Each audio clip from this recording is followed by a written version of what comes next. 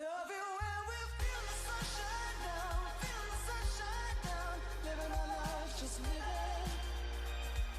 Living our lives, just feel the sunshine down, feel the sunshine down, living our lives, just living.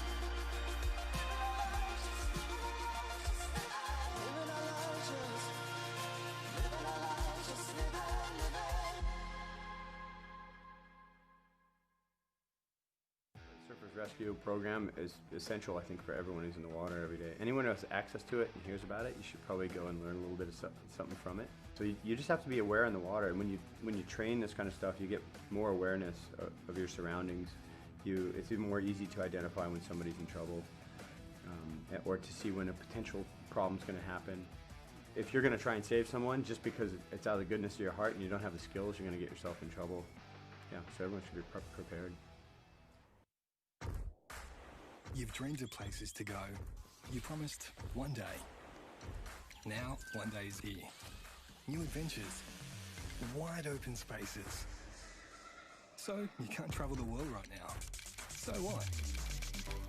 New South Wales is here for you. Let's all reboot 2020.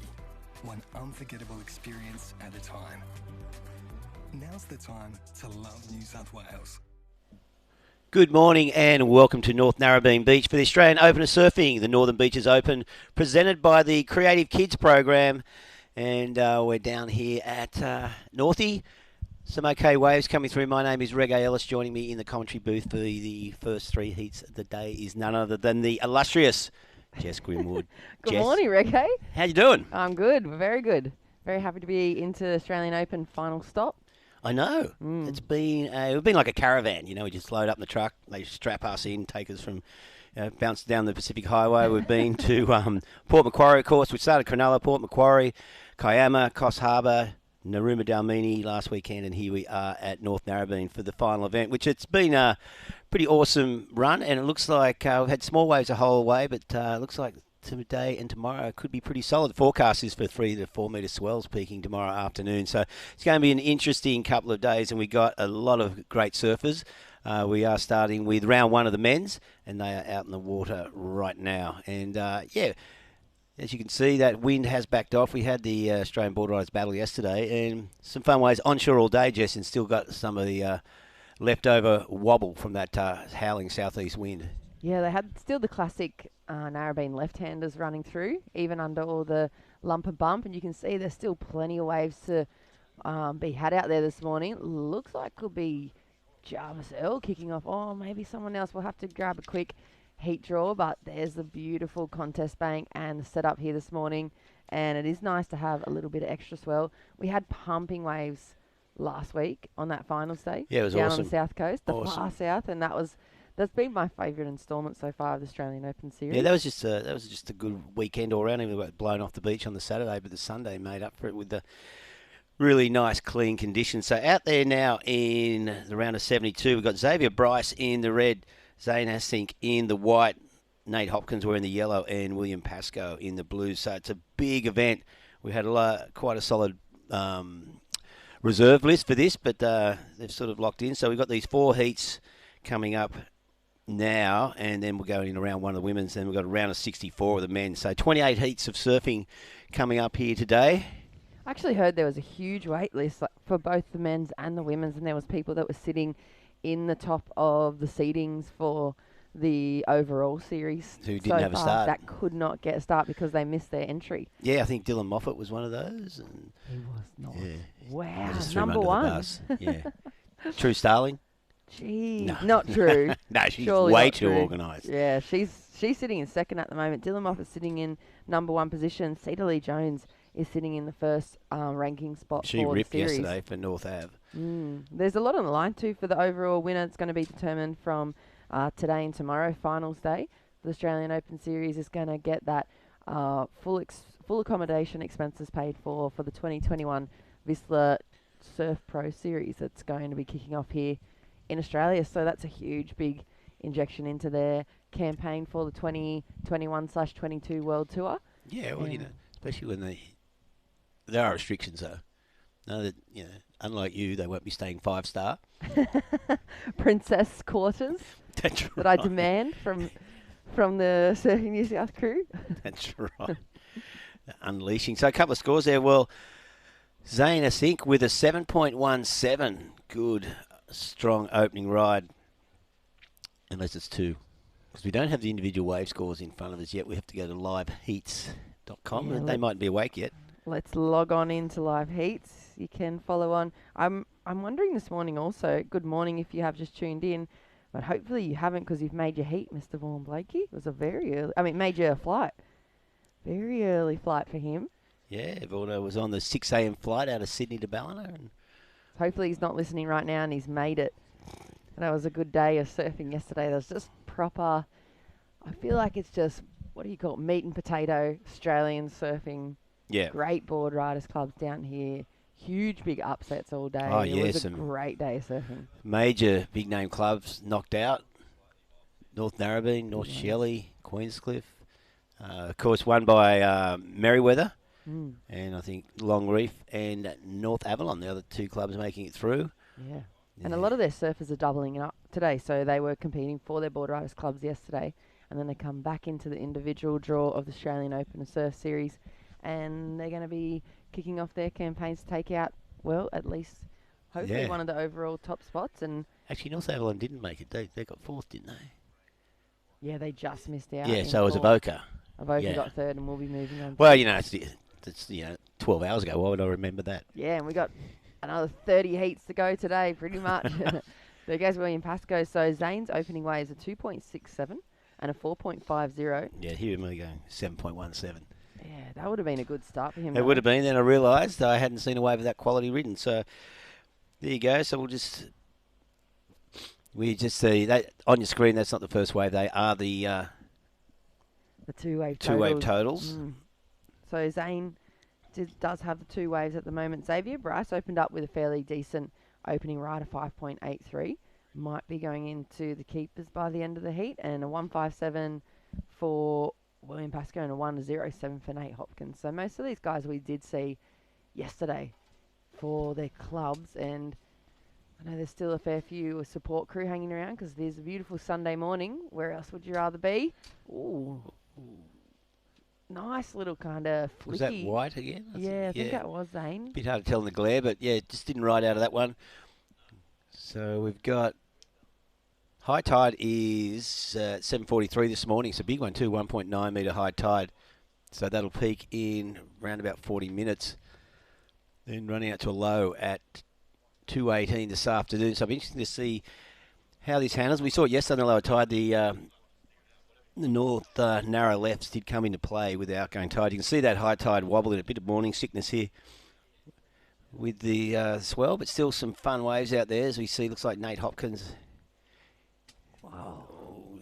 Unfortunately again, not riding out of that reverse. He spans so flat and fast then. Would have been nice kind of flary reverse to kick off his campaign, but it is, of course, presented today. The Australian Open of Surfing here at the Northern Beaches, presented by the Creative Kids program. So that's been really nice to see too. Each stop of our series has been presented by one of the Surfing New South Wales programs.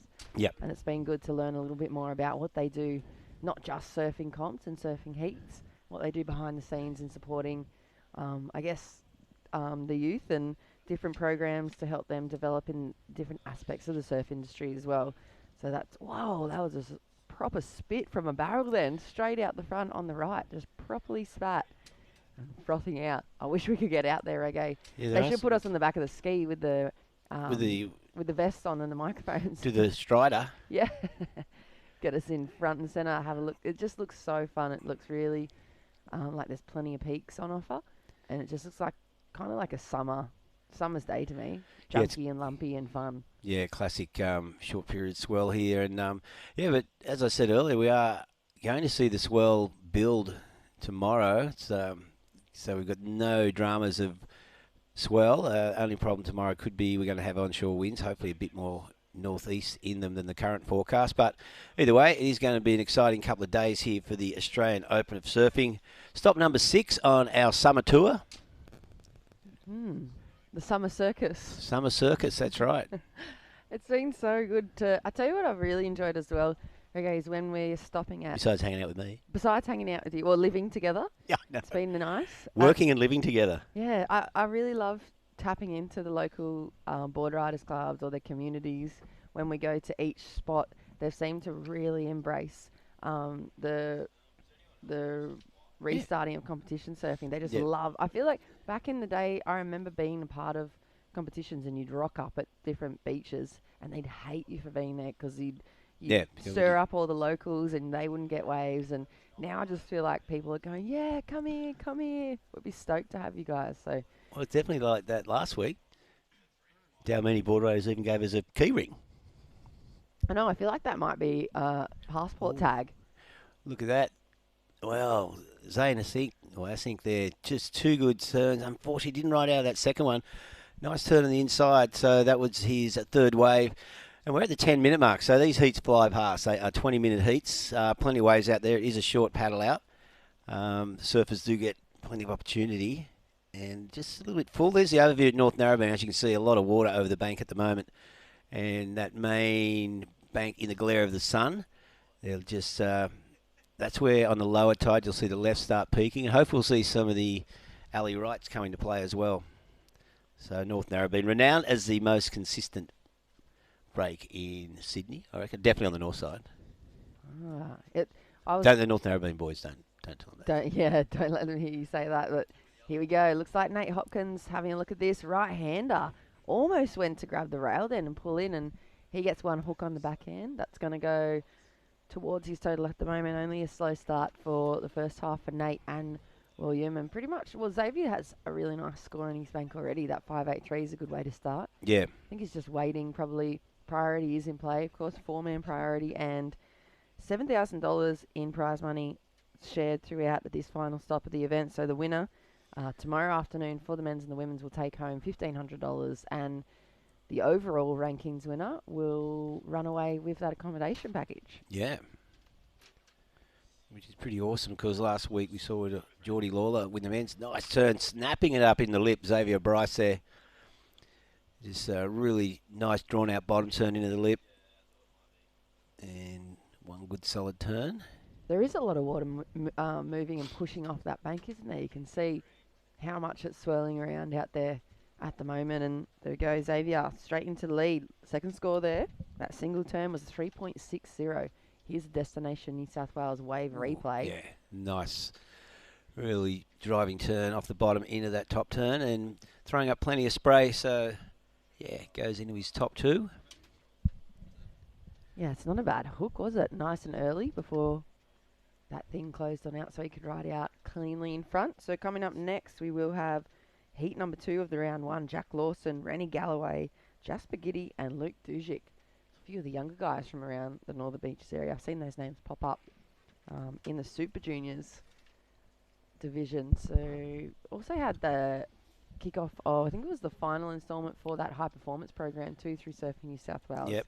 The day before yesterday they had their girls and guys team down here training with some coaches and getting some insight from Laura Enova and some other ex-professional surfers and coaches, so helping just really develop this junior squad we've got coming through Surfing New South Wales or the state of New South Wales and get them ready for the big leagues whenever that is to be for their careers, maybe in the next few years. Yeah.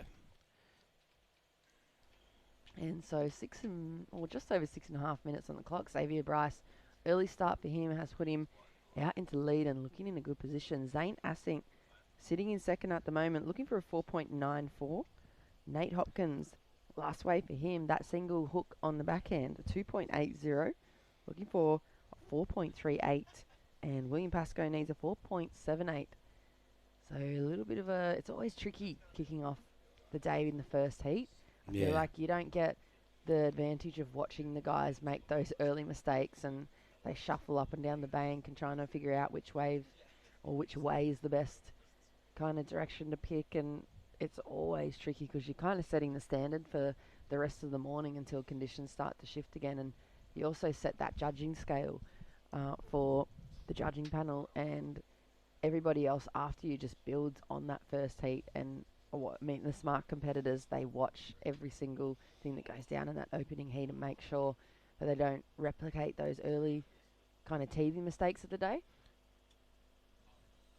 White, I think, or blue. No, it looks like William Pascoe currently just wants to get rid of 1.57, which he has done.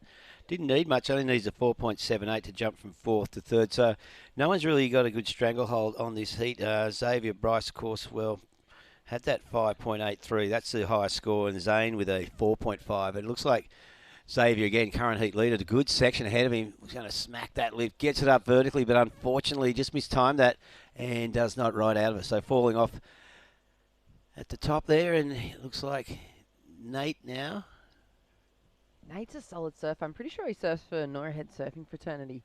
Okay. And he's a big boy. Like, he looks like he's built for the front row, and he's only a young guy too. He's got that full man-child stance about him. I've seen him throw down some huge hooks and big rail turns and hangers, and he's also got the air game in his pocket, so I'm sure he's just hunting down the right ramp, and he'll get himself back into the mix. There's a nice spanned view of the competition area today. The guys would have been down there on the beach, first light, making sure they've got the best of the pick. Of course, it's a mobile event, but this bank here at North Narra is so consistent, like you said. Yeah, there's It's hard to go past it. no need to go. Yeah, and with the forecast winds, it's not going to be more protected really anywhere else. So definitely we'll be picking up the most swell. We'll just, but never know what could happen tomorrow. At the moment, though, Xavier Bryce in the lead. Last wave didn't change the situation. I hope we see a huge push in swell tomorrow and it bring about something that we haven't really seen on the series stops yet, where you see the guys maybe take up a bigger board, get off the epoxies, all go to the PUs, and Yeah, it's all been about epoxies. Like, we've had a lot of 1 to 2 foot waves yeah, until last weekend. It was kind of, but we've been lucky with the small waves we've had been surfing. The sandbanks at all the beaches have been drawing whatever swells there. They've actually had at least a little bit of wall on them, so there's been some high performance small wave surfing. yeah. We had that one day in Coffs on finals day where it got, it to got almost really 4 good. foot. Yeah, in the middle of the day, that was really good. So it has had its moments, but this event, we're not no dramas at all about swell size and wave consistency. Well, just excuse me, just over 3 minutes remaining. So Xavier Bryce hanging in the lead. Nate Hopkins and William Pascoe do not need much. Nate's still chasing down that 4 to jump from 4th to 1st. Still, he's just got a 1 point. His second scoring wave isn't even a 2, so not what you'd want to be holding at this late stage of the heat. 1.43 is a scoring wave. So, of course, these surfers will be they're surfing under priority, the 4 surfer priority. We're not sure who has what at the moment. It looks like Xavier Bryce has this right-hander, though. He's building up some speed. Comes around that section. Nice swooping turn out of the top, just carving through the white water and kicks out. So, once again, not a long wave. One solid turn, but it did ensure no one else caught the wave. That looks like William Pascoe again. His last wave was a really nice kind of backhand attack. I'm not sure what he scored for it. Looks like, have a little update. 3.47. Ooh, so I guess he got the majority of the work done on the previous ride at the end of the wave, but it was a nice runner. I think we saw this yesterday as well. The first few heats of the day, they were only single turn waves, and then that left just started to pump. Here goes Nate. Oh, there's that big carving turn you're talking about. And again, just got hung up a little. Not clean, but did ride out of that. He's not happy with that. He knows he blew an opportunity there. But he doesn't need a huge score. He's chasing at 4.38. And dare I say, if he rode that out of that second turn cleanly and had one more hit, he probably would have got it. And I think that's why he's frustrated. He knows he blew that opportunity. So yeah, you can see the power he's got. He can definitely move some water. I reckon he's got the ability to score the 4.38 in the single manoeuvre, just with a nice big hack or maybe reverse. And last wave, waiting to lock in for him, moves him into third position, 3.23. So yeah, Reggae spot on. yeah, Pretty much would have been on the money if he had not hit that wobble and bogged that second turn. yeah, just needing a 3.95 at the moment, and looks like William Pascoe now. Yes, hooks back into the lip, and a backwash just throwing him off the back of that wave. While out, looks like Zane and quick in and out. So a couple of peaky takeoffs there. These were last two waves not really standing up for the surfers. We've got under a minute now, and straight into again is Zane. Look at this bowling right-hander. But once again, just shuts down. So Nate Hopkins will be out there somewhere. If he can find one of those peaks and just lay two of those good solid turns, oh, as you said, Jess, even one power hack like he did on that last wave, he may get the score he needs. Only looks at 3.93. There's 30 seconds to go. Nate Hopkins there in the yellow. Just does not need much. If he gets the opportunity, it's time now. Only 20 seconds remaining. And he just wants something with a bit of a peak on it. If he can get something to wedge up. And is he going to go this? No, 14 seconds. That wave just backed off totally. So Nate Hopkins, he knows, well, it's just running through his head as the countdown starts. And he'll be hearing the beach announcer, 5, 4, 3, Worst. 2, 1. In that position, that is the worst thing to hear. Yeah, that's frustrating for Nate because here we go. And, of course, typically 2 seconds after the bell, looking for 3.95. Nah.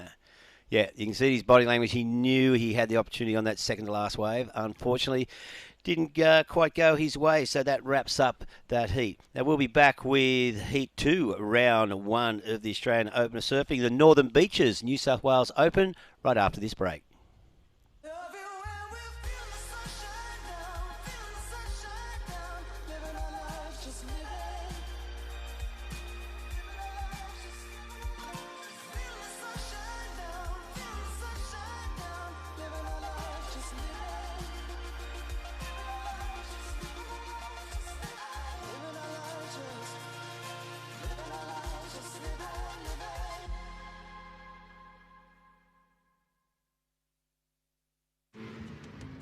What do you reckon?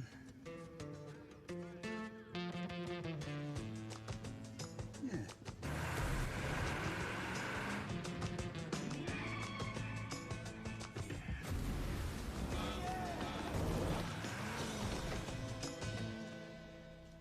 Say yeah to more power with the Amarok V6. And get your first 3 repayments on us. Volkswagen.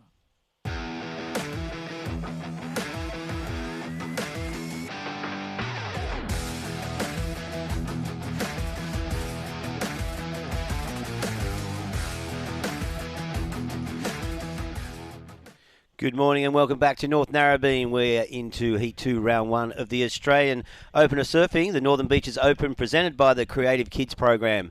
Another program run by Surfing at New South Wales. Out there right now in the red, we have Jack Lawson in the white, Renee Galloway, Jasper Giddy in the yellow, and Luke Dujek wearing the blue.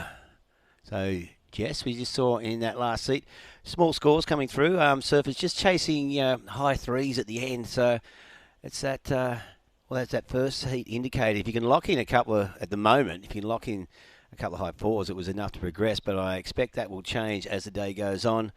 We're going to peak this very high tide, 1.9 metre high tide at 7:45, so in about 20 minutes, and as tide runs out, we'll see stronger sections, but that last heat was a classic example, just one turn short of getting through.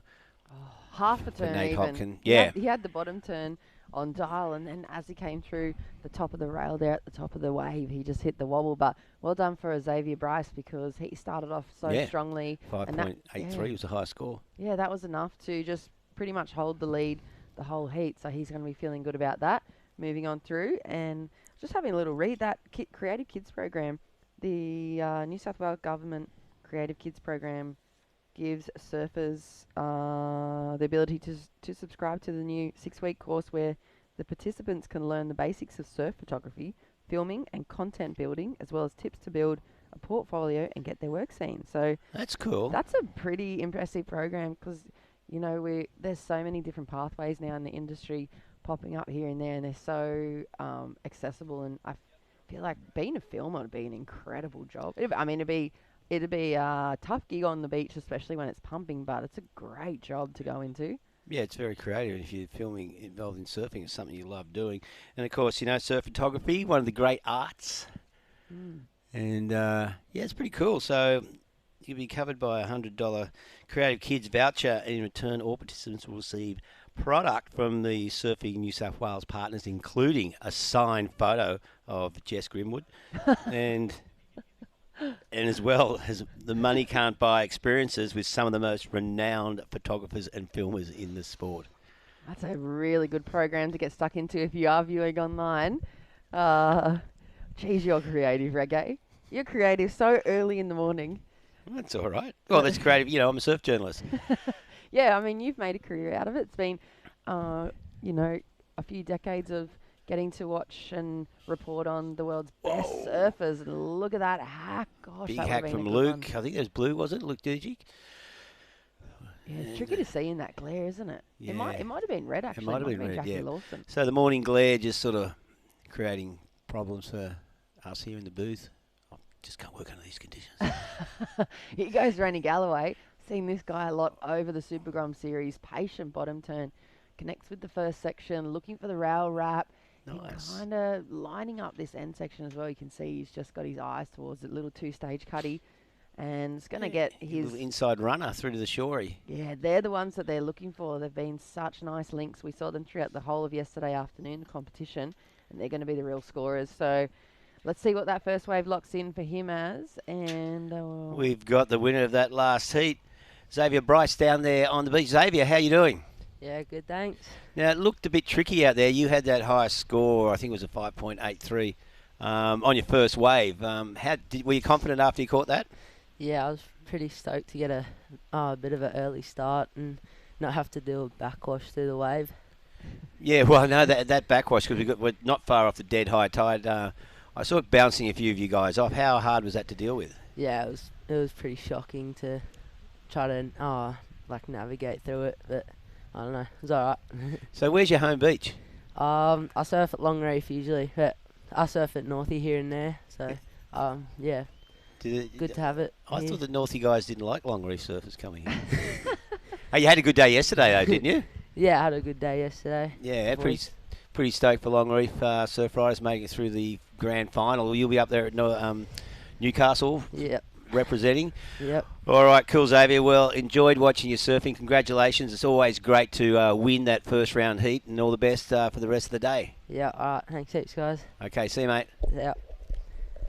oh, what a good little Grom. This is the perfect example of Australian Open Surf Series, the Super Groms, and all these guys that have been flaring up across, the under 14s, under 16s, under 18s division in all the events, get the chance to step up against people that are huge names in the draw, like Dylan Moffat. They'd know each other from surfing around here, but Xavier'd be the Grom, and he flexed yesterday. That Long Reef team was so impressive. They were kind of like, they ended up second, but they were kind of like the people's champ of the board riders battle. Yeah, well, they had, of course, I suppose Kobe Clements and Steve Clements, the most well-known in the Longy team. Of course, Steve Clements, a long-term QS surfer, and Kobe, one of the outstanding young juniors in the country. Yeah, and they surf really good. Of course, Xavier part of that team as well. So, yeah, congratulations. But, yeah, he seemed pretty psyched there.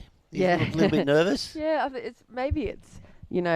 it's always intimidating, I think, when the young Groms get thrown under the bus there. It's probably the first time he's ever done a heat interview. Yeah, or this style anyway, when there's, the fresh air boys are running around yelling cameras stuff there at and you. look down the barrel there, mate, and all that sort of stuff. And you don't know who you're going to talk to, some scary person at the end of the microphone. Yeah, I think it would be intimidating, and, to kick off, it's 7:30 in the morning, be shoved in front of the camera. That's all part of becoming a professional surfer. And can you remember that when you were competing, doing the post-heat interviews? Not many of them.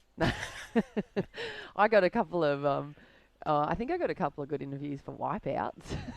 Oh, yeah, wipeout of the day. Yeah. Well, young Luke here, not a bad wave. Nice turns on the outside and just finishing off there. And pretty young-looking heat out here at the moment. I think we've got a bunch of grommets and, but as you said, Jess, perfect experience for them. And the further they progress, I reckon we'll see some of these round one kids keep going.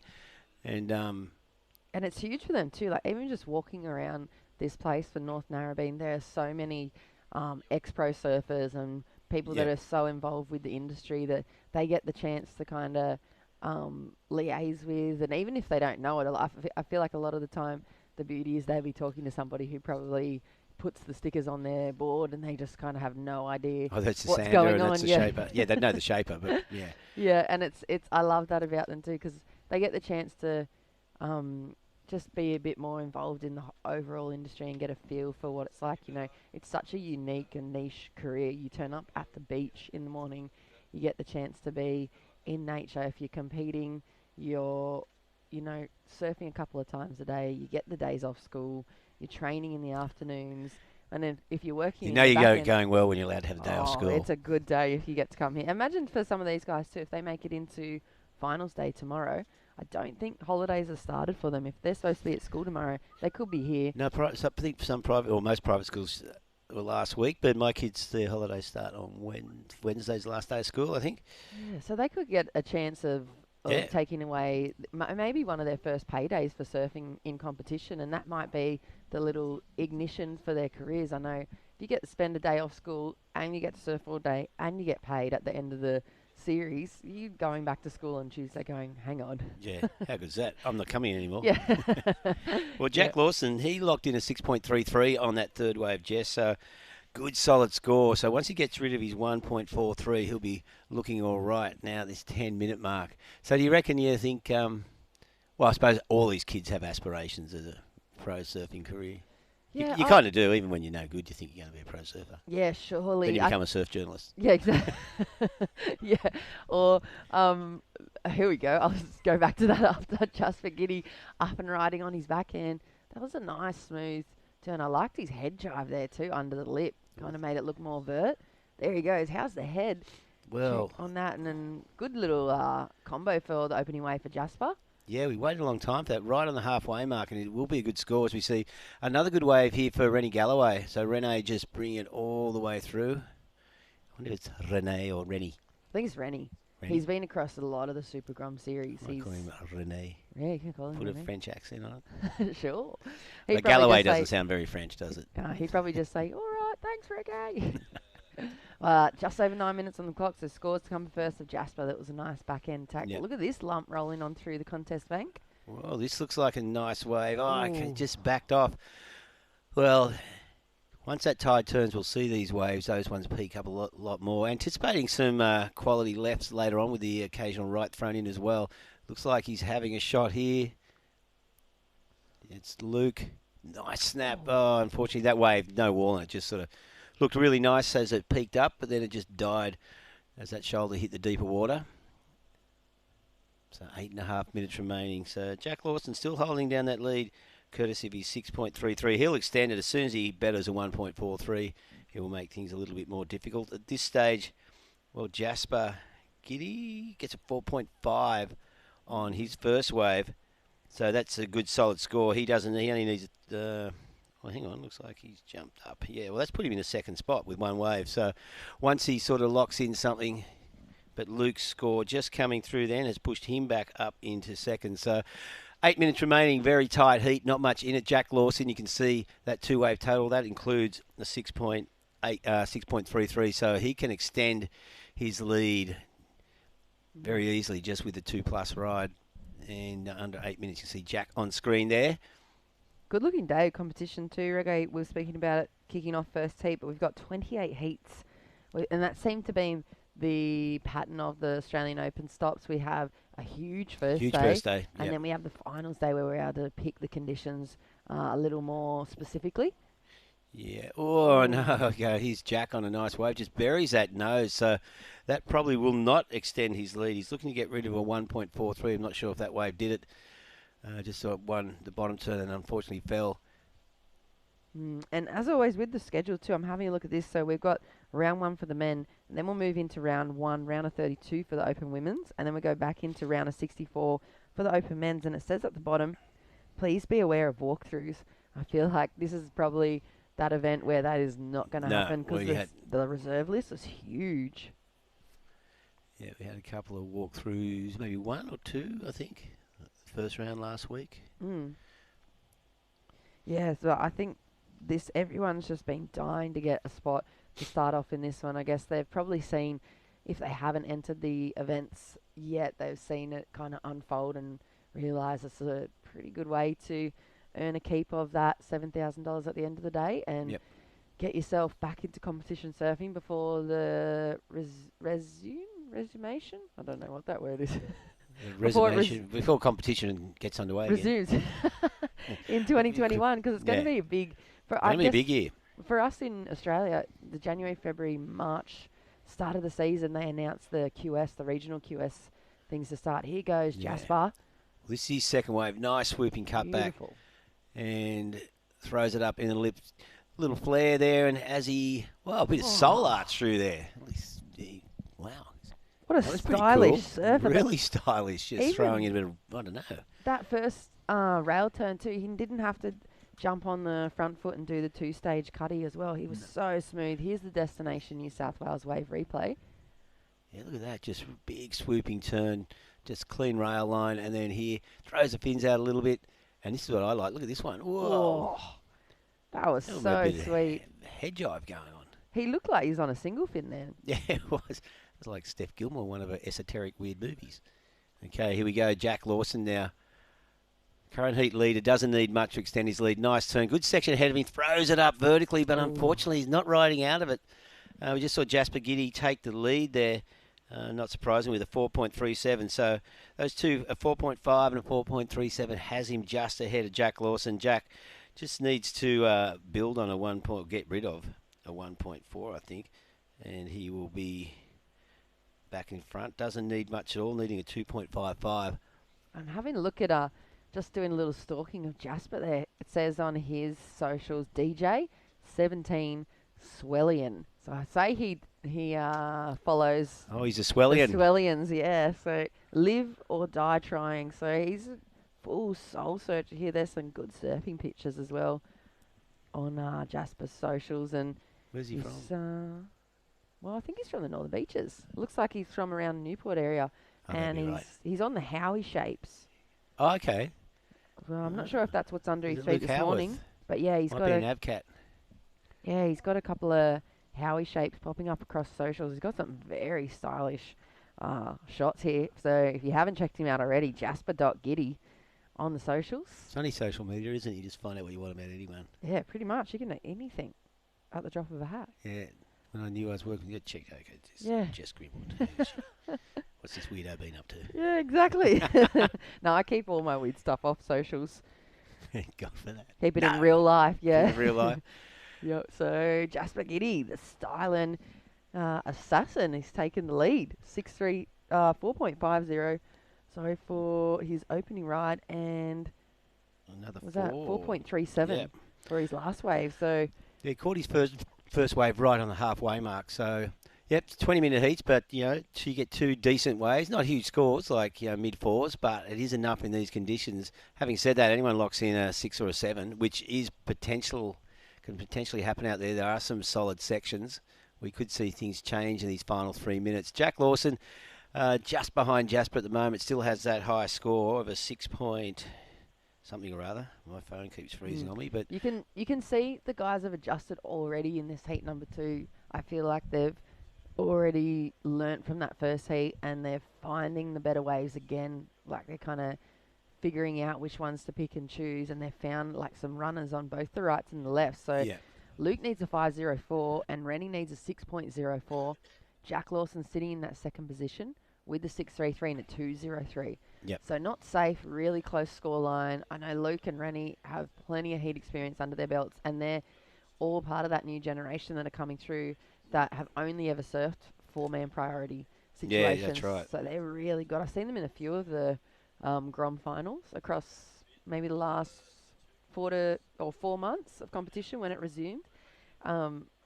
They were really, really clever. I particularly remember Rennie, they're quite clever at using priority, and especially at such a young age. I think they give a fair few of the veterans a run for their money with the use of the strategy, and especially in dying minutes of heats. Well, Rennie needs a 6.04, so he's going to have to find that good wave and make the most of it. And then a 5.04 is what Luke needs. So not much in this. At this stage, Jasper and Jack are holding on the lead. Both have, Jasper with 2 mid-4s, Jack with that 6.33. And if he can lock in a 4 or better, he will be sitting pretty. But there's only 90 seconds to go, and it looks like Jack Lawson swinging around. Nope, no takeoff. That wave just runs away from him. So 1 minute and 30 seconds with Luke and Rennie looking for pretty decent scores. Rennie looking for a 6:04 and Luke for a 5.04. 1 minute and 20 seconds. And, well, yeah, just this set. Caught him inside a little bit there. This swell is meant to pick up as the day goes on. Get quite solid tomorrow. Oh, yeah, bring it on. I want to see big, chunky conditions. 6 to 8 foot North Narrabeen here tomorrow for the finals. That would be epic. Well, here goes Jack Lawson. So he wants to, well, I know he wants to, but he's not going to do it with that. That's not going to improve his 2. So just hasn't been able to find that decent second score. So he'd be stoked he got that 6.33 because it's just held him in the top 2 positions the whole time. But his second wave, he cannot find anything decent. Just 40 seconds remaining in this. So Jasper Giddy and Jack Lawson in the box seat at the moment. Not sure what the priority situation is, but Luke and Rennie both needing a decent score. 30 seconds. And so for Jasper and Jack, this will be a long, slow 30 seconds. Long For 30 Luke and Rennie, seconds. it'll be the fastest 30 seconds of their short lives. Yeah, especially with such a short period. There we go. Jack Lawson goes back into the lead. Just off that little wave. Wow. Well, here he goes again. Is he into it? Put the paddles in, mate. Ooh, No. Tricky. Look, see how it's bending. Yeah. Back across the bank there and away and under. Ooh. Oh, this is Jasper, so needs to smack it up into the lip. Nice turn. Off He's the whiteboard. so stylish. Yeah, a bit of a float, but not riding out of that one, so probably won't change the situation. So that wraps up Heat 2, Round 1, and unofficially, and I'm pretty sure this will how pan out, Jack Lawson winning that one ahead of Jasper Giddy. Unfortunately, Luke Dujic and Rennie Galloway are eliminated, and we'll be back with Heat 3, Round 1 of the Australian Open of Surfing Northern Beaches, New South Wales Open, right after this break.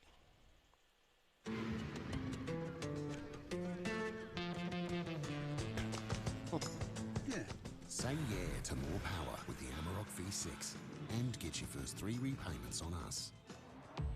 Volkswagen.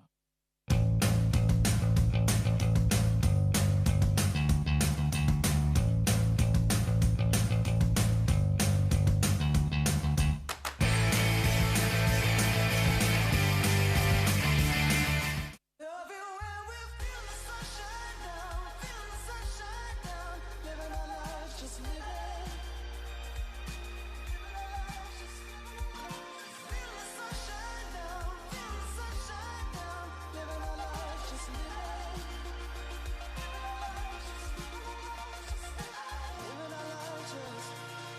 Living our lives, just living.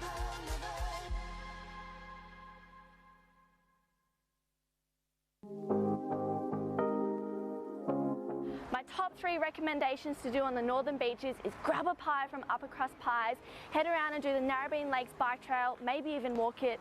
There's heaps of good cafes and restaurants on Ocean Street, like Moonlight Social House and Zuby Cafes. They do great food and good coffee, and maybe even head into Ripco Narrabeen as a little bonus tip. They've got so many boards on hand.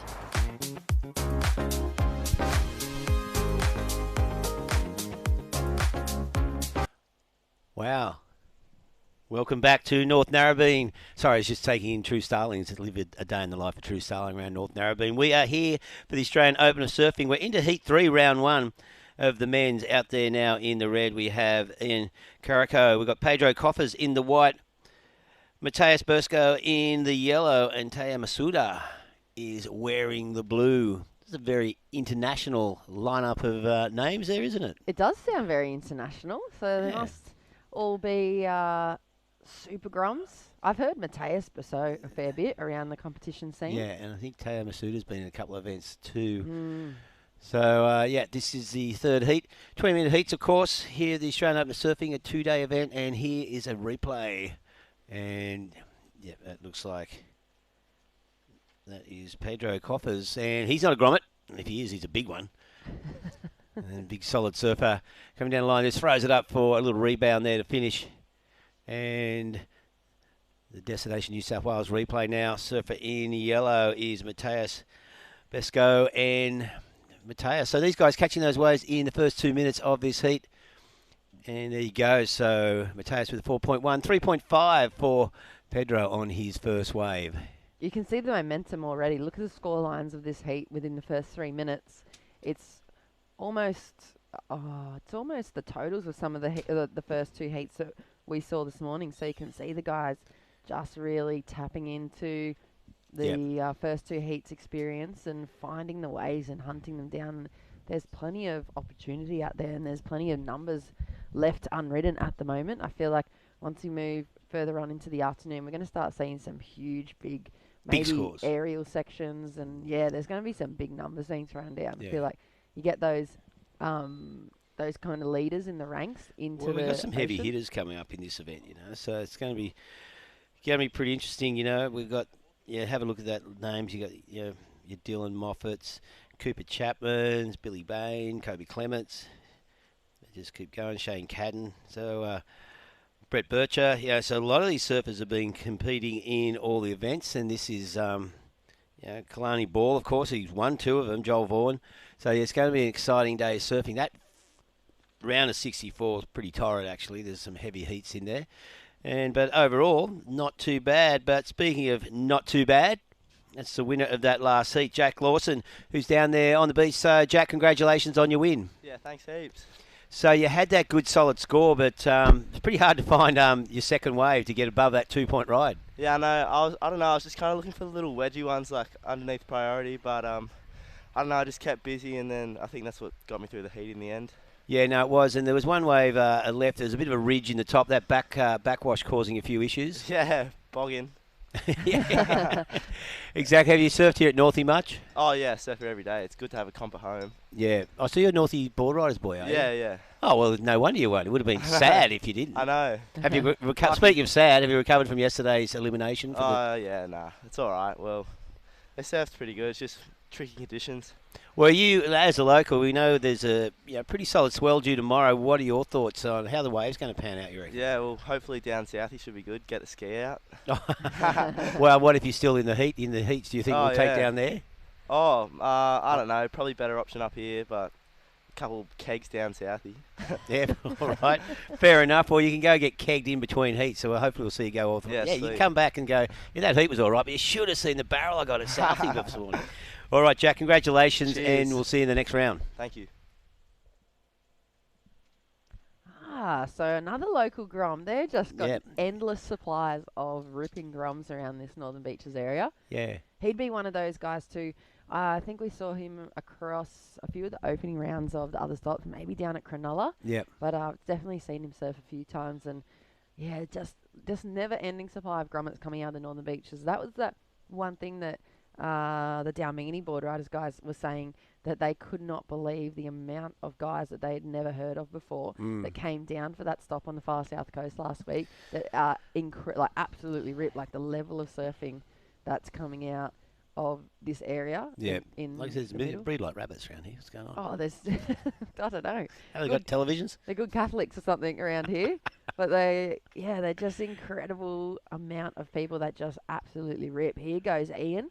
Carico on the backhand. Carico, just throws it up in the lip. Got another section heading, throws it up again and just floats through that last turn. And I think that was his second wave and again. Yeah, Mateus has taken the lead nice and early, so only just into this heat. He's got a 4.10 opening ride. Pedro had a 3.5.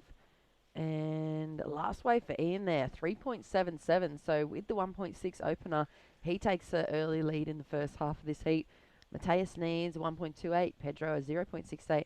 Teo Masuda just a 4.11. Here he goes. Well, look at this nice wall ahead of him. Just throws it up in the white water. Loses his balance a bit, but gets back on the clean face for a cutback. Again, getting bogged down in the white water a little bit. So Teo just can't get around that. That wave had a fair bit of potential, but unfortunately, that was a nice hack. I think that was Pedro.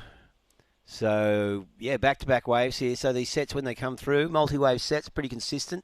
As you can see, it's a close period swell and a lot of water moving around. Well, we're right on dead high tide now, so the tide will start running out in about 15 to 20 minutes. Low tide this afternoon at 2:18 p.m. So as you see less water come out, it will change a bit, and we'll see these longer lefts, I imagine. But at this stage, 12.5 minutes remaining, and we have Ian Carico in the lead, still holding that 1.6 as his second score. Mateus, Pedro have scores to lock in soon, and also waiting on a score for Teo Masuda on his first wave. tell you who's just rocked up into the booth. The Ross boss from Cuba is delivering the snack packs for the crew this morning. So big shout out. I'm telling you the depth of surfing talent that's behind the scenes here for Surfing New South Wales Reggae, not including yourself. Oh, thank you. Not including me. Well, you might not be. excluding me. Not excluding yeah, you. come on. Not excluding yourself. But there's just guys pulled in. This is one of the pathways now, including that the new Filming Creative Kids program pathway that you can get involved if you're not particularly interested in competing full time as an athlete in the coloured jerseys. Career paths in surfing. Yeah. Well, we were talking about it yesterday, and just saying it never used to exist. You know, the Surfing Australia and state bodies were usually run by a committee of volunteers. There might have been one person on some sort of retainer, but now, of course, as the programs grow, Ooh. and surfing becomes more involved in the wider community, there are a lot more career pathways in surfing, which is great news because it's, other sports have had careers for years, sports like athletics, swimming, etc. So surfing, as such a big industry as well, it was only a matter of time. It's a great way to live your life. I tell you what, if you're not going to Awesome way to live compete, your life. you can cruise along and watch the surfing and be part of it and, still be super involved. And you get to surf pretty much every day as well if you want to after work or That is the before go. work. Yeah, it's pretty good lifestyle. And I remember the older boys when we were growing up in the junior comps, it used to be if you weren't winning heats, then you just got to trade. You're a builder. You're digging holes, or you're a builder, or you're a plumber, or something like that. You just kind of surfed before, after work, and you ended up with a trade. And those guys, that's why you see so many tradesmen that rip. Yeah, I know. Speaking of ripping, that was a nice solid turn there for Ian Carico. And again, so not needing much, currently in second spot, holding a 1.6. He would have just gotten rid of that. Pedro Coffers was leading prior to that wave with a 4.57 and a 3.5.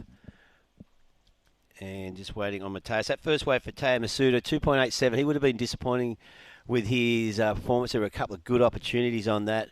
And he just got caught behind the whitewater. Still into the back half of the heat now with 9.5 minutes remaining in this Heat 3 Round 1 of the Australian Open of Surfing.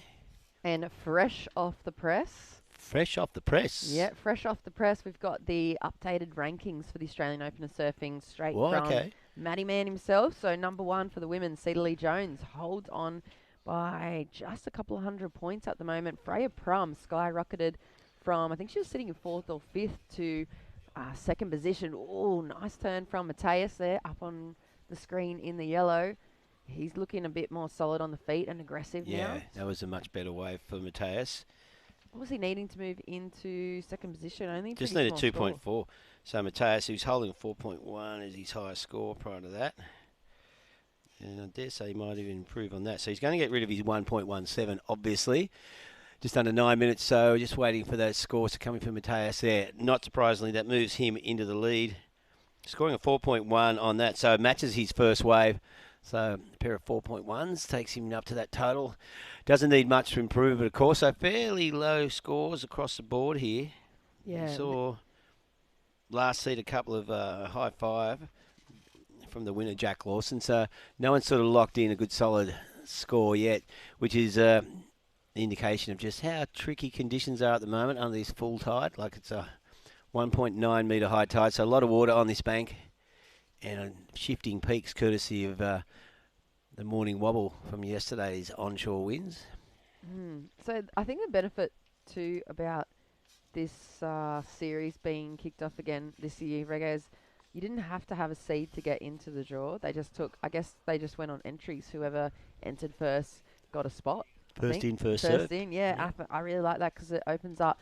I was speaking about the guys that we might see those tradies put the jersey back on and make their way back into competition, because with all the QSs, it is hard to get a start, especially in the bigger ones, in the 3,000s or the 5,000s, because you need one of the top seeds to even get an entry into the first round. So it's been really nice to see so many fresh names come across the draws, and all the super grams, as well as a lot of the older guys and the veterans. We've seen plenty of ex-pro CT surfers resume their competition, mate, and they've been looking really lethal. Like Darren O'Rafferty in Port Mac, He was incredible. Darren O'Raff. Yeah, he went all the way to. I'm not sure if he stopped in the O'Raff? semis or the final. I'm not sure, but he looked He's well into his 40s. He'd have to be 40 40s. now, wouldn't he? He was looking so sharp. And then we had Lee Winkler. Yeah, he was ripping Coffs up at as Coffs. well. Yep. We've had all these incredible big names that a lot of these younger super grams probably had it on their walls as posters. And here we go, Pedro. Well, nice solid turn there. This wave just standing up the inside. Got an inside runner with a little slash there. And again, nothing too critical. So mid-face turns here, just changing direction. So won't be a big scorer, but it might cement his position in second spot. Prior to that, well, Ian Carrico needs a 4.31. So Pedro, he needed to better a 3.5 to improve his situation. And with 6 minutes remaining, Matthias Berso in the lead. Once again, no one's broken into double figures. So low scoring affair in this first round. And of course, Heat 3 out there right now. I think these guys trying to fill out the scale a little bit as well, but they're looking to get a chance to match up against one of the top 20. Have a look at the top 20 list for the men's rankings here. Dylan Moffat out in front by, well, a fair bit actually. Probably 8,000 points almost. He's had 3 seconds, hasn't he? In front, sorry? Did he get... Yeah, 3 bridesmaids, and then he got a fourth or a Fourth, third yeah. down south. So he's made 4 finals, which is pretty epic. Yeah. And I remember, where was it? At Wary, he was unlucky at the Kiama event. He had a 2-wave total of 16, I think, and then Kalani balled. Yeah. Psycho. So we haven't seen Kalani in the last the last stop. So he's sitting number 3 at the moment. Jolie Vaughan's in second. Coda Colourne's up in 4th position. Yep, here we go. Ooh. Well, That would have been an important way for him. It would have been, but unfortunately falling on the takeoff. Looks like, well, Teo Masota has been so quiet, and he probably wishes he stayed quiet, just going over the falls there. Not having much luck at all. Just got that 2.87.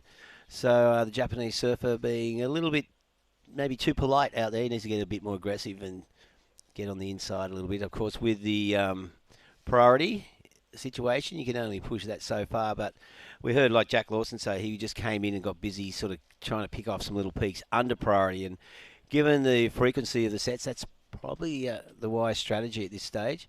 I think we'll see more definition in the lineup as the tide starts running out, but at the moment that high tide and backwash causing a lot of wobble in these waves, as you can see. Just on 4 minutes and 20 seconds remaining, so Matthias Berso still holding onto that lead.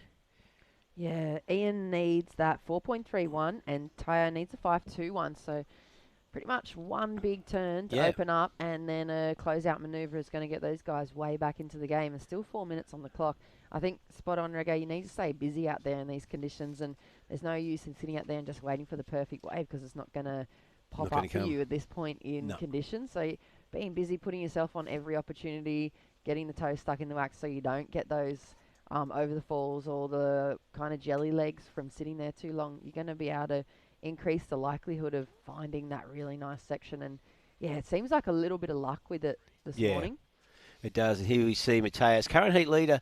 Nice driving turn off the bottom. Big slash. That was a great turn. And again, just slipped out a little bit, but maintained. And again, so lost a bit of control on that second turn, but overall, this is going to be a good wave, and I expect it will extend his lead.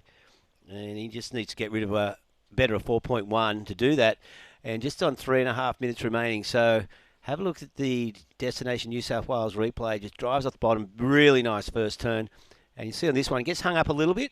Just flattens out and but maintain, and had one slash in the whitewater to finish. So that should better his 4.1.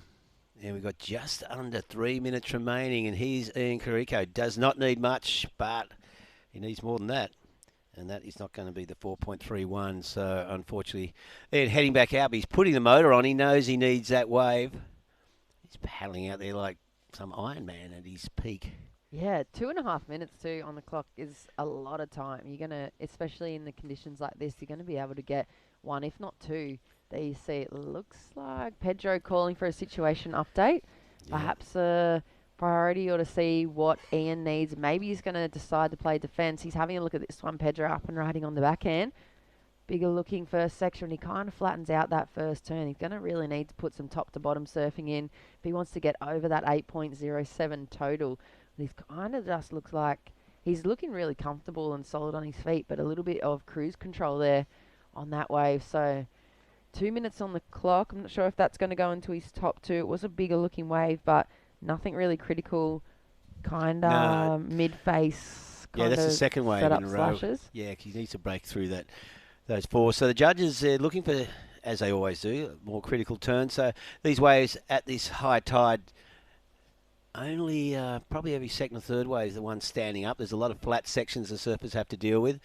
But 1.5 minutes remaining. So Mateus Burso extended his lead a little bit with a 5-point ride on his last one. 1.5 minutes remaining. So Encarico still looking for that high four. Yeah, 4.31 and Teo 5.21. Last score for Pedro there, a 3-point ride, so it doesn't go into his top two. He remains in second position. Coming up next, we have the final heat of round of 72 for the Open Men's. Jimmy Hill, Dane Dujic, Jet Seacombe, and Leman Jennings.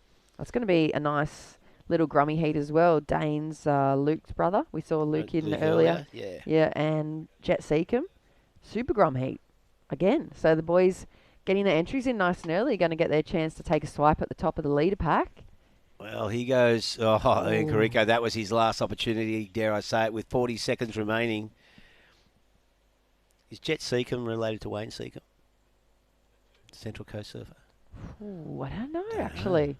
Good question. I have seen him surf a lot of heats over the last 2 months, so maybe we'll have to hope that he gets the post-heat interview and we can... Do we ask him? I think that was Nora Head, Wayne Seacombe. Yeah. Anyway, 20 seconds remaining and Mateus Burso still in the lead. Pedro in second spot. Of course, Encarico just had the opportunity, unfortunately fell on that turn, and I reckon that has done him up for this heat. There's only 5 seconds remaining. And looks like Teo Macedo looking for a 5.1, having looked, there's 2 seconds to go, but no, that wave comes in after the hooter. In fact, he didn't catch it. So that wraps up Heat 3, Round 1 of the Australian Open of Surfing. Mateus Burso winning that one ahead of Pedro Coffers, and we'll be back with Heat 4 of the Australian Open of Surfing live from North Narrabeen right after this.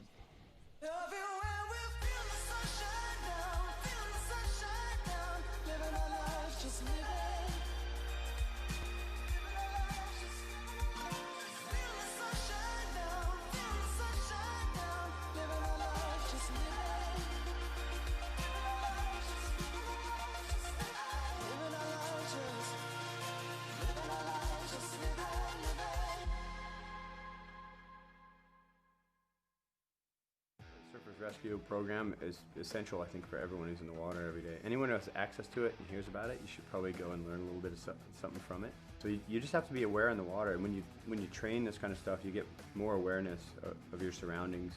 It's even more easy to identify when somebody's in trouble, or to see when a potential problem's going to happen. If you're going to try and save someone just because it's out of the goodness of your heart and you don't have the skills, you're going to get yourself in trouble. Yeah, so everyone should be prepared. You've dreamed of places to go. You promised one day. Now, one day is here. New adventures. Wide open spaces. So, you can't travel the world right now. So what? New South Wales is here for you. Let's all reboot 2020. One unforgettable experience at a time. Now's the time to love New South Wales.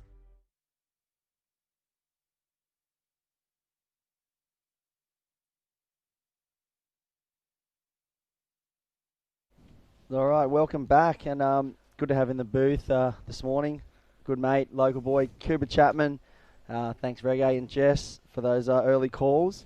We're running into Heat 4 of the round 1 of the men's, and it's great to have you down here, mate. Who we got in the first heat, Coop?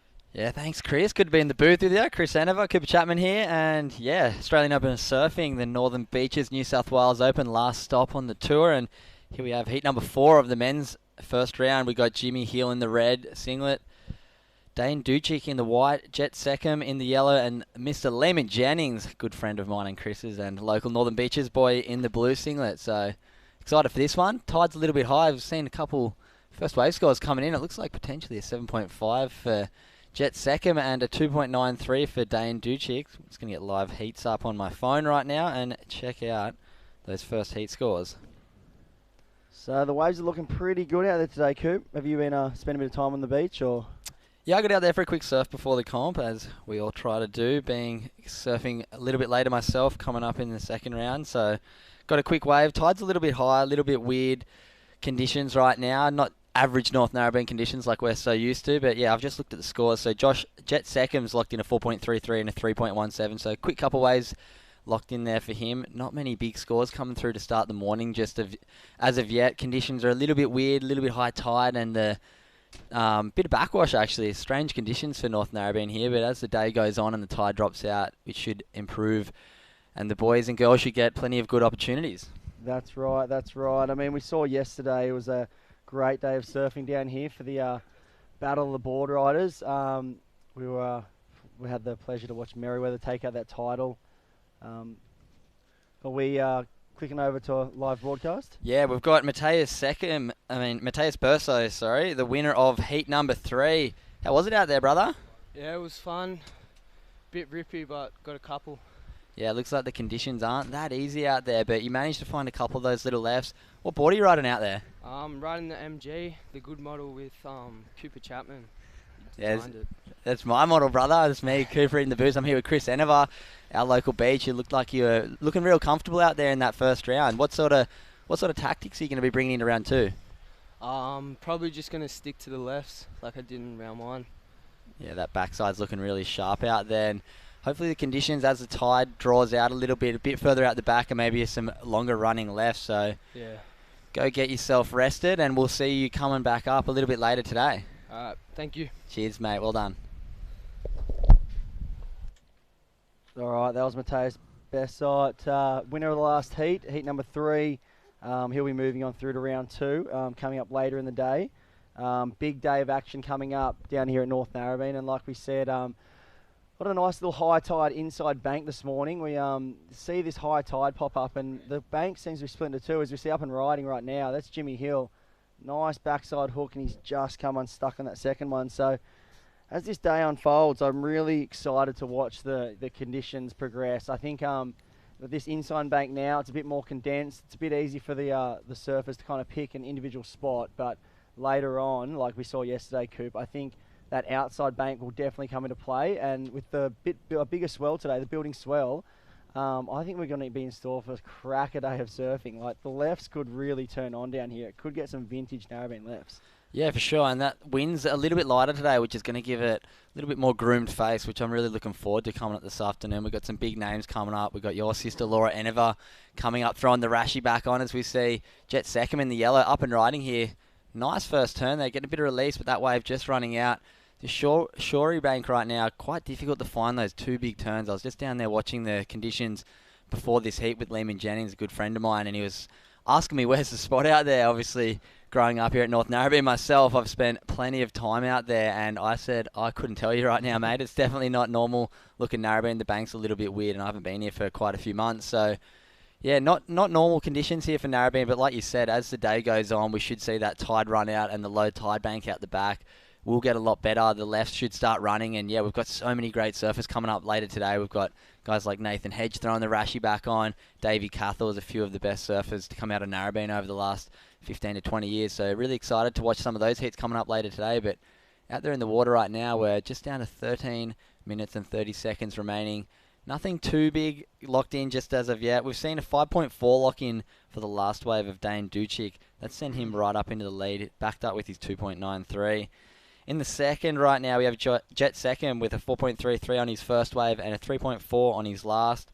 Lehman Jennings just with a 1.6 and 2.33, and Jimmy Hill just with that 2-point ride. So they'll be looking to ditch those ones and maybe lock in something a little bit bigger as the heat goes on, as we see a little bit of a lull out there right now. Not so much going on, but yeah, like we keep saying, as the tide runs out, conditions should improve. And coming up next after this heat, we're going to see the girls division jump in the water.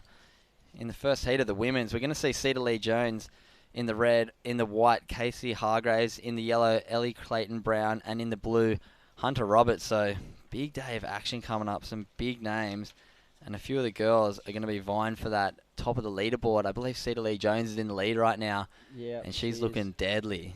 Oh, mate, she was, and she locked in the biggest score of the day yesterday down here. She was on fire, Cedar, for the NASA crew. Fortunately, they came up just short in the final. Unfortunately. But Cedar, she was a force to be reckoned with yesterday.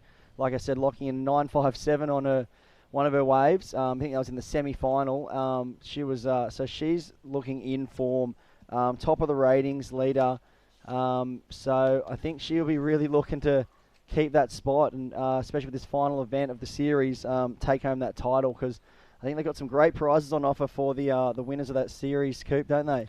Yeah, so the winner of the series is going to take away...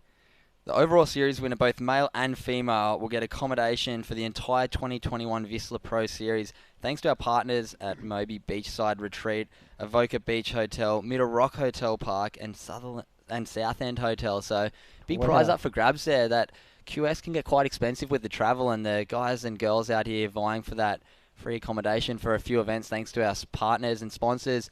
Yeah, so big prizes up for grabs, and both divisions today and tomorrow will be playing out for $7,000 worth of prize money, which is great to see. Surfing New South Wales and Destination New South Wales, visit newsouthwales.com, getting together, putting on all these events for us surfers, and really allowing us to dust off the cobwebs. It's been a bit of an interesting year when it comes to surfing, and we've seen the WSL having a bit of trouble over in Hawaii as well, so it's great that we're here over in Australia getting some competition back and running, and boys are ripping.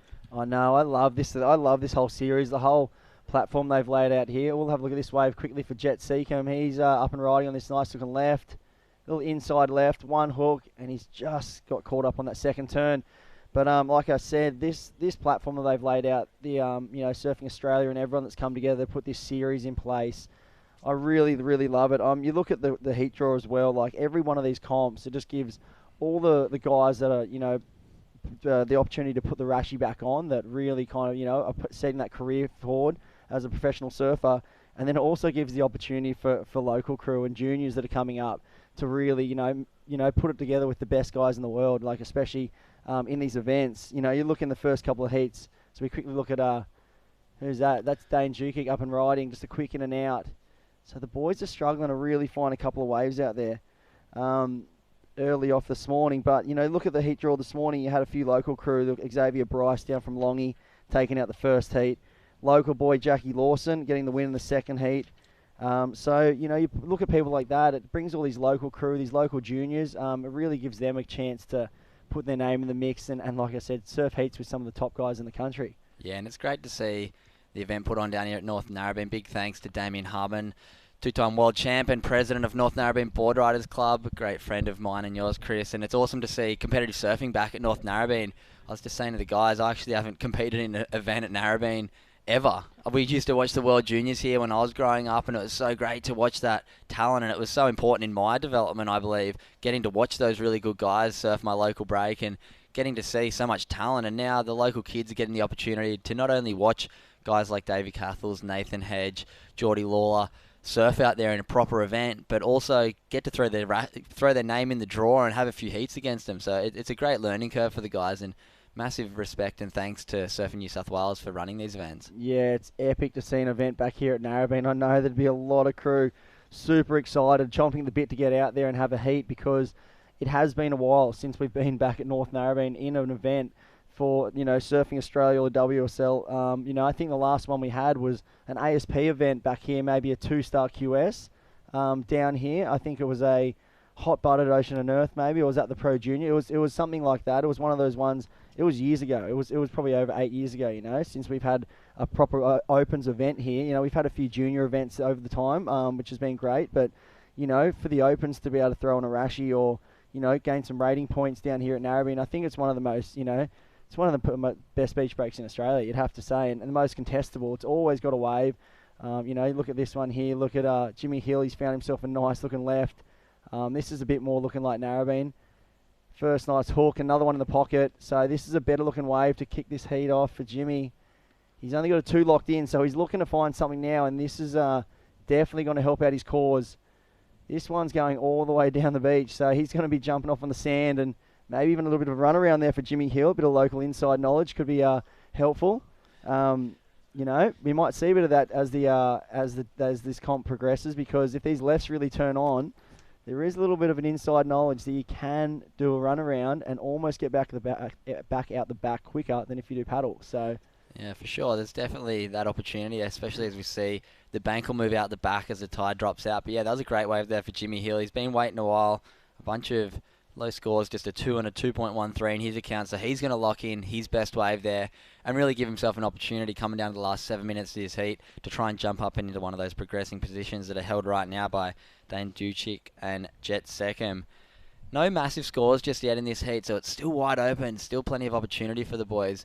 Love to see Lehman get a wave with a bit of open face and throw down a big turn or two, as we'll wait for that score to come in for Jimmy Hill's last one and update you on the situation as we get the scores to our screens. Yeah, good to see Lemon Jennings down here. He's one of the Newport boys. I'm sure a few of them might be tuning in, cheering him on, having a laugh. So anyone that's tuned in, go Lehman. He's one of the funniest characters I've had the pleasure of meeting. He, local lad, and it's good to see him throwing the rashie on. Explosive surfer. He's got a bit of a loose tail on him when he wants to.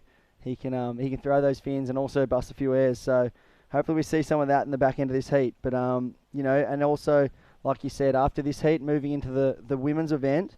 So I'm super excited to see that. Here we go. Jet Seckham. Oh, yellow. Just finding what looked like a nice first turn. That back foot just slipping off.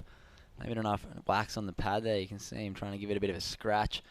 As you do sometimes when you fall off, that wax gets a little bit slippery when you sit out there for a bit.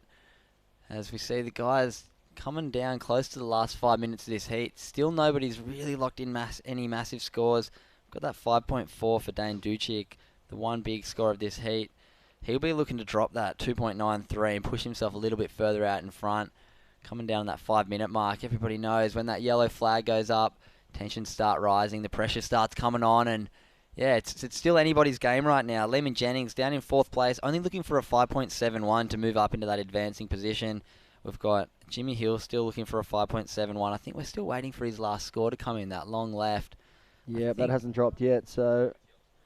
surely yellow. It's nice yellow first turn there. Gets straight back up there. A little bit of a catch, but manages to hold on. That's going to be an interesting score. 2 nice turns, a little bit of a catch in between. The judges might cruel him for that, but it might better one of his scores and put him in a little bit better position coming down as we just see that 5 minute flag go up on the beach. And the boys will be looking to throw a few warning shots at the end here. Here we have the Visit New South Wales replay. First turn, just a little bit of a catch off the bottom there. Still manages to squeeze in the second turn. Finishes the wave off. Tidy surfing, considering that little bog in the middle. Yeah, you see what happened there. Just as he came out of that first turn, just a little bit too upright, a little bit too extended. He just needed to get a bit lower and allow himself to drive that rail through the water. And he was just a bit upright, a bit leant over, and managed to catch that front of that nose. And I think that the judges will probably cruel him for that one. He looks like he's locked in. It did actually go into his top 2, 3.7, I think, or we're still waiting for a score. No, we're still waiting for one more to come in. I think it might have been a 3.1. 3.13, yeah, sorry, 3.13 I think that was. I think we're still waiting for Jimmy Hill's wave because I'm seeing a 2.33 on the board, but I thought that long left might have been a little bit higher than that. Yeah, maybe the judges just didn't quite see any critical manoeuvres on that one. Yeah. You look at the surfing yesterday, the judges really made their intentions clear with what they wanted to see. It wasn't all about, amount of maneuvers on a wave. It wasn't about, how many moves or how well you were drawing out your turns. It was really about those critical turns with speed in the critical part of the wave. Yeah, and you'll see as we go into the seeded round a little bit later today, guys will start ramping it up, a lot bigger turns, and the scores are going to start coming north of that 12 to 14 point range, I dare say. There's some big names in the event today as we see a couple scores locking in. I think we've seen a score lock in there for Lehman Jennings potentially. Just waiting for it to come up on our screen here. 3.37 for his last one I'm seeing on mine, so he's looking for a 4.6 unless he's still got another wave to lock in. But we're down to 2 minutes 50 seconds remaining.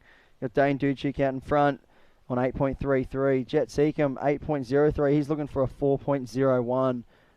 Lehman Jennings, the local lad, he's in third, 5.70. So he's looking for a 4.67, well in reach. And Jimmy Hill, 4.33. He's looking for a 5.71. So I am thinking that Jimmy Hill was a 2.33. So, I mean, if you're looking at that for moving forward today as a competitor, you might be feeling a little bit undercooked there if you're Jimmy Hill. But if I'm a competitor seeing that moving forward today, I'm automatically going to shift my focus onto really, trying to nail some big turns, like on those critical sections. Even yesterday I saw the likes of Letty Mortison, for instance. He got a wave yesterday. It wasn't the best wave.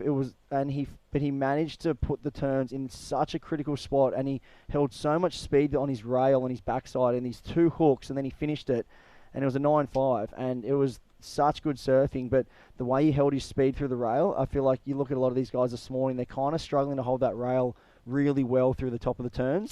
So if they can adjust their surfing to find those critical spots on the wave. Also, the conditions aren't the easiest right now, but I think later on, a lot of the guys in the draw are going to be paying attention to that and really trying to lock in some scores like that. Yeah, I think it's going to come down to quality over quantity of turns later in the day. And yeah, we're just coming down to 1 minute 20 in this heat. Still wide open. I'm not too sure who has priority right now, but still going to be a few more shots for a few of the boys. We see White just then having a bit of a paddle. Maybe a bit of a mistake there for the heat leader, leaving the door open for the other boys. Let's see if somebody can fire a shot here with just a minute remaining. Nobody looking for too big of a score. A 4 for Jet second, a 4.67 for Lehman Jennings, and a 5.71 for Jimmy Hill. So still wide open, but with just 50 seconds on the clock, time could be the enemy here. As we see Lehman Jennings just having a bit of a look at this one. Not much time remaining. Still looking for that low score under a 5, but 20-minute heats just disappear out there. Luckily for the boys, it's a short break right now, so there is opportunity to get in and out and catch a lot of waves, but there just isn't too many quality waves, so it's really important to get that wave selection on point this morning. So within the boys struggling just a little bit in this heat, as we see Yellow really looking to consolidate that second position. This wave's not going to do much for him, a bit foamy, a bit of a closeout, so 20 seconds on the clock. Not looking too good for Lehman Jennings and Jimmy Hill right now. It's not. Coming down to 10 seconds remaining. I think this is his last-ditch effort for Lehman Jennings. And that one's not going to eventuate for him. So unless he's finding himself one here, this is the beauty of this short period swell. Here he goes, last-ditch effort. Lehman Jennings up and riding. Bit of a hook back into the pocket. He's setting this one up. A bit of a foam climb, and he just can't hold on to that one. So I think that's going to be all she wrote for Lehman. Maybe an afternoon beer down at the Newport this afternoon, wash it off. But, good work to Dane Juchik and Jet Second for moving through that heat, taking it out first and second, and then Lehman Jennings in third, and unofficially it looks like Jimmy Hill being fourth. So that'll wrap up round 1 of the male division down here at the Australian Open of Surf. We'll be right back with first heat of the women's just in a sec.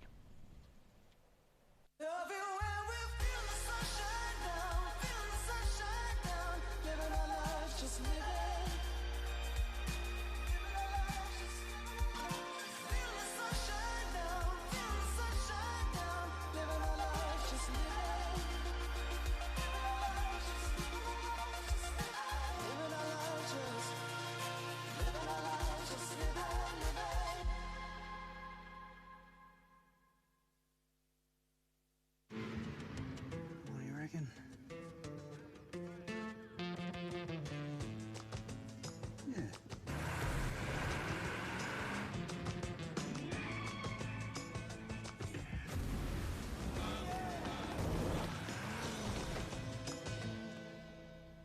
Say yeah to more power with the Amarok V6.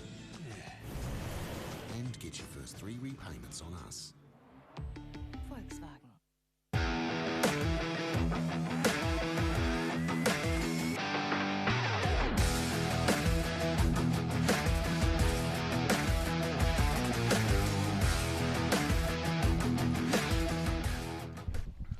Alright, and welcome back to the Australian Open of Surfing Northern Beaches Open, presented by the Creative Kids Program. My name is Cooper Chapman. I'm sitting with none other than Chris Enever here to call this heat. We've got the first heat of the women's division today. Really excited for this one. The women have been surfing amazing the whole series, and we've got the series leader out in the water in the red singlet, Cedar Lee Jones, in the white, Casey Hargraves. In the yellow, we have Ellie Clayton-Brown, and in the blue, we have Hunter Roberts. So stacked first heat here. A couple Northern Beaches girls.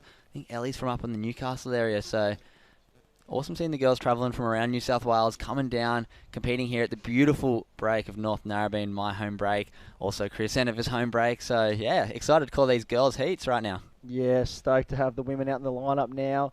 I'm sure they're going to be pumped to keep moving through the heats today. Conditions should keep improving as we're down here. And, it's going to be a great day of action. Here we go, first wave of the women's up and riding. That looks like Hunter Roberts. Nice backside hook there. So opening up her campaign down here at the Australian Open of Surf. Final event at North Narrabeen. And like we said, it's been a while between drinks down here at North Narrabeen for having events at this great beach. We've got, an amazing bank here that's really contestable. Good alley rights. We've got the lefts will start turning on as the day progresses. And, it's going to be a rad day of surfing. I'm excited. We look at the draw today. A couple of big names. Obviously, Cedar Lee Jones, highest single wave for the women yesterday in the tag team event down here. And we're going to quickly shoot over to last heat's winner. That is Dane Juchik. Hey, mate, how'd you go out there? Bit of a tough conditions on the shore break, but you managed to scrape through, eh? Yeah, I got a couple. Got a 5 something on my first wave. Couldn't find a backup, so yeah, but it was alright. There was a few. Yeah, you managed to do enough out there. Talk me through it. Was there quite a bit of backwash from that? There's a weird little bit of sand right on the shore break, and it seems to be causing a bit of trouble for the boys out there. Yeah, there's quite a bit of backwash. It's pretty annoying because you want to do a turn, but then you're already going to get bumped off or something. But yeah. Yeah, mate, it's definitely going to improve as the day goes on. We'll be looking forward to seeing you coming up in round 2. Hopefully you get to surf some of those iconic North Narrabeen lefts. How's that sound for later today? That sounds really good. I really want to get a good left. Yeah, mate. Well, we're looking forward to watching you come up later today. Go get some rest, and we look forward to seeing you come up in round 2 a little bit later today. That's the last heat winner, Dane Duke. Little Grom ripping out there at North Narrabeen. Thanks, guys. Cheers. Well done, mate. That was epic. Good performance. Thank you. Yeah, it's good to see those Groms getting an opportunity to come surf North Narrabeen in an event. Like I was saying before, I've grown up here. I'm 26 years old now, and I've never surfed a proper event here. So I'm looking forward to coming up later today, and hopefully the waves, improve as the day goes on. Yeah, these Groms must be pumped. And I know there's a lot of crew in the draw today, especially on the men's side, who would be super excited for the event being here. I mean, you look down the draw with the men's today. It's a cracker field. I noticed there's a lot of, up-and-coming young guys and guys that are on the scene now in the QS, but there's also some names I see in that draw that really excite me. Some underground rippers from, back when I was doing the juniors, some old-school QS guys, some old-school CT guys. I actually wish I saw Damien Hardman's name in the draw. That would have really just, got me fired up. But I know Dormans is down. He's supporting all the crew. His competitive days are over, except in board riders. Actually, last month, he actually got second to our Open champion, Davey Cathals, in the round. Smoked me. It was a great final, but, we've still got Damien Hardman in his 50s. He's lighting it up with the Open still, which is great to see. But I love seeing this. The last man in the draw, there's one name that stands out to me, and that's Nathan Hedge. Okay, I see him in the draw, and I love seeing Hedgie getting back down here. He would have been one of the guys that's actually surfed a lot of events out here at North Narrabeen over this time, back when they used to run the events here back in the day. So I think he will have a slight advantage maybe over some of the field. And look at that heat he's in. Brett Bircher, Harley Ross, Oliver Hines, and Nathan Hedge. You could see that as a quarter final in any QS, so that's going to be a great one today. Just before that, we got Geordie Lawler in the water, Cooper Chapman in the heat before that, and then Kalani Ball. So that bottom line is stacked in the men's draw. So going to be a great afternoon of surfing today, and I'm really looking forward to it. Yeah, as we've seen, Cedar Lee Jones, the series leader out there in the red, locking in a 5.17. She's setting her intentions here first heat of the event for the women's division. As we can see, a bunch of names in the women's division look really exciting. We see Laura Enever throwing the rash vest back on, your sister, Really excited to watch her surf. We've got Philippa Anderson, the last event winner. She was ripping up there at Coffs Harbour. And yeah, she's going to be, not the last event winner, the event before last winner. She really threw down some massive turns. So the girls are going to be really excited to throw down. I'd love to see Laura and Philippa surf a heat. They surfed plenty of heats together over the last couple of years, and I'm sure they'll be looking forward to versing each other again. Okay, perfect. Yeah, they're going to there's going to be some great battles in the women's side of things. Like we said, Cedar Lee Jones in this heat, she's just locked in a 5, and yeah, she's off and running, opening her account today. But yeah, like you said, it'll be exciting to see Laura Enova get back out there. It's been a while since she's put the Rashi on in a proper event, so I know she's been surfing a bunch, and she's fired up. She's got the spark back, got a bit of a fire in her belly, and she's it was good yesterday to have a little hit out in the Battle of the Board Riders. But today she'll be doing the individual, and I don't think she's obviously won the World Junior title here, so she's had her experience out in this lineup, so that it should be good to watch. Yeah, I'm really excited for this women's division. As we see, coming up a little bit later in the last heat, True Starling, local girl, she's sitting in 3rd place on the ratings, but the women's ratings a lot tighter than the men's. So we've got Cedar Lee on 30,000 points in the lead. Freya Prum, she's going to be coming up a little bit later today in heat number 5. She's hot on her tail on 27,750, and True Starling on 26,200. So the girls a lot tighter than the men, so there's going to be a lot on the line here with the women's division. I'm really excited to watch it unfold, and like we said, a few of those names like Philippa, we've got Laura coming up. So those girls are really going to throw a bit of a spanner in the works. This is probably the hardest event of all of them. Same with the men. We've got a few extra big names in there. Guys like Davey Cathels, former World Tour surfer, North Narrabeen Board Riders Open champion. He's retired from professional surfing, but it's great to see him getting an opportunity at his home beach. I would not want to verse Davey. No. He's a competitive machine, that guy. So, I'm pumped to watch him. He's coming up in heat 8 of the men's, I think, or heat 6 of the men's. So that'll be great to watch. I'm sure the local crew will be down here all day cheering all the boys. We got obviously Dylan Moffat, ratings leader. He'll be in the first heat when we kick it off with the men. Yeah, we just saw Ellie Clayton-Brown. Nice backhand hook there under the lip. Heat in the water's been a little bit slow the first 9 minutes. Just that one big score for Cedar Lee Jones, but you can see that wave replay there. Nice deep bottom turn, hook in the pocket. Timed that perfectly with the backwash. It's going to be a nice little score there for Ellie Clayton-Brown. She's only got a 1 and a 1.2 in her scoreline, so dare I say it's going to be her biggest wave of the heat. As we're nearing the mid part of this heat, like I said, not too many big scores except for that one from Cedar, so this heat's wide open. Girls just taking a little bit of time to find the lineup. It's not easy out there right now with this high tide. As we see Cedar Lee Jones, nice late takeoff, big bottom turn and huge layback snap, just unable to hold on there. Wow, that was a huge turn. That really could have put another big score on the board there, but I love the patience these girls are showing off the bottom. Like, you can see the waves, they're quite slopey with this high tide, but there's a lot of punch to them, but the backwash is definitely playing havoc with some of these surfers this morning. But I love that deep bottom turn there from Cedar, and you also saw it before with Ellie Clayton-Brown, that big, deep, patient bottom turn, just waited for that wave to stand up, and Ellie Clayton-Brown on the wave before just managed to click that wave, to click that turn right in the perfect spot, through buckets out the back. So looking forward to seeing that score come through for her. Yeah, I was getting some Lakey Peterson vibes almost on that big layback jam in the pocket by Cedar Lee Jones, one of the world's best from over there in California. And yeah, Cedar's really, really stepped up her game this year. I've been so impressed watching her surf. All of the events I've commentated, the last few events, I believe she won the first 2 events of the year, and I think she's done 3 and she's won 3. So she's going to be looking to finish off the series with maybe another event win. But like we said, probably the hardest event of the series right now.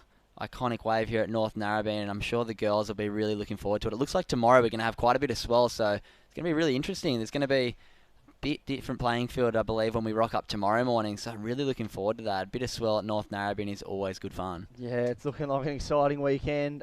We see a little one here for Hunter Roberts. Not much wall on that one, but like you said, I think Cedar Lee Jones, the form she's showing through this year, and then also the form she's carried in from last year, she won the Evoca QS up there, which was that's going to be giving her a big boost on the ratings for the WSL this year when they kick off the QSs.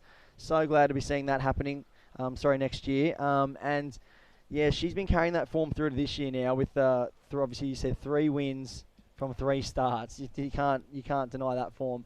And I'm going to say she has to be one of the hot favourites in the draw for this event because she does live close by and she does spend a bit of time out in this lineup with Supercoach Maddie Cattle. So I know she's no stranger to this lineup, and she'll be looking to take some of that experience and carry it through this event for sure. We see Yellow just late drop there, unable to get around that section. Short break making it a little bit tricky. Definitely have to thank our sponsors. The Creative Kids program, such an awesome thing put on by the New South Wales government. A lot of students aren't actually quite aware of what it is. So the New South Wales government Creative Kids program, groups of surfers can subscribe to a new 6 weeks course where participants can learn the basics of surf photography, filming and content building, as well as tips to build portfolio and get their work seen. If you visit www.surfingnewsouthwalescreativekids.com for more info, all entries will be covered by the $100 Creative Kids voucher that New South Wales Government gives to all students, and in return the participants will receive product from Surfing New South Wales partners, as well as money can't buy experience with some of the most renowned photographers and filmers in the sport. So it's so awesome, and there's all these little opportunities and grants from the New South Wales Government. It's great that Surfing New South Wales are tapping into that and trying to create a place where surfers and young surfers can come and have opportunities, not have to dig into their parents' pockets, but be able to do these things that are good fun and really upskilling in different parts of their, not just schooling life, but also have photography skills. I know they're working on getting some surf school stuff as well. So yeah, awesome initiative by the New South Wales Government, and they've been a massive supporter of this series. So big ups to them. It's great to see Surfing New South Wales and the New South Wales Government really pushing to get surfing in the community. And yeah, it's been a tough year for everyone, so it's great to see everyone down the beach supporting each other and just getting out in the water, because it's so important for our physical health, but also for our mental health. And that was a big program that the Surfing New South Wales are putting on as well, the Mental Health 360 program. They were the sponsors of the last event down in the south coast at Narooma, and yeah, there's some great things going on in the industry, and it's obviously such an important topic right now in the world. It is, especially after everything's been going on in the past 12 months. Here we go, Cedar Lee Jones looking at a nice looking right-hander here. Yeah, see those rights, they seem like they're not really got as much wall as they did yesterday. I think the swell's changed a bit more east in the swell today, maybe even a little bit of north in it. So those rights are seeming to be not standing up as much as they were yesterday. So I think there's going to be a bit more opportunity on the lefts. But the thing about this morning with this high tide, the waves are breaking in closer, they're more condensed to the inside bank. The surfers are getting the opportunity to roll the dice multiple times. So you can catch as many waves as, well, not as many waves as you want, but you can roll the dice multiple times throughout the heat. And here we see up and riding Kelsey Hargraves. That's one nice hook in the lip there. So she's like looking to put another score on the board. We did see Ellie Clayton Brown for that one nice hook we saw earlier, locked in a 3.67. So currently in the water with just over 5 minutes remaining. Cedar Lee Jones in the lead, 7 points total. So not some huge scores being locked in just yet. I was really looking forward to seeing Cedar open up on a couple of waves. She's struggling to find too much right now, but in second place, Ellie Clayton Brown. In third place, Kelsey Hargraves. And in fourth place, Hunter Roberts. So in the back end of this heat, the last 5 minutes, it's still anyone's game, especially for that second spot. Yeah, so that was Casey Hargraves in the white, and she's locked in a 3.23 for that last one. So the girls in second, third, and fourth, all fighting for this second spot position right now, all looking for tiny scores. Casey Hargraves in the white, she's sitting in fourth right now, only needing a 1.45, very attainable score. Hunter Roberts in the blue, just looking for that 2.18. And Ellie Clayton Brown only looking for a 3.34 to chase down our series leader right now, Cedar Lee Jones. She's sitting out in the lead with a 5.17 and a 1.83, so only looking to drop that 1.83. As we see her having a bit of a look here, let's see what she can put down this right. It looks like it's going to have one big section for a huge first turn, wow, drifting the fins. That's going to be the turn of the event so far for the women's. She's going to try drift this through to the shorey, tidy it up, another little snap there. Comes unstuck, but I think the damage was done. She's going to drop that 1.83, put herself way out in front here, and she's going to be looking like a second round spot is coming towards her. As we see the wave replay powered by Destination New South Wales. And bang. Big first turn, drifts the fin, tidies it up with a little cutty, and then this wave just disappears a little bit on her for the last last turn, but with just 3 minutes and 45 seconds remaining, that score's come in. The judges loving that one big critical turn. We're talking about in the last heat with the men. That's what the judges want to see. Commitment on big sections. 6.67, shoots herself way out in the lead. And, yeah, she's put the other girls needing massive scores right now. Yeah, that was a great turn. That was reminiscent of yesterday. I think the judges are carrying over the same, the same judging criteria from what they were doing yesterday, looking for those big turns. So I think that is going to be the play for the day for the athletes. And look at this, Chris. Second, third, and fourth, it does not get any closer than that. 0.1 between them. That's 4.67, 4.6, 4.56. With 3 minutes to go, I think whoever's going to get the best wave out of the yellow, blue, and white at the end of this heat is going to be in the advancing position. So we see Hunter Roberts there, just not quite getting an opportunity to even get a turn in. She's going to be back out there, quick 10-second paddle out, looking to better that score so she can jump up into that advancing position. That's right. And they're not looking for much. And I think, you look at Ellie Clayton-Brown, she's holding on to a 1-point ride right now, and also Kelsey Hargraves, she's holding on to a 1.33. So they don't need much to better their scores.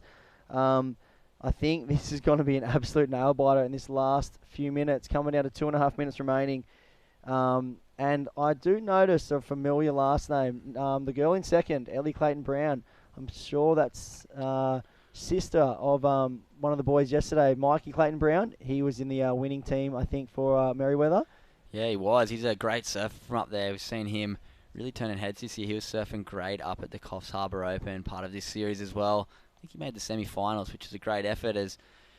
Sometimes the heats with the really low scorers are the most exciting. All four girls sitting under 5 points, but it just means they all need not much at all. So anybody's game here. As you can see that lineup really condensed in on the shore break. Beautiful drone shot there.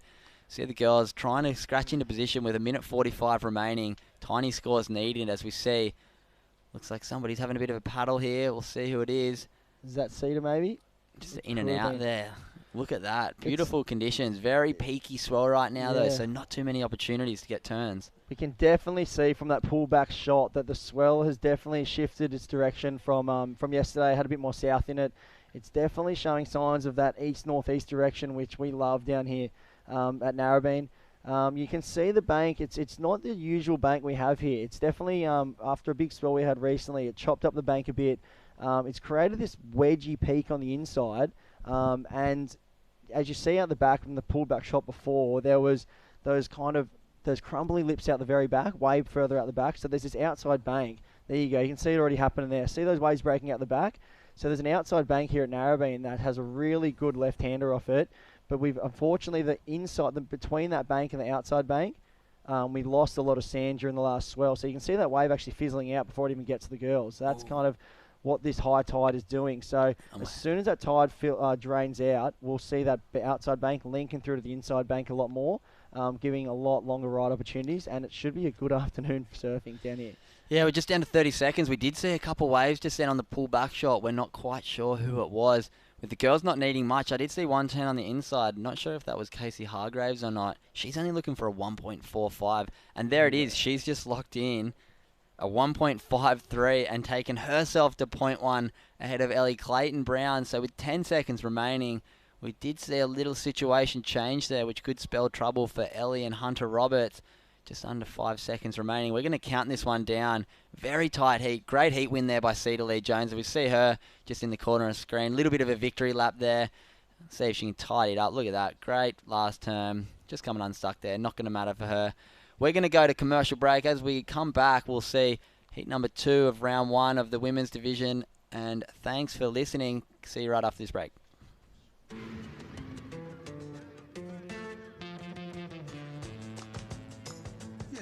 Say yeah to more power with the Amarok V6 and get your first 3 repayments on us. Volkswagen.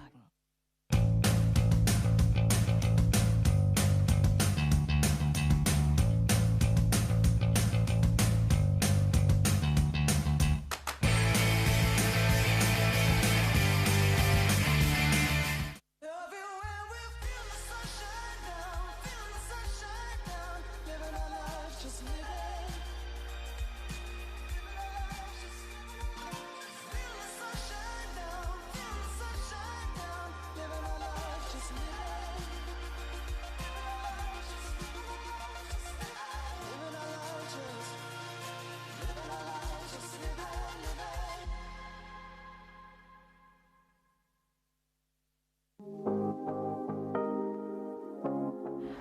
3 recommendations to do on the Northern Beaches is grab a pie from Upper Crust Pies, head around and do the Narrabeen Lakes Bike Trail, maybe even walk it.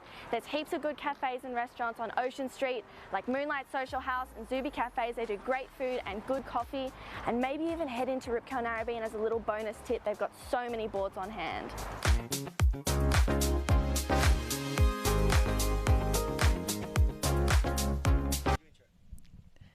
Very good morning. Welcome back to Australian Open of Surfing live action here on the Northern Beach. It is the final stop of the instalment of the series, and we've got some big women's heats going underway, and we've got some of the local boys too in the booth. We've been pretty happy to welcome them onto the mics throughout the mornings. Yesterday, action had the guys on the booth as well, and at the moment, we do have, looks like, what is this, heat number 4 we're up to, and welcoming Luca Elder to the microphone. Very good morning, Luca. Yeah, Jess, good to be here. Yeah, good to have you on board. We've heard stuff from around abouts all about you already this morning. Went to the coffee shop. Reggae and I mean, we haven't ever worked together yet, and Reggae and I were saying, we're working with Luca, the Bungan Board Riders Prezzo. El Presidente now, aren't you? The fresh Bungan Board Riders Club. El Presidente. I got the belt taken off me, though, by some little Avalon dog. Are you kidding? I heard you guys chatting yesterday. I was pulling my hair out watching those heats. Yeah, stressful heat, that one that Tag you guys team. lost. I was stoked I wasn't here. I was stoked I can pass the baton on for those. Yeah, you had a pretty strong team too. I was having a chat with Holly in the car park after your guys' heat when you bowed out of the competition, and yeah, strong team. I think she was probably expecting to have a better finishing. And there's Jazz McCorkadale up and riding there in the yellow. She's from Wombrel Board Riders up on the Central Coast, so it's going to be nice to see her get into the contest, Rashi. But yeah, you guys, strong, fresh team, 2016 fresh established. Team. It's been, we're early days. We're only a new club, couple years in, so still establishing all our surfers, and this is kind of our first year of getting things kicked off in the tag team. So yeah, it's going to be exciting, but I think we're going to cause some damage in the next couple of years. I think you've already if fired it's not off at the pub, hopefully we can do it in the water. You've already fired off the warning shots. There was a little bit of chit chat around the contest, at least from the back end of the stuff yesterday. Like, this Bungan team's actually pretty solid. Yeah, you had a pretty good looking lineup, and looks like we've got the number 1 on the rank at the moment for the Australian Open of Board Riders, Australian Open of Surfing, series. We've been chatting about board riders for the last 24 hours now, but Cedar Lee Jones, important heat for you. Congratulations. Thank you. Yeah, it was a tricky one. Yeah, it looked really tricky conditions out there, and I don't know if you are across the breakdown of the ranks at the moment, but do you know where you're sitting and what you need kind of to have in a finish in this final event? Yeah, I think I've seen it. I don't know exactly what I need though. Okay. Well, I won't let you know, because it probably, I feel like some athletes don't like to know going into the next few heats, puts a bit too much pressure. Yeah, that's right. We'll keep it to ourselves then. But yeah, it's going to be probably a big day of surfing for you. What's it like coming into these tricky conditions? It's probably the biggest surf you've had across the series yet. Yeah, I think so. Well, I had the board riders event yesterday, so I was at the beach from like 7 a.m. to like 5, just surfing all day, and the conditions were pretty similar to this, so it was good to get some practice. Still pretty tricky, but yeah. Yeah, well, good luck. We'll let you go and get ready for... I guess you probably don't have another heat today. Next round is on finals day tomorrow, so you probably want to get off the beach and soak in some good rest and recovery time, because it's going to be a massive view. Like we said, number 1 on the ranks right now, and there's that accommodation package up for grabs if you can take the title here tomorrow. Awesome. Thank you. Great. Good luck. We'll see you coming up in finals day tomorrow. Thank you so much. There you go. Cedar Lee Jones, number 1. I don't know if you've had much of a chance to watch her surf across the series. Yeah, Luca? I actually... we deal with Cedar's boards for Channel Islands, so got a pretty close relationship there. She's come a long way in the last year. Some strong results. We saw last year at Avoca, she got second. Yeah, which was a pretty Tabomi. big. Was that the 3,000? Yeah, it was. Yeah, that was a pretty big result for young Cedar. So she's looking strong. She's come a long way. So we saw yesterday, even in the board riders battles, I think they're kind of a good one to see how strong some of the women are. It's such a precious stake heat, the tag teams, and there's you only get one opportunity usually, and I saw a couple of Cedars waves online, and she was ripping. So Yeah, I've been calling her the executioner. She seems to always be able to smash all her heats all the way through the final, and then seems to trail all through the final in second or third, and then she sells every time the person sitting in first into a wave really well under priority, and then hits the hammer, and that's it. She takes out another final. She's so good at it. she can be stone cold. Oh, she's so good with priority, and she just got, I think it's a pretty high level of competition IQ, I guess it is, with using priority and strategy. But here we go. At the moment, heat number 2 in the water. Philippa Anderson's out there in the white. Layla Rich is in the red. Jazzy McCorkdale's in the yellow. And Elise Cooper's in the blue. So that's a pretty good matchup. I've seen Elise across a lot of the QEs. You would have seen a lot of her surfing. Yeah, around Manly this. girls surfing really good. Super strong surfer. So Good footy player too, huh? good footy player. Mm. Yeah, she's she gets a little unlucky. I think she gets a little bit inconsistent with the results, but you see a couple of clips she puts out there and she rips. So be good to see her put a few together and get a little bit of a roll.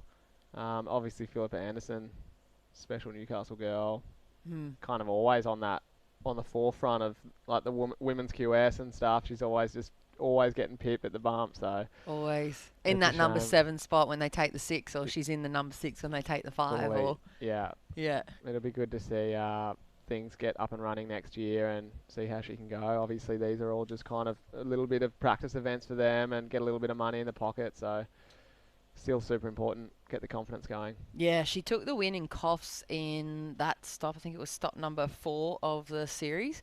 And that was good to see her because she'd had kind of a bit of a wobbly start on the series as well. And she lost her final and ended up with the win in Coffs. And then, come back. She's just opened her surf school. So she's in that. Has she? Yeah, Wow. she's opened the Philippa Anderson Surf School up in Newey. So she's fully dove into the coaching aspect of surfing. I feel like it's probably going to help her coming into the next season too. Yeah.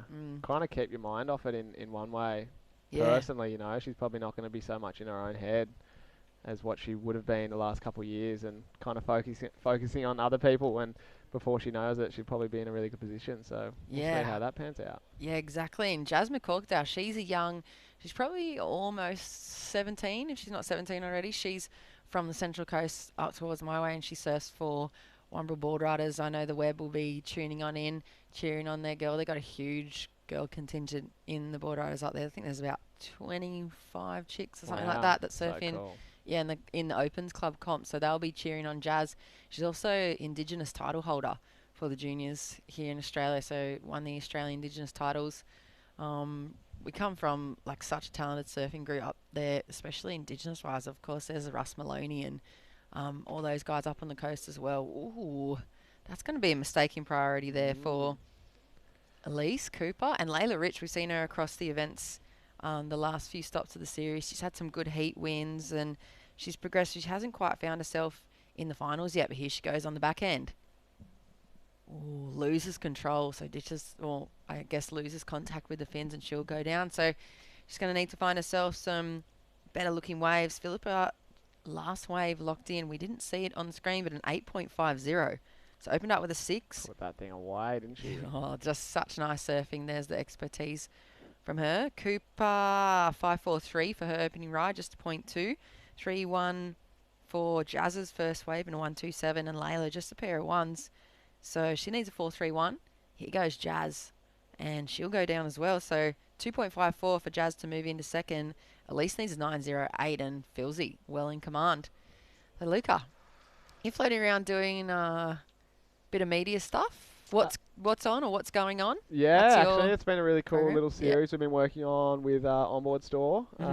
We shot 5 series in a week actually up around the Ballina area. When straight after Manly, straight after the Sydney Pro, they just finished before kind of things got pretty real.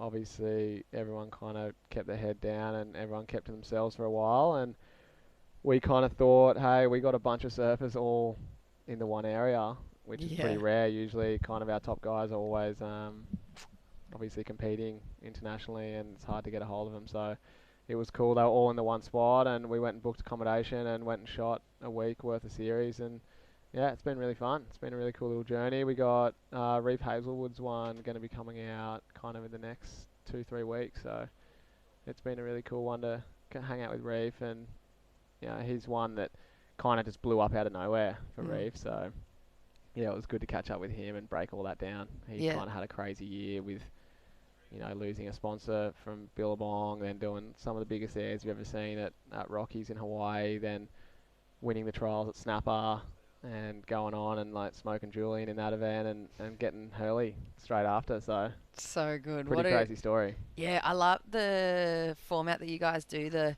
what's going on stuff. It's more like you're unpacking the profiles of surfers, where I feel like a lot of those guys that you've had, I probably only would just watch their clips and I don't really know about their backstory. I don't really know why they're doing certain things or their motivation. So to watch that and have that, it's almost like the old school written interview style, where like the Rolling Stone style, where they completely unpack the person. Yeah. And then you can pick really well too. Like, oh, I actually really like that guy, like because of whatever reason. Totally, yeah. Wade was a really interesting one, I think, for a lot of people.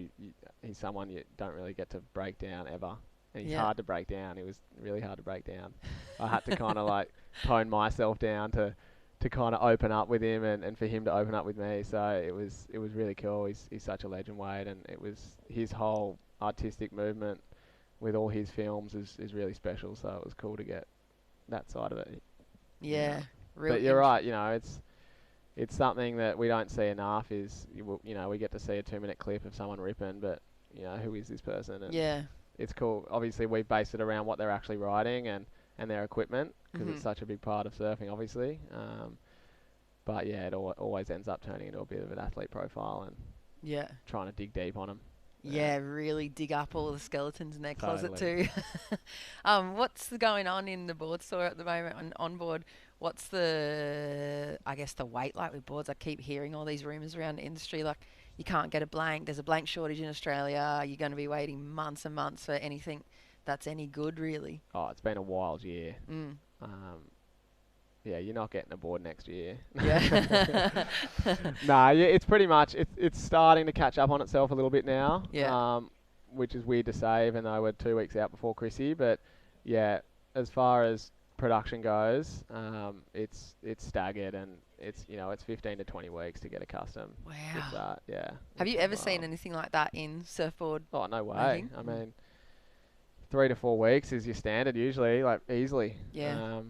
And it's pretty weird to see a pandemic actually help the surf industry. I know everyone kind of had their hands on their head going, oh God, what's going to happen here? And we kind of closed production for 2 weeks and just to see kind of what happened, just like most businesses did. And before we knew it, like everyone was getting freaking COVID payments from ScoMo, and we're going, let's get bored. So that's exactly what I did as soon as I got that COVID installment from Centrelink. That was the first thing. I was just like, new boards, let's go.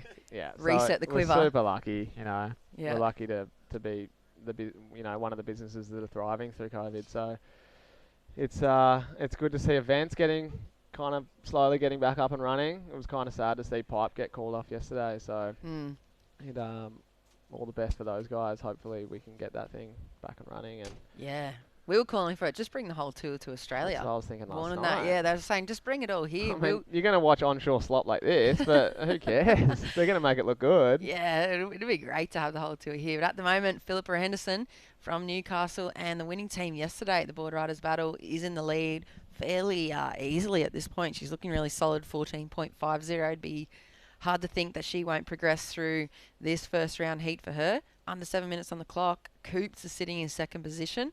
She's looking for 9.08, so it has become a bit of a battle for second, pretty much. Jazzy McCorkadale needs a 3.17, and Layla just needs a 4.94. So one section or a little two-turn combo for Jazz or Layla are going to get them back into the mix. Coming up, heat number 3, Carly Shanahan. She's in that top 5 conversation for the rankings at the moment. Gabby Spake, schoolgirl from, I think she might be surfing for Longreef as well. Jazzy Sampson and Sophia Chapman. So Coop's little sister, Soph, will be in the water, local lady. So it's going to be a nice little match-up. And then that final heat is going to be huge as well. Sarah Baum, I think she's number 3 on the ranks. Jessie Starling she'll be out in the white. Kyla Whitfield, she's a local lady as well from Northern Beaches, and Lillian Young will be rounding out that opening round for the women, and then we'll switch back on over into the open men's. And there's been this whole big influx of supergrums that we've seen. We started off before all the Australian Open series. There was all those supergrum comps that were going up and down the coast, and I just seem to see name after name coming from this Northern Beaches area as we see Jazz up and riding. Oh, connects with the first section really nicely, but doesn't get another opportunity. She doesn't need much. She only needs a 317. What are you calling? It's going to be close. It's going to be super close. I don't know if she'll get it for that. Yeah, I feel like she had a nice bottom turn on her. She kind of cut the whole turn short. She probably could have capitalised right on that section, not knowing that there's anything else on offer down the end of that. But I reckon they might give it a nod. I think the average is going to come through. 317. It's pretty low, isn't it? Yeah, it's kind of only one. Of the judges gave Philippa a 9. I actually missed that one. Did you miss that one? No, we missed that one. Here's a Destination New South Wales wave replay. Is it the 317? Oh, she had it kind of rotated that nose around. She probably would have got it. We're getting mixed. We're getting some no's. We're getting some yeses. She had the opportunity. We'll wait to see what it locks in as. Elise Coops, though, drops a 407. So she's going to increase the need for Jazz. And 3.6 for the last of Jazz. Oh, you are on. Yeah, they love the bottom turns. It was like a nice setup, although she kept the nose pointing down towards, I think she did enough, like that 3.6, but she now needs a 5.91 because Coops has increased her hold on second. It's funny, right? These sloppy little conditions, you know, it's fun. It's actually fun. It's just on the beach comms just then. It's kind of a lot better than it actually looks on the web right now. There's heaps of little wedges and opportunities for sure. So, I mean, I think in these conditions, a turn just like Jasmine just did, just spicing it up a little bit, as you said, coming hard off the bottom and getting a little fruity off the top. I think you can kind of milk it a little better than, you know. Yeah. Then when it's pumping, you got to surf better. You got to surf a lot harder. You can kind of milk things in these little onshore conditions. Mm-hmm. And coming into a surf like this, we've seen mostly the competitors be pulling out. I've seen a lot of spine techs out in play for the series in the smaller kind of beachy conditions we've had. What would be your go-to? You're obviously pretty competent surfer, Luca. What's the board under the feet this morning for the conditions? I mean, epoxies, for me, I personally love epoxies in this stuff. It's real springy, super light, real lively. And again, it's kind of perfect for kind of milking little insiders that maybe don't look like much, and the board will kind of just make it a little better than what it is. A lot of people get a little bit scared with kind of onshore bump with spine techs and epoxies. They kind of feel a bit feathery and a bit jumpy under it, but to be honest, anyone at this level, I think they settle pretty easily into an epoxy, and you know they know how to surf them pretty well. You'd probably see a lot of people today on them. I saw Geordie Lawler just before. He was getting out. He was on a spine tech. He was looking crazy down the beach. So it definitely gives you that extra spark in that kind of 2 to 3 foot little onshore stuff. Yeah, and I feel like there's, like you said, at this level of competition, people like Geordie, and then I particularly can think of Jacko Baker. I feel like he stays on that epoxy up until about 8 foot. I've seen him just absolutely manhandle Which the is rails. wild. I'm off an epoxy. I don't even go out over 4 foot, but I'm definitely not taking an epoxy over 4 foot. That's when you start feeling real bumpy and jumpy. So, as I said, those guys are on another level, and they know where the sweet spot is. So, they know kind of where their limits are with the epoxies and the PUs. But yeah, I saw Jacko. It looks like, you know, Merriweather took it out yesterday. So, Philippa obviously in their team as well. Yeah, they had such a sick heat strategy. Their whole team kind of structure was really good, and it looks like it's done and dusted there for heat number 3. Philippa Anderson taking the win. Beautiful looking heat total for her. Elise Cooper moving on through in second position, and we will be back with heat number 4 live action open women's round 1 from the Australian Open of Surfing series here, North Narrabeen. Stick with us, plenty more coming after this.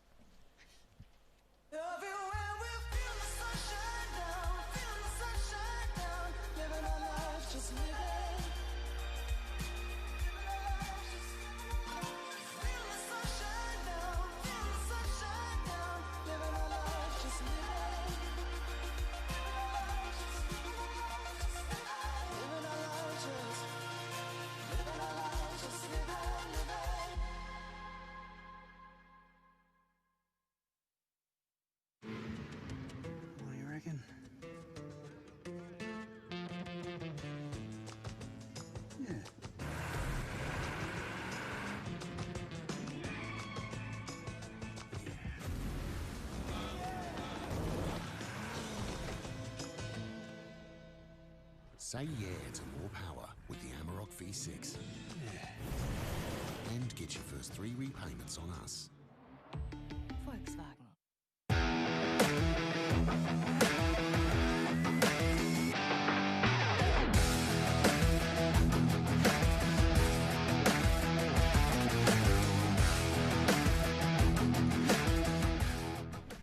And very good morning. Welcome back. It is live action of the Australian Open of Surfing Series.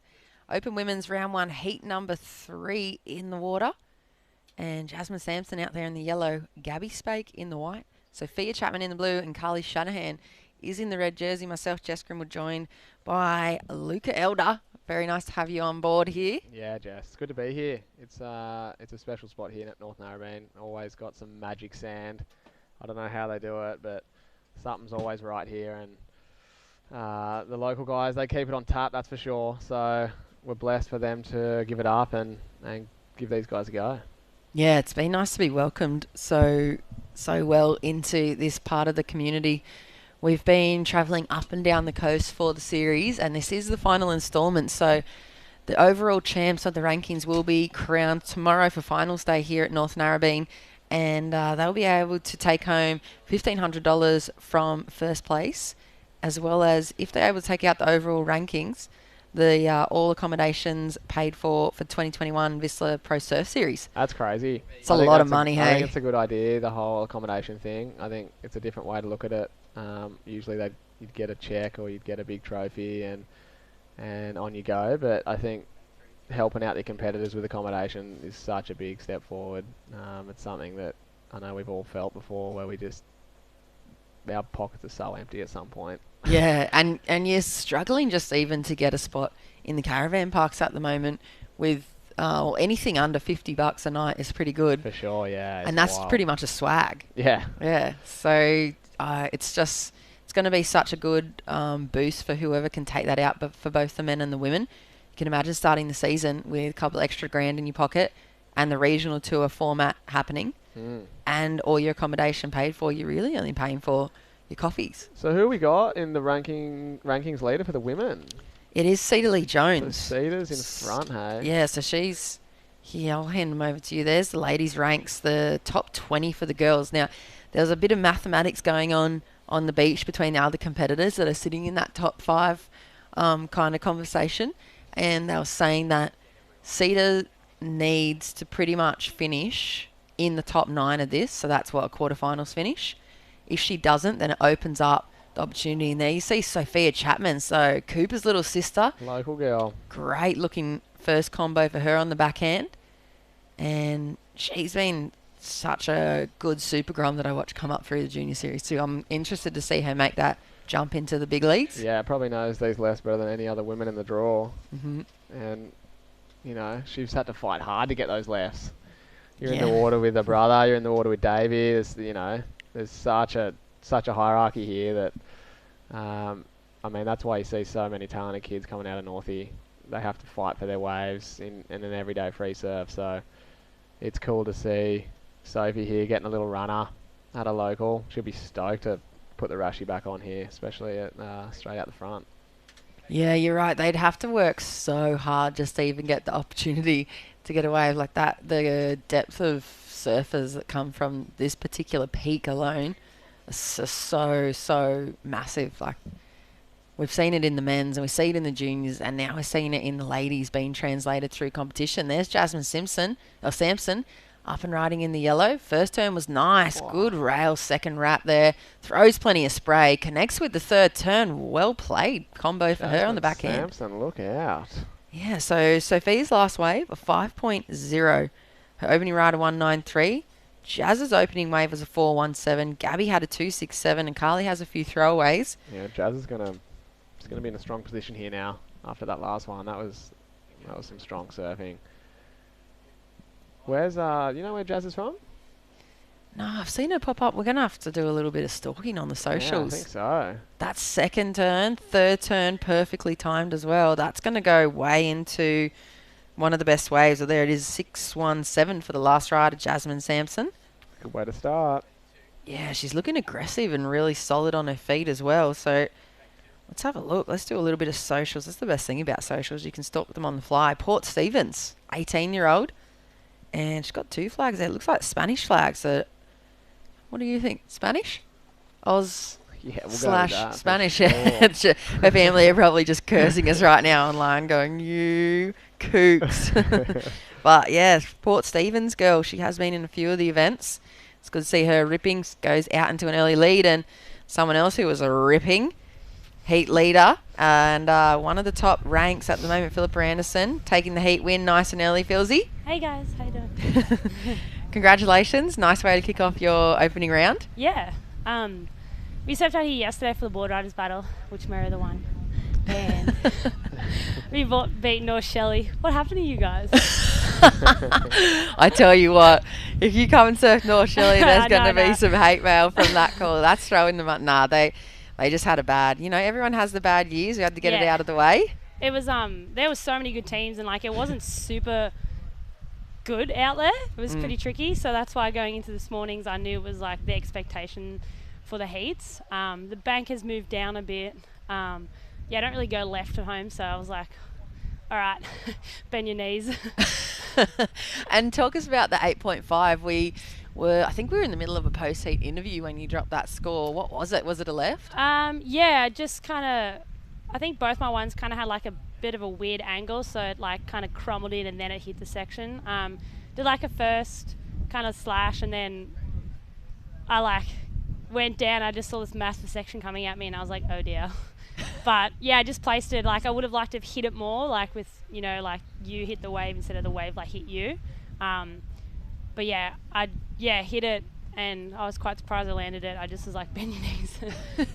But yeah, the section was like pretty gnarly. I think probably wasn't, but yeah. Well, good luck going into tomorrow. Any shout outs? I know you're staying with some of the local crew around the area.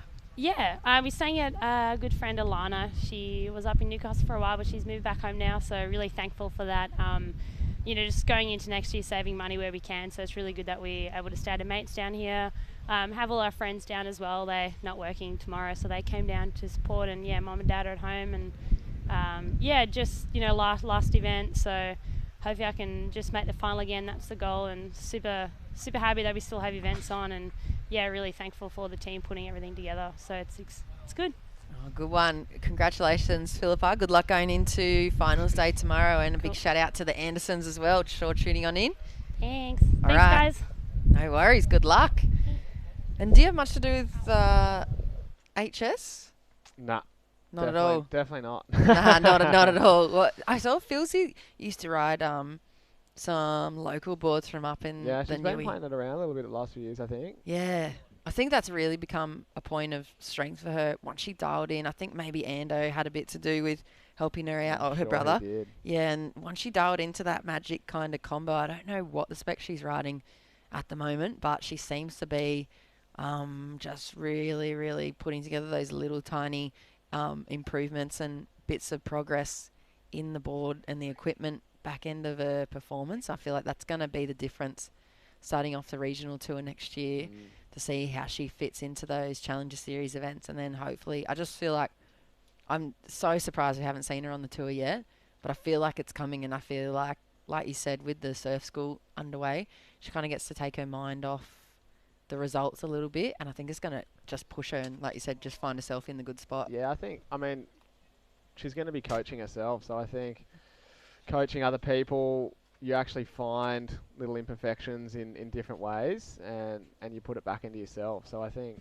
as you said, taking her mind off, surfing heats, and actually, she's just started a business. She's going to be coaching a bunch of local kids around Newcastle, so she'll probably find a different enjoyment in it, and kind of find a bit of hunger and probably, probably with ease, without think about it too much, actually kind of just float through it. You can see in these smaller events for her now, she just controls them. So yeah, she does look really relaxed, doesn't she? And yeah.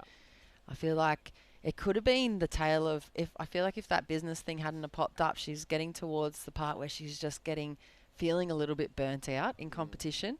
And like you said, the revamp, different perspective. She's surrounded by Groms now. Yeah. That just stoked to be getting whitewashed. So revamping the 2021 spice for the season. Jasmine Sampson at the moment in the league. Good looking heat total for her. That 417 and a 617 in the bank. Gabby Spake, Long Reef local and schoolgirl. She's seen her across a lot of the schoolgirl state titles in 2019 and 2020. And she's sitting in second position at the moment, but Sophia Chapman only needs a 2.81 and Carly Shanahan needs a 6.71. So Carly's had a bit of a quiet heat. Here goes the heat leader, bogs the rail a little bit. Sophia, apparently, sitting number second, runner-up to the club champ, Kyla Whitfield, who'll be coming up in heat number 4 after this. Hey, So Chris Enever giving us the local Narrabeen insight. And it's nice to see so many good girls in this age bracket coming up because they need those sparring partners coming from here. I feel like that's what makes... It's really cool. Mm. It's you definitely feed off each other, especially both of them competing in their local board riders and then going to these events. I think you feel confident with each other. You also know what you're doing. You know, you feel at home a little bit more. I think that's such a big thing for these events. Obviously, Sophia is literally at home right now, so that's easy. And she seems super relaxed. I was chatting to her before. These are important, these little events. I think it's such a momentum builder. And coming into next year, I think everyone wants to feel really fresh and strong. I think they've had a big year of probably being able to train more than they get to as far as fitness levels, and also work on equipment and just kind of mental side of things too. I know Geordie Lawler's been training heaps with Maddie Cattle, which I'm sure Sophia has been as well. It's something you don't get to do that much when, especially guys like Geordie are travelling 24/7. So equipment and coaching, I think they can step back and feel really fresh for 2021. It's probably been a nice little break, to be honest, for them. Yeah, and they get those consistent days in the coaching booth. Here's the Destination New South Wales Wave replay. Last one of Jasmine Sampson, but the most critical wave that we've seen so far is this of Carly Shanahan, Coffs Harbour local. Nice first turn, and this second turn here, I think it's going to go really kind of high up into the scoreline. And there's a good two-turn combo, only 2 on offer, but just a solid surfer. I've seen her across the last 3 years or so.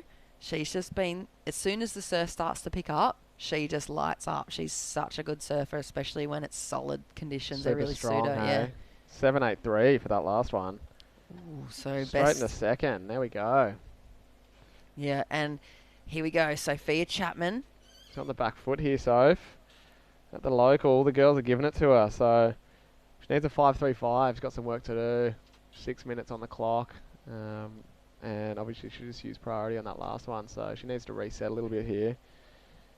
Kind of a mid-range score. You get a punchy left. I mean, no one knows these lefts better in this heat than Sophie, so she just needs to kind of pick the brains of those little lefts and just pick them, get a little runner and go. You just saw what Carly just did. Was it Carly on that? Yeah, Carly. Carly on that last one. That was crazy. Yeah, so the 7.83 for Carly. She's still in third position.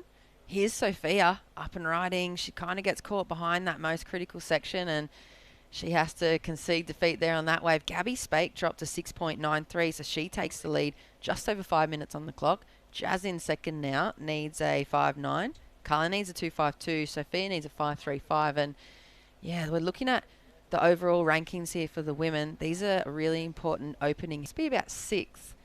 It all depends on how Cedar Lee Jones shows up in the next round. If she doesn't get through the next round of the women's, then it's open for anybody to take that top spot. So I know Freya was doing the maths equations on the beach before with her partner, and they were saying pretty much anybody in that top 5 can take an outside chance at taking the overall rankings place if Cedar finishes under the 9th position spot. But it's hard to see her finishing that low in the competition. I mean, we've seen her have some shock eliminations, but we've also seen her just so consistently in the earlier events make heat after heat in conditions pretty similar to this. Yeah.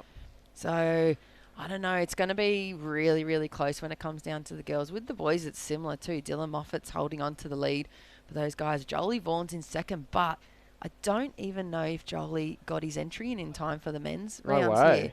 Yeah, I think he might have been in one of those situations where maybe he was a bit late with the entry, and I'm not sure if he actually is going to get a start. We'll double check the heat draw to make sure his name hasn't popped up.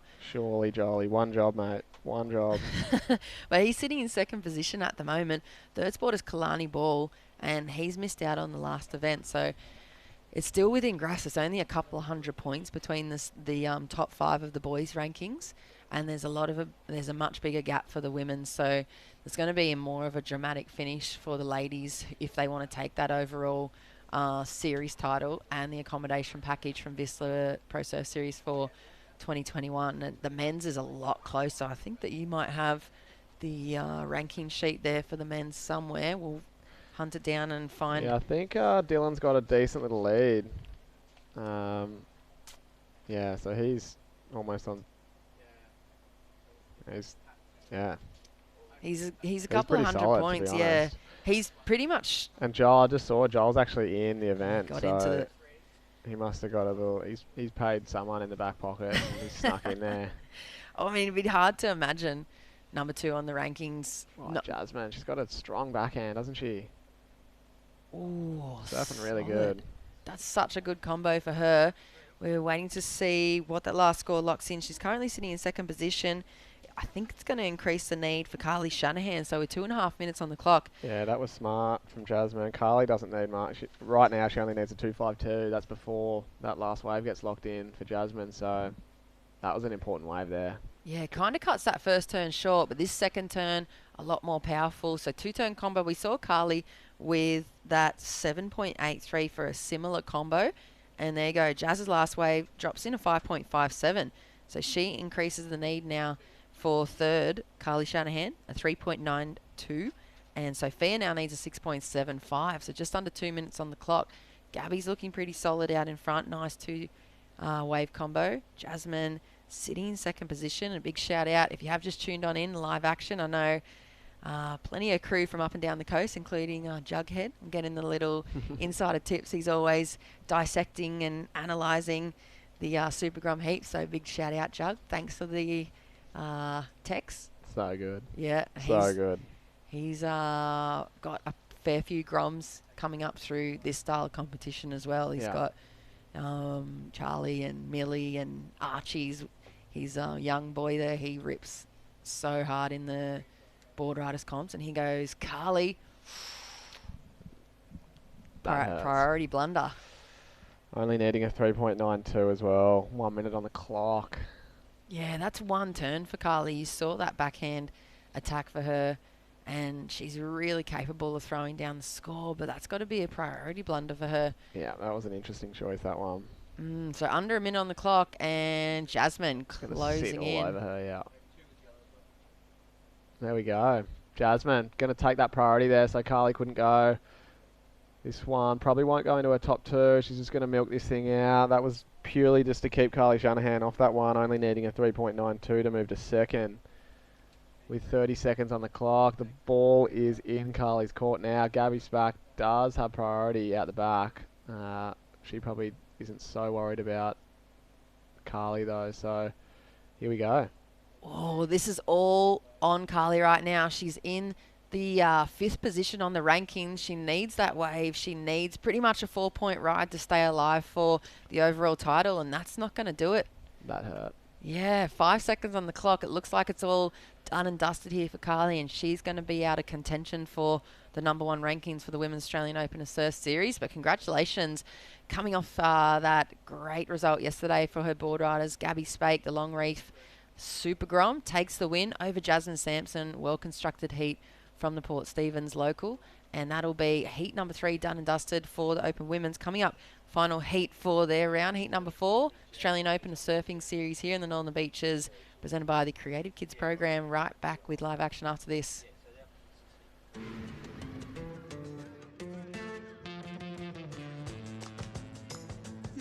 Say yeah to more power with the Amarok V6 and get your first 3 repayments on us.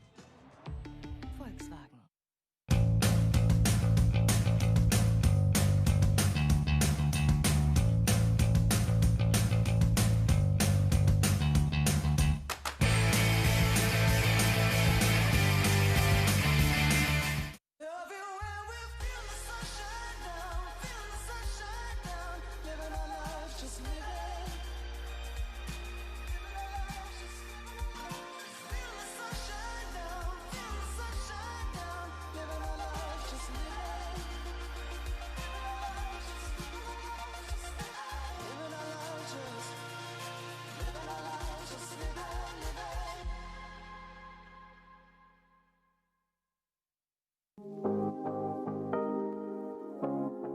top 3 recommendations to do on the northern beaches is grab a pie from Upper Crust Pies, head around and do the Narrabeen Lakes bike trail, maybe even walk it. There's heaps of good cafes and restaurants on Ocean Street like Moonlight Social House and Zuby Cafes. They do great food and good coffee, and maybe even head into Ripco Narrabeen as a little bonus tip. They've got so many boards on hand.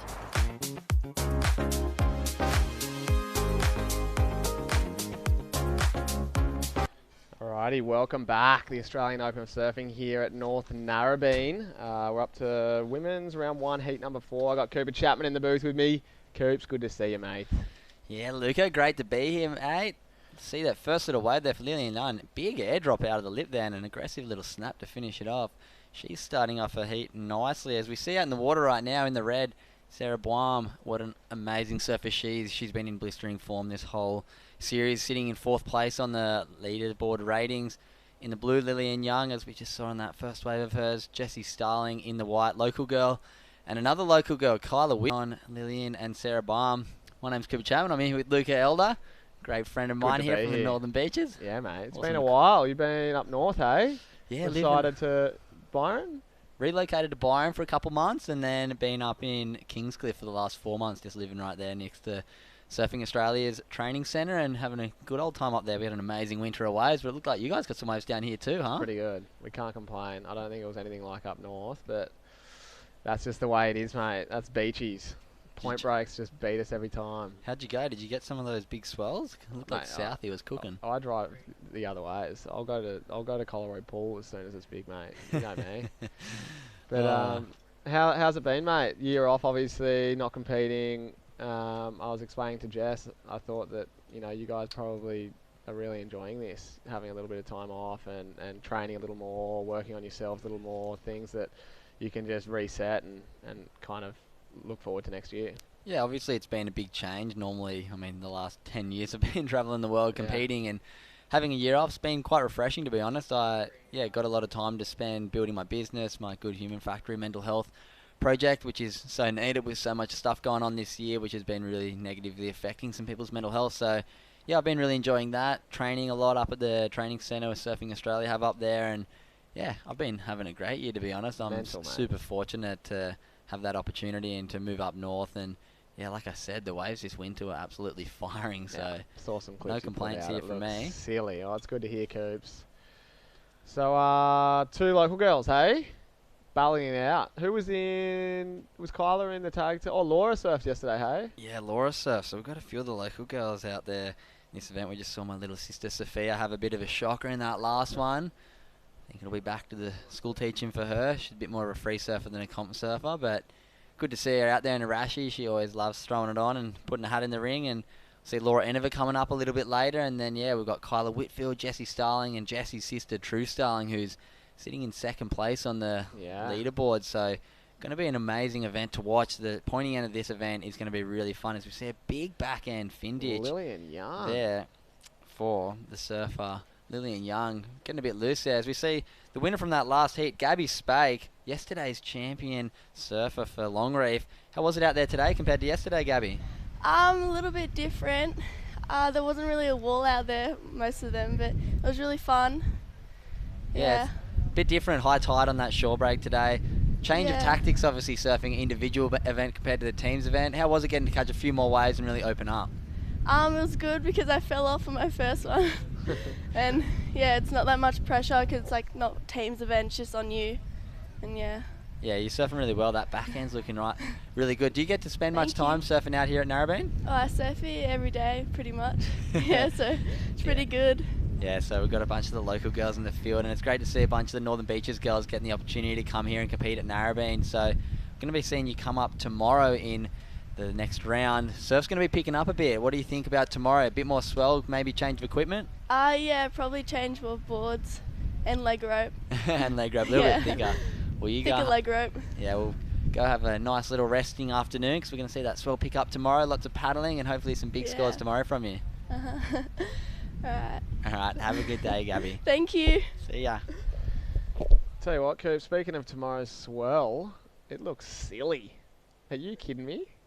You'd be biting at the bit, aren't you? I know. I'm just like, make that heat today. Because if it's all-time Northy tomorrow and I'm not out there, I'm going to be pretty rattled. But, yeah, I'm looking forward to it. I got a heat coming up, third last heat of the day. So conditions should be building. I was just sitting down there watching it with my sister and watching her heat on the beach. And conditions definitely seem to be picking up a little bit. That wind's definitely slowing down too. So conditions as we go through today, that tide's going to drop out. We should see the out the back bank start to light up. And, yeah, as the women's division moves through this first round, we're just out there in Heat 4 right now. Just 6.5 minutes gone in this one. No huge scores just as of yet. We've seen Sarah Baum actually locking that 6.57 on her first one. That was when we were at commercial break. So great start there for her. Still waiting for Jessie Starling to get on the board. Lillian Young just with a 2.83 and a 1.5, and Kyla Whitfield with a 2.27. So playing catch up to Sarah Baum right now, as we see a little bit sleepy in the middle part of this heat. Jessie being patient, isn't she? Obviously a strong North Narrabeen surfer, Jessie. And here we go. We've got that replay from first wave of Sarah Baum. Strong backside surfer. Nice long opening turn. Squares it up for a big backhand whack in the pocket. Such a good style. Really maintaining that speed beautifully across there. A lot of the women have been finding it difficult with that backwash, but Sarah just driving through that section, using the rails of her board and moving from rail to rail, finishing off tightly. We see Kyla Whitfield having a little look here. Ali right, up and riding on her backside. Nice first little whack on the board for her. Finishing it off with a little tap off the foam. So 12.5 minutes to go. Kyla probably putting down the best wave of her heat right now. As we see, like you said, Jessie Starling. A little bit sleepy start to the heat, waiting around. As we see that score straight in for Kyla Whitfield. 3.5, that throws her up into second place. But with plenty more time on the heat, we're going to see some more scores locking in by the girls definitely before we've round this one out. Oh, you're kidding. Sarah. What? Comes out with a little Larry. How's that double arm drag? What? I haven't seen a barrel even close to happen today. And Sarah just backdooring that section perfectly and the layback after it. I'm pumped to see what they're going to score that because we haven't seen a barrel yet today. And dare I say, we probably won't see another one today. So that was... Tell you what, it just shows what the sand's like. I'm excited to see the conditions tomorrow. And I love Sarah's approach. Look at this thing. That was perfectly done. What? Into I would the have been layback. stoked with that. Yeah, so she's locked in a 10-point ride. No way. First 10-point ride of the event. Are you kidding me? Sarah Baum. Boom. Doesn't get any better than that. 10-point ride, 6.57. First tube of the event, very rare, and the judges absolutely eating it up. We're only into Heat 4, the women's, mate. That was nuts. Perfect 10. All three judges. A 10 and a 6.57. I'd paddle in. Oh, I'd be looking for another tube. We're going to see another replay of this. Look at this. Just comes down behind the section, straight in there. Big layback straight after it. Rides out cleanly. Doesn't get any better. Perfect 10. First of the event. Might even be first of the series. Full hedgy approach. I love it. As we see Jessie Starling, she's heard that score and she's like, I need to get moving. Two nice roundhouse cutbacks, keeping speed across this section. Waves looking like they're improving, and she gets a nice little direction change at the end there and throws up a foam climb to finish. So 10-point ride there for Sarah Baum. That is an amazing score and a great way to start off your campaign. So the other girls will be watching and going, all right, Sarah Baum is here for business. Yeah, I didn't think when I rocked up this morning looking at like 20 knot onshore that I'd be seeing little backdoor tubes on the left. Are you kidding? Wow. Thing was sick. Those wedges. You don't even see that on the best of times. All right. So, yeah, they're halfway point in this heat. Demanding lead by Sarah Baum. Look how stoked she is. I can see the smile from here in the booth. Through the walls, over the sand dune. I can see it. It's a 10-point ride. They don't come around very often. That's really cool. She's got a crazy approach, this chick. I mean, you could even see it on the backhand on that right. Super relaxed, super strong. Really powerful surfer. Yeah, and we see Jessie Starling locking in 3.3, so putting herself in the mix. The other girls not with too big of a scores. We just see Kyla Whitfield with that 3.5 and 2.27, so she is in second right now, but Lillian Young and Jessie Starling not looking for much. Jessie only needing a 2.45, Lillian looking for that 2.95, and Kyla Whitfield comboed for the lead as Sarah Baum, 16.57. Absolutely great start to the first heat for her campaign. Super mental. Super mental. That's exactly how you describe that Super wave. mental. Lillian Young. So she's actually up from Angari. A little Angari girl. Her uncle Benny Young, one of the Channel Islands sales reps. He lives in Avalon, so it's good to see Lillian around. She's got a really strong young surfer. She actually came into the store yesterday on board and was kind of freaking out about this swell coming. And she's like, I don't have any guns, and she just had to rustle up a few little second handies upstairs, and you can tell all the women have been looking at the report and going a bit like, oh god. And I go, hey, if you want it anywhere, a solid swell like that, it's going to be North Narrabeen on a nor'easter. Like, you could not, you couldn't ask for anything more, Coops, you know. Yeah. I actually messaged the crew and I was like, can you guys get me in a heat? Are you kidding me? North Narrabeen's going to be cooking. I know. Hopefully tomorrow this wind holds off. I'm just looking at the forecast now. We've got a little bit stronger wind than this, but as we've been saying, that swell's going to pick up. It doesn't look like it's going to be huge, to be honest. The more I'm looking at this forecast, it's downgrading a bit. That wind is straight east, so you see Lillian Young, very aggressive surfing here. I like her approach. Nice and tight in the pocket there. Snapping it back one more time.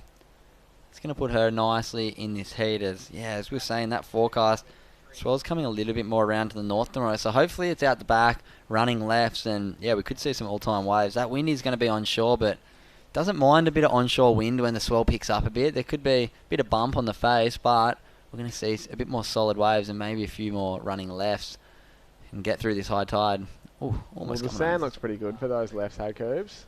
Looks like it's, I mean, you can see it already now, and there's not even any north in it, and it's already running. Yeah, for sure. And it looks like this tide's a bit high for maybe the size of the swell right now. Yeah. But if we increase that swell by, say, 50% tomorrow, we might be out the back all day, and we could be in for a crazy day of surfing here at North Narrabeen. Iconic wave. We haven't had a major open event here for quite a while, and I'm really looking forward to chucking the Rashi on. And we've got some major names coming up a little bit later today. Laura Enever, local girl, ex-World Tour surfer, spent plenty of time on the World Tour. She's throwing the Rashi back on. That's very exciting. We've also got Davey Cathles, local boy. Injury. We've got Nathan Hedge. We've got some great surfers. It's going to be mental to see Hedgie. I hope he makes... He's surfing today, yeah? He's obviously surfing his round 2 heat, so... Last heat of the day. Just push through this heat, Hedgie. I want to see you out freaking 6 foot northy tomorrow.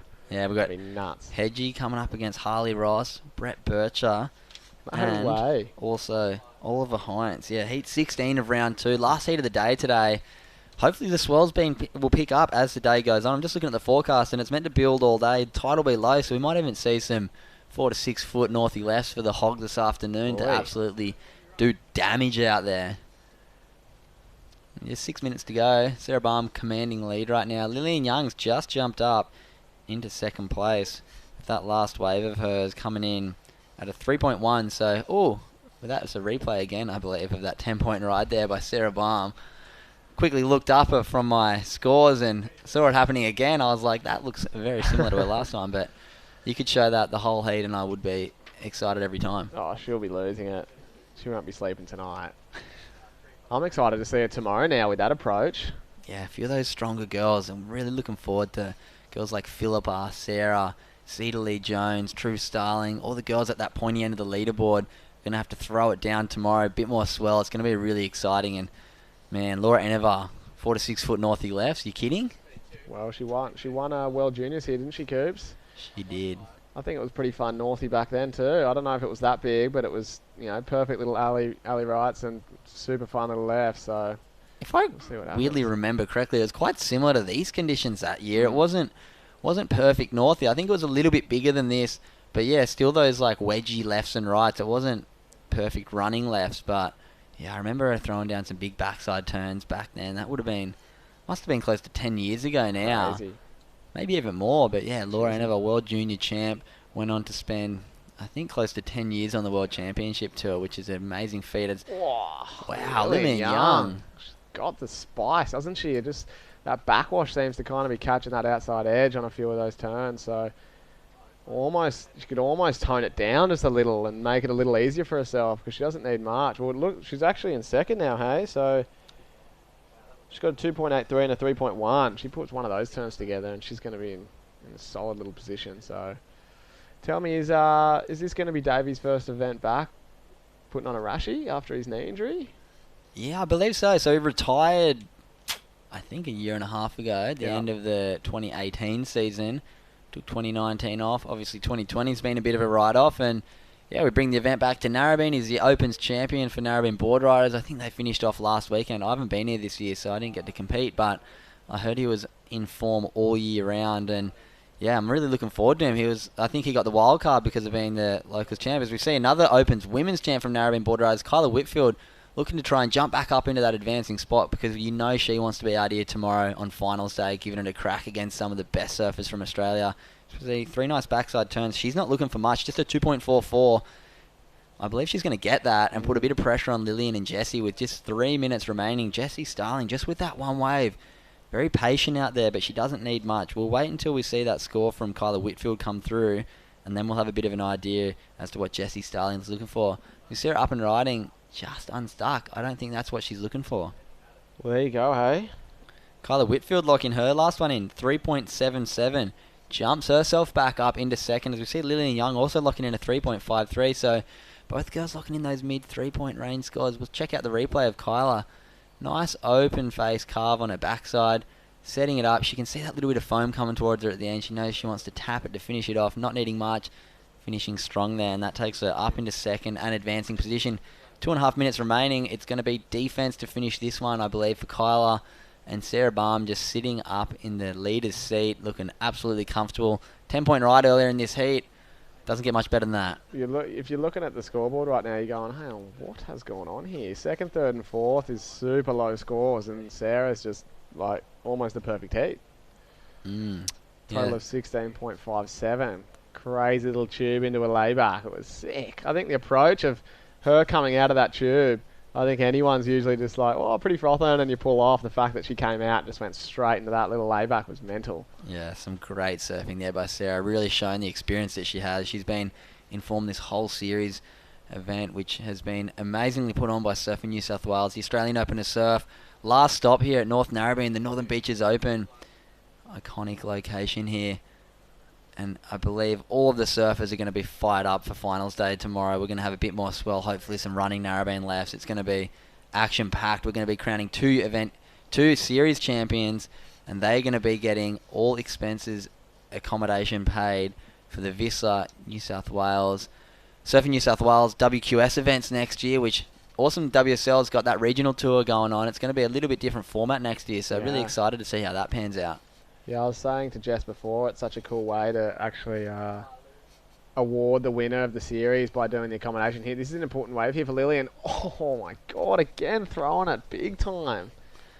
You can see such a good approach to her. It's just, again, almost like she could just tone it down a little bit because she doesn't need much, Coops. Yeah, as we see with that mad minute, and Jessie Starling only looking for a 3.98 and Lillian Young 3.75, so not much. As we see Jessie in the mad minute, she can turn it around here and take over Kyla, the Open Women's Champion. One nice backhand whip. Let's see if she can get one up there. She throws it up there. She's ridden out of that one. I believe she has. We see Sarah out the back. Swell increasing. She's rolling into a nice looking set wave, but that thing just closing out. We'll have to catch back up to Jessie Starling there. If she rode out of that last turn, it's going to be very tight. Nice first wrap. Threw it up there for the second turn. We just lost vision behind the tent there, as we're going to see a bit of a replay here. It's going to be close. So we get a nice little cutty, a little bit flat maybe, but this last turn, this is what the money turn. Throws it up there, a lot of spray. We see her riding out, I believe, so we're going to have to wait and check out what that score was. It's just come in 3.67, agonisingly close. Just 0.3 under the requirement, unfortunately, for her, and that is going to be all she wrote for this heat. So Sarah Baum, first perfect wave of the event, first perfect wave of the series, 10-point ride, backed it up with a 6.57. Kyla Whitfield, North Narrabeen Board Riders Open Women's Champion, holding on, moving into finals day. We're going to throw it to commercial break, and we'll be right back after this heat for round 1, heat number 5 of the Open Women's.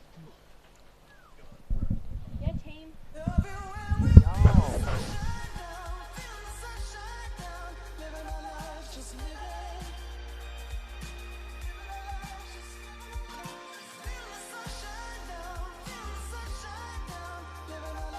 lives, just living.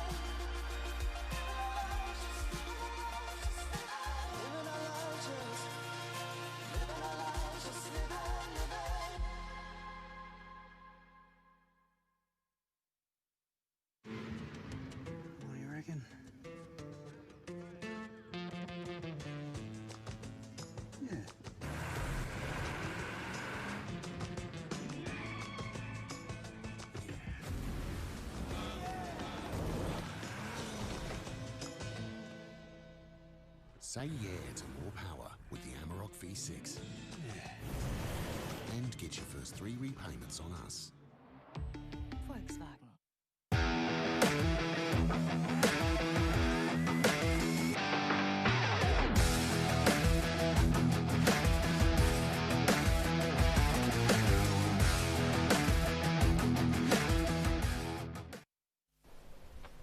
And welcome back. This is the Australian Open of Surfing Northern Beaches Open, proudly presented by a Creative Kids program. We are down here at North Narrabeen Beach. I'm True Starling and I'm joined in the booth with Cooper Chapman. Morning, Cooper. Hello, True. Great to be in here with you. Two Yes. North Narrabeen guys in the booth watching the beautiful waves here at North Narrabeen. Heat number 5 of the women's out there in the water. We got Freya Prum in the yellow, Bonnie Hills in the white, Lily McDonald in the yellow, and Blaze Roberts in the blue. See a couple first scores coming in here. Yeah. Looks like a 7-point ride for Lily McDonald. Great start there. We haven't seen too many waves up over that 7-point range, except for that last heat with a 10-point ride there for Sarah Baum. But great start there for Lily McDonald, really setting the intentions in this heat with just 18 minutes and 15 seconds remaining. Yeah, well, speaking of Sarah Bourne, we got her down on the beach. Sarah, talk us through that 10-point ride. Yeah, I didn't actually remember it, but I know that I just wanted to sit at the back, and the kind of peak came through, and I was actually going to pull out because I was like, oh, it's not really going to do anything. And then I saw the section coming, and I was kind of behind it, and I was like, oh, could kind of maybe get a little cover up, and I just slammed on the brakes, and yeah, it was a fun one. Yeah, well, you don't see too many barrels in heats, especially down on beaches. So I don't know if you could hear Chris on the beach comms, that he was super excited. I was watching it next to him, and I was mind blown. You backed it up with a 6.57. You must be feeling pretty good going into the next round. Yeah, definitely. Had a good day yesterday at the board riders event, and I just had like a lot of fun, and I got some really fun waves, and I was kind of confident going into today just because I'd surfed the bank already, and I just kind of felt in rhythm, and yeah, I'm excited to see what tomorrow has. And I feel like throughout this whole event, well, this whole series, I should say, everyone's been kind of chopping and changing between boards, going from PU to epoxy, back to PU, back to an epoxy. So what are you riding today? This has been the same board that I've been riding since like Kayama when it was half a foot to today. So I don't really like to swap and change boards. Like, I feel like if something's going good, just stick with it. And yeah, so hopefully I don't break it tomorrow or anything. So, but yeah, it's a golden board. Epic. Well, it's looking good under your feet, and you're looking pretty strong and confident. So good luck in the next round. Is there anyone you say thanks to back home? I think everyone's sleeping in South Africa, but yeah, just like my housemates and stuff. I think they might be watching, and yeah, thanks everyone for watching, and yeah. Perfect. Well, thanks, Sarah, and we'll see you tomorrow very shortly. Thanks so much, guys. See ya. Yeah, great heat there. Maybe equipment change tomorrow. Swell could be a little bit bigger. You know what it's like when Northie gets to that 4 to 6 foot plus range. We should be seeing some long running lefts, which I'm really excited about tomorrow. So that wind can hold off, not be too strong. We could have some really, really nice, iconic left-handers here at Narrabeen. Yeah, we could be on for tomorrow. I mean, I think it's an east northeast swell as well, Cooper, so these lefts could be on fire. Hopefully, I mean, right now it's really fun. I saw you out there in the surf this morning. Did you get any? I got 1 or 2 little ones. The tide was super high this morning, so we see Freya scratching hard to get in that one. Waves not quite doing much. We see the girls actually, it's starting to shift a little bit further out. I think the waves are starting to get a little bit more out the back on that bank as the tide's going to start running out. A little bit shallower. It is quite deep, that bank, but as the tide drops out, we see Freya. Look at that. Nice first turn, getting it up there. Deep off the bottom. Great hook in the pocket. Bringing that board all the way around one more time. Great start for her. She's heard that score from Lily McDonald, and she's like, I need to get myself in this heat. Yeah. Well, it seems like the judges have consistently been scoring rail and committed surfing, so I'm looking forward to seeing what that score is going to lock in for last of Freya Prum, and there it is, a 5.33, so they like that smooth transition from first to second turn as we see the Destination New South Wales wave replay. So just tags that first section, maybe a little bit of a foam climb, but this is the turn where she comes around nice and slow off the bottom, quick rippy second turn, and kicks out of that one. So Freya Prum locked in a 5.33 for her last. So Lily McDonald is out in front with a 7.00. Bonnie Hills in second with a 2.90 and a 3.67. Freya Prum sitting in third with a 0.83 and a 5.33. needing a 1.25 to progress through this heat, and Blaze Roberts just a 1 score of 2.84, chasing a 3.71 to move on up into second spot. There's 14 minutes 20 seconds remaining. We saw Hunter Roberts, Blaze's sister, in one of the earlier heats of the round this morning. So the Roberts girls are making their way in through the last event of the series of the Australian Open of Surfing. And the final prize, 2021 accommodation, fully paid for the Whistler Pro Surf Series. Yeah, it would be very nice. We've seen big changes in the men's and women's division the whole series. We've got Dylan Moffat out in the lead, North Narrabeen boy. He's actually got quite a substantial lead on the men's, but the women's is the exciting one. As we see Yellow up and riding. Lily McDonald, big roundhouse and the rebound. That's a great redirect there.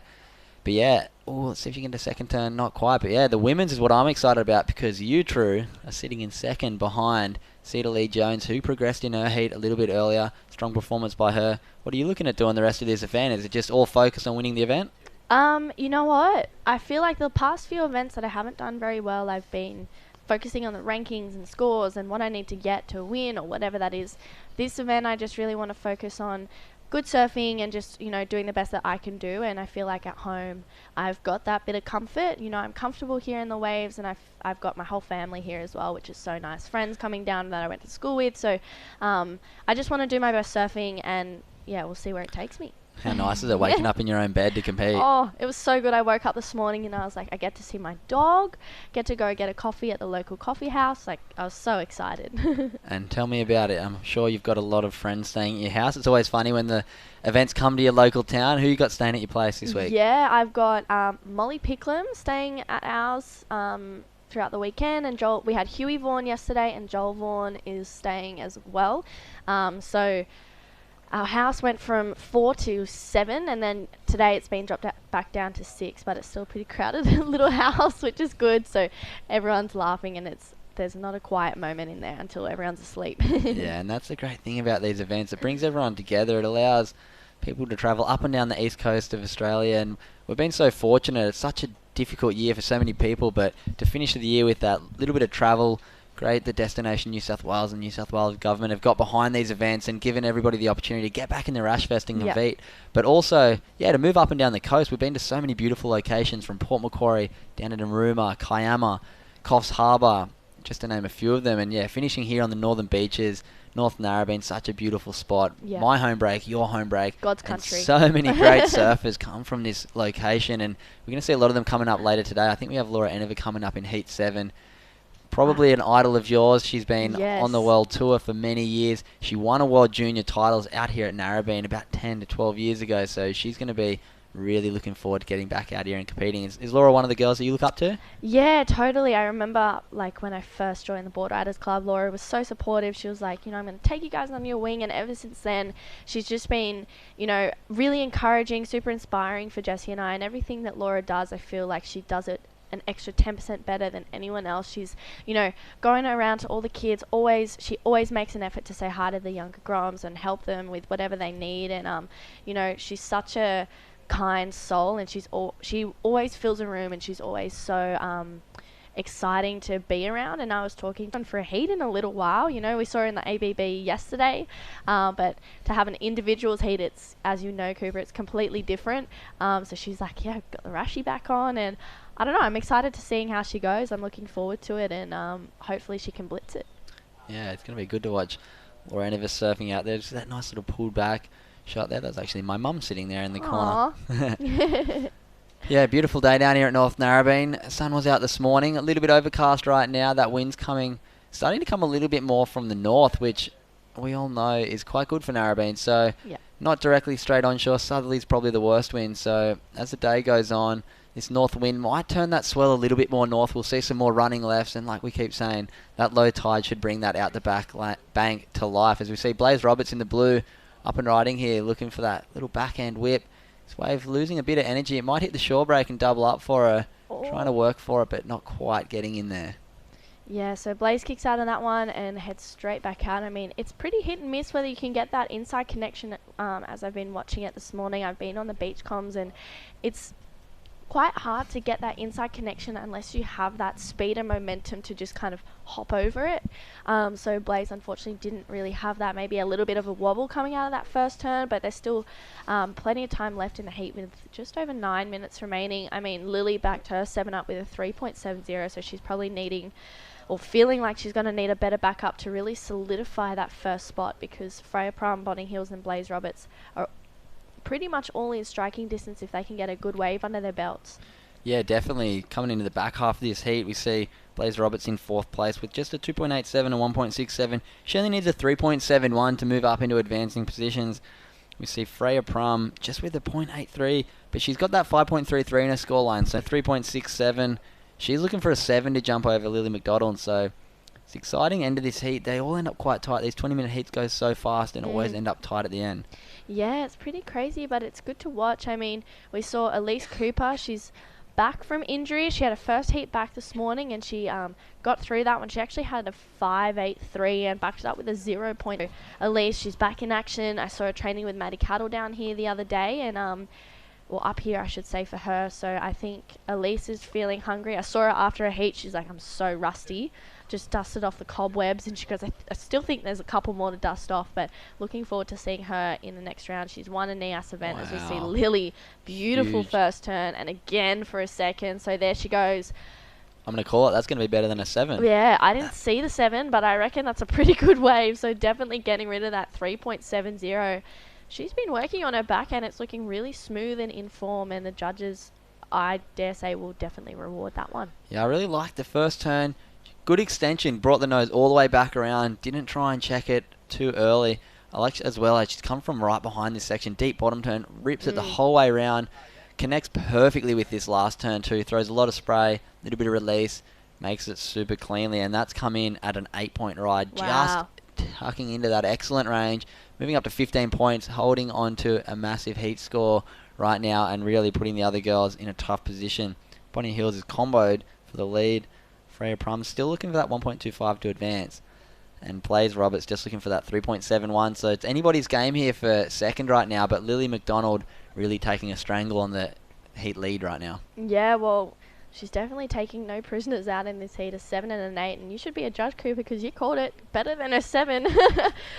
So Lily really backing that one up. She's going to got a 3.7. I don't feel comfortable in the lead with that just yet. We all know Freya's got such a powerful, but Bonnie Hills and Blaze Roberts only needing, Blaze only needing a small score to move up into second, and Bonnie Hills really probably trying to consolidate her second spot, as we see Blaze up and riding, tags that first section again for a second. Unfortunately, just getting a bit of backwash on that one, trying to maneuver it, but falling off. So Blaze will get back out there. She's only chasing a 3 something, so small score needed for Blaze Roberts to move up into second, Cooper. Yeah, that one's not quite going to get there, but like you were saying before, I would not feel safe if I was Bonnie Hills, because Freya Prum in that third place, only looking for a 1.25. She's one of the most experienced girls in this draw. Put her with the likes of Philippa, been doing it for quite a while, and they really know how to do these last 5 minutes of heats when they're from behind. But as we see that beautiful pulled back drone shot of North Narrabeen there, we see Narrabeen Lake, Narrabeen Caravan Park over there. Such a beautiful spot, and we can see that lake runs all the way around and sometimes runs out and creates banks. But right now it's actually closed. We see Freya, maybe a little bit of a mistake there, taking off on a wave that doesn't actually give her any opportunity. Still only looking for that 1.25. No turn on that wave, so just a 0.9. Almost there, but 5 minutes remaining. Pressure's turning up a little bit on her. Yeah, well, we saw in a heat previously with Casey Hargraves, Elle Clayton Brown, Hannah Roberts, and Cedar, who actually ended up winning that heat. Casey Hargraves made that heat needing a 1.45, banked a 1.53. She did a turn, came down, and then got wobbled in the whitewash, but somehow managed to kind of ride out, but didn't at the same time, and got a 1.53, progressed through the heat. You know, so for the last 5 minutes, she was needing a 1.45. So there's small scores. It feels like it's been a theme throughout the last 3 or 4 minutes of the heats. People in third and fourth have been needing small scores to move up into second. And that's scary for a second spot, because within the last 30 seconds, you can go from second to fourth and be needing a 1.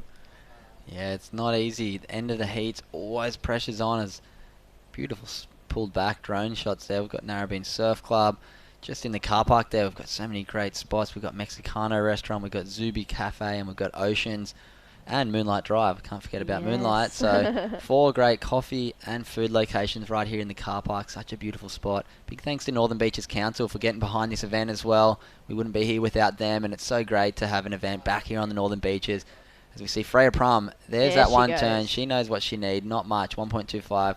Wraps it around for a second, and that'll put her 3.5 minutes remaining. Yeah, and that's exactly what I was talking about. So easy to go from third to second, and second be needing a small score to move back up. And Freya, she's looking pretty good at the moment. I think so. She won the last heat down at Far South Coast. I think she's second on. I'm just looking at it now. I thought you were second. Early exit here. She wants to be there on finals day, asking the questions to seed her and trying to get herself up into a position so she can take out that awesome prize of all of the events. Accommodation being paid for next year's Whistler New South Wales series. And that will be great. And they'll get free accommodation across the entire 2021 Whistler Pro Series thanks to our partners at Moby's Beachside Retreat, Avoca Beach Hotel, Middle Rock Holiday Park, and Southend Hotel. So that's 4 great spots. Wow. If I look at that, I can't think of where Moby's is, but Avoca Beach Hotel. Moby's is Boomerang. Boomerang. So we've got Boomerang, Avoca, Middle Rock's up at Port Macquarie, and Southend is Maroubra. So 4 events that Surfing New South Wales is putting on next year. Going to be great to see the WQS back up and running next year. It's been a bit of a weird year for all of us competitors, but really looking forward to WSL getting behind this regional tour. New format, going to be extremely exciting. Yeah, it's going to be so exciting. I feel like this new format from it, so I'm looking forward to seeing how the 2021 series will go, and then moving on from the QS into the Championship series is going to be pretty exciting. I think locations are yet to be confirmed of where they are. I haven't looked in detail of the event calendar as yet, but I'm looking forward to it. I think it's going to be a pretty good year. Yeah, that Challenger series coming up at the end of the year, I believe there's going to be an event in Manly, an event in New Zealand, the one that they didn't run this year at Piha. Yep. The US Open, an event in Portugal, an event in France, and I think finishing the year in Hawaii for the Triple Crown. So be great to get into that Challenger series to finish the year. It's going to be a cool format. So it's going to have the top 10 from Australia qualifying for it, which I was speaking to the CEO of Surfing Australia, Chris Marta, about potentially having a bit more of a team environment. For now that we'll have just 10 athletes going for the Challenger series, there might be a little bit more support, so it'll be able to create a really cool environment where the Aussies can all get behind each other, maybe a little bit like it used to be back on the QS Tour, and really create that big team environment. More Aussies on tour is, and I'm calling an Aussie takeover. We've got that many good surfers, or excellent surfers, I should say, within our nation, and it's pretty exciting to see all the younger up-and-coming groms as well. I think, the Northern Beaches has some really great talent. Up in Snapper, there's some really good young groms coming up. So I think Australia is going to have some pretty good surfers coming through the ranks for the next couple years. Yes, we're just winding down the last 20 seconds of this heat. Freya Prum locked in a 3.93 as we saw her move up into second place with 10 seconds remaining. That's going to be all she wrote, I believe, for the other girls. Yeah, well, this one, 5 seconds remaining, and it looks like there's no waves coming through. So unofficially, Lily McDonald and Freya Prum moving through. Bonnie Hills came in third and Blaze Roberts in fourth. So commiserations to Bonnie Hills and Blaze, but great effort. Stay with us. We're going to chuck to a quick ad break, and we'll be right back with you after this.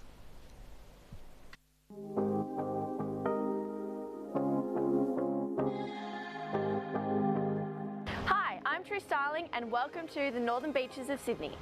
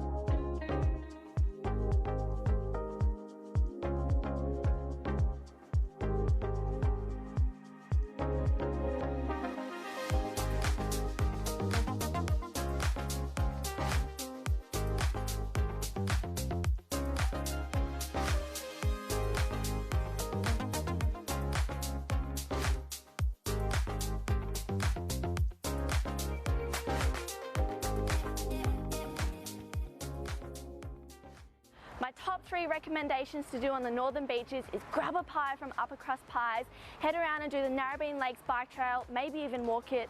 There's heaps of good cafes and restaurants on Ocean Street, like Moonlight Social House and Zuby Cafes. They do great food and good coffee, and maybe even head into Rip Curl Narrabeen as a little bonus tip. They've got so many boards on hand.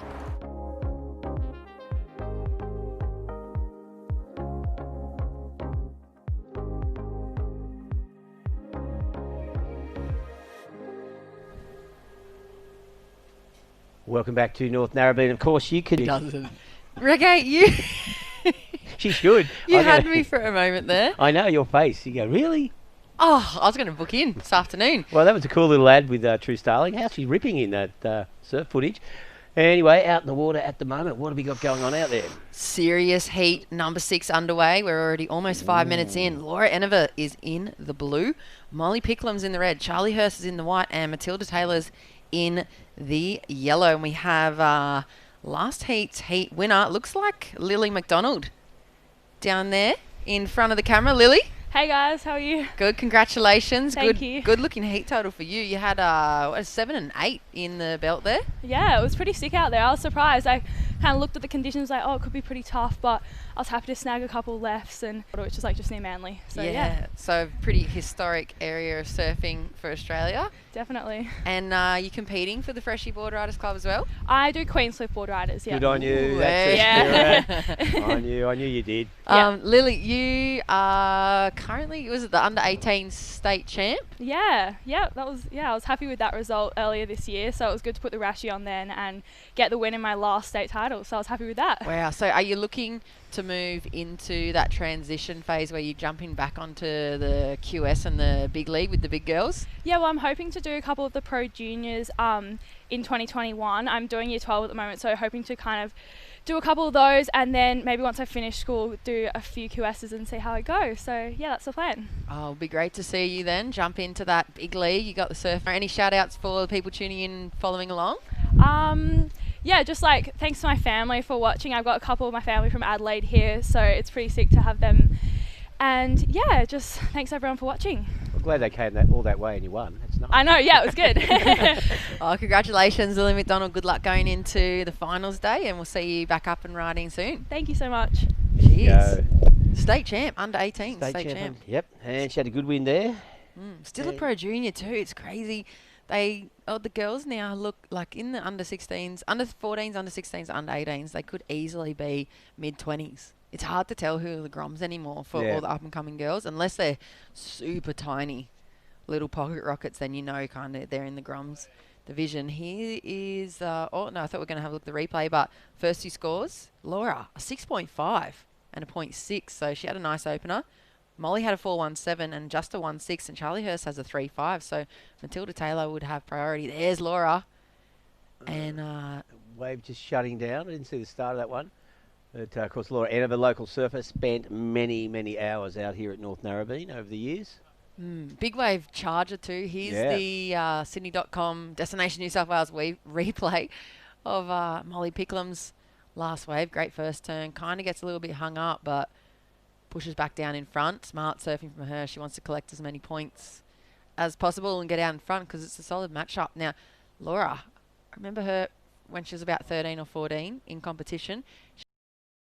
For her pre-heat warm-ups, and she used to do cartwheels up and down the Up sand. and down the beach. Yeah, on the shoreline in her Rashi. She'd leave her board and just go cartwheeling all the way up and down the shoreline before she paddled out for her heats. And she used to cop a lot of stick for that as a super grom from the other girls, and then suddenly it became like this thing where you saw, to do. yeah, all these other girls, like girls from America and stuff, started putting on their pre-heat routines. Here's the replay. Yeah, nice snap. Little change of direction here. And you see this one just sort of ran away from Laura down here. Got one more turn in and another. Actually turned out to be a little bit better on the inside, but that will get rid of her 1.6, I think. So yeah, she kind of brought about those pre-heat routines really early, and then I remember watching one of the girls that she would have grown up surfing with from the States, Anastasia Ashley, kind of copy that pre-heat routine and then made it viral with her warm-up dance before. So I reckon I'm giving it to Laura for starting that. Starting the whole thing? Yeah, starting the viral preheat routine dance and cartwheels and The gymnastics. original. Yeah, the OG. Well, from what I know anyway, but she's an incredible big waist. I think it must be available on Garage or Yeah, I think it is. I'm not sure. Garage Entertainment or just chuck it in the search bar. It's pretty incredible. It's a very raw look at her start at big wave surfing in the journey. And here she goes again. So Laura Enever throws it up. Just takes that lip on. Unfortunately, the lip wins that battle, and she just falls on the way back down. She's always been herself. That's something that I really loved about watching Laura over the last 10 or 15 years. There goes Charlie Hurst. She only had one rail turn on offer there for that wave. But yeah, Laura, she's just very genuine, always been herself, really, really bubbly, has a different kind of take on most things, and just high energy frother. Yeah. Life of the Definitely. party. Life of the party. Loves the dance, loves the surf. Yeah. And, of course, had many years on the CT. And I remember that knee injury she got surfing at Jaws in the PHA Challenge. Her and Felicity Palmatier out there representing the Aussie flag in solid 20-foot surf. Yeah. That's heavy. They're nuts. They're so nuts. Her and Flick, they go hard. And they go, they just throw. That's one thing that stood out in her big wave stuff so far for Laura, is that she consistently, it takes a lot of guts to throw yourself over the ledge of something, 10, 15, 20 foot. Yeah. But then to keep going back and doing it over and over and over and over again for years, and in back-to-back swells is a whole nother level of crazy. Yeah. I feel like she said that in one of her interviews at the movie screening, that she's not sure what's going on, but she feels pretty nuts sometimes, that she just has that ability to override the survival instincts and continuously throw herself over ledges. Well, there's that magazine, where it is, the book that came out with the film. Some of the stills in that, like going over the falls at Shipsterns, is so gnarly. She's just hanging there in the lip. There's another shot just of a board tombstoning right in front of the rock shelf. Yeah. And you go, I've hiked down there. That looks like fun. Yeah, I've walked down there and had a look at that wave. Yeah. And there would not be a chance that if you have any kind of concern about your own safety, that you'd be going out in that lineup. It is literally, it's hard to see on the pictures just how close it literally is on that ledge of the rock face there, and it is a psycho wave. So yeah, she's an incredible surfer. Charlie Hurst as well, though. She's been chipping away, taking some big heat wins across the series, and she's probably really wanting to show up in this heat and kind of give it to Molly and Laura. They'd be the standout older girls that Charlie's probably grown up watching surfing events. For sure. Well, Charlie's got a 3.5 and a 3.9 to put her in second spot. We're in the back half of the heat now. You see Matilda Taylor on screen on the yellow, yet to take off. And the highest score is Laura's first wave at 6.5, while Molly has at 4.17. So just one good scoring wave locked in at the moment. So still pretty wide open. If Matilda can get a decent score on the board, anything above a 4, she'll be in the mix. And Molly Picklum, of course, needs to get a little bit busy, I suppose, in the red jersey. So the top seed in this, she's won the event down at, where were we? Daroa, Gerringong. Oh, she did, yeah.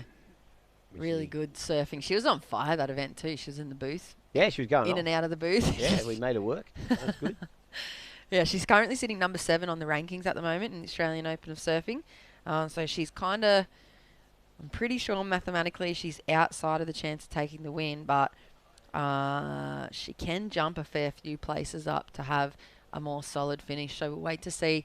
I heard when the Maui comp kicked off, they were interviewing Tyler Wright after her heats, and she was talking about Molly being her sparring partner and having the heat practice where they go through and they just do heat after heat with micro, and just the benefit, I guess, of having someone like Molly to compete against, because she's so aggressive. She's such a mongrel of a competition surfer, which is what you need to be if you want to be the champ. There he goes, Charlie Hurst. Nice snap out of the lip there. This one runs away pretty quickly, unfortunately. Can't get up for that second manoeuvre. And just looking to improve on a 3.5. But, still holding that 3.9 as a high score. So she needs to lock in something a little bit better than that. We've got just under 7 minutes remaining. See Laura Enova on screen. So Molly has now jumped up into the lead. And she got a 4.3 on her fourth wave. I missed that one. But Molly now with a 4.3 and a 4.17 is in the lead. Of course, Laura doesn't need much to take it back. Just looking for a 1.98. So anything 2 point right or better, and she'll be back into first because she does have that good solid opening ride. Matilda Taylor too. She is such a solid competitor. I've seen her backhand unleashed throughout the series over a few of the heats, and when she gets the opportunity and she gets the wave face, she's really, really can push some water around. So it's hard, I feel like, sitting out there with priority for so long. If you become too choosy in conditions like this that we have this morning at North Narrabeen, it can really be a disadvantage, and you get like the jelly legs, and then you start getting nervous because you've been sitting there for 15 minutes waiting to get a start. It really, that momentum you kind of need in your back pocket. You can see from the experience from the other girls, they're just trying to get things rolling and increase the likelihood of being on a good wave. Like they're hard to pick out there. So for Matilda, it's going to be tricky to come back, but 2 waves only needed. And like I said, she's a really, really solid, goofy footer surfer, and she needs, just a section to offer up, and she's going to be throwing down some pretty big scores. So You've got to get moving, though. We're at the 5-minute mark, so she's really put some pressure on herself. And to get 2 waves in the 5 minutes is not impossible, but it's going to be a little bit more difficult. So you can see Matilda on the screen. So 15 minutes to pass, and she has not caught a wave as yet. Now Laura paddling up the beach a bit, go to the north of the peak, might get this little stand up, this wedge. And she goes, Laura Enova just takes off, rides across that foam bubble, looking for something on the inside. Quick little snap. Nice section ahead of her. So Laura wants to finish this one off cleanly. And she does. That'll put her back in the lead. She's only looking for a 2-point ride to move back into first. Good timing on that, 4.5 minutes remaining. I'm presuming Laura didn't have priority. So she paddled around Matilda, went deeper inside, like local knowledge obviously came into play, found this little wedge.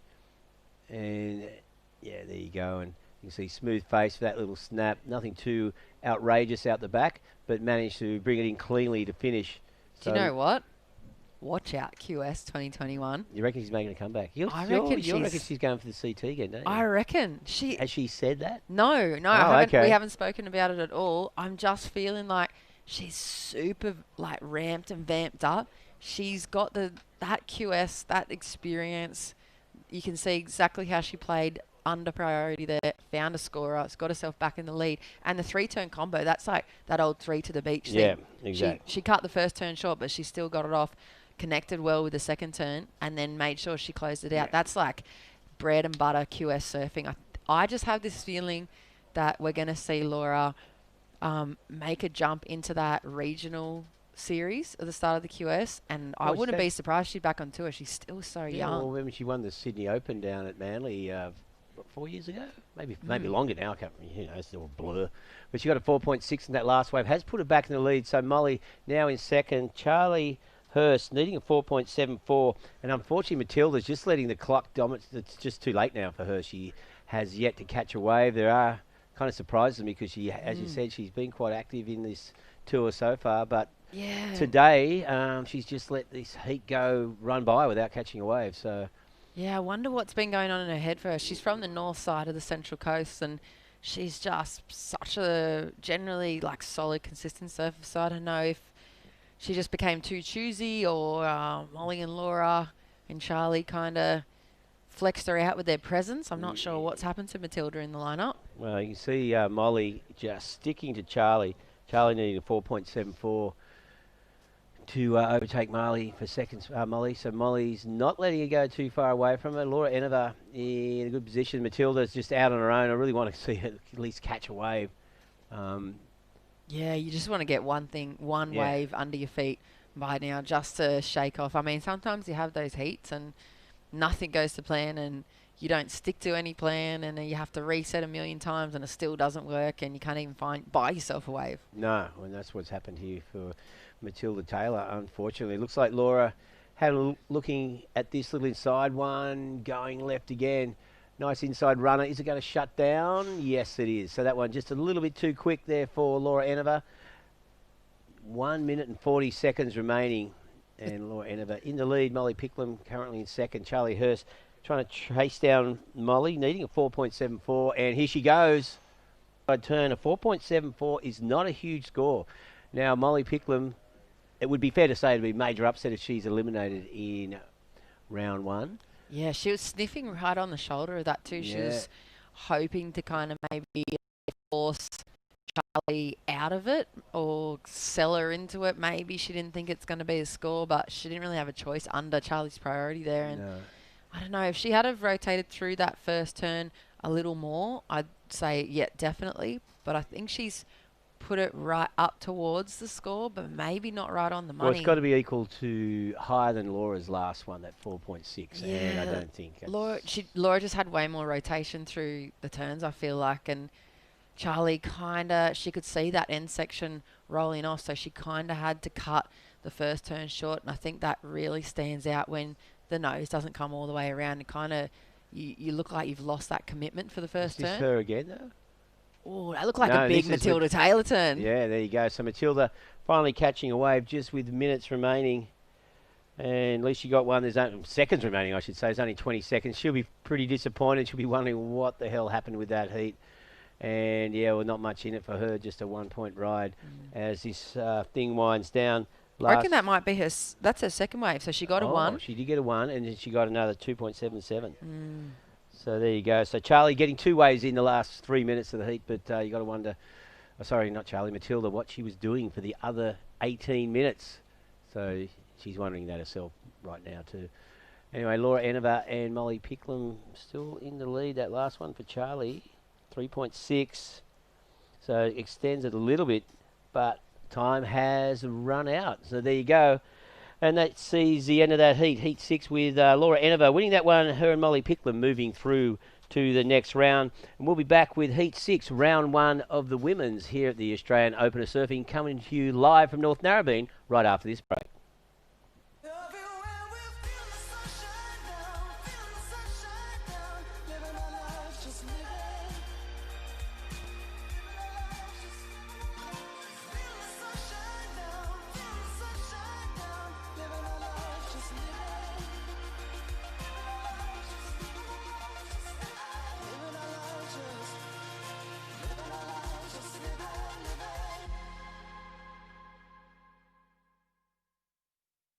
Surfers Rescue program is essential, I think, for everyone who's in the water every day. Anyone who has access to it and hears about it, you should probably go and learn a little bit of something from it. So you just have to be aware in the water, and when you train this kind of stuff, you get more awareness of your surroundings.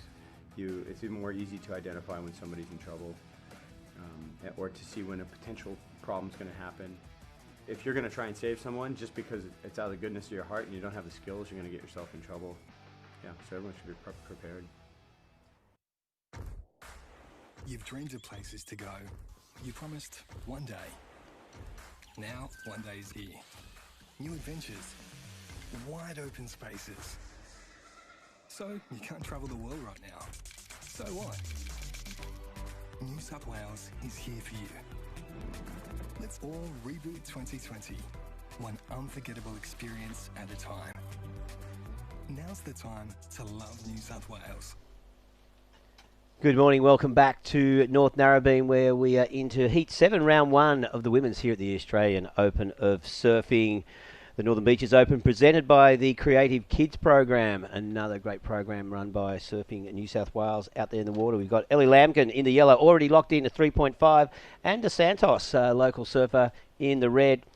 Emily Burke up and running right now. She is in the white, while in the blue is Sienna Hinwood. So really just getting that quick little wave in there. But, yeah, we saw Ellie lock in. He goes down to Santos. Good section. Throws it up into the lip. Critical turn. And there you go. Only had one opportunity. Made the most of it. And here we go, Sienna. So all four surfers getting busy at the start of this heat. Sienna, nice little slash. And that wave just shutting down pretty quickly. Santos. Yeah, maybe the girls have been watching closely and they didn't want to leave it right to the last minute to find even just a start to their heat. So good use of the first opportunities running through. Ellie, I know she's been in the water a lot lately. She's working for Philippa as a coach. Oh, as a coach. Yeah, in the surf school up north. So she's got a lot of water time under her belt. She's that full Grom mode, kind of similar to Molly. She's like the Newcastle version of Molly. Right. Here's the wave replay. Amelie Burke, also from Newcastle. First turn kind of gets a little bit stuck and hung up on the whitewash and only one on offer. So a little bit behind the section. Here's Anda Santos replay. Big critical attack. Nice deep bottom turn and holds on. Almost went a little straight-legged, but she's able to kind of compress and ride on out. Yeah, So locked in at 4.77. So good, strong opening ride. And Ellie with 3.5.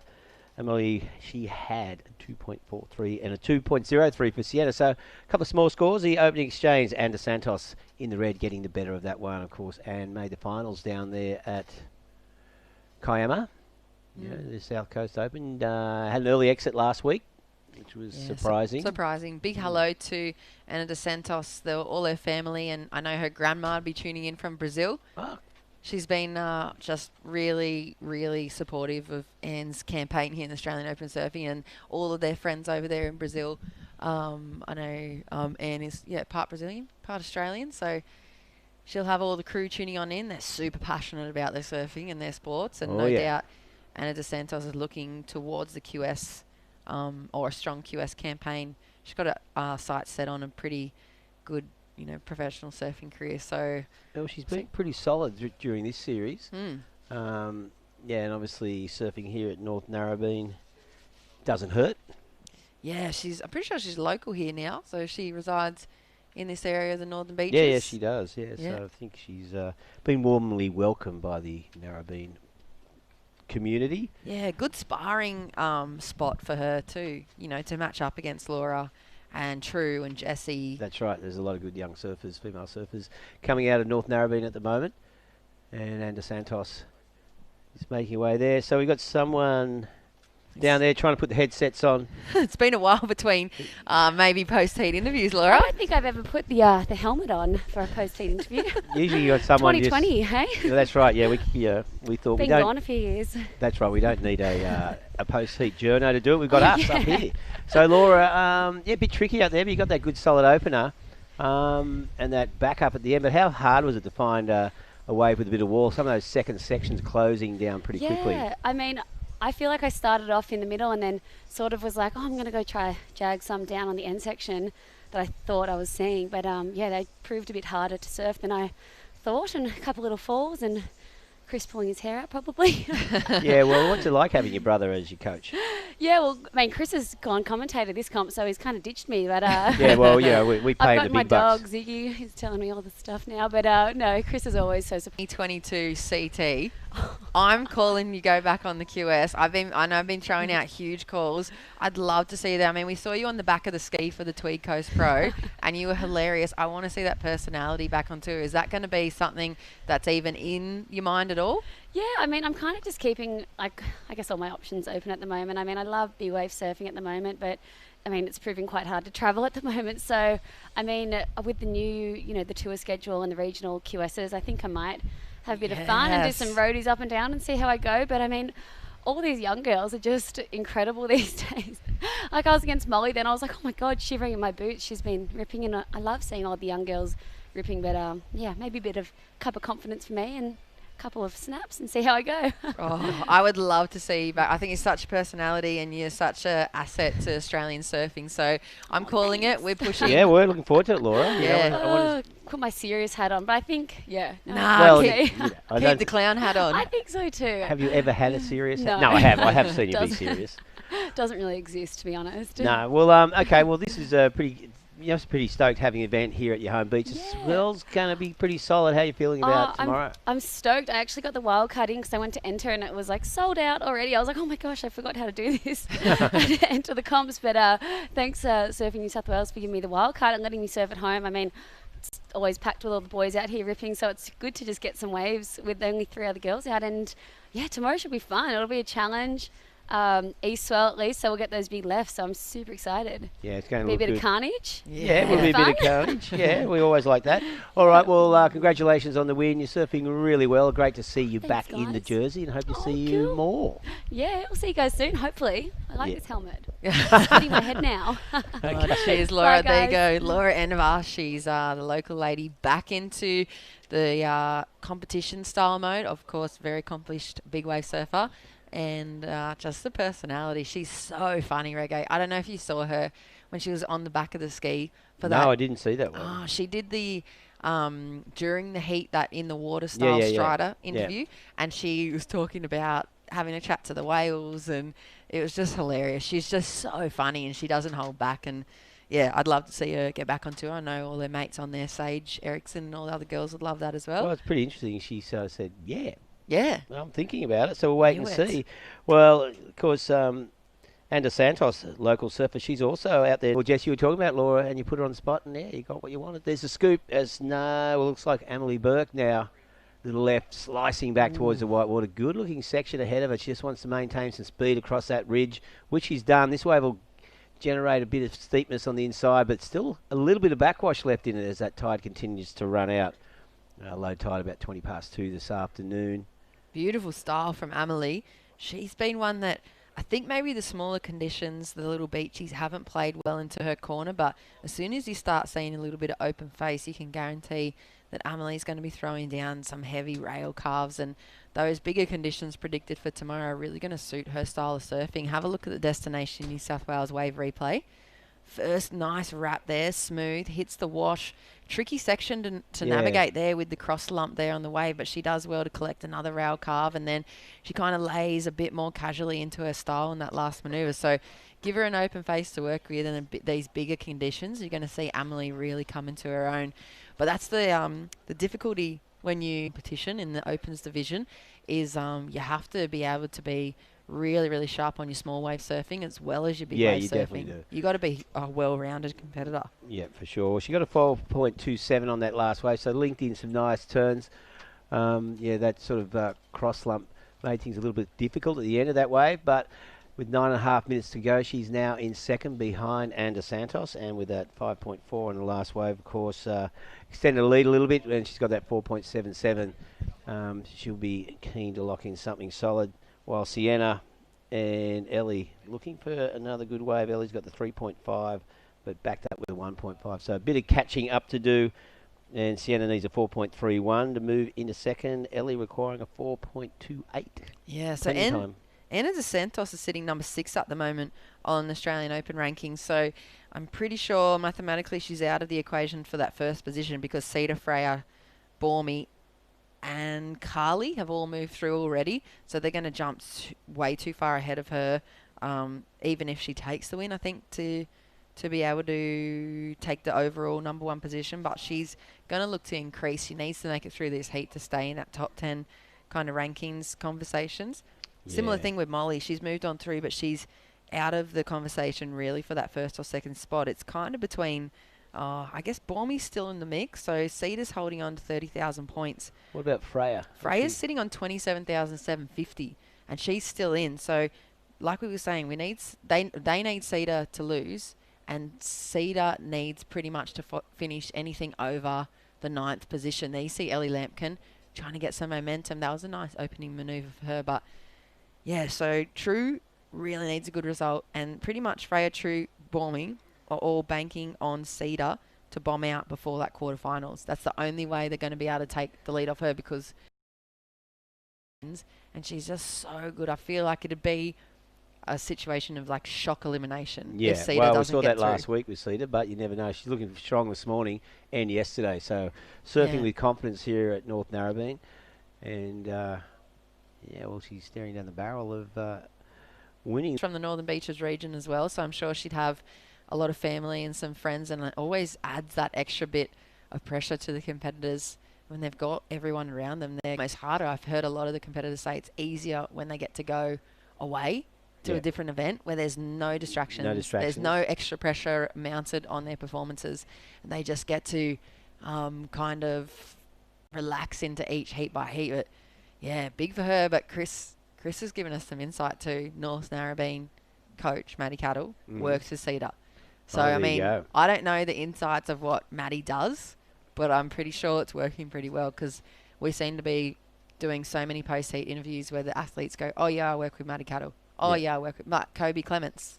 I think might work with Maddie Cattle as well, or on and off. Maddie Cattle seems to always pop up in the conversation with all those top competitors. So I mean, like I said, it's going to be a really big task for the girls to take the win, as well as expect Cedar to have a shock elimination. But anything's possible. Anything's possible, and we've seen a lot of strange and surprising things happen in the events over this whole series. It looks like Emily Burke now in the white. Well, yeah, it just sort of looked wobbly on the takeoff. She wasn't confident, just Alexa jump off as that wave shuts down. So no changes at the moment. We've got, well, it's winding down pretty quickly. 6 minutes remaining. Real quick. Yeah, so that's the first wave ridden for about 3 or 4 minutes. And we had Ellie Lampkin just on a small wave, still needing a 4.28, while Sienna Hinwood needs a 4.31. So 2-turn combos are going to get both Ellie and Sienna way back into the mix, and there's time enough to collect 2 waves easily, if not 3. I remember those old drills that Barton Lynch used to run, where you had that's right, 2 or 5 minutes, and it didn't matter what type of wave it was, whitewash, reform, out the back, on the inside. You had to catch as many waves in the 5 minutes as you could and come back to the beach, and you'd be able to collect 6 to 10 waves in 5 minutes. Did you do these? Oh, a long time ago. Long time ago, yeah. But he was still running those drills. He'd just come and sit down on the chair and go, right, 5 minutes, go, see how many waves. And it was pretty much just to prove the point that with that much time in the ocean, you can still find a massive amount of waves if you are intently paddling hard, focusing on that goal of just getting the turnover of waves. Yeah. And look at that nice little wedge there. Anna Santos had a look at that. She's looking to improve on her 4.77 to extend her lead. So she's got too much. Emily hit a 5.91. We'll see her take the lead. So it's still pretty tight. But Ellie Lampkin, Sienna Hinwood have a bit of work to do, but only chasing small scores, as Jess said, just 2 turns, and they'd probably get the high 4 they require.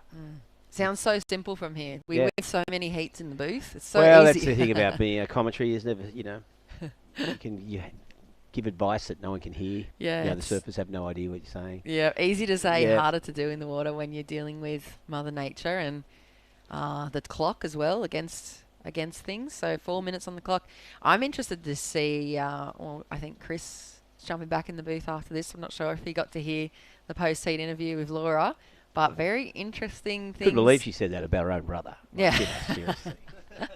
I feel like she's such a character of Australian surfing, and I think we've come from quite a polished last few years where everybody's reeled it right back in, and there's almost too calculated and too polished.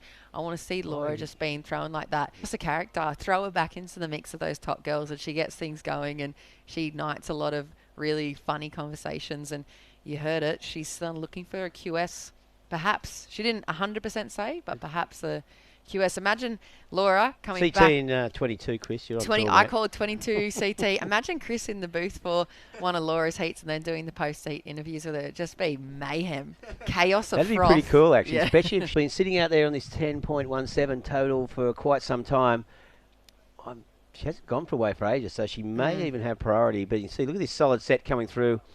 Just catching our surfers inside a little bit. 2.5 minutes remaining. So Anna Santos and Emily Burke still holding down those top 2 positions, looking to progress. Ellie Lampkin and Sienna Hinwood not looking for much. So both just need a mid to high 4, and they'll move into first place. So Emily Burke are really under pressure at the moment. Do you know something about Anna DeSantos as well? She's so committed to this pursuit of professional surfing. When we got blown off the beach the other week at the event far down south, everybody else had left the beach. Oh, here goes Amelie. Good wave for her. Nice kind of in the lip slash. Looks for the second section. Gets a little looser there too. So 2-turn combo might go towards increasing her hold on second position. Under 2 minutes on the clock. Score to come for her. But yeah, Anna DeSantos, everybody else got blown off the beach. The comp got put on hold. Every single person left the sand except Anna DeSantos. Here's the replay here of Amelie Burke from Newcastle. Nice little face slash. Second turn was way more critical. Yeah. Puts her way further up into the lip. So let's see if it replaces. Yeah, just looking to replace a 3.5. And if she does, it's going to put the pressure on, well, the pressure's already on Ellie and Sienna chasing mid to high 4s at the moment. Only a minute and a half to go. And so, yeah, there you go. Emily extending her lead means that Ellie Lampkin now needs a 5.78 and Sienna Hinwood needing a 5.81. So pretty high scores in these conditions. It would be actually equal to the high or beyond the highest score of the day, which is Anna Santos's 5.4. High score of this heat, I should say, with just 1 minute remaining. The mad minute, as our very good mate Terry McKenna loves to say. Yeah, good morning, Tezza, if you're tuning in. Getting all the action from the Australian Open of Surfing here on the Northern Beaches. We miss having those vibes around, Tezza and Dimmy. I haven't seen Dimmy floating around either for a while, so I'm sure he's tuning on in. He's got plenty of groms coming through the ranks for the series. But yeah, Anna DeSantos, everyone else blowing off the beach. Every single person left the sand. It was like 40 knot winds. Last Saturday, I saw her in the car park putting on her weddy, going out for, I guess, warm-up surf, practice surf. In the howling on shore. Yeah, so and that was a howling 40 knot on shore. It was out of control. Yeah, she's just committed. She's made her intentions clear. She wants to take her surfing to the next level. And, you know, with sparring partners like the North Narrabeen girls here, it'll be hard to see that not happening with that level of intensity that she has. And there's Sienna Hinwood. She's going to need something a bit more critical than that. And last 10 seconds on the board. She's looking for 5.81. This is clockwise and down. So Anna Santos, Emily Burke looking pretty good for progression at the moment. And that wraps up Heat 7 and Round 1. We'll be back with more live action here from North Narrabeen with Heat 8 of the Australian Open of Surfing Women's right after this break.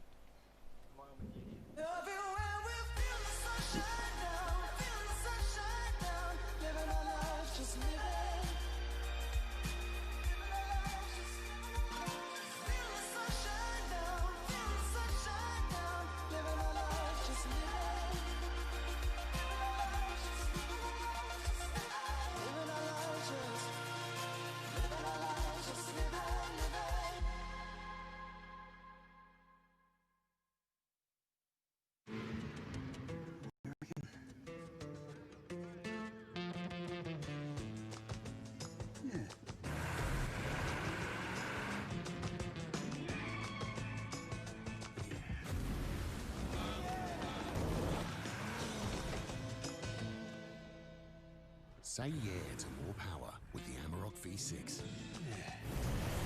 And get your first 3 repayments on us. Volkswagen.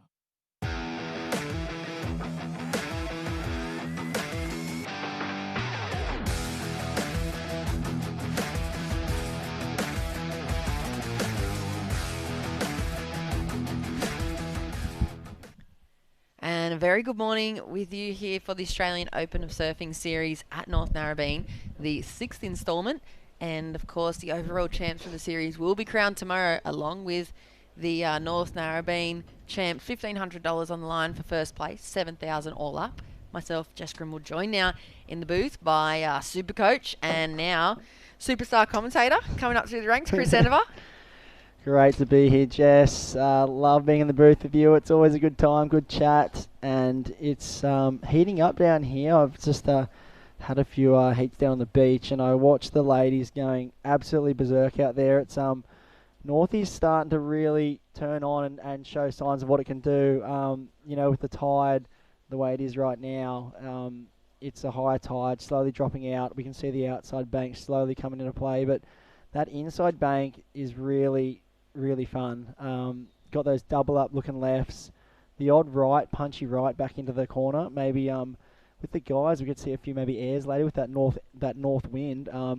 So I wouldn't be surprised seeing a couple of crazy things go down later. And speaking of crazy things, what about Sarah Baum in that heat a bit earlier? That was, how was that? She just rolled into this outside left, big hack, and then just looked like reminiscent of like CJ Hobgood or someone, just like dropped both arms in the wave, a double arm hand drag, and just got shacked across the inside bank and spat out. And 10 points, all she wrote. That was amazing. I was pumped. I was on the beach. I couldn't yell into the mic loud enough.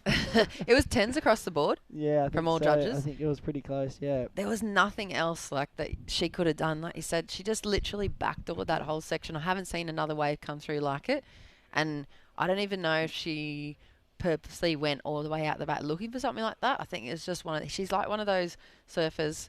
I feel like I've heard heaps of people say it about Kelly, but she just goes into the ocean and waves just come to her. They just pop up You Yeah. won't see another thing like it in any of the girls' Crazy. heats. Yeah, she just seems to draw it in. She's a magnet for them. Yeah, there's so many athletes like there's not so many. There's such a select few athletes like that in the world that people go out in the water and they just are on the best waves every time. And you look at girls like Joanne Fay. She's a classic example of that. Like, such a solid surfer, but every time she goes in the water, she's on proper bombs. Yeah. She's just dial a bomb, and you have Dial those. a bomb. Yeah, it's just like you have those people, and then the worst people to ever get a heat with, because they're going to be on bombs, and you're just going to be watching them just blow up in front of you, and you're just like, how is this happening? Like, Yeah.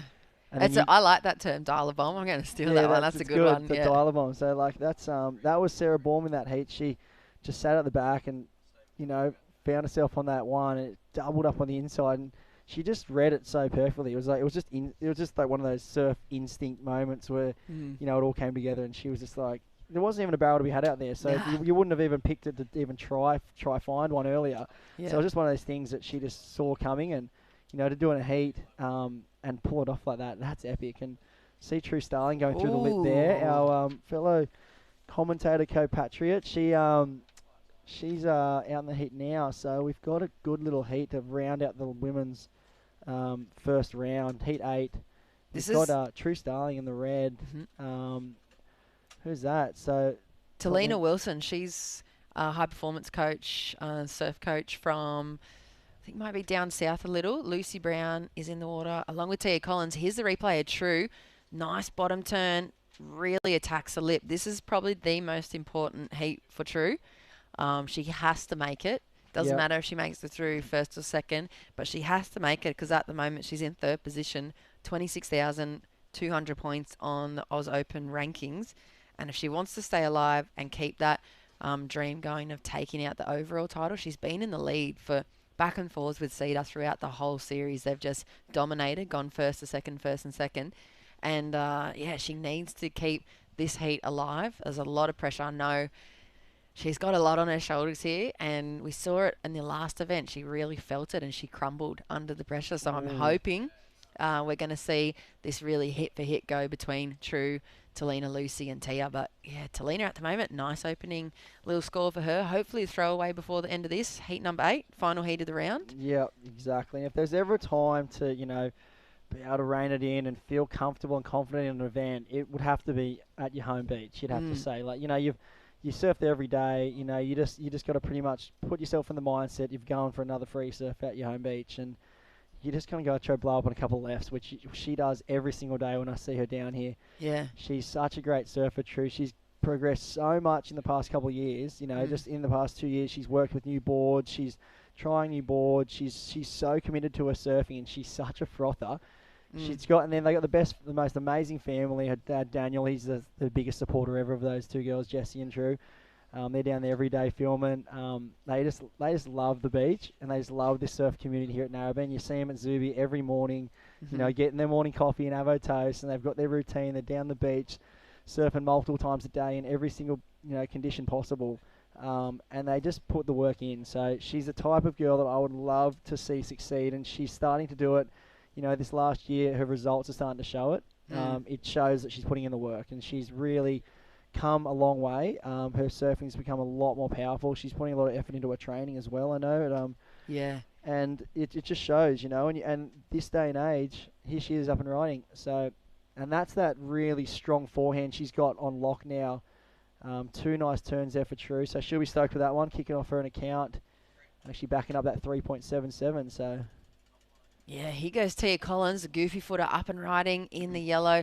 She kind of got a little bit hung up and stuck on that section. Nice finishing manoeuvre, though. That's going to be a little bit of a boost in confidence. She needs to find probably 2 turns really similar to that to really push past the performance level that we've seen. 3s and 4s are really not going to cut it at the end of the heats at the moment. We're seeing some pretty big numbers being dropped, and let's have a look to see what the last score for True came in, because that's got to be the best wave of the heat so far. Destination New South Wales replay.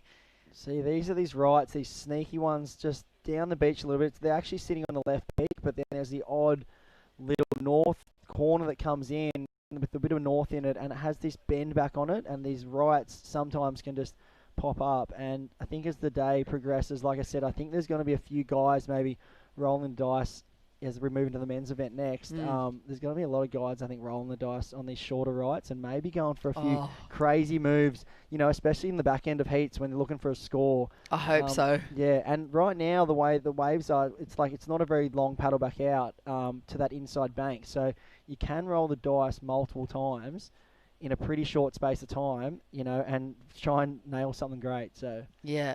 So last wave for True locked in. 6.10 takes us straight to the lead. That's going to be a nice little holder probably towards the second half of the heat. Tia Collins is in second with a 3.37 on her last ride. She needs a 6.51. Talina Wilson only needing a 1.05 at this point. Opened up with a 3.83 and has just the 0.67 throwaway. And Lucy Brown opened with a 2.17. Needs a 2.71. So pretty small scores between the other three surfers and True's second wave. Here goes Talina. She's a surf coach, knows how to surf and lay the rail in, moves plenty of water as well. And another similar surfer to, we've seen Matilda Taylor and Amelie Burke, and those girls really, really like bigger conditions. And I guess the start of the series has been a good opportunity for them to start working on their small wave surfing, because I feel like it's so much harder. It's so technically difficult to be a really, really good small wave surfer. I don't know. I mean, you're obviously very accomplished coach. Is that something that comes into play where you're looking at technique because that's the only way to improve that small wave game? Yeah, it has a big influence on the small wave surfing. Coaching comes into it quite a lot. I think you've really got to, up your speed. Your reaction time has to be quicker. Also a lot of times you see people in smaller waves, they tend to go a little bit too deep off the bottom, so they wipe off a bit of speed. So, in smaller waves, sometimes you want to look maybe to cut that bottom turn a bit shorter, stay in the power source of the wave, and get that board to the lip quick. And then obviously, because you're going up so fast in such a small space, the reaction time needs to be really on point so you can click it in the right spot and then come out of it with speed. Whereas you see a lot of people in small waves, they tend to either, draw the bottom turn out too far, which wipes too much speed off, or they'll tend to go a bit too wide away from the power source. Yeah. Or they're sometimes getting to the lip and they're turning a bit late, so they're kind of getting stuck in the top. So that's kind of the major things that you try to look for with small wave surfing to keep things on point. And as we're speaking of good surfers, we've got past heat winner Anna De Santos down there with the post-heat interview. Congratulations once again, good heat win. Thank you. So Annie, you're living across the road, spending a lot of time here at Narrabeen. Chris Andover in the booth here. You surfed great out there to stand, super strong surfing. I got to see your first wave where you nailed that big backside turn on that left. How does it feel to be down here at Narrabeen surfing a comp? Yeah, it feels really good. It's so easy. My whole family's down here. My friends are supporting, so I'm super blessed to have that. And I can just walk down, go for my heat, and then go back home, have a hot shower, and relax. So it's amazing. That's epic. I was about to say, how does it feel to roll out of bed and just pretty much be able to, throw yourself across the road and into North Narrabeen's lefts? And you must be stoked to see some swell on the way as well, because I know you're no stranger to some big waves. I got to spend some time with you over the winter in some really solid conditions, and I was blown away by the performances you were putting on, especially at North Narrabeen. Massive swell that was across every single media outlet ever. Yeah. How was that? Talk to us about the Dead Man session. It was just an amazing experience. I didn't put too much pressure on myself. I just wanted to get out there, and I paddled out there, waited for like 2 hours, and was trying to feel comfortable. And when I felt ready, I was like, okay, I know where to sit. I've been watching it. And then I just paddled over to the spot, and I waited my turn, and I was like, this set came, and everyone just starts screaming from the cliffs. And then I just went. I only got a couple of waves that session, but it was just such a great experience. Yeah, I love it. I got goosebumps hearing that, because I love that stuff. All the big wave stuff going on. You're an absolute charge. And I remember I was out there on the ski out the back bomby at Northie, and it was huge. And I looked over and I had a double take, and I saw you with your inflation, with your, your XL or, your padded vest on, and you were just absolutely charging. You got a couple of great waves that day. You were back, and could be looking for some bigger waves, which I think really could play into your hands. Yeah, thank you so much. I'm just really stoked to have a comp down here at Northie, and yeah, to have had an amazing winter full of waves in Australia. So we're really blessed during this time to get so many good opportunities. So yeah. And have you got any shout outs? I know your grandma's been tuning on pretty much all of your heats. So you got the crew or family. Yeah, bring them in. Tell them to say hello. Wait, Beba, come here. Baba, Bang. This is my grandma. So my grandma's been in the broadcast. She's coming in now, and she's been writing to me in the broadcast the whole time. Yeah, we've heard a lot about her. Hey, Grandma. Yeah, she's the one that's writing, and she's down here today to support me, so I'm really grateful for that. Yeah. Oh, it's great to see the family on board for you. We're looking forward to a massive performance, so congratulations, Anna Dos Santos. Looking forward to you out in tomorrow's bigger conditions. Yeah, thanks, Heath. Yeah, Annie, good work. That was amazing, and good luck for the rest of the event. Thank you so much, Chris. No I'll see problem. you down here. Bye. Oh, what a legend. Here goes Talina Wilson. Huge big first turn.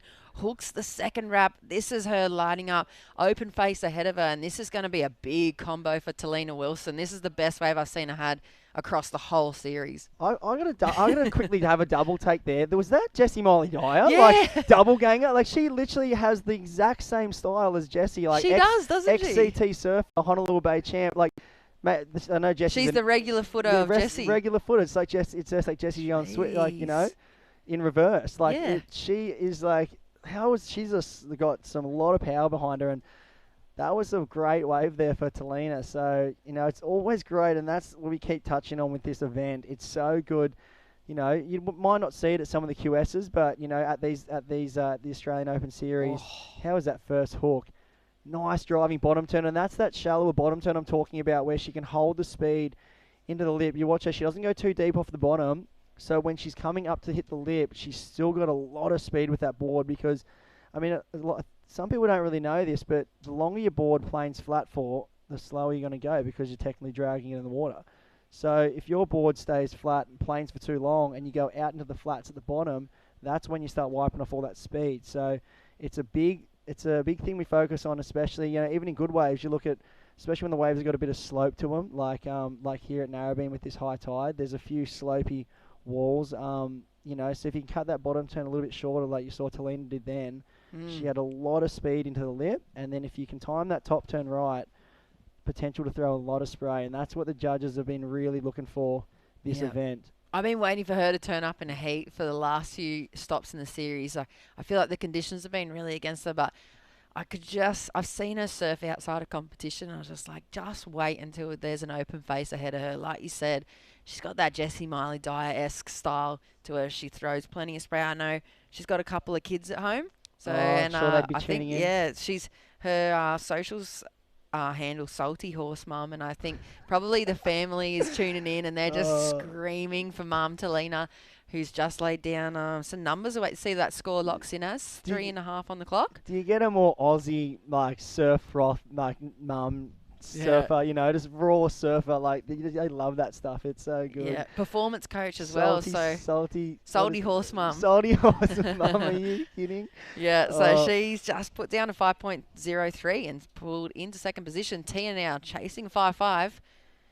She's going to have to find some steeper wall. That wave is not going to offer it up for her. Lucy Brown's looking for a 6.37. And so up true. and riding, Sherry's a burning, I think. She's done one nice hook out of the top and a second one just a bit late to the top there, and just couldn't hold on. So maybe a little bit of an opportunity gone begging there for Lucy. She had a nice setup on that first turn and just a little bit late to the top on that second one. So, but as we see, it's the local girl up and riding right now. She's in the lead. Drew Starling, one nice backside hook. No stranger to these lefts, and that could have been unbelievable if she pulled, because some of these turns that she does on her backside, and the extension she has into the lip, it's crazy, and it just free falls out solid on her backside. So she'll be pumped to see these lefts turning on with a bit of size, because she loves a bit of swell. Yeah, she needs to make it through this heat too. Don't forget she's sitting in that third position, under 2 minutes on the clock. I feel like from her, we've seen she's been consistent, making small gains, and you get to that point of your surfing when it's that high performance with the girls and the guys where you stop making those huge big leaps in performance and in inconsistency. You only see these small little bits of progression, and then suddenly, True, I feel like you said, in the last year has made this huge leap in performance, and the things, her base level now, like I think that when you're going under the pressure of competition, your worst part of your surfing really gets a spotlight on it in under the pressure of competition, and that base level that she goes back to when she's under the pump has risen this whole other level. Like if you're looking at it as a curve of progression in surfing, she's had a huge jump in the last year, and now her base level is like better than her best surfing that we saw in 2018. Yeah, for sure. And the funny thing is, when from a coaching point of view, it can be this one specific little thing in your surfing that,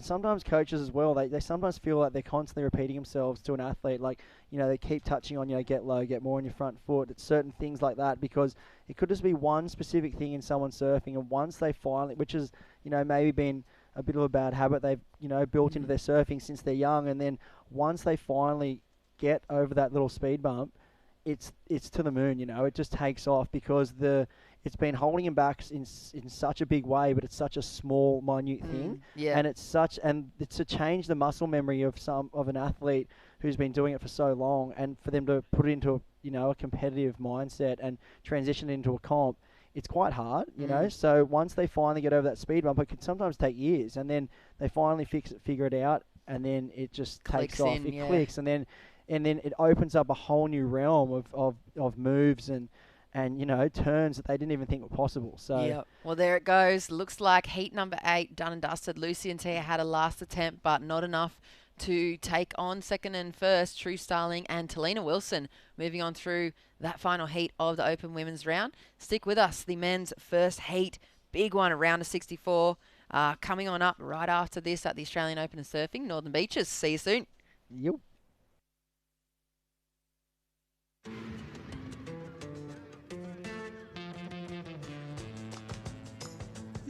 Say yeah to more power with the Amarok V6 and get your first 3 repayments on us. Volkswagen.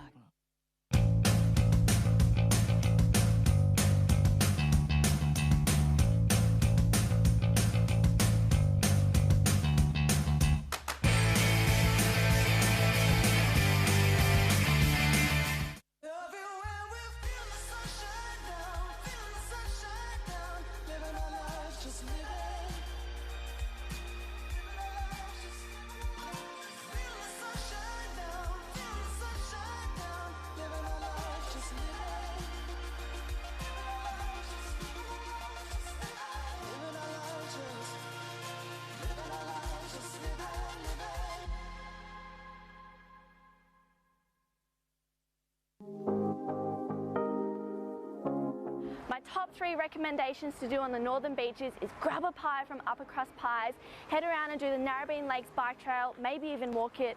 There's heaps of good cafes and restaurants on Ocean Street, like Moonlight Social House and Zuby Cafes. They do great food and good coffee. And maybe even head into Rip Curl Narrabeen as a little bonus tip. They've got so many boards on hand.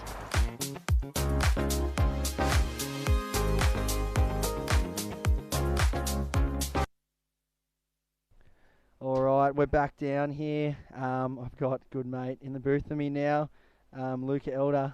It's good to have you, mate. I haven't had a heat with you yet, and I've been looking forward to this one. And, just in time to kick off the men, so we've been looking forward to this, haven't we?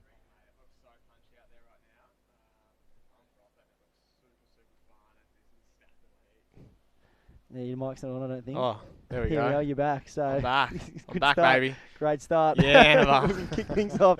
So what I was just saying is it looks super punchy and fun, and we're up to round number 2 now, and this is a super stacked little heat. We got rankings leader Dylan Moffat in the water, so this is going to be good to watch. Yeah, and then we also have one of the Groms. I think we've got a little reserve in, and that's who's Billy Howie. Yeah, young little local Bill. Grom, and here we go, the ratings leader, Dylan Moffat, kicking things off. Oh my God, how was that? What? Oh my What? God, that was unbelievable. I've thrown my clipboard. I'm turning sorry. the mic back off. Are you kidding me? That was the craziest surfing Did I've he just get a seen. 10? I don't know. That could have literally been a 2-turn 10. The only way that's not a 10 is because it was the first wave of the heat, and they Look always at like to this scale it replay. down. Oh Huge my hook. God. And I don't know how he made this second turn. My knees have just... Shut the door.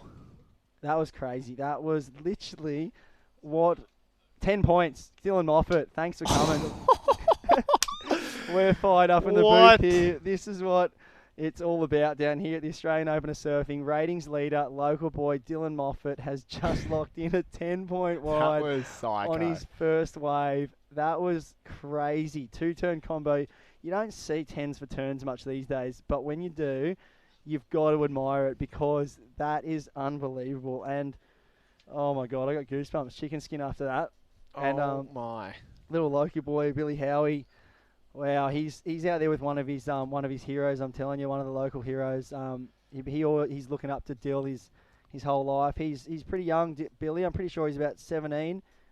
He had a good hit out in the juniors this year down here, and here he goes. He's got a great style, very reminiscent of one of his older friends, Tom Butterworth. I think that back knock knee style, you know. The Butters. Yeah, the Butters. So Billy and him, I know they're good mates, so they surf all the time together.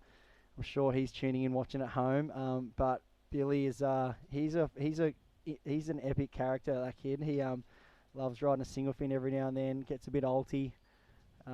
It's good to mix it up. Yeah, lives pretty much across the road, so you always see him walking down here, and he surfs literally more than he sleeps, I think. So yeah, he's a good little up and coming Grom in the club, and he's always down the board riders, putting in the effort and setting up and doing everything he can to help out. So he's a big part of our Narrabeen Board Riders Club, Billy, and stoked to see him get a start in the event against one of the top, opens in our club, Dylan Moffat. So how was Dylan just paddling past Van and Billy just then fully explaining like, oh yeah, I just kind of like whack that one and then whack that. Yeah. And they're going, what? Here we go. And who's that? Oh, that was a huge turn. Price. This is a big heat. This is a crazy heat. I saw this one on paper. So we got a bunch of local crew in this. Obviously Dylan from Northie. Then you look at Van Whiteman. He's from Avalon.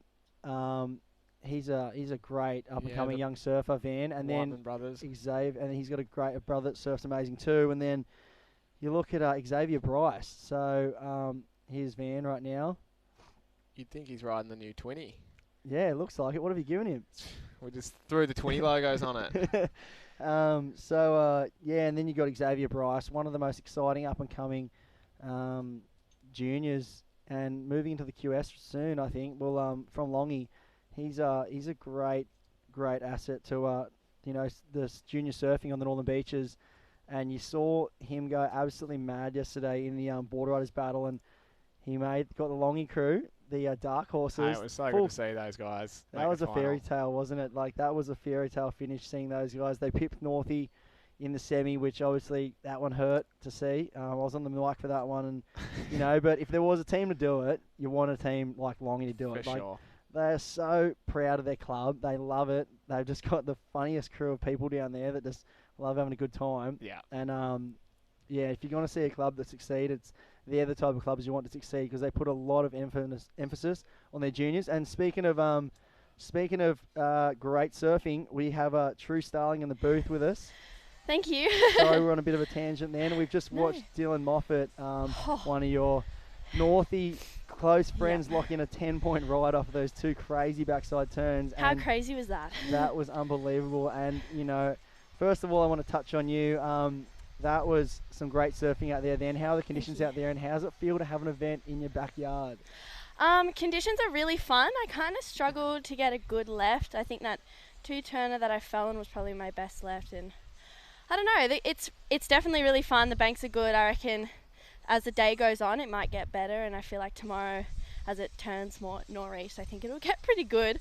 But yeah, it's fun. It's definitely surfable. I think probably the best waves we've had for the series so far. So I'm stoked to be back in the water, and it's even better to be at my hometown. Exactly. You're a woman of many talents. I mean, you do a lot of the commentating here with us too, so we're stoked for you from the booth to see you crush that heat and move on through. You're third on the ratings right now, so this is an important event. But I mean, how are you all feeling with the series guts going on so far, and how's it all been with the Australian Open of Surfing series this year? Yeah, the series has been really good. I mean, it's been amazing to get the Rashi back on. I feel like in the middle of the year it was kind of weird not competing and just kind of surfing just to surf.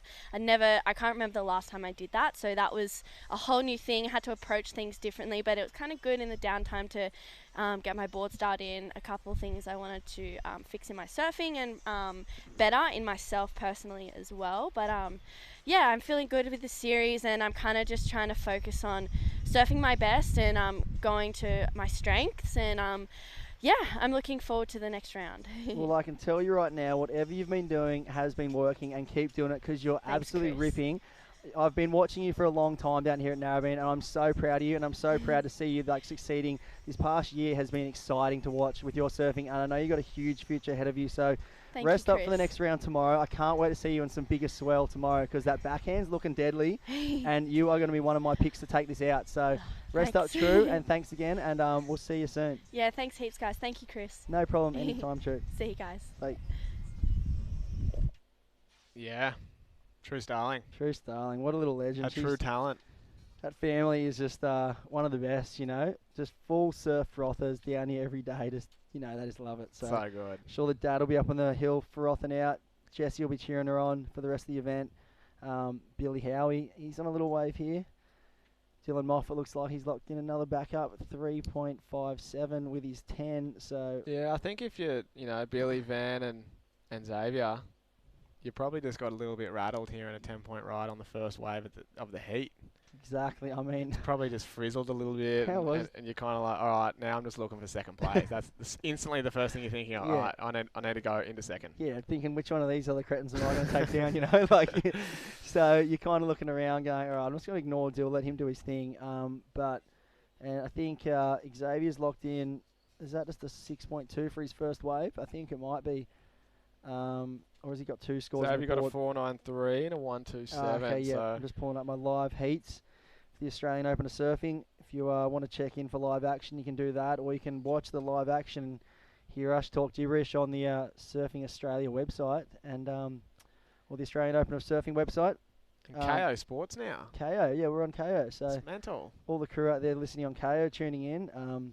Great to have you with us, and what a great partnership for Surfing New South Wales, Surfing Australia, and surfing in general. It's a big part. Surfing's such a big part of this country. It's such a huge sport. We have such a good showing always, and it's so good to see this level of surfing televised around the country for everyone to see, because these guys are the next generation, the up and coming crew. And also we've got some raw dogs, the salty, raw, just crew that come out of the woodworks for this event. That's what's so good about it. The ones we love. We love, you got the Brett. I still can't stop touching on this heat, this last one of the round, which we at the end of the day. How is that, surfing? Dylan Moffat, settle down, buddy. I know. That's his third wave of the heat, and he's going to put everyone in combo land for first place. I know. He's really sent out a warning signal to everyone in the event, going, I'm the ratings leader, and I'm just going to absolutely blow your minds with some crazy surfing. He's just gotten so good in the past year and a half. I was saying this to someone yesterday. He released a clip maybe a year or two at most, and I never heard of him before. Yeah.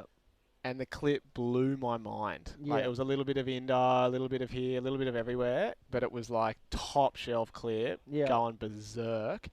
And before you know it, now he's looking super strong in the events. The kid just paddled out first heat of the day. First wave. Who even has the confidence on their first? You could see as soon as he bottom hand turned, you go, oh, he's feeling it. Yeah. He surfs this wave every single day, so he kind of probably has a good feel for it. But to come out and do that was so sick. I'm just blown away. You look at him as a surfer, there you go, 8.33. So he's just come out firing, and he has an injured knee too. You wouldn't think it. He's hurt. I think he's got a Baker's cyst or something going on his knee, which is... He's got end of a knees. Yeah, he's giving him a bit of trouble, but it doesn't look like it. That second turn, my knees would have literally gone inside out, and I'd be wearing 2 knee braces if I tried that turn. So your kneecap would have actually been on the beach. Yeah, exactly. Thing just exploded. So Dylan, he's just backed it up with an 8.33, so he can paddle in if he likes. Yeah. Van Whiteman in second right now. He's actually got a 4.63 and a 3.5. Xavier Bryce with a 4.93 and a 1.27, and Billy just with a couple 1s. So Xavier only looking for a 3.21 to move up into second. So Van's actually looks like he's building a little house there. And as we said, you're kind of just looking for second place now. First is quite out of reach unless you're going to go absolutely berserk. Yep, exactly.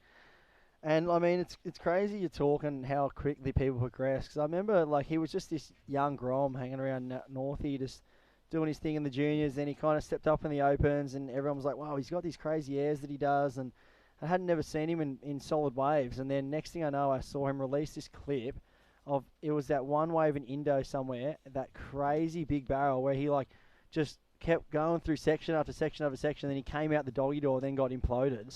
And it was like, then it got posted all over the internet. It was the craziest clip. And he, it just, after that, I felt like, I just was like, whoa, this kid's got some crazy, like, things going on behind the scenes you don't see. Yeah. Like, he's got the big wave stuff. He's got heaps of flair. And once it all comes together, which it's doing now, he's turning into like this. I thought he was going to maybe, be one of those free surfer guys that's just going to do crazy airs and get piped off his melon. But now he's literally turned into this competitive machine. And the past year, the past 2 years, he's been doing a lot of the QEs, traveling with, a good group of guys and girls with True and that. And he travels with a bunch of the crew, and I had the pleasure of staying with him in Crewy. And he's got his head switched on, and and especially after his good result at the start of last year in China, it's going to give him a good advantage kicking off the QS series next year, because he's going to carry those points over, which a lot of crew don't have the pleasure of doing. And for all those other guys that kind of were waiting for the later events during the year, that got cancelled, he's got this advantage of carrying over his scores from from China into the QS. Yeah, so, that's a big advantage. Yeah, so he could be right up there to be on the Challenger Series come end of next year, and I wouldn't be surprised to see someone like him make the tour. Well, as you said, I mean, he kind of was first portrayed as this kind of air guy. Like, everyone was like, oh yeah, like he does crazy airs, and he's obviously pretty switched on and kind of set back and had a little think and go, hey, if I'm going to do anything here, I need to work on my whole repertoire of surfing. So you see him rock up at these events now. Like, I mean, he's leading the rankings here for the Oz Open. So he's got a couple seconds, a couple thirds, a fourth. Like, he's super consistent. Yeah, and he's just got one of those crazy unique styles, but he gets so low off the bottom, especially on his backside.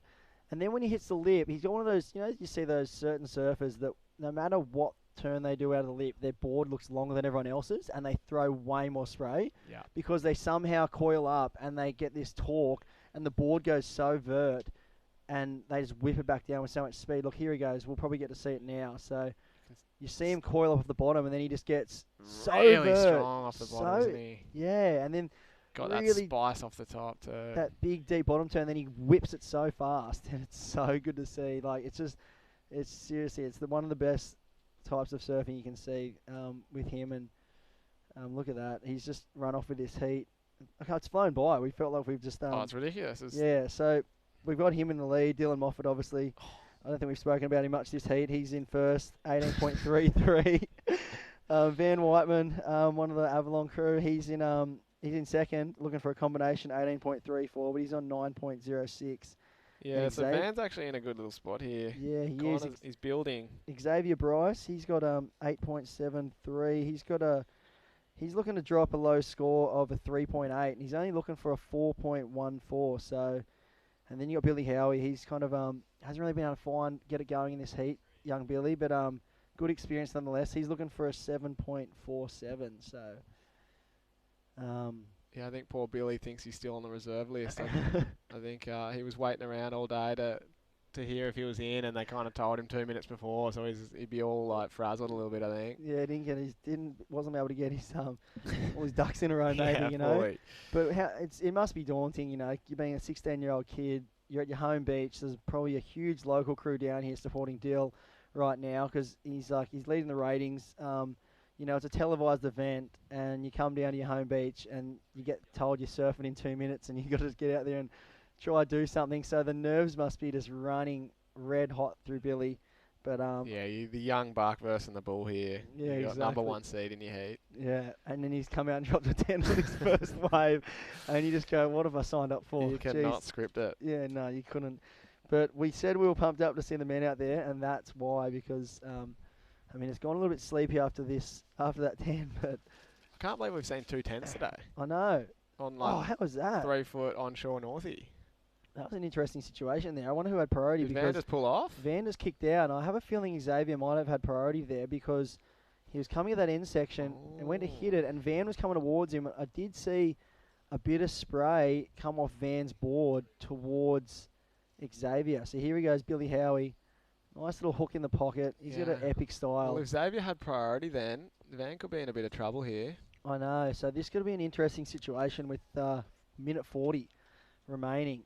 But I think Billy Howie, once he fills out a bit, gets a bit older, puts a bit of meat on the bones, he's about 40 kilos dripping wet. So once he gets a bit older, gets a bit of strength behind him, he's going to be lethal with that style he's got, I think. Yeah, he's a good grommet, young Bill. He is. He's Well, just a froth up. Oh, minute here we 30. go. It must have happened. We were Oh, right. wow. Interference call. Yeah, it is. Van blue, a yellow on blue. Interference. So just like that, Van, he's lost his second scoring wave. He's only going to be counting one wave. So Dylan's just going, I don't care. I'm just going to keep blowing it up.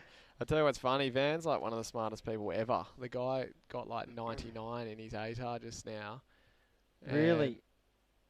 That's he crazy. obviously couldn't figure out a little priority situation there. I think one of those ones where he was committed to the wave, and there's not many rights out there, so he's probably just gone. I'm going to nail this quick left and try and better my score. And he probably didn't look down the beach and see Xavier coming back towards him, and the next thing you know, you've got an interference, and you're It's probably a blessing for Xavier because and he's just locked in a second wave. So I'm pretty sure that's going to be all she wrote for Van with that interference. If Xavier goes above 10 points for that last wave, then it's out of reach for Van. So on 25 seconds remaining, it looks like kicking cans back around the bends. What a heat, yeah. Back Jeez. to Av, buddy. Yeah, far out. That's that'll be a tough one to swallow because he was. Yeah, you can see he's pretty frustrated with kicking some himself. water. He'd be super filthy on that one. Xavier locked in another score. So he's locked in a 4.3 in his last one, and that'll be all she wrote. That'll wrap up Open Men Round 2, Heat 1, and we kicked it off with a bang. So plenty of more action to come down here, and we'll go to a break, will we? And we'll be back in just a second.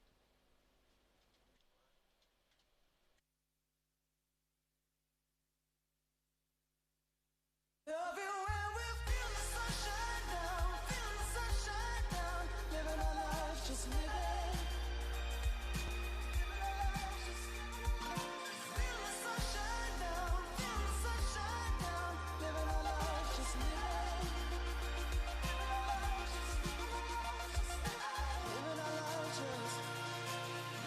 lives, just living.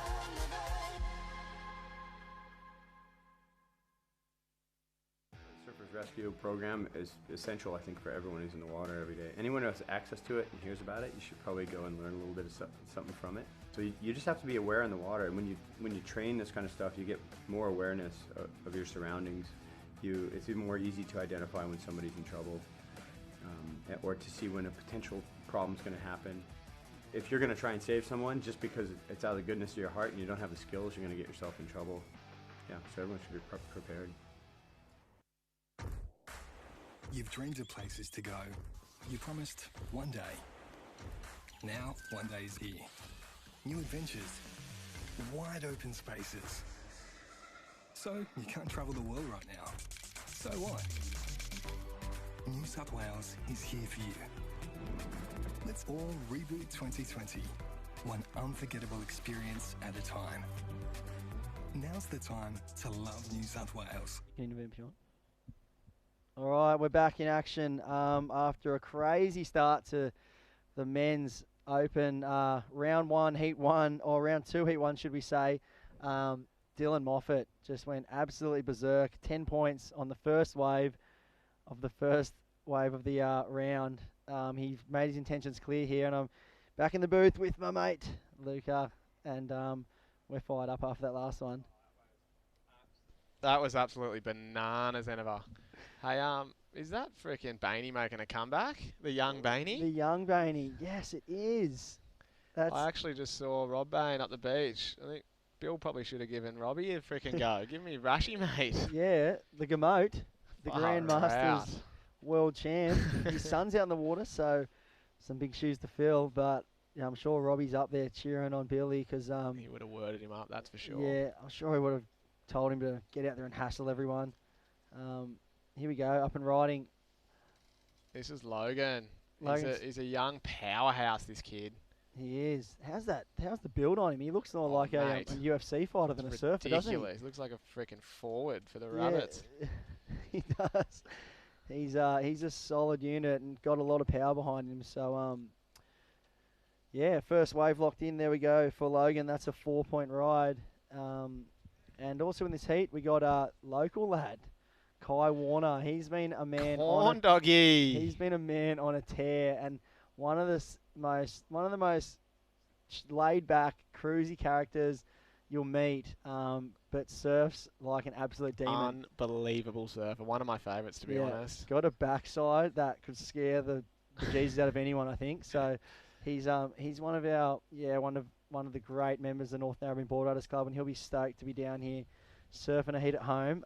You looked at him last year. He took out the win at that QS up at Boomerang, and it was pretty similar conditions, running left. So put the man on the left, and he could literally beat almost anyone in the world, I reckon. Kai Warner, guarantee he doesn't have a grip on that board either. No. One of the only guys I see compete with no grip. No grip. So sick. Probably no leggy as well. Yeah, seriously. NLC, mate. Yeah, he just loves it. He never wears a leggy. We had to actually make him wear a leggy in the Border Riders battle because he didn't want to wear one because he was just like, I remember it down at Cronulla. We're like, mate, put a leash on because if you fall off, it's 4 foot, you're swimming to the beach and it's game over. Like, what are you thinking? He would have gone across the street and had to buy one, mate, from the surf shop. Yeah, seriously, mate. He's obviously on his dad's boards, hey, of course. Yeah, Brady Warner. He's been actually shaping some epic boards lately. I mean, you saw him. He was Davey Cathal's shaper for years. Yeah. He was on tour riding Brett's boards, and I feel like, is your Warner ready yet? Yes, it is, because far out. He's been making some epic boards, and he's got this new little model, a Mexican, that saw Davey ride yesterday in the Battle of the Board Riders. And here we have up and riding. This is Logan. Nice little hook out of the Look top. at the size of this kid. I'm pretty sure he's like 19 years old, if that. It's like he wants to almost just bash every wave he gets on. Just like, get out of my way, you know? He is a unit. He is. So, few kind of got caught up a few times on that one, but good to feel out the leading. Local boy Warner. Local boy, and he's got a... Yeah, so he's just feeling out the Bit of wax local there. knowledge there, bruv. That was it. He's no stranger to picking up a few of those little right kegs down the beach, and he has got an air game on him too. So, but I really think today those lefts has his name written all over him. Well, Billy Bain, of course, from North Avalon. He'll be picking off those lefts like there's no tomorrow. Yeah. Little off rock session.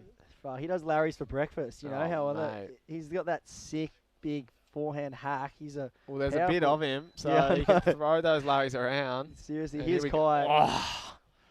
Just That's that backhand you were talking about, Chris. Deadly. That thing was sharp. He's just so precise of where he turns every single time, and it's funny because he's got such a relaxed style, but then when he actually goes into his turn, he's so solid and set on his board, and he hooks it so fast. So it's kind of, you look at him surfing, he's almost relaxed without using. He's almost got like a John-esque kind of style with like a really relaxed front arm. Yeah. But then when he hooks it, he just goes into this crazy engaged stance and just drives through the face and the rail, and then he sets his line again on the inside and kind of goes back to that relaxed style again. It's really pretty to watch. Yeah. Like, it's so good, and he just demolishes waves. He's special to watch, Kai. A lot of flair through those turns. Such a good kid too. He is. And then in yellow, we've also got Baxter Hurt. So I don't know a lot about Baxter. Do you know where Baxter's from, Luca? Couldn't tell ya. Nah, see, that's the beauty about this Australian Open of Surfing. We have such a range of entries from people, and there's so many underground crew that come out and they just absolutely shred. And they come out here and they get to perform on the main stage, a televised event, and they come out and just blow up and make a name for themselves. And and then also we see, like we were talking about earlier, the crew that have been around forever, and they just, the event rocks up at their local beach, and they just go, thank you, I'm in. Yeah. Just like you see Hedgie in the last heat. And just why the man we've been waiting for. Hello, can you hear me? I can hear you loud and clear, Dill. This is Chrissy Enover in the booth, and we've been waiting for you to come and talk to us, because talk us through it, mate. You rocked up. You said you had a sore knee the other day. You've come out first heat of the event. You're the ratings leader, and you've dropped to 10. And you've just, I threw the clipboard. I was just blown away. We were losing that deal. Did you just pick up your kneecap from the beach on the way in? I was like, I so didn't really want to hit the section, but I did like a nice first turn. I was like, oh, I can't wuss out of it. So I just had to like hit it. I was so surprised. I'm so surprised I made that second turn. I thought I was going to cop the board in the head and look like an idiot. Well, it was pretty wild. You actually timed your first turn perfectly with the backwash, and kind of when you kicked the tail, it made the turn kind of look way bigger than it probably even was. But it was like that was just your expertise, just perfectly timing with that backwash, mate, because that thing looked nuts. And then me and Chris, we kind of turned away when you hit that last section, and then you popped out of the whitewash. We're like, are you kidding me? Yeah, ripped your headphones off. Yeah, that was sick, Dill. We were fired up and pumped, and so I've got to ask you, how does it feel to come down to your local beach? There hasn't been an event at Northie for ages. Like, I can't remember the last time we even had an event. It was a QS years ago. How does it feel to roll out of your bed and just get down to your home beach and be able to surf a heat down here? It's so good, especially like the whole sleeping in your own bed part. It's so good to just like wake up and be comfortable and like come and surf, and you know what the waves are doing most of the time, and you can go home, have a feed at home, and then pop back down to the beach. It's all so close. And of course you have all the support too. Like, everyone's down here today, and like North Narrabeen has such a good community of people that support everyone. So it's good to see a lot of familiar faces down here.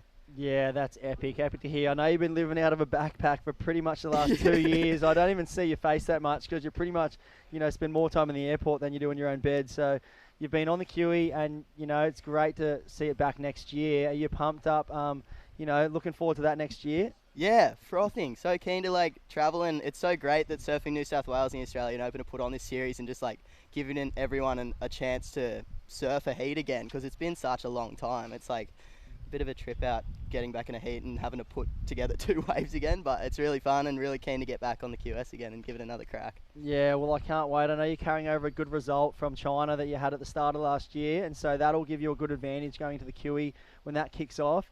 But you're the ratings leader for the Australian Open of Surf Series that's been running on. You've been on a tear, a few bridesmaids and a third, but you've come here to Northie. You've sent a warning signal out to all the competitors, a 10 on the first wave. So how are you feeling about the series that's gone on so far? Yeah, it's been really, really fun. Like, a lot of like surfing against the same people, which is awesome. I know Kalani's got me in 2 finals, and he's here at this one, so and he's always ripping too. And there's so many good competitors in this event, like Davey Cathles is in it, Nathan Hedge, a lot of really strong local guys. Cooper's in it too, so it's gonna be a good event. Yeah, for sure. Come on, Deal. Go and win it, mate. Yeah, come on, buddy. We're in the booth. We're rooting for you, mate. You're probably one of the most improved surfers I've seen out of anyone coming through the ranks in the Australian series and on the QS as well. So you've got a bright future ahead of you. We're stoked to see you dropping a 10 on your first wave, sending out warning signals to all the other competitors. They're probably shaking their boots. So good work, mate. Epic. And fire up for the next round. There's going to be a bit of swell around, and I can't wait to see that backside going mad again. So mental. Cheers, Chris. Yeah. Thanks, Luca. Yeah, brother. Yeah, the deal. Woo. Good kid. He's such a legend. Such a good kid. He's also from Northie too, so he's such a legend. Worst bloke. What a yeah.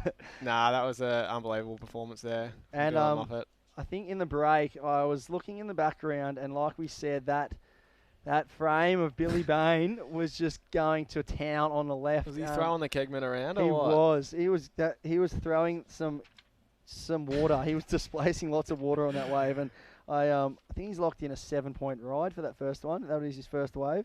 Let's pull up the live heats here. Well, it looks like Kai Warner, another local boy. They're getting pretty hungry in this round 2. He's out in front at 6.77 and 5.03, so that textbook surfing of Kai that we all love has got him out in front. Looks like Logan in second with a 5.1 and a 4.67, so not too far behind. And then Baxter's actually sitting on a 6.17 from his last wave, so he only needs a 3.61 to move up into second. And Bainey obviously threw it around. He's got a 5.1, and he's only needing a 4.68, so it's a close heat. Yeah, it is. Thought that wave at Billy's might have gone a little higher. I didn't see the end of the wave, so maybe he came unstuck. But there was that second hack in there. It was just like full Kabush. It was like full Rob Bain-esque. It's just like, Dad, cop that. Like, big forehand gaff on that left. And we're going to keep seeing a lot more of that as this has to be roll through the heats here today at the Australian Open of Surf. But, yeah, at the moment, another local boy, Kai Warner, he's out in the lead. So, good showing from the crew.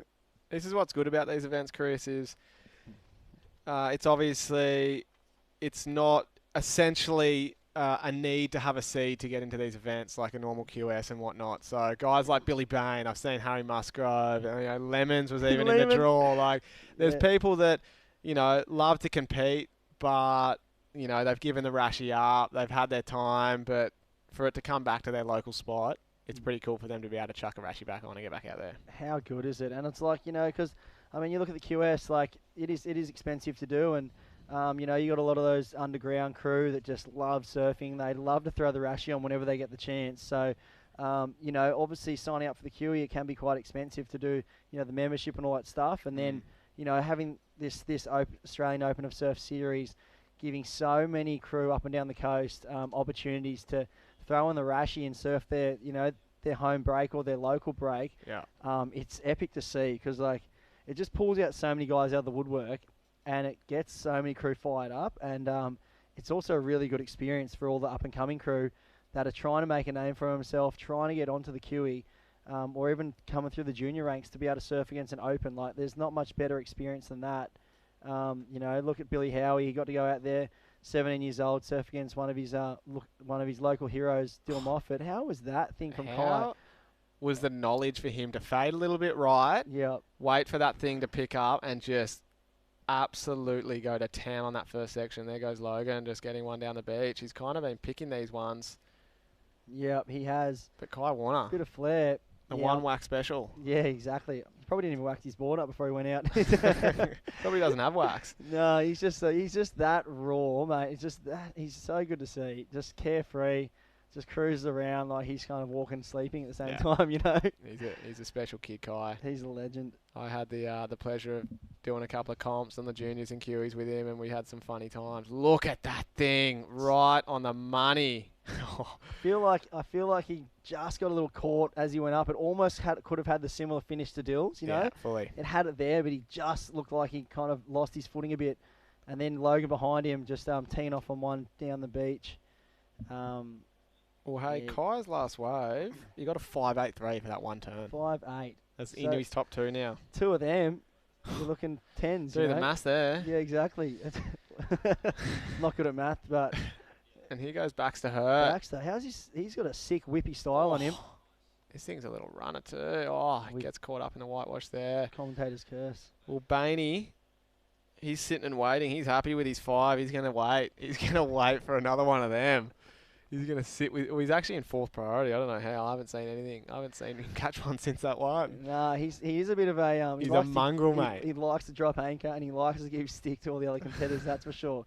And he's I definitely think he's pretty can be pretty hard on himself sometimes, Billy, when he comes off a wave. But he's locked in one, and I feel like he's one of those competitors that when he gets on a roll, he can just make it happen. But if the wheels kind of fall off early, it can really start going kind of pear-shaped. You know what I mean? Well, here we go, Chris. Here he goes. He's looking pretty fired up. Bang, loose out of the top there. This one's got a nice end section and nails it is. The Kegman through the lip. Back it up, Bill. That was sick. That was some great loose surfing out of the top there by Billy. And look at him, he's stoked. He's stoked. You see the body energy, body language, and just he's fired up. He's feeling it. Rob's today. probably whistling. Yeah. It's all going on at the beach. Look at this. Is this Offies or is this Northie?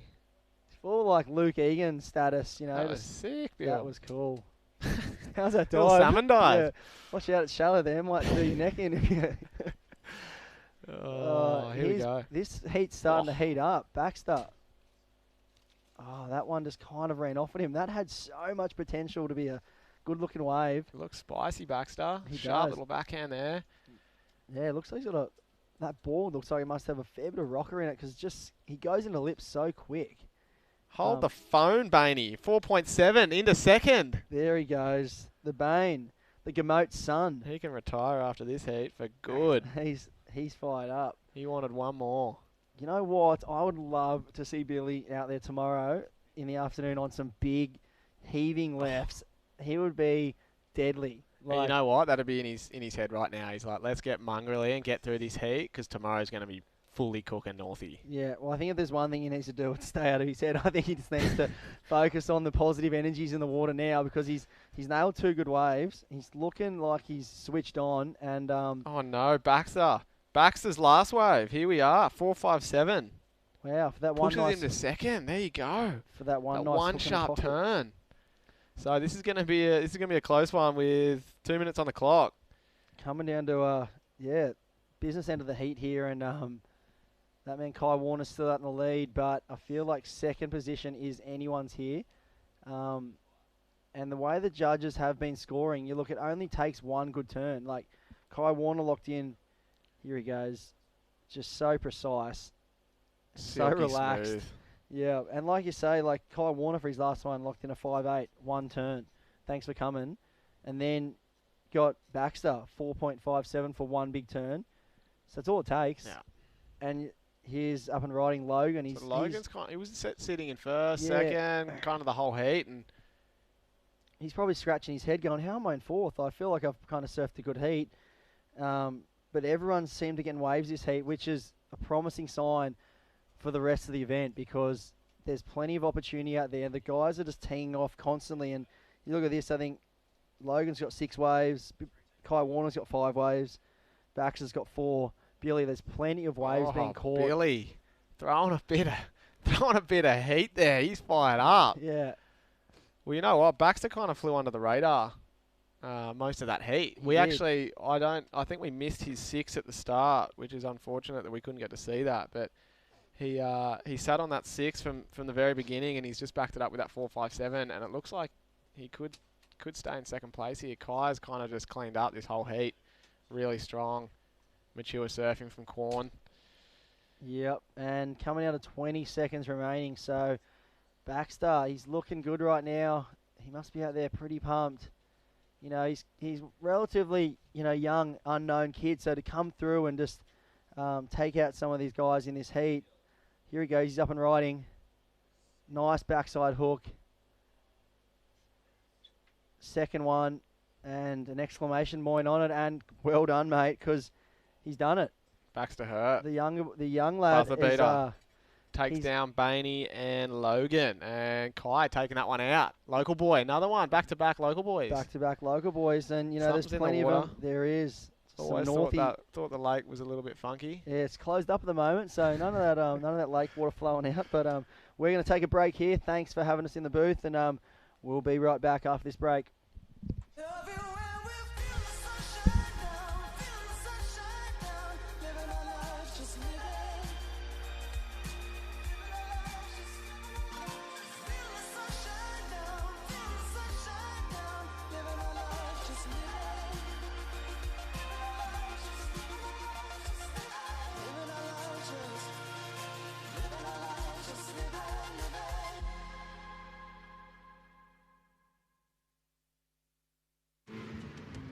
What do you reckon? Yeah.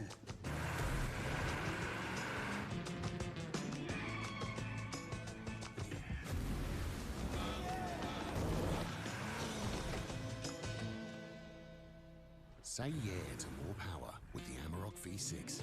Yeah. And get your first 3 repayments on us. Volkswagen.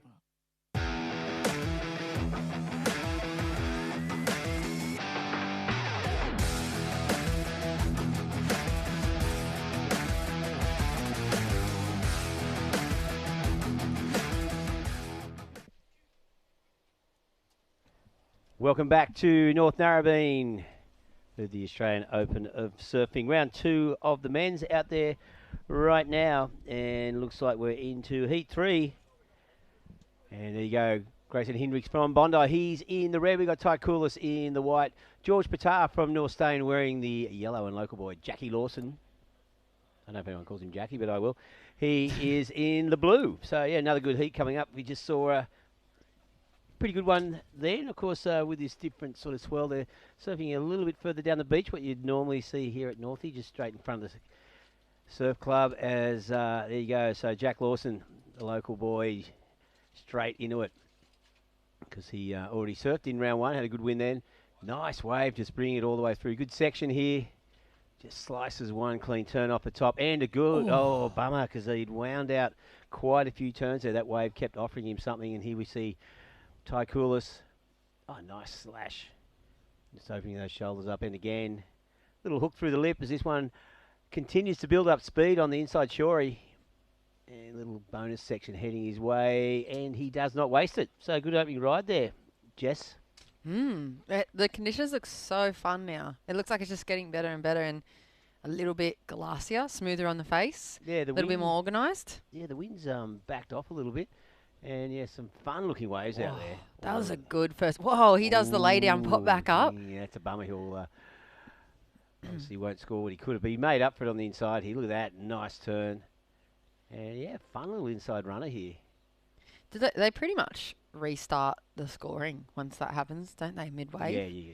They kind of cut the first part of the wave off, I think. Well, they used to anyway, and then just restart. Yeah, it cost him a point and a half or something, I would imagine. Nice way to get his heat underway, though. It's kind of a bit of a battle of the young guns in this one, heat number 3. Yeah, we saw in that last heat a few changes, chops and changes. But Kai Warner was sort of in control the whole time. And did you see Dylan Moffat's 10? Oh, I did. I missed the start of it, and then I heard everyone going nuts, and I was like, surely he did not start his first heat with a 10 again. Yep, again. Well, he's been starting with 8s and 9s pretty much, and I was yeah. just like, surely not. 8s and 9s, who cares about those? Yeah. What was it? Were you in here? No, I just heard about it. Down the beach. That was full on apparently, but yeah, so... Typical Moffat style. He's just so cruisy, so humble. And did you see there's so many people along the top of the beach there, all hanging around along the dune fence, and all the local guys, like everyone's down there to watch the start of the local boys hit the lineup. And yeah, geez, that's a good way to start your heat with a 10-point ride. And I think he had 8, something like that as his backup score. So fine form. Yeah, a lot of good surfers, a lot of good local surfers in this. So the North Narrabeen crew very well represented here in the Australian Open of Surfing at their beach, of course. So Ty Koulis there. Here goes Jack again. Speaking of local guys, nice bit of smooth rail work there.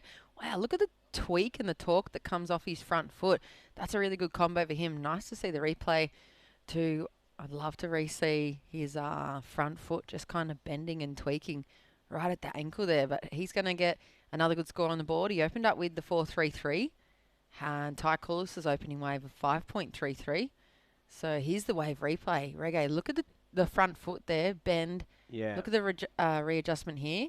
Kind of like bends and twists to help him get his rail working quick enough to hit 2 turns off pretty much a single section. So he's going to get his second score locked on in, 4.40. So 4.33 and 4.4. Jack Lawson goes to the lead nice and early. And we've got heat number 2. Round 2 heat winner, Kai Warner, down there in post-heat. Congratulations, Kai. Oh, thank you.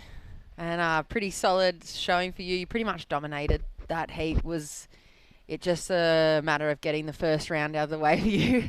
Yeah. Careful. Yeah, there's definitely some good little ones out there. Just trying to find those right little double ups to get. Is Chris stirring you up in the background there? Yeah, Is he? and Luca. Just ignore them, mate. Just, you know. Trying to. Yeah, Kai, did you catch one of your waves under priority? You seem to be hanging on the inside a little bit towards the end of that heat. Yeah, saw a couple of the double ups. Kind of had a lot better wall on them, so I tried to get one of those. Yeah.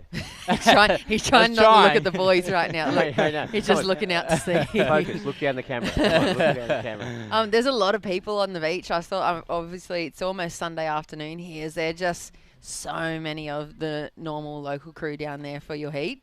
Yeah, there's heaps of people down here. It's good to see, and got a lot of Narrabeen people in it, which is good. So yeah, there's a lot of dudes in the contest from Narrabeen. So looking ahead, we're talking about a bigger swell here tomorrow. What are your thoughts on the conditions? It's going to be maybe straight easterly wind and east-northeast about 5 to 6 foot maybe. What do you think we'll be looking at? Yeah, well, yeah, the forecast wasn't looking too good for today, but it turned out to be actually really fun, and it's actually pretty clean right now. A little northerly wind, but yeah, tomorrow should be good if it's a bit better and the winds are like this. Should be really good. Yeah, well, you're through to that next round, so no doubt happy. We'll let you have a restful Sunday afternoon. Just ignore those two Blooper and Cruiser they're still around, and we'll see you next time. All right, thank you. Thanks, heaps. No worries. There you go, Kai Warner. Yeah, he's been solid. I saw him take out a QS last year. Mhm. Pretty solidly stacked QS. It was still when everyone could travel. Must have been the middle of last year. and we February? had, Middle- yeah, it might have been the start of last year, Because actually. when March we went. Oh, last year, not this year. Last year, 2019. He took out a QS, and there was heaps of big guys in the heat. And whoa, look at that bottom turn there from Grayson. Yeah, well, look at this former ISA under-18 champion, Grayson from Bondi, and unleashing a nice couple of turns. And here we go again. George Patar from North Stain. Well, really good surfing there. Throws it up into the lip. Clean wall ahead of him here. This is a good heat. Wow, getting really vertical on that turn. So, yeah, opening it up. Wow. Happy turns today. That was a good wave for George. So he waited a while, but definitely worth the wait. So now all surfers have a decent score locked in. Of course, Jack Lawson in the lead with those 2 4s. And we'll just see how things pan out now that George has a wave locked in, and looks like Grayson with a decent one as well. Yeah, his opening ride is 7.67 for the first of Grayson. I think it's going to be similar for George, if not maybe a little bit higher. He had a few wobbles and bobbles, but pretty critical turns in the middle of that combo. A big shout out to North Stain guys as well. The Dimmy and the rest of the girls and guys from the crew, they're super solid with their youth development programs, and this heat especially great insight for the young guns coming up through Australian surfing competition scene. So let's see what that first score for George locks in as we near the halfway mark here of heat number 3. We've got Saxon Reber, Axel Rose, Carota, Fletcher Kelleher, and Jack Bannister, another young gun. Heavy hitting heat there for heat number 4, and got a big afternoon of surfing. I'm going to roll all the way through to heat number 16 for this round of 64. Yep. There's a nice bit of vision, and you can see the wind swung a little bit, cleaning up the conditions. Glassy looking faces on offer now. Yeah, a little bit further to the north, as Kai said. So much better conditions. As we see, Grayson Hendricks, his second wave locked in a 6.07. So with his 7.67 in a good position too. High scoring lefts there puts him way out in front. And we saw George Patar with a 6.1 on his first wave, while Ty Coolis has a 5.33. Jack Lawson with a couple of mid-range 4s, currently second, but George and Ty yet to grab their second wave. So Jack's going to have to lock in something around that 5.5, 6 point mark to stay in touch, even though he's currently in second spot. And looks like Ty Coolis taking off late. Oh, hang on. What do you reckon? Yeah, smart. Look at the wall ahead of him. Lays back, jams the board right into the pocket. Few foam climb, kind of down the line momentum maneuvers, I guess, on the forehand. But nice critical turn. I think that's going to be good for the momentum and the confidence. It looked like a frothy one from here. It didn't even look like anything. I thought, why is he taking off on this thing? But when it opened up, have a look at the Destination New South Wales replay. So he gets his section, and the wave just stands up on the inside bank, opens up for him there, nice snap, gets the roller coaster Rio off the white water, and another one, and just finishes off. So it's going to be a good solid wave. He was only looking for a 3 point something, and it ends up taking him into the lead with a 5.3. So almost matches his opener with 5.3 and a 5.33. So Ty Coolis moving into second, and we're just into the second half of this heat. And George Patar now, this is his second wave. Is he going to go it? Yeah, no, yeah. And, well, slices that vertical turn, but not much in that. So I presume he was under priority then. Just locking in a second wave didn't give him much opportunity other than that first turn. Yeah, and Grayson looking really solid. That 6.07 second wave locked in for him. 13.74 out in the lead. Ty, I think smart surfing from Ty. Those two waves could be really important in the back half if it kind of goes a little bit slow. Jack and George are just going to be chasing and making bad wave decisions. Like that one for George, like you said, if he was under priority, doesn't matter. He's probably just trying to get moving, but he's going to need like that wally one to link up. I think the conditions are just so nice. It looks so fun out there. Yeah, it does, doesn't it? Yeah, well, that one for George, a throwaway, just a 2.1. So he will be hoping that is not in his two-wave total at the end of this heat. 8 minutes remaining, and there's the overview. So North Narrabeen, nice little easterly swell coming through here. We're going to see the swell pick up east-northeast. I just saw some photos of pumping Kira. Right now? Yeah, it wasn't clean. It was a little bit messy, but it's solid. So cyclone, well, it's deep low up there. And that's what we're going to see some remnants of tomorrow, east-northeast swell. Ooh, pushing down the coast. Yeah, yeah. So did it look busy up there? No, it was a stormy shot. A mate of mine took this morning, so it was way out to sea. I couldn't really see any surfers out there. Slicing opening manoeuvre there on the open face. Nice second turn. He's looking a lot more fired up here. 3-turn combo on the forehand for Ty. That's going to be better than any of the other ways we've seen him ride, and probably close to Grayson's higher score. Yeah, well, he needs an 8.42 to move into first. So, of course, Grayson locking in at 6 and a 7.67. But, yeah, have a look at the replay. Beautiful bottom turn. Slices that turn out of the top, throws it up in the lip. Critical turn again and again, like just free-falling with that one. So 3 good solid turns. Whether or not it's a 7.67, I don't know. It might be up there, but I think it'll definitely better. Whew. An 8.33. Oh, there you go. So beautiful depth in the bottom turn especially. That was just such smooth surfing. No adjustments in between the first 2 turns. I feel like he came straight out of the top of the first turn and went straight deep into the bottom turn for the second. So being rewarded. Yep. Yeah. Here we go, George. Well, George Patar's got to find a decent section, throws it up vertically in the lip. Look at this, he's got to do something in there, and he does. Oh. Nice timing on that wave just as it shut down. And, wow, this is going to be pretty tight in the final 5 minutes. Not much in it. Grayson Hendricks and Ty Koulis both with pretty decent 2-wave totals up there, 13 plus. And have a look at the replay here for George. Not much on that first turn, but then this wave steepens up, throws up a vertical turn, and then just the timing. Beautiful. That lip glide. So, yeah, nice surfing there. In-flow surfing, beautiful amount of spray. Like you said, maybe that first section is probably going to be critical. Yeah, there you go, 6.17. So he moves into third, needs a 7.5, and Jack also needs a 9.27. I love how the waves, they look like nothing on the screen. They look like they're just kind of a whitewash roll in, and then suddenly they just jack across the bank. Yeah, they hit that inside bank and just stand up. And it's a nice smooth face here as well, because we had that, well, easterly wind nowhere near as strong as what we saw yesterday, but it has swung further around to the north-northeast. So pretty clean conditions out there this afternoon. Is it afternoon? Yes, it is. It is, just. Just.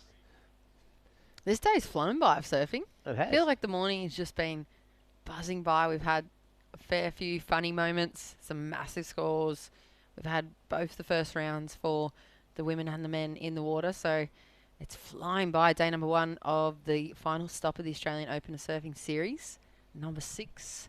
And at the moment, we are into heat number 3, 3 of 16 for the afternoon. And look at that. My eyes just glanced at the final heat of the day today. Brett Bircher, Harley Ross, Oliver Heinz, and Nathan Hedge. Oh, the hog. Yeah, that'll be heat number 16. He's a killer way to finish. And little set approaching here. Not sure who's got priority, but we're in the final 5 minutes now. Grayson Hendricks and Ty Koulis, 2 surfers currently in the positions to progress, but George Patar not far behind them. And George, well, he needs a 7.57. Definitely doable in these conditions, while Jack Lawson a little bit behind at the moment. So just over 4 minutes on the clock. I think we're going to see the answer back. And George, up and riding. Frothy looking first section. Nice big crack on the lip, up and over. So quick, so sharp.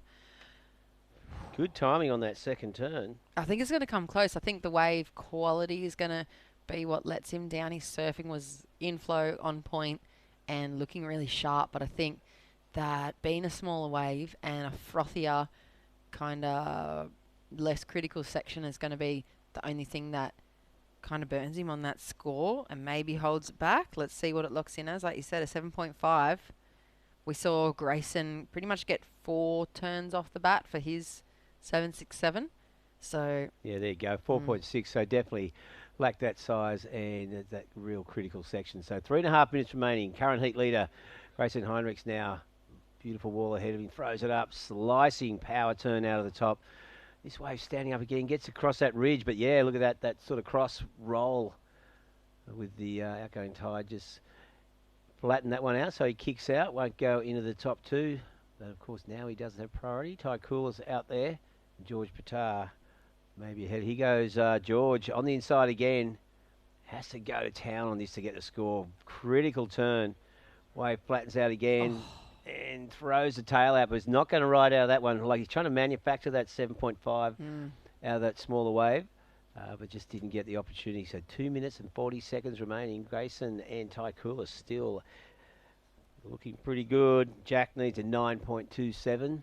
Huge score out here, but like we said, we have seen multiple 10s going down today. Sarah Baum in the women's. Yep. Posting a unanimous 10 across the board, and then Dylan Moffat, I think it was a unanimous 10 for his heat as well. We'll have to have a look. You can have the breakdown of the wave scores on the live heats. Just click on the little green highlighted wave. You can see the breakdown across the judges panel and can track back all the way into Dylan Moffat's heat if you are following along the action, and have a look at what the rest of the panel put up there for his scores. Let's see, what heat was that? Oh, give me a moment, I'll track it.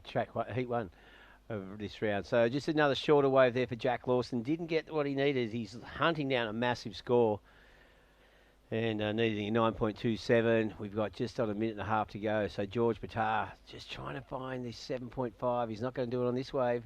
It just flattens out. Yeah, but he's persisting. And he's gone, oh well, that's not it. No, he's got to find the bigger wave. There you go. You can click on that. It was unanimous 10s for Dylan. So both Bormy and Dylan, unanimous 10s across the board. I find it interesting that it's so tricky with surfing and scoring. I always follow along at home at all the events and try and throw out a score before the judges' ones come across. I think the CT have the 5 panel of judges. Yeah, 5 panel. And they cut the highest score and the lowest. Yeah, highest and lowest out. And then they get the average of the 3 middles. Yeah. Yeah, I love it. It's like a gamble every time. So someone surfs a wave and you go, I think it's going to be this. And then you have like little competitions at home with people. Oh. Yeah. Oh, no. What? Can't believe they gave him that. Yeah. Yeah. It makes it a fun game at home following on. It's funny. It's so subjective surfing. I've done so many heats and I'll come off it. Someone's like, can you believe that score? They go, blah, blah. I go, yeah. Yeah, and they go, oh. Yeah, I go, yeah, it was definitely, because I think when you're seeing it on screen, it's a totally different perspective of when the judges are watching it live, as you well know. 25 seconds to go. So Grayson Heinrichs and Ty Coolis, they've been the form surfers. George Patar's been knocking on the door, but just couldn't get that 7.5. And with 15 seconds to go, you can just see Ty, well, that's not going to better his 8 or his 6, so he's just kicking out of that one. Yeah, it looks like Grayson is, 5 seconds on the clock. No more opportunities for George or Jack. And unofficially, George might have had a last roll of the dice just before the hooter. Who knows what happens out the back, because he's sticking with it. It's going to put the finishing manoeuvre on. Wow. And hard to say if he had that before the buzzer and out the back. So we're going to have to wait for the official results and the last wave of that heat to lock on in. Coming up next, we have heat number 4, live action of the Australian Open of Surfing 2020 here on the Northern Beaches. And stick with us. That live heat to come right after this.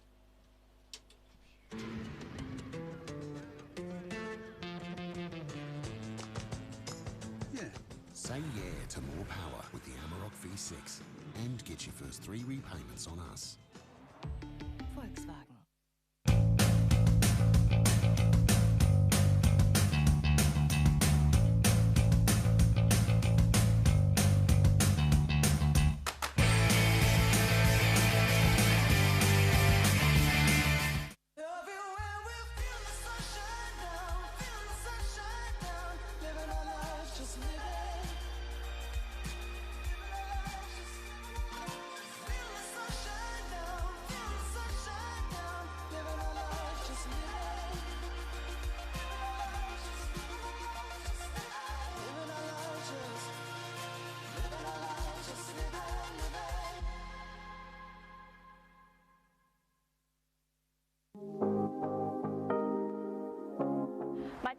recommendations to do on the northern beaches is grab a pie from Upper Crust Pies, head around and do the Narrabeen Lakes bike trail, maybe even walk it.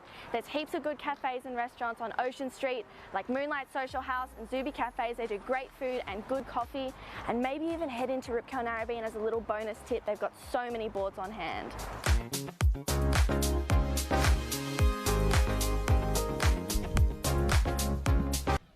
Welcome back to North Narrabeen, where the Australian Open of Surfing Northern Beaches Open happening right now. We are into Heat 4, where we have Saxon Reba in the red, Axel Rose Carrotta in the white, Fletcher Kelleher, he is in the yellow, and Jack Bannister, that bloke right there, Ooh. is in the blue. Tweaky. Is he like a Bano, like a North Narrabeen Bano? Yeah. We're going to get shot down if we Like walk Brett out Bano, of he's here. related to Brett Bano, King of North Narrabeen. Oh, Some would very say, well be. Some would say the most underrated surfer to come out of North Narrabeen ever. Really? He's Of your pretty good. era? No, he's multiple champion over the years. North Narrabeen A-grade champion, Bano. Pretty old now. Oh, I'm not going to say yes or no. Tell me I'm when going to it is. wait. Yeah, I can text someone to find out. Yeah, call in the big guns. Yeah. And at the moment, yeah, Axel Rose Carrotta opened up just with the 2-1. There's a couple of one throwaways for the rest of the boys, Saxon, Fletcher and Jack, but they're going to definitely be completely off scoreboard for these guys by the end of this heat. It's another young gun matchup. We just saw a pretty heavy heat from heat number 3, some big scores being thrown down. Let's Yep. have a look what the final result was. George Pitter's last wave was just a 2.87, so Yeah. officially it was Grayson and Ty Coolis moving on through for that heat number 3. Yeah, we only saw the back end of that. Looks like that was all it was. So Mm. just saw the young Fletcher Kelleher there in the yellow. Slice some nice turns in this heat. And yeah, looking pretty lively on his feet, the Grom. Yeah, and those conditions just seem to be improving. There's so many waves rolling on through the contest bank. There's a buzz around the contest side already. Everyone's pretty psyched about the the upcoming swell. And someone who's going to be in there on finals day tomorrow is heat number 3 winner, Grayson. You can hear us, Grayson? Congratulations for the heat win. Thank you. Thanks very much. How was it out there? You look really solid from start to finish. You posted some pretty good looking waves. You had that 767 and 607. Were you feeling the pressure? You had a pretty big match up with the rest of the young boys out there. Yeah, I was definitely a little bit nervous. Round 1 jitters. I was really lucky just to pick off that 7. Took off in the whitewash, just hoping it would double up down the line, and ended up getting a good score. But yeah, that was a stacked heat for round 1. Stoked to get the win in that heat. That's great. And so moving into tomorrow, I'm sure you've heard the reports the swell's going to push in, hopefully for us, from up the coast. So is that something that you're looking forward to in the series? I know we haven't had too much swell over that 3 foot mark. Yeah, I'm so stoked. It's fun. It's so awesome to see a nice swell coming. Yeah, it's been pretty small most events, but we've been lucky to still get some fun banks. But yeah, that swell's going to go east, I think, so it's pretty good for this location. Should be pretty solid running lefts. My favourite. Yeah, I was going to say, well, you got a nice taste for it just in that heat. So those lefts, when they hit that inside bank, it looks like a lot of fun, bit of power off the bottom. Yeah, it's like a super soft takeoff, and when it hits that bank and doubles up, you can just really give it all you want, like just push through your turns, like plenty of wedge and power in it, so it was awesome. Yeah, well, you're surfing really well. You've been consistent throughout this whole series, and looking forward to seeing you tomorrow, and hopefully those lefts will be pumping. Hope so. Thank you very much. No worries, Grayson. Have a good one. Thank you. You too. It's been that real matchup between those young guns. It's going to be interesting when they reshuffle and adjust all the seedings from first and second coming back in against the bigger boys probably in that round of 32. It's going to be so interesting to see with big surf. I'm really excited. Or bigger surf. I'm really excited to see how that unfolds. There goes. Looks like Mr. Bannister up and riding. He's just clicked off crack after crack on this one, running all the way through to the inside. Backhand attack, and he's wound up probably 6 or 7 turns there. Yeah, that was a good solid wave. Plenty of manoeuvres there, linked nicely together. So plenty of flow there. Surfing blue, Jack Bannister just heading back out. And yeah, looking pretty good out there. Have you got the seedings list, the up-to-date seedings list for the men's Australian? I'm not there, isn't it? Whoa. There goes Saxon Reba in, Whoa, in the big. red. Wow, he had electric start to that wave, and he is just lighting up, loves the feel of that staunch little claim as he pulled off. Yeah. And Grayson, I'm having a look at the rankings list. Grayson's sitting Grayson's number 8. Yeah. Saxon Reba at number 9. Mm.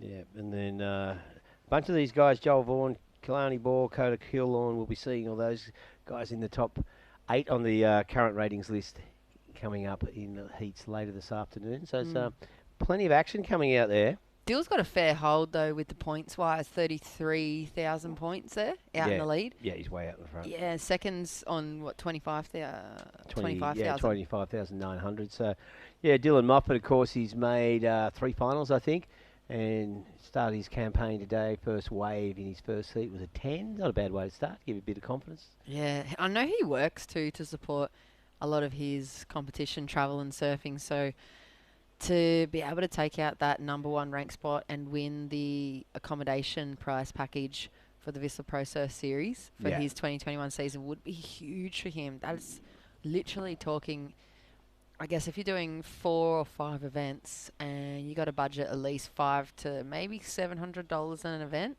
he's going to be saving thousands of dollars at the start of the year. And you got to think if that translates straight back into work for him, that's months of full-time work. Months of full-time work. Yeah. Well, yeah, Dylan's going to shake up the qualifying series next year. I think he's one of the most exciting prospects out of the north side of Sydney, if not all of Sydney, in a few years. So at the moment, he's the form surfer, I reckon. Yeah, he has to be in the world. In the world. Yeah. No, he definitely. He's the out only of one here, surfing like, in the world. Yeah, no, he is just looking so good at the moment. So looking forward to seeing him in the next round when it's we're anticipating. We shouldn't talk it up too much in case it's just onshore closeouts tomorrow. Oh, well, that's a tomorrow problem. That's a future so we'll just problem. talk it up. We'll just talk it up. Yeah, we And got to then tomorrow, embrace. okay, see, Jess, that's your fault. We got to embrace the froth.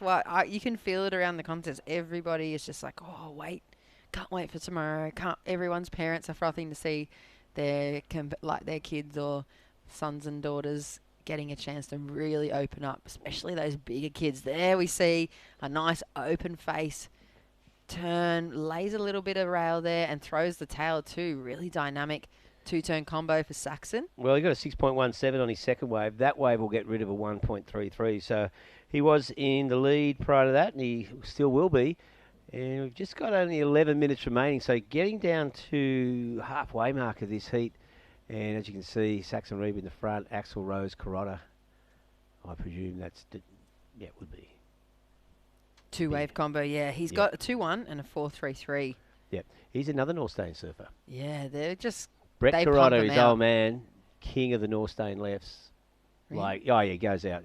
He was renowned, fully... Well, it just looks like closeouts at 8 to 10 feet. He somehow gets out the back, and he's the one who would be threading the 1 in 10 waves that didn't close out. Brett Carrotta would get the biggest barrel, one of the best tube riders ever out of Manly. Is that from that area you're talking about where they don't surf either north or south of the pipe there? Yeah. Drain pipe? Yeah, so... He'd be on the south side? Yeah, south side, but North Stain lefts in the east northeast swell probably picks up, because Manly faces pretty direct northeast, so in the northeast swell picks up more swell than any other beach on the north side. So when it's a solid northeast swell, Manly will be 3 to 4 foot bigger than Curl or here. Might be or huge anywhere. tomorrow there. Yeah, well, if it's got enough north in it, will be. It's like, whenever you fly into Sydney, you can see Bondi faces pretty well south-southeast, so it's dead flat in the northeast swell. Manly faces east-northeast, it's pretty well dead flat in the south swell. Yeah. But then both of them are, Bondi's the biggest in the south swell and Manly's the biggest in the north swell.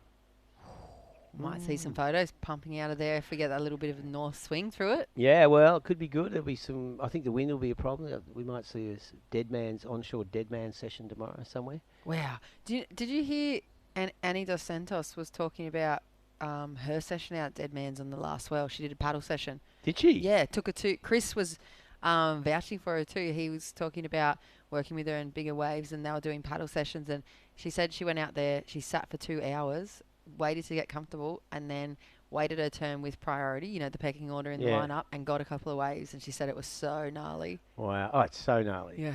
I watched those photos, I just thought, nah, no way. It's actually more surfable now than it used to be because there used to be a sort of boulder at the end section, so it just used to shut down before you got through to Winky Pop.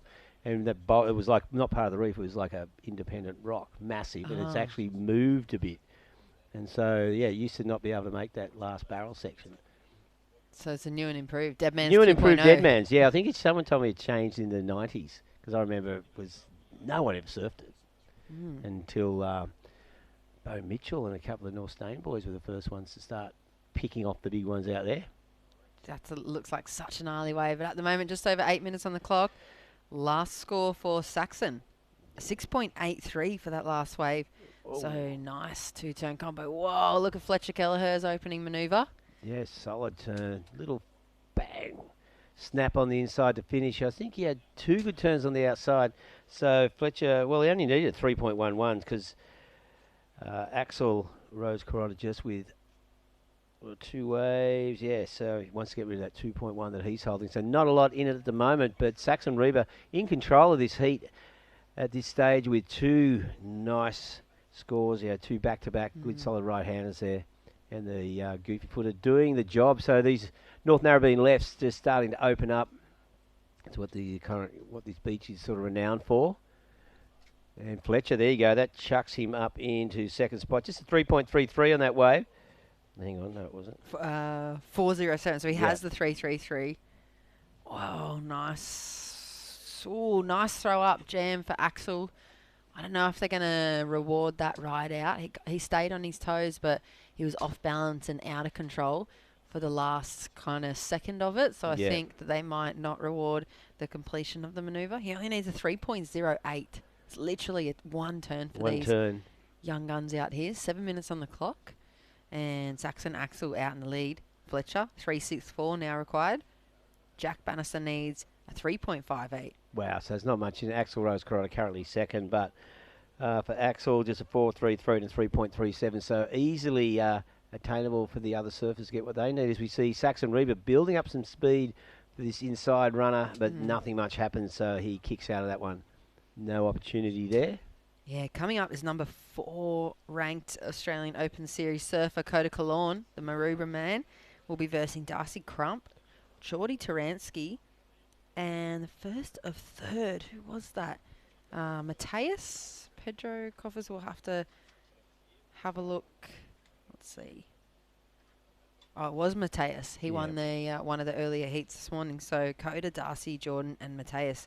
It's going to be a real good heat for Coda. He needs a solid result. I think he's not too far behind points-wise for that second or third-ish. I think there might still be a mathematical chance he could take the lead, but only if those top 2 or 3 positions bow out of the competition. It's going to be a hard. You're going to. Well, Dylan Moffat, Joel Vaughan, and Kalani Ball, they have been the form surfers, you know. But so is Coda, you know. And of course, looking at that, he's the only goofy footer in the top 4 because he made the final down at Kiama, Warrior. Here we go. Fletcher Kelleher just throwing up the top. Yeah, I think at Wary he was in the final. But Coda would be pretty psyched looking at these lefts. Yeah, I saw he's got the whole family here as well. I saw his mum and his dad's always around. So they've always got a good support crew. Want to see the Cologne boys really succeed in this surf industry. Here we go, Jack Bannister. Wow, nice. Look at the amount of spray go flying off the rail there on the backhand for the man in blue. He's winding up, looking for this thing to stand up on the inside, puts the finishing manoeuvre on, rides out in front, and that was a beautiful looking manoeuvre through spray. Saxon Reba answers back. Looks like there was only perhaps a single turn on offer for him. So interesting to see what that last wave for Jack. He only needs a 3.58. And yeah, not much at all. Surely that single manoeuvre, spray flying to the horizon for days there on that one. Here goes Axel. Oh, nice snap. And it gets a quick little rebound in. And again, so we're not sure if he had a turn on the outside. That could be a keeper for him as well. So going to see a bit of changing going on. I think Fletcher's got a score to get locked in. So does Jack and so does Axel. So Saxon Reba out front, looking pretty comfortable at the moment. And just over 4 minutes remaining in this heat. Heat 4, round 2. And yeah, another tight battle. Well, Jack Bannister does. He jumps up into second. Yeah, 7-point ride for that last wave of Jack. So now it's going to be a hard task. Axel needs a 6.81. Fletcher needs a 7.07. And last score for Axel, still waiting for that one to lock on in. That was that right-hander we just saw. So just over 3.5 minutes. The guys are going to have to get moving. Last wave for Saxon Reba goes into his top 2 as well, 7.43. Yeah, so he must have had a opening manoeuvre, and then that second turn that we saw, that was his closeout, the second manoeuvre, because I'd say that's going to get that score up towards that 7.43. There goes Jack again on a right-hander. You can see Axel frantically waving his arms out the back. He wants the situation update from the Beach Comms announcer. So just over 3 minutes on the clock, and scores to come. Last of Axel, 3.70. It goes into his top 2, but he's still chasing, at this point, a 6.81. With 3 minutes to go, smashes it up in the lip. Nice section, throws it up. Critical turn there from Axel. And Axel Rose-Chronic in the white just kicks out. 2 good solid turns, looking for a 7.11. That second turn was pretty sick, really critical. So we'll just wait and see how that pans out. But this stage, Saxon Reba and Jack Bannister in a good position. Fletcher Kelleher, of course, still looking for a decent score, chasing down a 7.37 in these final 2.5 minutes. You see Fletcher on the screen there just having a chat to Saxon, saying... I don't think they're going to give it to Axel, and I think there wasn't... Oh, yeah, there we go, 4.83. Yeah. So 2-turn. It was a little bit of a smaller wave. Didn't really throw much water through it. He kind of... It was an aggressive turn, but with his surfing, we've seen him a lot across a lot of events. He can really attack the lip, and he kind of... I think he was trying to nurse it through those 2 turns. Yeah, the second one was quite critical, but the 7.11 is a solid score. Yeah, it has to be real attack mode. Yeah, and you need a good open face. But, I just talked it up to make it sound like he was near it. Well, he was near near a smash! it. That's what you do. Well, he's near it. One of the judges threw him a 5, so if he had maybe a final section. Yeah, needed that third good solid turn. Yeah. And it didn't happen. So with 1.5 minutes remaining, Saxon Reba, solid score courtesy of 2 7+ rides. And Jack Bannister, of course, that last one of his has put him into second spot, where he now has a fairly good distance between him and Axel. Axel looking for 7.11. I would presume Axel's probably at the bottom as far as priority goes at the end of the chain. And Saxon Reba and Jack Bannister in control, and there's a fairly good indication who's got priority, with Jack Bannister just sitting on to the left of Axel. Not going to let him out of his sight. Yeah, proper defense strategy there, mirroring every little move that Axel makes. I guess it's almost, it can be very frustrating as a competitor, but it's almost a sign of respect, because they understand how lethal you would be if you were able to have the opportunity for a score like that. He is chasing that 6.61 now. So Fletcher Kelleher needs a 7.37. Here he goes. Well, good looking wave. Nice slicing cutback. Needs something solid on the inside. 2 little change of direction turn. So not much on offer so far, but quick snap. But unfortunately, Fletcher Kelleher just falling on that last turn. And with 16 seconds to go, that was his last opportunity.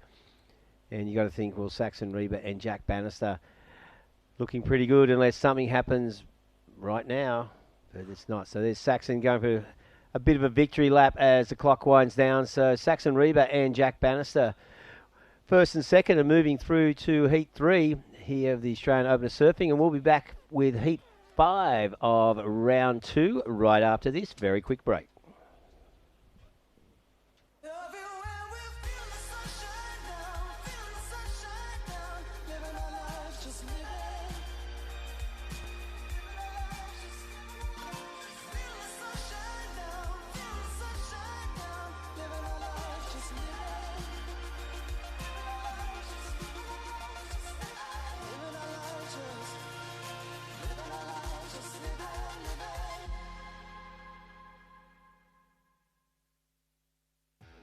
rescue program is essential, I think, for everyone who's in the water every day. Anyone who has access to it and hears about it, you should probably go and learn a little bit of something from it. So you just have to be aware in the water, and when you train this kind of stuff, you get more awareness of your surroundings.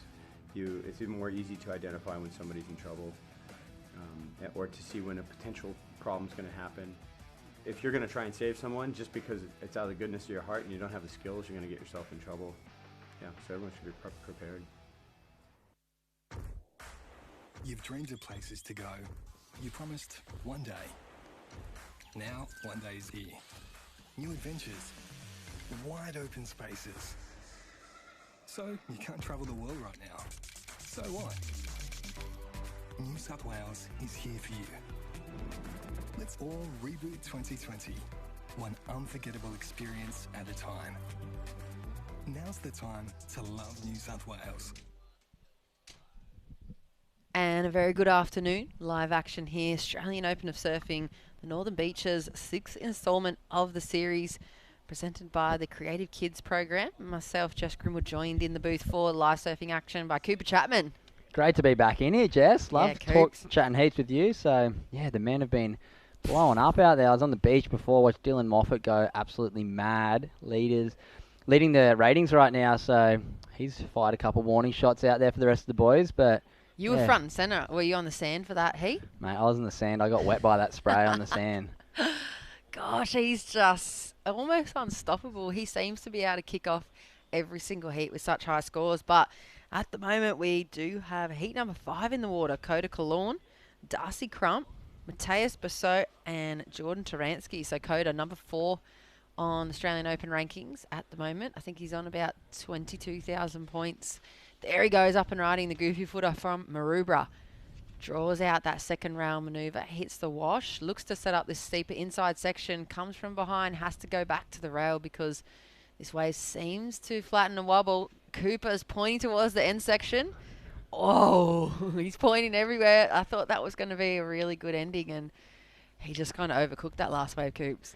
How good's this? Just like we were talking about this morning, conditions cleaning up a lot, tide's getting lower, and those lefts are starting to look really, really fun. I'm looking forward to getting out there a little bit later, but the boys right now getting the best of the conditions so far today. It looks like moving out the back bank, and there's a lot of potential now. So, yeah, some big names coming up a little bit later in the draw, so really looking forward to watching the rest of this round and calling a few heats with you. Yeah, and you'll be coming up in heat number 14. I mean, the Brazilian that we've seen return to competition, Nathan Kawani's in the water against you.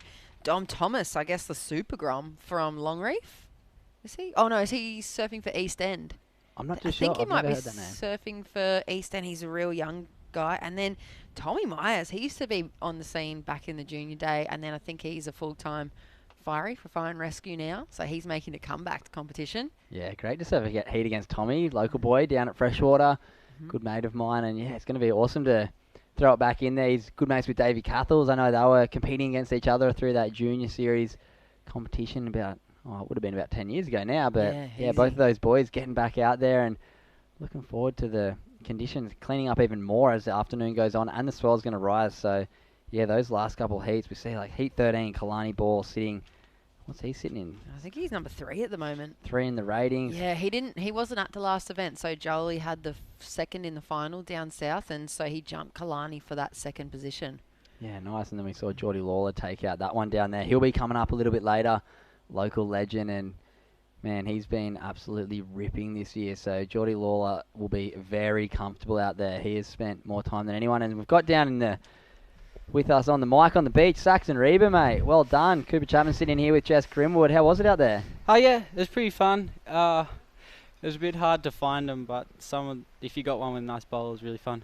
Yeah, I watched that 7.43 of yours from the beach. It's got to be nice to surf Northie with only 3 guys out, eh? Yeah, it's amazing. It's a pretty good wave compared to Manly. Oh, come on, I don't think Dimmy will like you saying that. But talk me through that 7.43. That first turn was massive. Oh, thank you very much. Yeah, it was just really lucky because Jack got the first one, and then the second one had a nice cup with that line on it, and it just gave me opportunity to go a turn at the start and then a little in-between turn and a finish turn. Yeah, well, you picked the eyes out of it. You had a pair of 6s and then that 7, so bringing a lot of form into it. What's the plan going into finals day tomorrow? Swell's going to be picking up a little bit. Hopefully that wind holds off. Change of equipment or anything, or just same game plan? Nah, same. Keep it the same. Hopefully it works. All right, well, I'm looking forward to you coming up tomorrow. One of my picks for the finals day. So go Thank you rest very up, much. get back down home and sleep in your own bed, which is always nice. And we'll see you tomorrow. Thank you very much. Have a good one. Cheers, Sax. Ah, your pick, eh? One of the picks. I mean, one of my underdogs. Oh, yeah. Not underdogs, but just one of the younger guys from the beaches. And I actually have spent a bit of time coaching Sax a couple of years ago down at Manly Surf School. And, man, I've been away for about a year, and he's come leaps and bounds. And the surfing that he's doing clearly in that last heat, amazing stuff. So really looking forward to him lifting his game tomorrow. And I think he had a pretty good result up at Coffs Harbour too, surfing quite well. So, yeah, he's got a bit of form this year. I'd really like to see it. Yeah, he just looks like when he went through the back end of that heat, once he had the lead and he was looking good, he just relaxed heaps. And then he started really opening up the wingspan, and he's throwing so much spray. He just looks so much more electric than the rest of the heat for those last few waves. Yeah, and we see Darcy Crump, another local boy from down at Avalon there, opened up with a 6.33. Really nice turn there, really opening the shoulders up. That wave didn't give him too much, but showing how powerful he is. And I think he'll be getting back out the back looking for something with a bit more of a steep wall, and he can really rip in and put it on rail just like that second turn then. Yeah, so Geordie looks like he's sitting out there with priority now at the moment, and he'll be waiting to kick off his campaign. Like you said, Coda Cologne opened up with a 5.33. Darcy has a 6.33. Mateus, just a 1 point ride. It's going to be a throwaway before the end of this heat. Here he goes. Well, he's having a little look at that one. Coming up next, heat number 6 is the heat that I've been waiting to watch. It's Jackson Baker, Duke Kelleher, Mitch Barraclough, and Davey Cathles. I'm so keen to see Davey get back into the water. I ran into his dad yesterday, and just hearing, what's gone on post the bushfire season for their family, and just the journey that Davey's been on since that massive kind of junior career and the trajectory his career was on, and then kind of moving away from surfing a bit and then getting to see him surf again is sick. Yeah, Davey's one of those guys who had such an amazing junior career, won World Junior event over in Bali a couple of years ago, and then spent a couple of years on the QS. I travelled with him many years on the QS, and such an amazing surfer. And then he cracked that World Tour for the year, got to show down with the big stage. I remember he had an amazing heat. I think he beat Gabrielle at Bells, Medina, and it was crazy. It was so good for all of us local guys to watch him. He's a big inspiration of mine. It's always nice seeing someone from your local beach make it. And yeah, throwing the Rashi back on. I bet you Jacko Baker's a bit bummed when he saw in his heat he had Davey Cathles as the low seed, but that's the way the heat draw works. So yeah, looking forward to Jacko and Davey throwing down, and with the other two boys in his heat, Duke and who else have we got? Mitch. And Mitch, there's going to be, and Davey at home, it's great to see. He just won Open Board Riders this year, so he's in hot form. Yeah, I want to see those boys go pound for pound.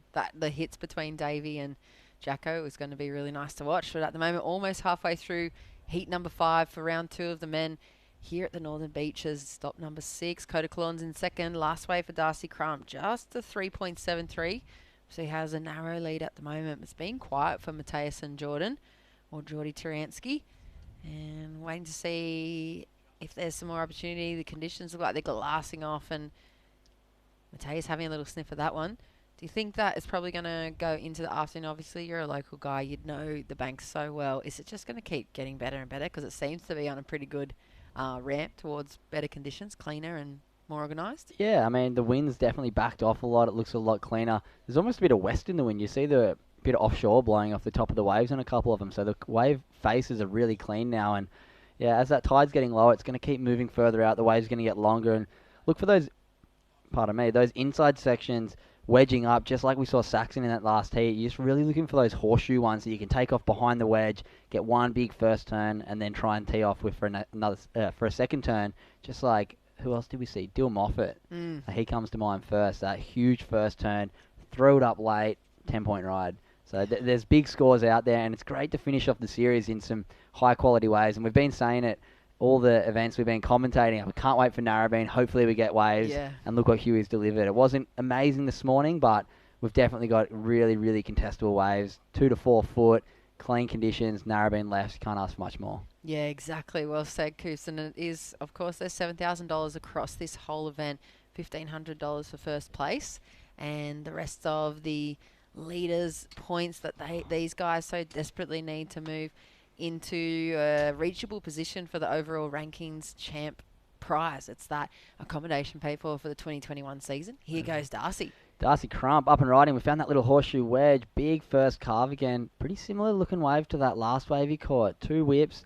Just not getting that big end section, which you really want to maximise the score. So just 2 nice turns there. He might better that 3, but I think he's going to want a bit more to back up that 6 to be putting himself in a really strong position in this heat, because the other guys, Coda's got that 5.33, but Mateus and Jordan really having to really struggling to find that wave that gives them the opportunity right now. Yeah, I feel like it's been really noticeable as the conditions start to clean up a bit more, but those waves are harder to pick, that the local guys just completely rise above the crop for obvious reasons, that they seem to be able to see something that the rest of the field can't, and even we can't see it here.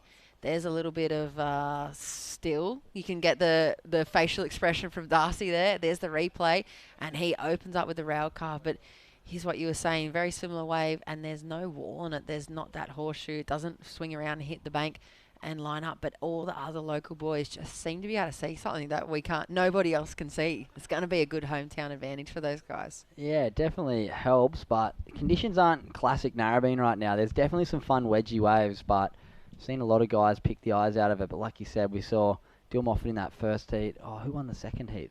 Another local guy. I can't remember.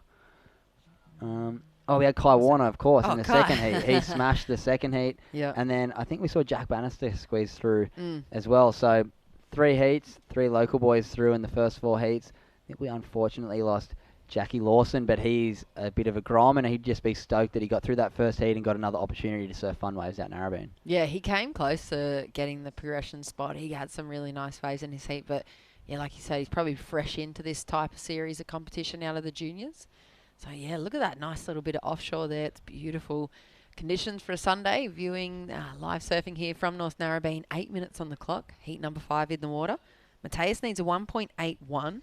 Geordie hasn't even opened up his account yet. So unusual with 12 and a half minutes gone in this heat. Pretty much he's sat there, and he's going to have those, well, maybe some jelly legs. I know it always plays hard on the mind, maybe to the disadvantage of the surfers when they sit so long with priority out there.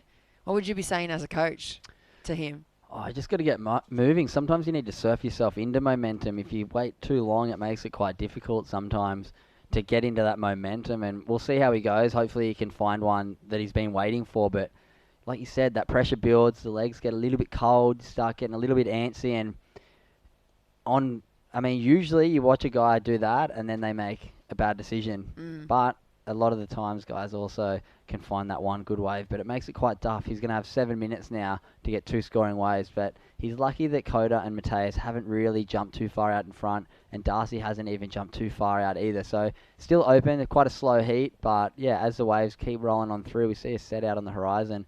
Hopefully Geordie can take something in this one and get himself on the board and put himself in the advancing position. But like we said, if he drops in a 6-point ride right now, he's straight into second place, so not the end of the world. Yeah, exactly. And Mateus' second ride, only that 3.53, so barely anything in it at the moment between second, third and fourth. And here's a little opportunity. Geordie having a look, but no concerted effort there to paddle into it, so he lets that one go through underneath, and really getting choosy now as we go towards 6 minutes on the clock here in heat number 5. Waiting to see Mr. Taransky open up the account. Is he flying through from the inside of that wave? No, so those ones go unridden as well. Looks just like such fun conditions. And you've already been for a free surf this morning, Coops? Yeah, I had a surf early this morning. Very different conditions back then. The tides are quite massive right now, so got those Christmas tides coming in with, what are we? Week and a half away from Christmas. How good's that? Geez, didn't this year fly by? But yeah, Jordan Taransky really struggling out there right now. As you see that pullback lineup, we've got a bit of a nor'east wind swell almost coming through now. As we're predicting a bit more swell tomorrow, you can see that tide's way lower than it was this morning. The boys and girls were surfing right where that shallow part of the sand is this morning. We've moved out the back now. As you can see that wide left. There's some nice ones. Maybe a bit of out of position. That even spat a little bit, didn't it, through the inside section? That was such a good wave. Sarah Barn would have been in the pit on that one. She would have been. She picked one of the first ones that I saw come through from out the back this morning. She paddled all the way out, and like her little support crew on the beach was saying, gosh, I hope she finds one, because it looked risky at that point. And then she just magnetically pulled that one in from out the back. Yeah, we saw Sarah Barm locking a 10-point ride this morning. don't see many of them, but we have seen 2 today. Mm. Doesn't happen very often, 2 10s in a day. So everybody means business here in the last event of the series this year. Yeah, the last chance to fill up the purse before we go into the 2021 season. I think it's going to be a busy start to the year. We pretty much go into Christmas. We have a couple of weeks off, and then they've announced 4 QS events. Here goes Mateus. Yeah, we see Mateus on those nice yellow rails on his board, right on my board model actually, the MG Good model. Looking sharp on that one. Couple backhand whips. He's seen that clock's come under that 5-minute mark, and he knows that he needs to get things moving. Coda Colourne's just locked in a small second score, moving himself a little bit further ahead, but still waiting for Jordan Taransky to open his account with just 4 minutes and 20 seconds remaining. It's having one of those nightmare heats out there. Oh, it's such a nightmare to be turning up at this level of competition and that happen. It's got to be your worst nightmare. Oh, here he goes, and he's just lost priority. Jeez. I wonder if there was anyone else out the back just then. Surely there was. So that's like we said. Very often that happens to people who wait with priority the whole time. Too much pressure, and you make that mistake. Yeah, I don't think I've ever seen it being able to be recovered apart. Maybe 1 or 2 heats in my life I've seen really, really mentally tough athletes be able to recover from that kind of position and make good decisions after such a crazy start. So last score for Coda, just a 177. Mateus needs a 3.58. And he's locked in at 3.6, so he's moved up into second by the skin of his teeth, but not out of reach for Jordan Taransky still. A 7-point ride would put him right in the heat, but 3.5 minutes remaining. The time is ticking away. So Coda Colourne's down in third, but he only needs that 1.81. See Darcy Crump out in the lead, trying to better at a 3.73. Here we go. Jordan Taransky opening up his account. What's he got? Nice first little carve. This wave looks like it's going to stand up nicely for him here. Big. Oh, my goodness. That was a great wave. That was his opportunity. That was it. If he puts down a 6 there, he's right in the heat, only needing a 1, but he's going to have to paddle back out, back to the drawing board. There's still 3 minutes, short paddle back out. We see Coda here. It's that one little snap, coming back for the rebound. Boys are feeling the pressure. It's not easy out there. Coda's thinking, I only need a 1.8. He's probably going to get that, but Jordan's not going to need much, or nor is Mateus to catch up. Jeez, this is a crazy heat for Coda. If he gets knocked, then he's 100% out of contention because all the rest of the guys sitting ahead of him. I mean, 2 guys still have to surf, but Dylan's definitely through. There you go. He goes into second. 2.43. Sneaks back in. And Mateus is waving his arm, looking to hear what he needs. It's a 4.17 at the moment. Geordie just needs a 5.54. Opened up with a 2.23. Imagine if he had got his head in the game properly for that wave. That was such a good score on offer. There was so much potential for him, but just burnt himself there. Whoa, here goes Coda. That's a nice looking turn coming from right behind the section. Judges love that. Straight into a combo. That's the one he's been looking for. He's going to put himself a bit further out in second place right now. That might even throw him up into the lead. We'll wait for that score to come through. He was looking for a 4.74 to go to the lead. I'm going to early call it. He's going to jump up into the lead. Darcy Crump's going to be on the chopping block. Darcy Chump. Darcy Chump. Unfortunately, having a bit of a paddle at that one, but foam eating him up. So Mateus Burso is going to be looking for something around the 6.6 range to catch up to Darcy Crump once we see Coda Colourne's wave come in. We'll keep you updated as soon as we hear it. Yeah, it's in. It's in. It's only 4.43. I'll eat my words, but that does move him further ahead, and Mateus Burso is looking for that 6.17, and here he goes. Looks like maybe a bit of a mistake here. That wave not doing much. 1 minute 15 on the clock. So we have Jordan Taransky in fourth, needing a 7.54. Mateus Burso in third, needing a 6.17. Coda Colourne looking for that 4.74 to jump up, coming in just short with a 4.43 on his last one. Maybe just a little bit small of a wave, losing a bit of energy after the first turn, but I thought it was quite nice surfing coming from behind the section there. Yeah, so 50 seconds on the clock. Here goes Mateus on your signature model. Last ditch effort. What's he got? Looking for the punt. Throws it up. Ooh, unfortunately not going to ride out of that one, but good effort there by Mateus. Going to be a little too late for him, though, with 35 seconds. He might be able to scratch off the corner and get something, but I think it might be just a little bit late for old Mateus in this heat. And Jordan Taransky, what's he got? 7.54 needed out the back. One last ditch effort. He's had a very interesting heat. Sat there for about 16 minutes without catching a wave, and think just the time and the pressure really got to him when he took off on that wave, because he did get a really good wave. He just unfortunately overcooked that first turn. Yeah, he's just mentally out of the game before he even took off. Look at this set rolling on through with just under 10 seconds. Geordie has maybe one last chance before the clock times out in front of him. Can he get the takeoff? Up to his feet. Here's his last opportunity. He has to put it all on the line. Bit of a wobbly two-turn cutty. Nice second turn. Look at the surfing for him. He's so good when he gets a wave, but looks like perhaps a little bit too late and not really enough on the board. So he's going to be kicking himself that he fell on that first wave, but that's going to round out the heat. We're going to be coming back with round 2, heat number 6. It is a cracker. You do not want to miss this one. So we'll see you right after this commercial break.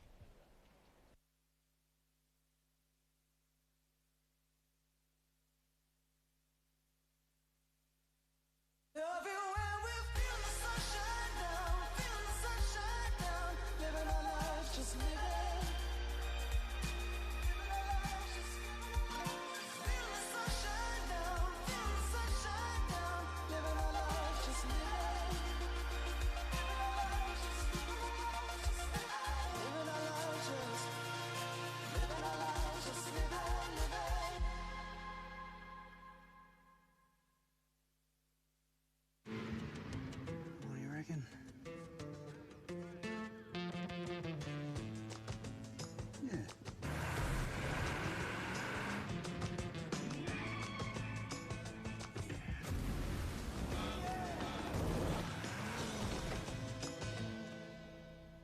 Say yeah to more power with the Amarok V6. Yeah. And get your first 3 repayments on us. Volkswagen.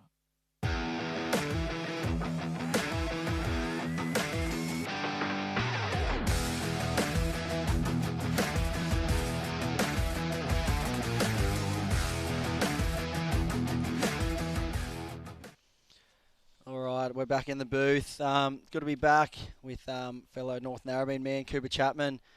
And we do have an exciting heat in the water now. It's good to see one of our good mates and fellow North Narrabeen board rider, Open Club champ, Davey Cathal's out in the lineup in red. I'm just going to pull up the heats on live heats right here. In white, I'm pretty sure that is Joel Barry. In the yellow, Mitchie Barraclough. And in the blue, that's Davey Cathal's in blue, and Jackson Baker, he's in the red. So we've got the heat draw up now.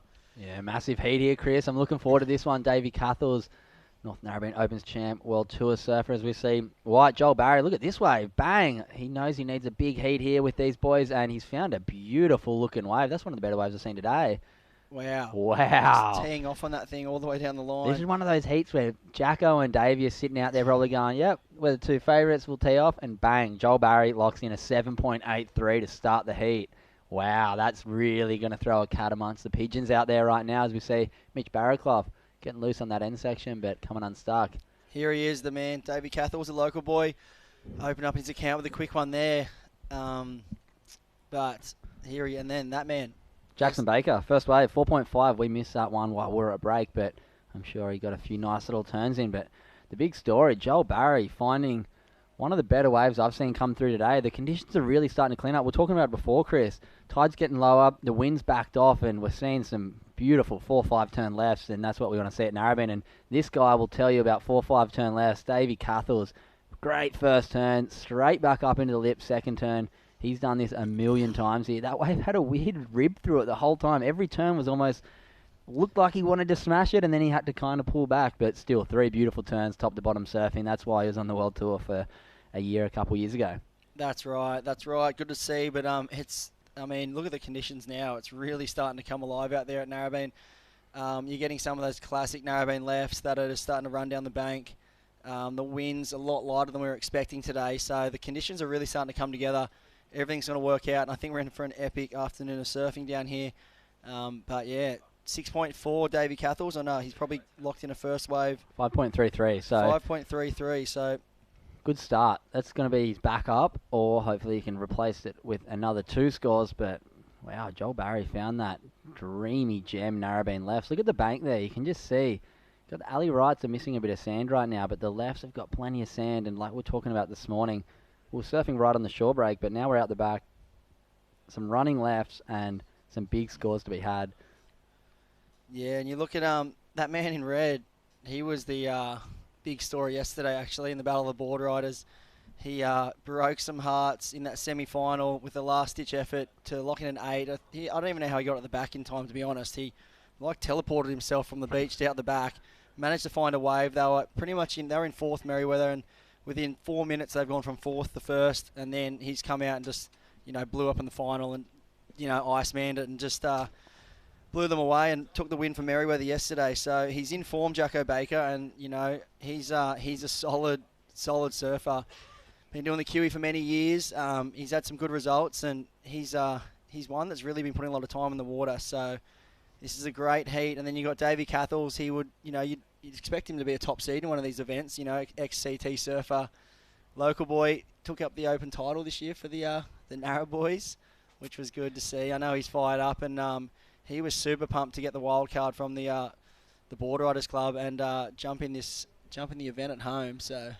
Yeah, it's going to be a great heat, and like we say, Jacko Baker, the courier, now driving the courier truck while we've had COVID this year, and he's been really enjoying the work, he said. But yeah, lots of time in the water, and I remember chatting to him just up the coast at Coffs Harbour a couple of weeks ago, and he was just pumped to be back competing, and had a good result up there, great showing, made the final, was throwing down some massive scores the whole event, and it's good to see him out here now, lighting up on his back end. Jackson's a bit like me, we've been competing for a long time, but we've never actually got to compete in a big event at Narrabeen, so he'd be pumped to be out there right now. This is an opportunity you don't get, so he won't want to let this one slip away. So look for him to really fire up later in this heat. Yeah, and then you got obviously one of the dark horses, Mitchy Barraclough. I used to do a lot of travelling with Mitch back in the day on the juniors and a few QSs. So I think he had a bit of time away from competing, and now he's come back in and he's fired up. I know he does a lot of surfing with Jezza McCullum. Wow, I just saw Jacko Baker going spin to win out the back there. I don't think he pulled that one off, but yeah, Mitchy Barraclough, he's a local lad. I think he's from around the Longy region. Always surfing, always in the water, super fit. I think he has his own personal training company, so he's out there in the water in yellow, and he'd love to get a good result down here at Narrabeen. He's definitely been out here and surfed here a bunch. Yeah, and we've got the winner of that last heat, a man that's probably surfed Narrabeen quite a lot, Mr. Darcy Crump. How was it out there, brother? It was epic. Like, far out, man. I'm so stoked to get the opportunity to surf Northie with like 3 other guys and actually kind of get some waves. I know. We've been watching the conditions all morning. Pretty high tide this morning. I bet you're stoked you're in a later heat today because the waves are definitely looking super fun out there now. Oh yeah, it's starting to line up on that bank a lot better now, and it's actually it's semi hard to read, but there's kind of a lot of opportunities out there, and all the boys in this heat seem to be making the most of it. So yeah, I'm stoked to progress through and get a couple of waves. Yeah, well, it looks like tomorrow we're going to have a bit more swell, maybe a little bit more wind, but I mean, you would have surfed it before. If we can get 4 to 6 full conditions tomorrow at Narrabeen, even with a bit of wind on it, it's going to be epic. So you've got to be pumped moving through to finals day. Oh yeah, I'm so stoked, and yeah, just blessed to have this opportunity. So I got to thank all the Northie boys for this. Mate, you can come anytime. You're a good kid, Dar. So yeah, look forward. We'll give you a day pass for the day, right? But no, we're looking forward to seeing you tomorrow. Go home, sleep in your own bed. That's going to feel good. And yeah, we'll see you back here tomorrow morning, bright and early. Yeah, cheers, boys. I'm stoked. Thanks, Dar. Cheers, boys. What a good kid. Yeah, he is. I know he's done a bit of work with Supercoach Matty Cattle, so he's no stranger to these lefts down here at Narrabeen. And mate, he's got such a good style. I mean, he's a kid with so much talent. I know he does a lot of work with the guys down at CI, and he's got a sponsorship there, and his boards are looking crisp. So he's one that's really excels in good waves, you know. And you look at another person that loves a good wave, and it's this man himself, Davey Cathles, the local lad. Oh, big float the boat. That reminded me of Adriana de Souza in Brazil. Remember the controversial 9-point floater in Brazil? Yeah, I don't think that one will go 9 points, unfortunately. But yeah, that was a nice turn there. One hit wonder for the Dove, and I'm sure he'll be looking to get. That brings to mind. Remember Adriana de Souza the year he won at World Juniors here when he was this 16-year-old micro Brazilian guy, and everyone was like, "Who's this guy?" That brown board, and it was Northie lefts pumping over New Year's probably 15 years ago. Before anyone knew who he was, and he was absolutely ripping. He was doing the biggest backhand turns you'd ever seen by a 16-year-old at the time. Took out World Juniors, and, mate, lefts are going to potentially be like that tomorrow. Yeah, it could be. I have vivid memories of him just every time he got a chance, though, he'd just go right and just do an air reverse. I don't think he even saw him do a turn on the right. So it was just like air rev, and then, but he had a deadly backhand, and he came to Narrabeen and blew the field away years ago. And it's good to see some events back at Narrabeen now, because we only used to have the that World Juniors on the calendar. There was a QS that would come here every now and then. Back in the day, the Decline 1000, I think, was the last event we actually had down here at Narrabeen. And it was taken out by, I'm pretty sure, the old dog Phil Macker. I think he took down Toby Martin in the final. No, he took down Tommy Witts in the final, I think it was. Wow. So we've seen that last one. Davey Cathles, 5.23, that one big turn. Jacko Baker found a nice wedge. Looking spicy on this thing. Squares it up. That's a big turn. He's heard those scores come in. We saw Joel Barry lock in a 4.03, so that moved him into a nice, solid out in front position. Davey's got those two 5.3s. I've just been sent a message from Benny Short of anyone, and he said Josh Curvis Adriano was the best final at the Pro Junior out of all the years. So shout out to Kersey. So we see Baker squaring up on that one. I think that was a nice setup turn. This is a turn of the wave. Bang, vertical, lots of spray. Gets some nice in-between work, not too much pump in between, and then finishes off nicely. So that's going to put Jacko right in this heat now. So it's going to be really tight. He's got that 4.5 at the start. He backed it up with a 4.57. Dare I say, that's going to be his best wave. So all the boys getting to work out there right now. Jacko just locking in his last score, 6.17, jumps up into second place, puts Davey Cathles and Mitch Barraclough on the chopping block as we see Mitch up and riding. Nice hit out of the lip there. Mitchy Barraclough wraps it back. Oh, he's lost his foot there on the grip, so he'll be looking to get back out there and better that one. But it's turning into a bit of a bottleneck at the top of this heat with Joel Barry, Jacko Baker, and Davey. They've kind of started to run away with it. They've locked in a couple of scores. Jacko Baker looks like he's kicked things off from where he was yesterday. Just solid surfing on his backside, which earned Merriweather the win down here yesterday. Joel Barry, do you know where Joel's from? Nah, but he's ripping. He seems to know what he's doing out there, because that first lefty call was something that I would have expected Davey to catch, because like I said before, it's probably one of the better waves I've seen out there today. Had that iconic Northie wedge to it, so he just got to tee off, back to the pocket, tee off, back to the pocket. Surfed it amazingly, and 7.83 to open his account. Really showed the other boys that he's not here to muck around, and he's sitting up in the lead pretty comfortably right now with the other boys hot on his heels. We've got Mitch down in fourth, needing a 7.75 to catch up to Jacko in second to move into a progressive position. Davey down in third, needing a 5.42 to jump up into second. Jacko's looking for a 5.7, but Joel Barry, you got to remember, he's only got a 4 as his backup. So if he can put something in that 6-point range, he's going to make it really difficult for Jacko, Davey, and Mitch at the end of this heat. Yeah, he's definitely locked in that top score. But that's the beauty with this lineup here. It gives so much opportunity to all the guys in the lineup.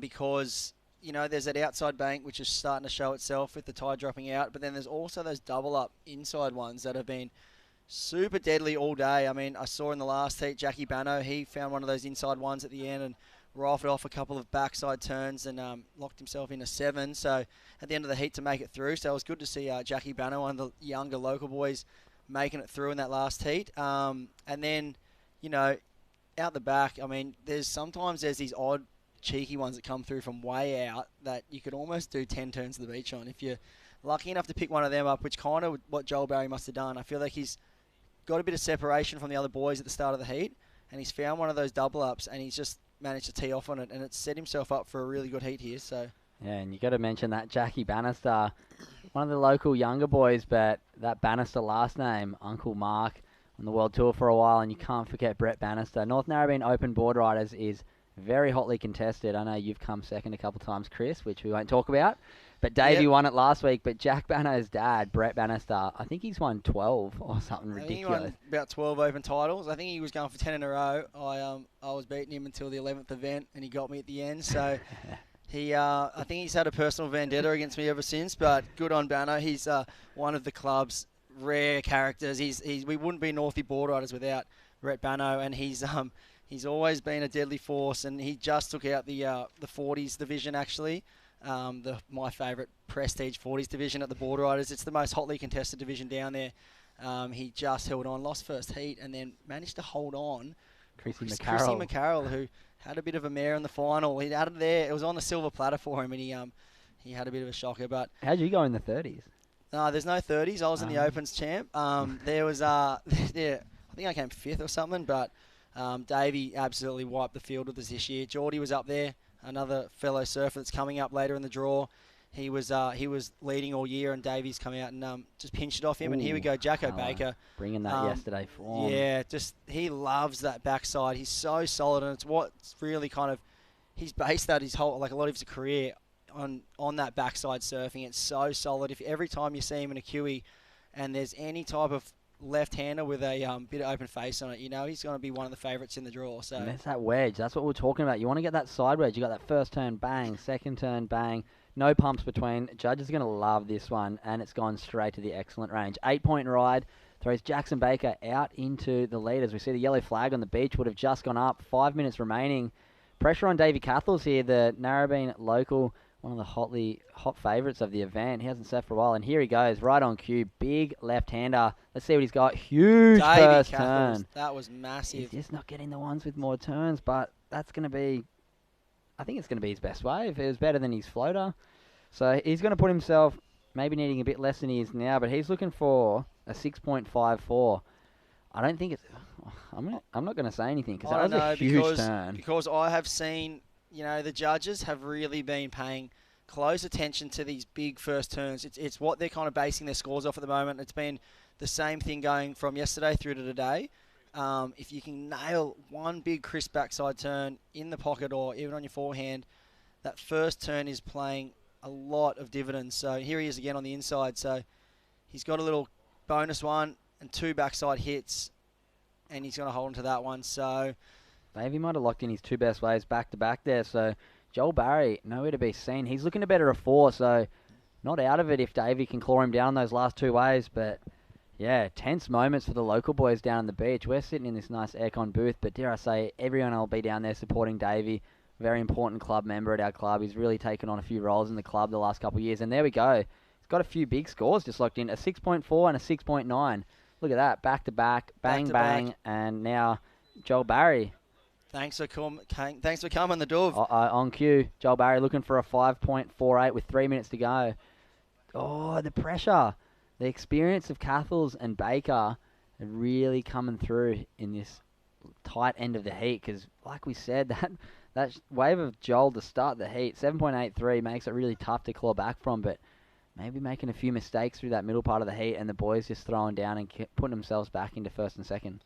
Yeah, it's tough. It's hard. You can't really make many mistakes against guys like Davey and Jacko Baker because they're going to go out there and drop a couple of 7s, or they're just, that's just who they are, like really experienced competitors. So someone like Joel, he got out there, dropped a 7-8. I think he probably should have just been ice-manning it, waiting for a good one. He's seems to be rolling dice quite a bit here, but I think he should maybe be paying attention to just waiting for a bomb and just try and seal the deal, because he's not going to beat the boys with locking in a 4 as a backup. I think he needs to have another 7 in the score account. So I think maybe a few missed tactics here by Joel, but I mean, he's still in the heat with 2 minutes to go.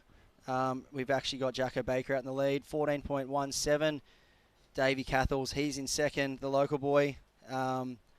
He's looking for a 7.28 to jump up, so not safe up in the lead there, Jacko Baker, and Joel Barry right on the heels there of Cathles. So we'll see if Davey can maybe use a bit of that Damien Hardman knowledge and Iceman Joel Barry at the end of this heat and make sure he doesn't get the opportunities. We see a bit of a wide set coming through. Anybody who's surfed Northy knows that sometimes you can get those double up inside lefts that give big opportunities. We see Davey's going to swing on this one, not let him have any sort of opportunity. Nice little first whip, throws it up there, big second turn. Bang. That's very good surfing. He's going to potentially better that score. So we see Baker just finishing off this heat nicely. Minute 20 on the clock, 2 sharp turns. He's looking great, Baker. Puts that one in a nice spot. Fourth little foam climb. That blackboard is looking deadly out there. It's done him some justice yesterday, and he's come back with it today. Joel Barry, he's on a little inside one. I think the wave choice here has probably let him down at the end of this heat. He had every opportunity at the start to really cement a good score after his 7-8. And Mitchy Barraclough, it's kind of gotten away from him this heat. He's found a few nice lefts. If he can put one together here, it might be a little bit too late for Mitchie, but the big punt. But must be stoked to be able to get out Northy and get a few lefts with no one out. It's great to have the contest back down here and see all the boys and girls in the Opens division just battling it out at one of the best beach breaks in Australia. It looks like 30 seconds to go, so you'd be stoked. Davey Cathos must be wrapped to be out there in the Rashid, his home beach.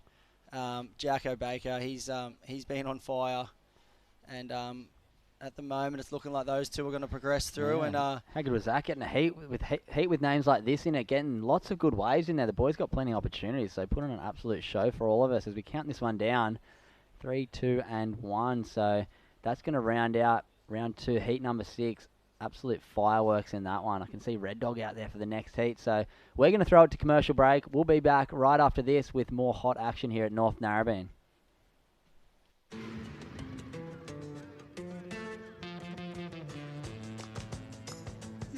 Say yeah to more power with the Amarok V6 and get your first 3 repayments on us. Volkswagen.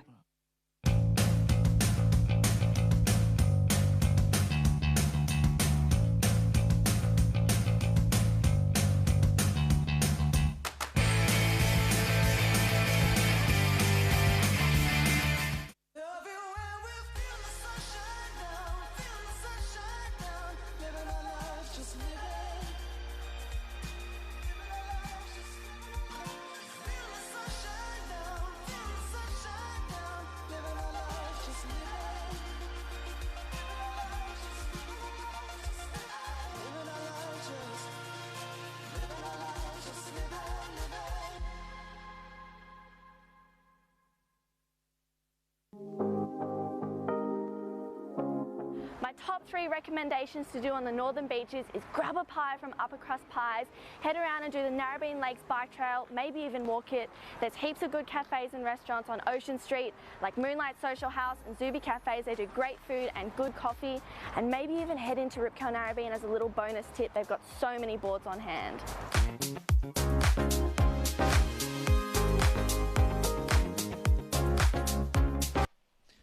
All right, welcome back. Welcome back. I'm in the booth with one of North Narrabeen's very own, Cooper Chapman.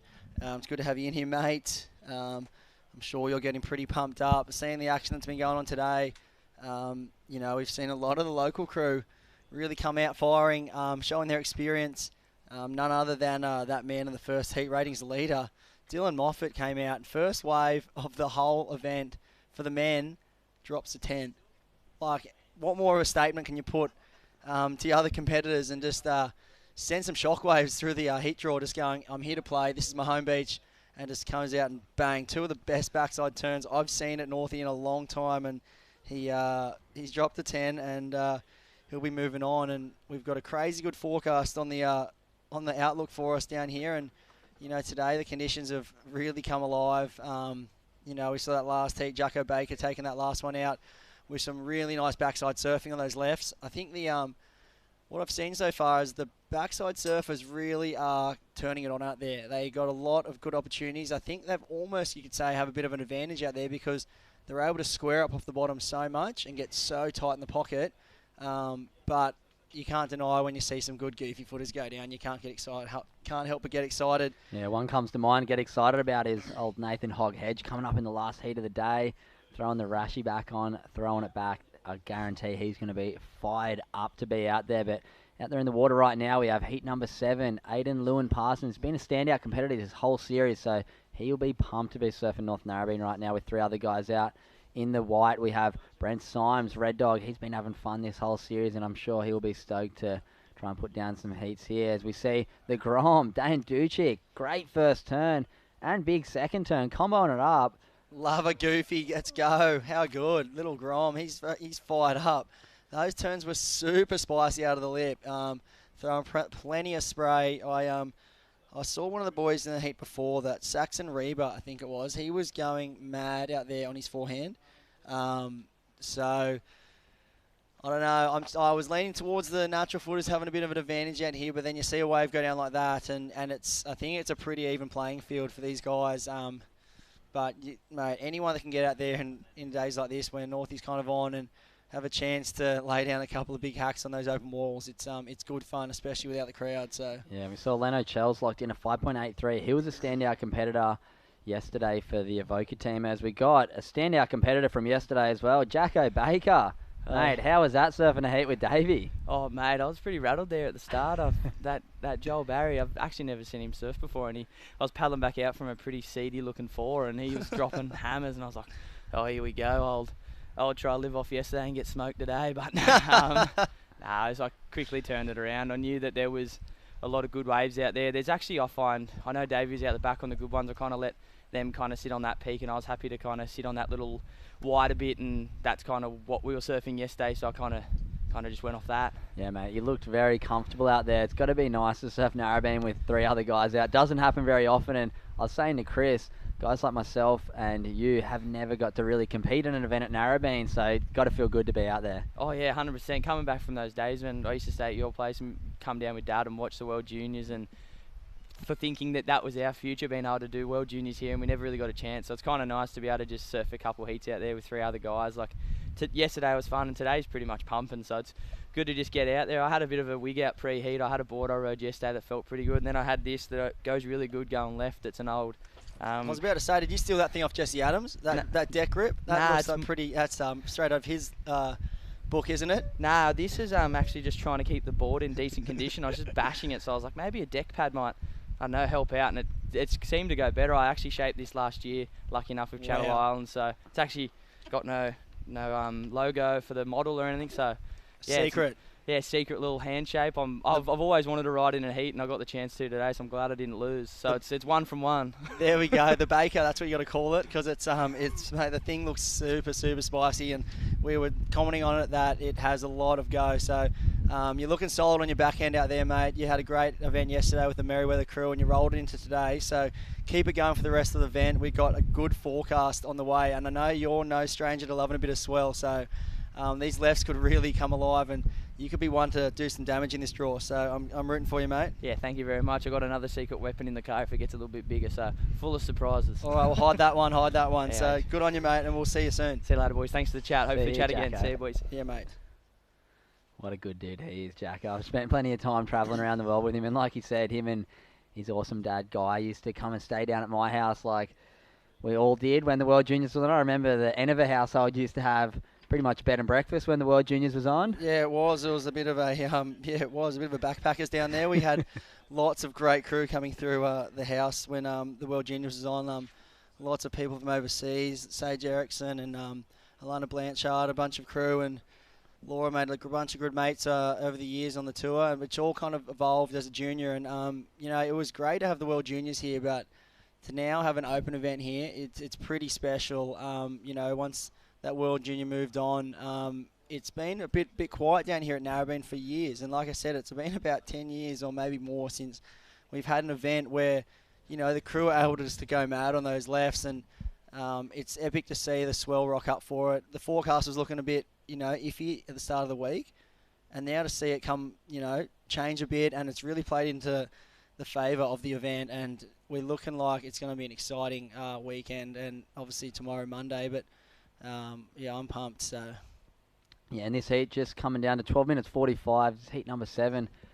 Bit of a slow heat right now. You saw that last heat, plenty of waves. The boys having lots of opportunities. Generally happens in heats. There's usually one on, one off. It's sometimes what I tend to realise when I'm competing. But yeah, Aidan Lewin Parson just sitting out there, hasn't caught a wave yet. Look for him to fire up. It's still 7.5 minutes gone in this one. We've got Leno Shell out in the lead, 5.83. Nice start there for him. Dane Duchik, we saw those 2 nice turns from him. Maybe just need to sort of commit a little bit more and bring that nose back around. Tend to not get the huge scores when you're sort of surfing a little bit down the line, but I mean, it really impressed me, that surfing, so look for him to open up on another one. And Brent Symes just with that 2.57 sitting down in 3rd place. So with 12 minutes remaining, a little bit sleepy start to this heat, but geez, the waves are starting to look really fun. I'm fired up to get out there later. Yep, totally. I mean, you look at the next heat coming up, I've a few familiar names in that one. It's it almost looks like a junior national final, this next one coming up. You've got Jamie Thompson, local lad. He was actually under 18 Australian champ last year or the year before. So he'll be out there against Arch Whiteman, one of the top kids from NASA, and he'll be against Benny Wilson, the local lad as well, who just took out the junior division down here at Narrabeen, and then Winter Vincent. Wow, one of the top kids coming out of the Manly area. Does a lot of training with Jezza McCullum, I know, and he was ripping yesterday, and I think that's going to be a deadly heat to watch. Super exciting. So, but we just saw there, that was that man you were talking about. Aiden Lewin Parson opening up his account. Nice form there on that one. Getting that long northy left. Didn't give him that huge open face section that he would have liked, but tying it together nicely and getting his heat underway. So he's going to put his hat in the ring. He's here for business. He's had a pretty fun little year on these events and been watching him surf and been pretty impressed. He's sitting in 5th place right now, so great sort of running in this Australian Open to surf. He's been travelling up and down the coast, really turning heads. I think he's from down Ulladulla way. But yeah, great surf. He's locked in a 5.57, thrown himself straight into 2nd place. 1 wave apiece right now, so nobody's getting too busy in this one. Waves have gone a little bit sleepy, so halfway point, 1 wave each. It's going to be pretty tight end of this little heat. Yeah, it seems to happen here sometimes with that rip running out, the tide getting lower. We have those moments here at Narrabeen where it kind of tries to figure out what it's doing between tides and it can slow up. But I think with the push of the tide this afternoon, I think things could really light up out here. We're looking at a replay of the end of Aiden's last wave. And there it is. Was it a 5.57? 5.57. So, yeah, getting himself right in the midst of this heat. Boys out the back just sitting there waiting patiently. Real sleepy heat here right now, but it's going to turn back on at the end of this one, surely, and the boys are going to have plenty of opportunities. I'm looking forward to seeing Leno Chell rip into one. We missed his first wave when we were at commercial break, 5.83. He's sitting out in the lead, so Leno was surfing amazingly yesterday for Avoca. A couple big scores for the guys from Avoca. Got to surf as a power surfer. A few of their big names like Ace Buchan, Wade Carmichael, Matt Wilco, not there yesterday. So it's great to see Leno get the opportunity to step up, surf as a power surfer, and man, he really showed that he was worthy. Yeah, he definitely did. He was one of the most informed surfers of the event yesterday, Lennox. He definitely did the crew proud from Avoca. They would have been cheering him on all day. And they managed to come in 2nd place, qualify for the National Board Riders Final. Yeah, so it was a great showing by the Avoca crew. I think it was Merriweather taking it out, and then Longy in 3rd place. The fairy tale finish from Longy, that was a great story to be a part of and watch unfold. They unfortunately took down Northie in the semi, unfortunate for us, but you know it was great to see for Longy crew, and you know Clemo and his son and all the crew from Longy are a super passionate club. They love to have a good time down there. Always rivals of DY, but they they got 3rd and they're on to the national final. So you would say one of the underdogs prevailed yesterday down there, so it was good to see. Yeah, there's some big names went down yesterday. A few that come to mind. North Shelley, always a big showing. The clubs from down at Manly, and then obviously North Narrabeen, our clubs. Devastating loss yesterday, losing at home's not an easy one to swallow, but we'll be back stronger than ever. And yeah, as we see, Brent Symes. Red Dog. Charging over there he goes. Charges over in Mexico most of the year, but look at him here. I saw that one clip of his. Looks like he's got a knee brace on, does he? Or something on his leg. But finished that one off on the inside. I remember seeing that one clip of him from Porto, like taking off on that big red board of his, just knifing the takeoff, and got so drained and blown out. And like it was almost mesmerizing how he even made that wave. Like he came out with his hands on his head. It was like this 12 to 15 foot freight train there. So he's no stranger to big waves. So if he can manage to get his way through this one today, he might be someone that could have a bit of fun tomorrow and some bigger surf. Yeah, definitely. As we see Aiden picking off a little one there, not quite getting through to the inside on that one.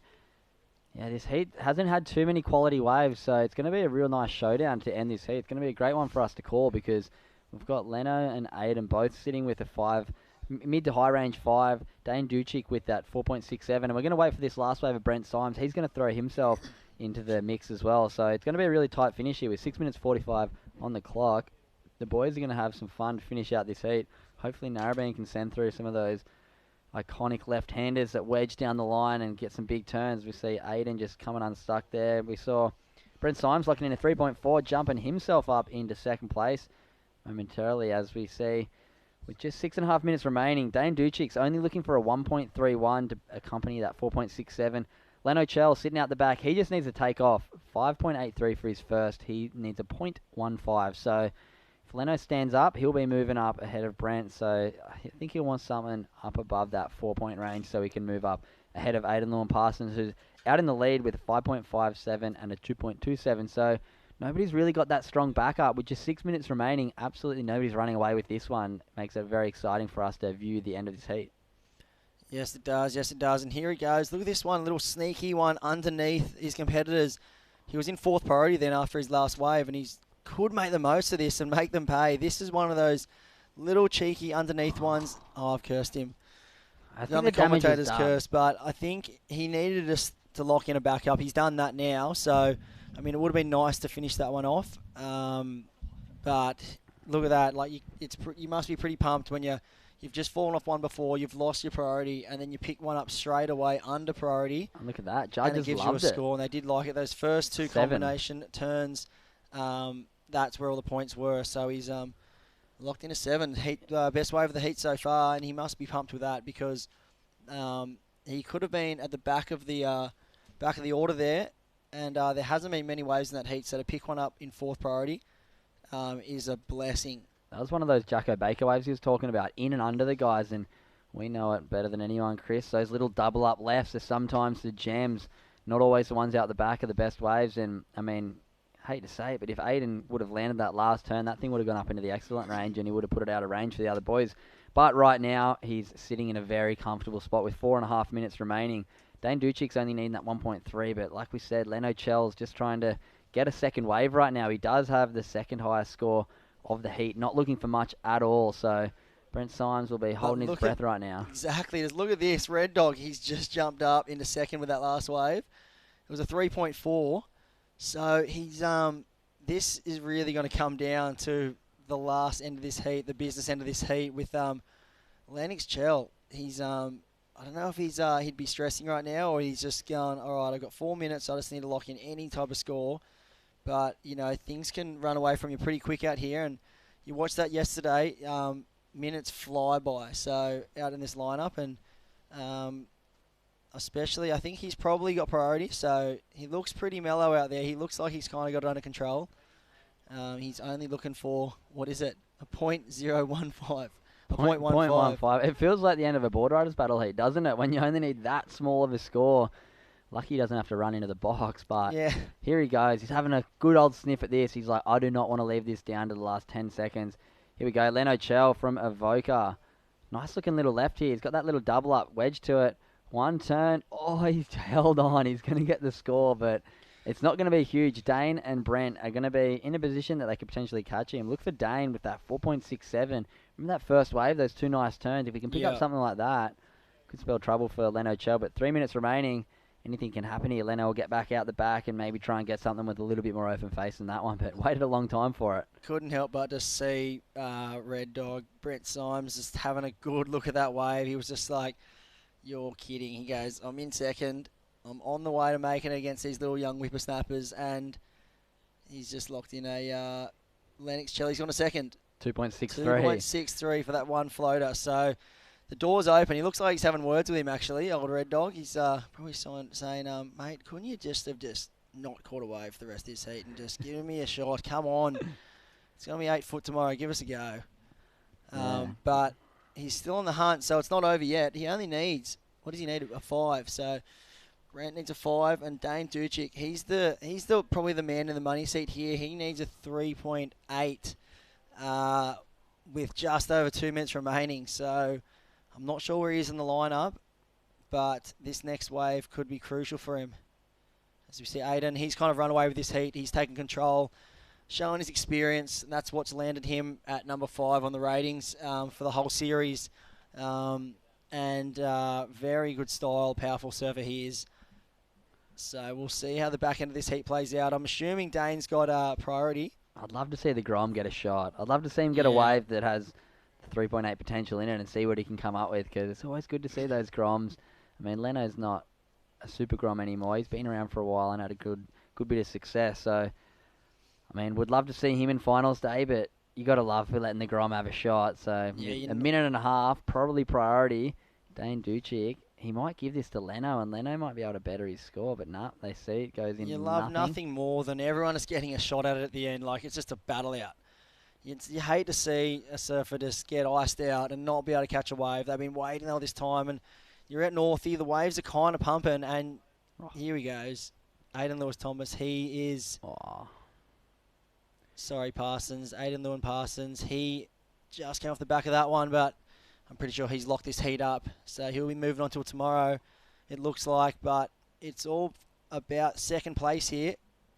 And as we see on 45 seconds to go, where is Dane Ducic? Yeah, just coming down under that mad minute. Dane not looking for a big score. 3.8, very attainable. We see Red Dog, maybe a ramp here. What's he got? Needs a 5. Throws it up there. That is unfortunately not going to be enough for Red Dog. But it's great to just get out there and surf Narrabeen with a small crowd. 3 other guys out. Doesn't happen very often, if ever. Especially when the waves are fun like this. And we see 20 seconds. There's we something do see coming. something on the horizon. How quick can it get in? Leno Does Chell. he have priority? That's the big question. Surely he does. Leno's looking. Oh, no. But It's just kind of split into two, that one. There's another one behind it, so he could get a shot here. Will he get into it in time? 5 seconds to go. I don't think he's going Is to he get going to up. get to his feet? It's a great wave. It is an absolute doozy, this one little I wonder inside if the wedge. Hooter went. We don't know. It looked like maybe a bit late, and he's thrown a huge turn. Oh. He's not quite going to get the score anyway. So, Leno Chell holds on by the skin of his teeth there. Aidan Lewin-Parsons ran away with that one at the end, and we saw Brent Symes and Dane Ducic unfortunately bowing out in that one. I'm Cooper Chapman, and I'm going to be jumping out of the booth. Next heat, you'll have Chris Enever and Jess Grimwood, and they'll be back right after this break.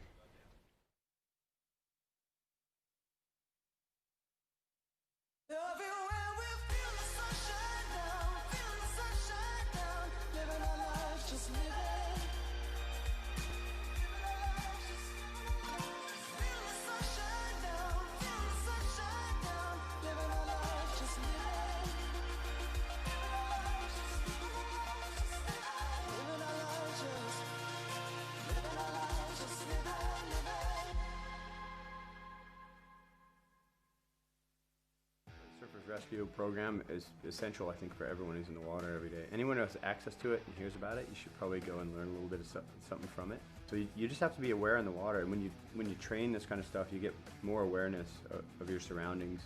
It's even more easy to identify when somebody's in trouble, or to see when a potential problem's going to happen. If you're going to try and save someone just because it's out of the goodness of your heart and you don't have the skills, you're going to get yourself in trouble. Yeah, so everyone should be prepared. You've dreamed of places to go. You promised one day. Now, one day is here. New adventures. Wide open spaces. So, you can't travel the world right now. So what? New South Wales is here for you. Let's all reboot 2020. One unforgettable experience at a time. Now's the time to love New South Wales. Here we go. All right, we're back, and I've got me commentating partner in with me, Jess Grimwood. Good to see you back in here with us. So what have you been picking up on outside the booth? You've been watching a few heats? Yeah, it started to rain just after that super heat that we saw heating up to 6, and that I went right down front and centre on the sand for that. I just had to soak up the vibes there because it was like my most exciting heat to view today, and it didn't disappoint. It was huge. We had a North Shelley Grom in the water as well against those heavy hitters, Jacko and Davey, and I mean they took it out. It was just pretty good to watch. It just went wave for wave, and everyone was kind of cheering and screaming on the beach, and there's big contingents of support crew in all these little patches. And other than that, yeah, a little bit of rain around, but it's glassed off the conditions, and there you go. JT, another local boy, 6.5. Wow, we didn't even get to see that one. So Jamie Tomo, he's no stranger to this lineup. He under 18 Australian champ. So yeah, great to see Jamie out there in this heat. Also with Arch Whiteman, local kid from NASA Avalon Way. He's a great surfer, Arch. and Benny Wilson, one of the local kids, and then we also have Winter Vincent. He's one of the up-and-coming juniors on the Northern Beaches, and he's a really, really good surfer, this kid. So does a lot of work at the High Performance Centre with Jez McCullum, trains with him, and I know he's one of the big hopes for, the Manly end of, I think he's a Queensy boy, or maybe North State. I think he might be Queensy, so correct me if I'm wrong. I'm not exactly sure there, but yeah, he's a great kid. So we've got the winner of the last heat. Oh, wait, we've got to check the names. We're It's behind Aiden, the it's 8 ball. Aiden. Oh, it's good old Aiden from Ulladulla. How are you, mate? Good, thanks. How are you guys? Good, good. How was that last heat, mate? I fell off of every wave, but Lovely. I made it, so. That's good, mate. You're looking strong out there. What board do you want? It's looking spicy. It's got a lot of drive. Yeah, I got a little driver too, but it's a bit narrower because I'm a long and narrow guy, so. Yeah, you got a big frame to you. Yeah, it feels really good on the back end. On my forehand, I kind of struggle a bit more, but this is lefts all day out there, so this is the board. Perfect, mate. How does it feel to get out Narrabeen? There hasn't been an event here for a while. Get out there with no crowd and surf some of those lefts. Oh, it's the best. I've only ever surfed it twice and I didn't get anything. Yeah. So this is epic. This is the best comp ever. I'm frothing. Yeah, the crowd can be pretty gnarly out here. The local boys can give a bit of stick, but man, you're no stranger to solid conditions coming from down south, so you must look at the forecast and be pretty excited for tomorrow. I can't wait. This whole years I've been like, I can grovel, but I can definitely be a bit more stronger in bigger conditions, so yeah, hopefully tomorrow's pumping. Perfect. Yeah. And you've had a good showing on the series this year at the Australian Open of Surfing. You're currently sitting 5th, so I mean you've had a great showing in a few events. How's it feel to put the Rashi back on and run through this series? It's been great. Like haven't really been doing much at home, but work and surfing, so it feels good to know that I've been keeping up with everyone on the off season, I guess you could call it. Yeah. And I love it. Like just here for fun more than anything, and it's been good to get a few results and show that hard work pays off. That's epic. You're a hellman, mate, and all the best for the rest of the contest. Keep it up, and look forward to seeing you tomorrow in some bigger surf. Yeah, mate. Good work. He's been a massive standout across the series, Chris. He's just showing up in pretty much every finals conversation, like quarters, semis. He's there every single time. Pretty sure he's a plumber too. He's a plumber from down at Ulladulla, so he works. No doubt he works hard. He puts in the stranger to hours. hard work. Nah, he puts in the hours on the shovel. I'm sure of it. So to see him, like he said, be able to surf at this caliber and be taking heat after heat after heat and find himself in that number 5th position on the rankings is pretty impressive. Yeah. Well, that's great. I'm stoked he got through, and good to see him work his way through the draw again. I saw him. I was able to check into a few of the comps. I wasn't actually there for a lot of those ones at the series, and you were telling me that this is kind of the best surf we've had. So how's it feel to look at these guys? Benny Wilson, huge backside forehand, wrapping cutback, just lit that section up when he hit it. Hey. Yeah, that was a really nice carve. Unfortunately, he went down at the very end of it. I think it's going to be complete in the judges' books, but. Yeah, nice opening manoeuvre for him. Just over 13 minutes on the clock. Similar looking way to kick off the heat for all 3 surfers. Arch 417, Winter 55, JT is 65. So next score to come in for Benny. But yeah, these are definitely the best, the chunkiest, the biggest, and not the best shape, but the best contestable conditions we've had. We've had perfect A-frames. Yeah, well, I mean, what do we expect? But we had perfect A-frames everywhere. Here goes Winter, carves down the face, a bit of a mid-face carve. He's setting up for the steeper-looking section, rotates that board right through the top of the wave there, puts it up again for the 3rd turn, goes to the carve once again. Nothing critical, but smooth, consistent, bread and butter surfing for competition. It's going to be probably a similar score there to his first wave, that 5-5, I reckon. Yeah. He's just got such a smooth style, this kid, and he's very patient on every wave, it looks like. It looks like he has so much time to really kind of analyse what he's going to do with that next section.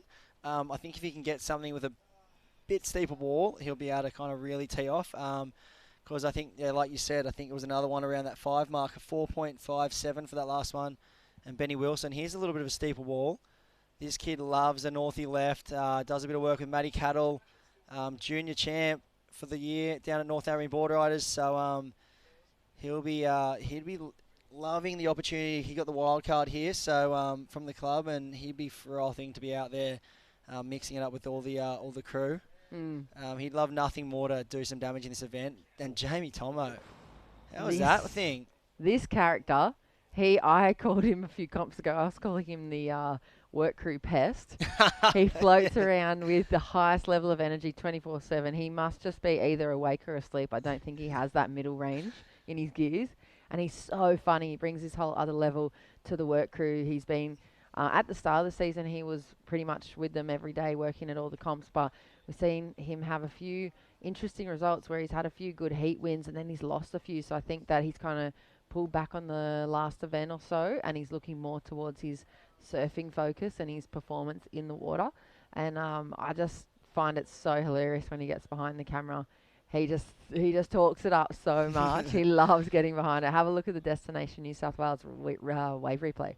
All right, here's Winter Vincent. Here's that long running left he had. Came in at 4.57, but this is, you can see why the judges have kind of held back a bit on the score because, like we said earlier today, and yesterday also, the judges have made their intentions pretty clear. They really want to see explosive surfing out of the lip. They want to see commit to the lip and find that tight pocket that you can just really rip into and hold speed through the turn. You see, Winter's wave was lovely. Anyone at home might have been going, that's the sickest wave I've caught all year. You know what I mean? Like, how come it was a 4? But it's all in comparison. You look at someone like Dills surfing earlier when he got a 10, and you got to realise that when you kind of these waves, sometimes at Narrabeen they do run off on you and they can be a bit slopey. So sometimes surfing can be a bit horizontal here, and sometimes it's just the wave. It just doesn't offer the opportunity. So and that's what just happened on that wave. Lovely wave for Winter. He's building a nice heat total, so I'm sure from here on out he's a smart surfer, this kid, so I'm sure he's just going to try to keep building through the heat.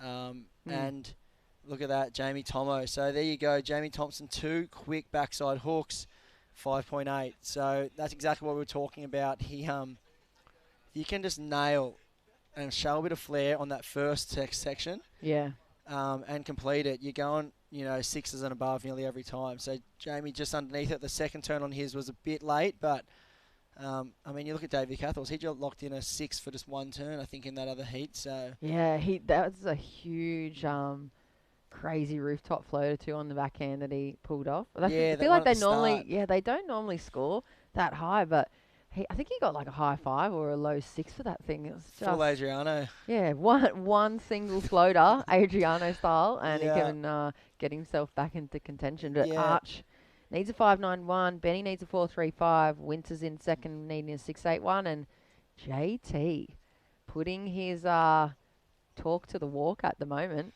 Yeah, he's definitely showing a bit of local knowledge out there. He's been able to find 2 waves that really have had a bit of substance to them. They've really stood up on the bank and they've allowed some pretty crisp surfing. So I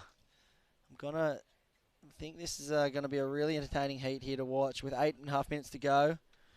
I'm still waiting for our mate Arch Whiteman to get a good wave because this kid absolutely rips. He's got so much talent. He's one of the leading juniors out of NASA. And here he goes, speak of the devil. His ears must have been burning, Jess, because he's up and riding. Here he goes, Arch Whiteman. Nice forehand hook. You can see that, that flare he's got. He's just can't really find it right now. It's just... Yeah, you can see it there. You can see it. He's got that spark about his surfing, and he's got that real extension and torque through his turns that he loves to pull out. He's got a great backside too, so he's just one of those really fast, whippy surfers.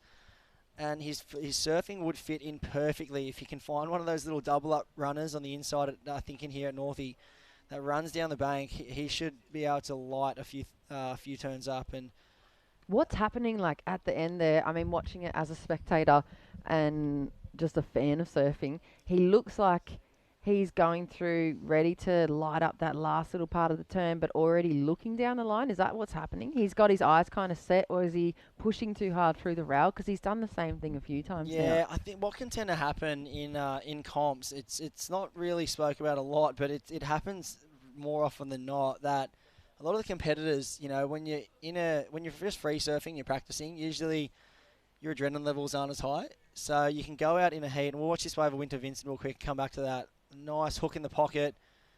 Another nice turn. Just that cruisy, patient style of Winter, and just rifling off a nice few turns there. But what I was saying was, a lot of people go out and they train and they free surf, and then, and they surf in quite a placid state, and they're just stoked to be in the water. And then you come into a heat, the adrenaline levels go up, you're a bit more fired up, a bit more energy and effort goes into every turn. You really want it, and it looks like he does really want it, Arch. He just looks like he's just overcooking it a bit. And so what happens is when you push that board that little bit harder than you used to, the board might come around a little bit further, you might slide the tail a bit further, and so when you're coming out of that turn and you're on your front foot, you're over-leaning and the board hasn't had the time to get back around because you've just overcooked the turn, you know what I mean? Yeah, like a millisecond too much. You've just slid the tail a bit further than you're expecting, and then you're doing the same motion you usually would, but because you put more effort into it, the board's kind of come further around, and now you've kind of left yourself open to catching the front rail. So it's something that he might just have to scale back a bit. Arch, he's got the style, he's got the power, and all the tools to lock in a good wave, but maybe just scale back the effort so much. Don't try so hard, just let it happen. Yeah. So Ooh, I'm going to take that into my next surf session. Have a look at this, Vincent. That was those right-handers we were talking about with the air wind. What was that? He got some huge lift through that. I scanned across and I saw this blue object flying across the screen. I was looking over at you, and then I saw him out of the corner of my eye going full stratosphere status. So that was crazy. He's looking for a 6.71. If he hadn't landed that, easily would have gone up into that excellent range. He had so much lift through the back of the tail there in the last part of that aerial maneuver. But 5 minutes on the clock, he's still going to be chasing the 6.71. Arch looking for an 8.04. JT's in the lead, really similar between him and Benny Wilson. Benny's last wave, or second last wave, was the keeper, a 6.47. And last score for Benny was a 4.8. So he's sitting pretty nicely, very close to JT. And here goes Arch. Let's see. He's got a stretched out wall here. Let's see if he can find something. So there's that nice hook we were talking about. He didn't overcook that one. The wave's just gone a bit funky on him here, but let's see if he can finish it off. And there's that flare out of the top, that fin release that I've seen a lot of with Arch. That wave was nice. That second turn, the judges might cruel him a little bit there. He's going to replace that 313, surely. That's going to go up. He will. He'll be. I see. He really wants to, in his mind, want to replace that 417. He'd want to beat that score, so then he has the opportunity to drop the 417 and really kind of make some headway on either Benny Wilson. But, as a Northie guy, I've got to be pretty stoked. If the heat wrapped up right now, I'd be pretty pumped seeing JT and Benny Wilson roll through the draw because, I spent a lot of time with those guys and they're both great kids. Benny Wilson, he's one of those kids that, one day he was 4 foot and the next day he's 6 foot. It's like, what happened? And now he's ripping. He's bigger than me and he's like 18 and that's not very hard. I'm about 60 kilos dripping wet. So he's grown up, he's matured, and he's got some bigger boards, and he's really starting to find his feet. But his Winter, that was what we're talking about. If he can find one with some steeper face, that was it. And he loved that one. Look at the look. He gave a look, didn't he? He's just like, that's what's up. That's what's up. I needed that one, so. That was a solid 3-turn combo. I think that's probably going to be, I feel like it's going to be his best wave. I would not be surprised if he hits the lead with that one almost. Or he'd just be, what's he need? He needs a 6.7. So, and then there's only 0.1 separating both JT and Benny. So he could easily hit the lead if it's come through. It's just under. Winter Vincent, 6.57. He needed a 6.7. That's brutal. That's heavy. That's here we can see the other Northie boys there. They're down. They're off and gone. They're just going to go hunt these two boys down and try and ice them out for the rest of the remainder of the heat. You can see they've moved down to the inside bank. They're chasing down their fellow competitors. Are they sparring partners, those two, JT and Benny Wilson? Would they have a lot of... I don't think so much sparring partners. They're good mates. They JT, I think Benny Wilson, he more so surfs with guys like Emerson Raper and and those kids. JT, he's not always down at Northie. He trains with a separate crew of people. He would go Benny Wilson up and riding Nice hook in the pocket. And another one, and he can finish it. Oh, it was just a bit of his tail yesterday too. He just struggled to finish those waves. He's one kid that you put a Rashi on him in a border riders heat, he's unstoppable.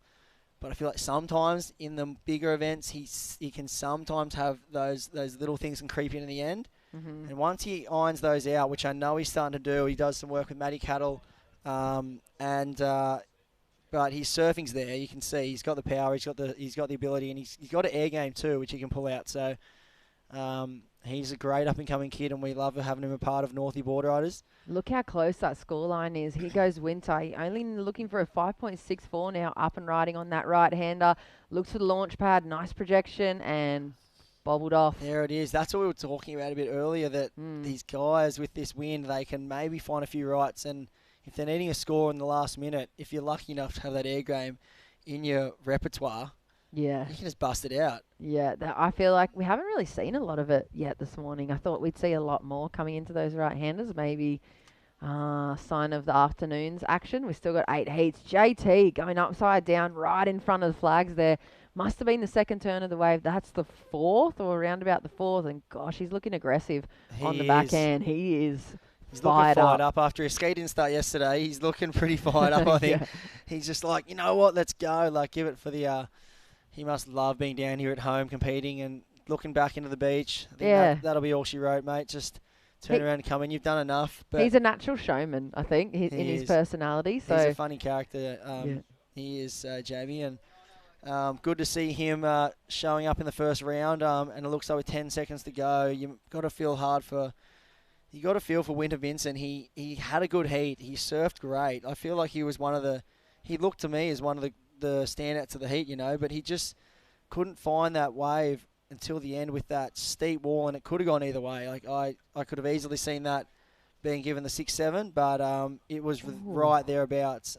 Arch Whiteman... I'm wondering if he got that wave just before the hooter. I think that's probably not enough judging on that body language there. So it looks like... A 7.5, so... Yeah, JT and Benny Wilson, your local lads, moving on through for that heat. Heat number 9, live action from the Australian Open Surfing coming up here at North Narrabeen. Chris Senevar has been here giving you the insight perspective. We're looking forward to having you back for some live heats this afternoon, Chris. Yeah, I'll be changing over to Reggae Ellis and I'll be leaving the booth, but it's been a pleasure, and let's hit to a break. Thank you, crew.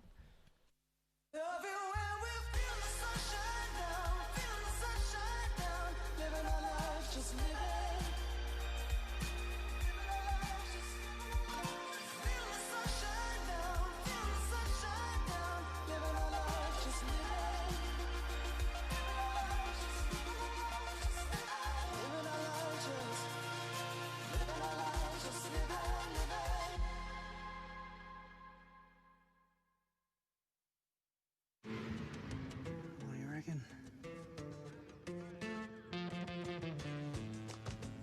Yeah.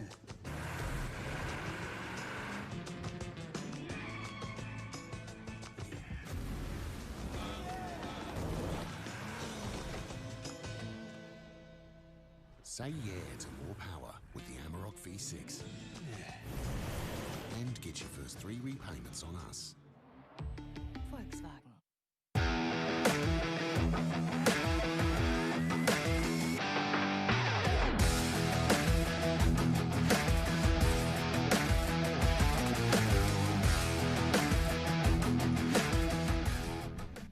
All right, welcome back to the Australian Open of Surfing, coming to you live from North Narrabeen Beach. We are into Heat 9, Round 2. And there we go, straight into it. Surfer in blue with a nice swooping cutback. And just looking for some inside connection there. And That was... he's coming out of the first heat. Yeah, Zane Async. So they're just finishing in the blue. So out there in Heat 9, we've got Jared McMullen in the yellow, Joel Vaughan in the red, Finn McLaren wearing the white, and Zane Async, who we just saw in the blue. And, just getting his account open. So we've seen a couple of small waves ridden. Gerard with a 2.4, Joel with a 1.6, and here goes Finn McLaren. Big, swooping, beautiful roundhouse. Extension. Yeah, just comes around, throws it up into the lip. And again, so 2 good solid turns. He's going to get a little whip around to finish off with as he just runs across the shore. He builds a bit of speed, but that wave just runs out. So just kicks out of that. Then, of course, Joel Vaughan, of course, runner-up last week to Geordie Lawler down at Dalmini, and has been one of the standouts, without a doubt, through this series.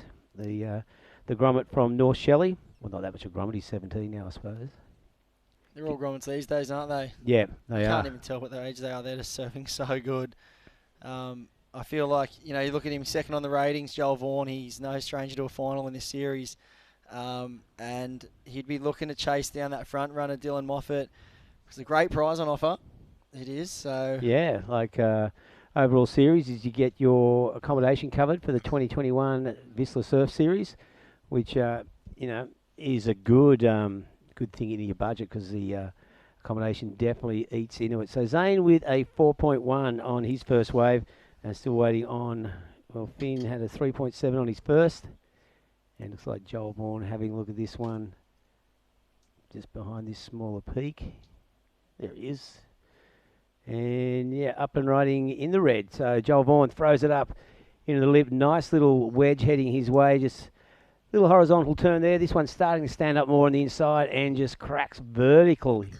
And a nice little foam climb there as well. So not a bad inside runner there for Joel Vaughan to make up that 1.6 he caught on his first wave. So Chris, these waves, have me look like from outside with it when you get the full overview. Down a little bit further off the normal bank here, but some nice left starting to stand up. And we're still 20 minutes off dead low tide. Yeah, so we there should it is. see, there you go. So there's the view there and seeing some good waves run across that inside bank. Yeah, And we down here in Narrabeen, I think you got the alley out on the left. With this tide dropping right out now, you're definitely seeing the outside bank come into play, but it's predominantly the inside bank still. I think the outside bank, it's a bit risky. You can sit out there, maybe get iced out if you wait too long. So the guys are still choosing to sit on the inside bank, which we've seen probably lose a bit of substance with the tide dropping right out. It's with the higher tide, it seems to hold its substance more through the bank. The waves tend to stand up a bit more on the inside bank, but with that shallowing tide, it seems to probably be a little bit more dribbly as it runs across the bank. Yeah. But with the push and tide this afternoon, I think that could change, and we get a push in the tide, bit of swell hopefully comes in. It usually can be pretty affected here by the tides at Narrabeen. Right as it bottoms out, obviously you got the rip running out the corner. Yep. And someone who's no stranger to North Narrabeen. Should we talk to him or not? I don't know. Should I'm we? I'm not forgiving him for last week when he bombed out of his heat and didn't turn up in the booth as he was expected to do because he had a bit of a tanty. Yeah, tanty. We'll have a chat to him. Good work, JT, mate. That was an epic heat you had out in the lineup then. How's it feel to surf Northie on your own? Yeah, with three other guys. It was definitely pretty special, especially with Benny in the heat, two local boys. So kind of wanted to put on a bit of a show and get through the heat. So that was a plan.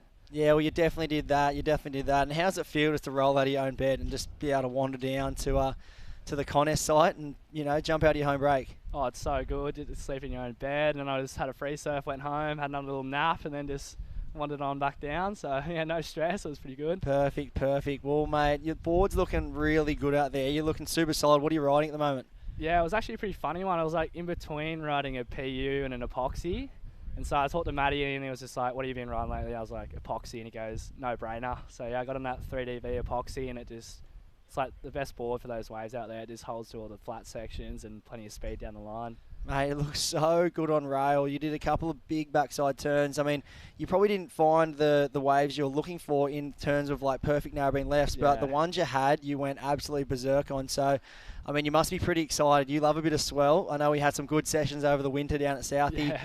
This weekend's tomorrow's looking pretty exciting with the swell on offer. So, how are you feeling moving through to tomorrow with this swell that's on the forecast? Yeah, definitely. There should be some good lefts out here. And I'm more excited for, Tuesday, Wednesday. That looks pretty fun. Little Southie session. Maybe. Don't tell anyone. Keep it a secret. Spot, yeah, not Southie. We're going to Bungan Beach. Bungan, North Corner Bungan. Actually been pumping lately. Yeah, rock pools. That's where everyone got to go. Okay. Yeah, Rockies. Rockies could be on.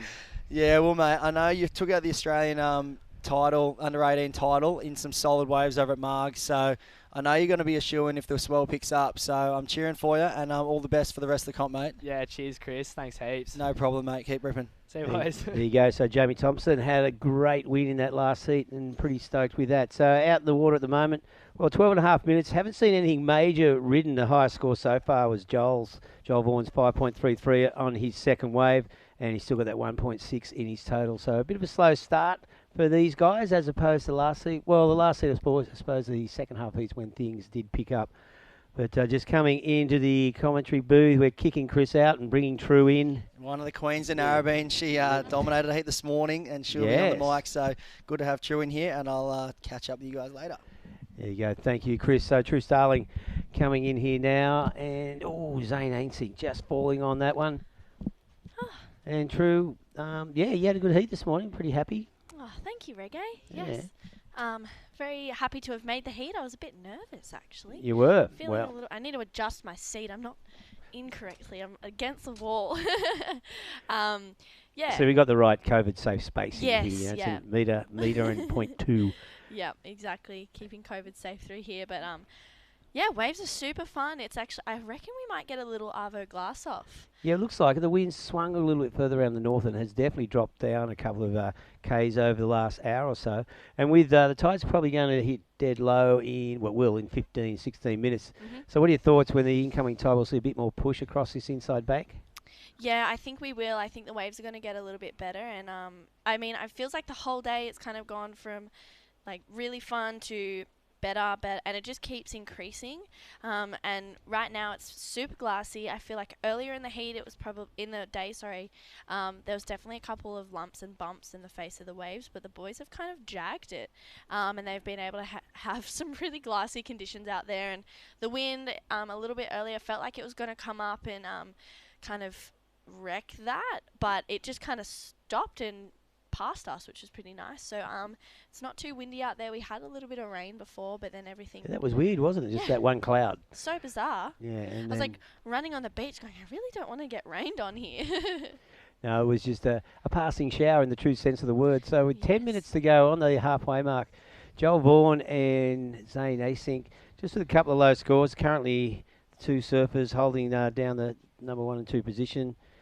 Zane with a 4.3 and a 2.73. And then we've got the highest single score is Joel's 5.33. So pretty quiet heat going on at the moment. Yeah.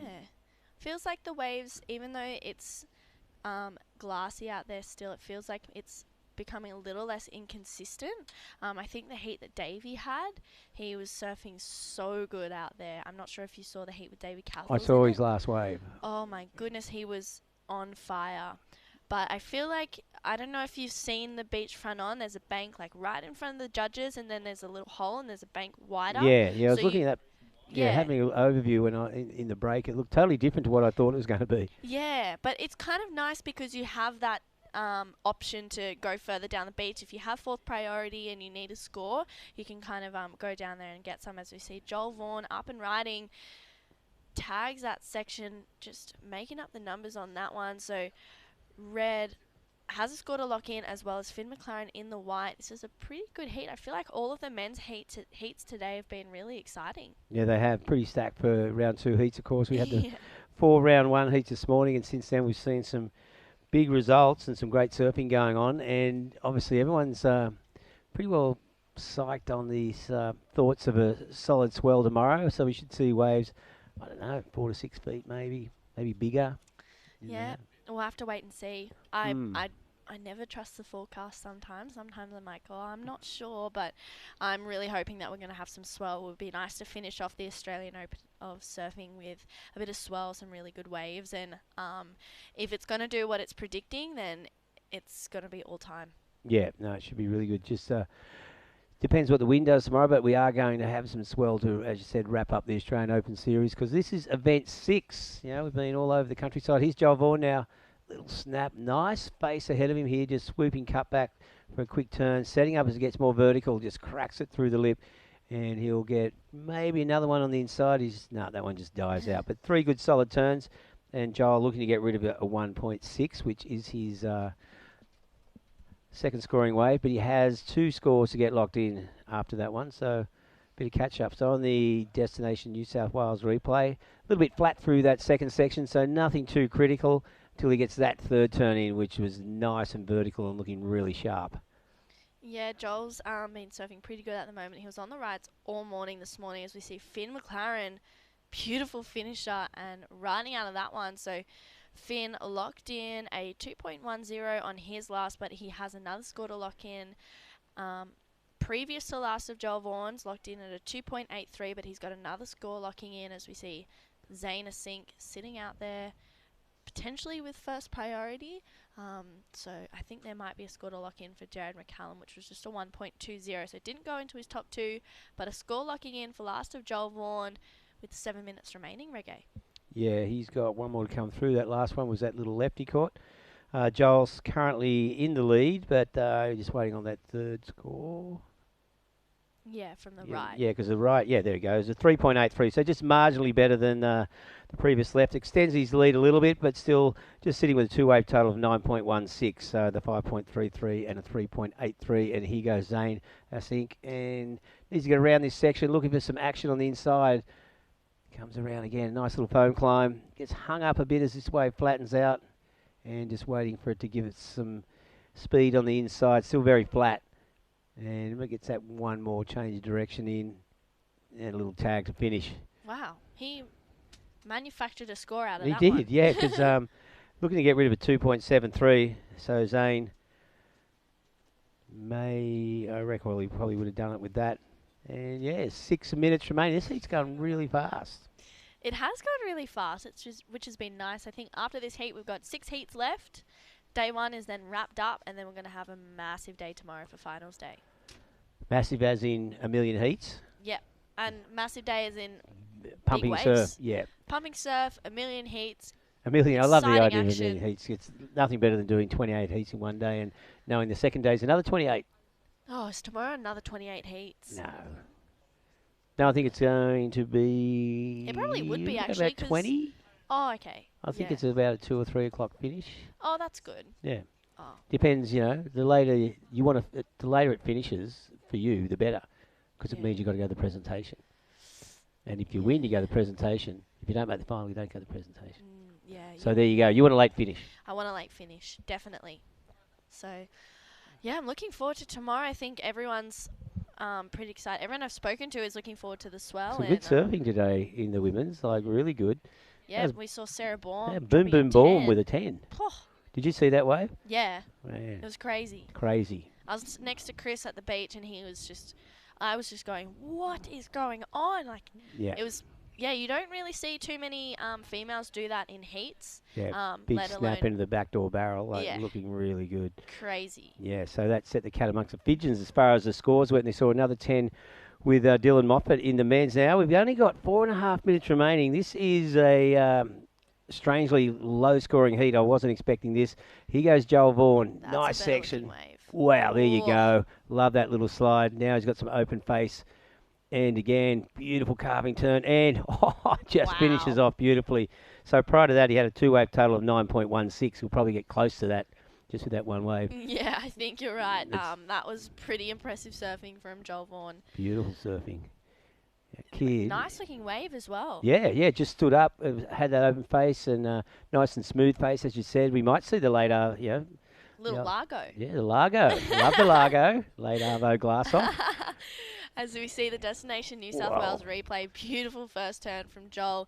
He brings it around for a carve and finishes this one off nicely. His spray went outside of our screen. Yeah, I don't know if I like which turn was best for me, the first or the third, but both of them were pretty special. I just love the timing of that tail waft at the top of the first turn and just looking solid out there. So Joel Vaughan, just as I said, it was a low-scoring heat, not what I anticipated. He comes through and does something special. We see Zane Asink there.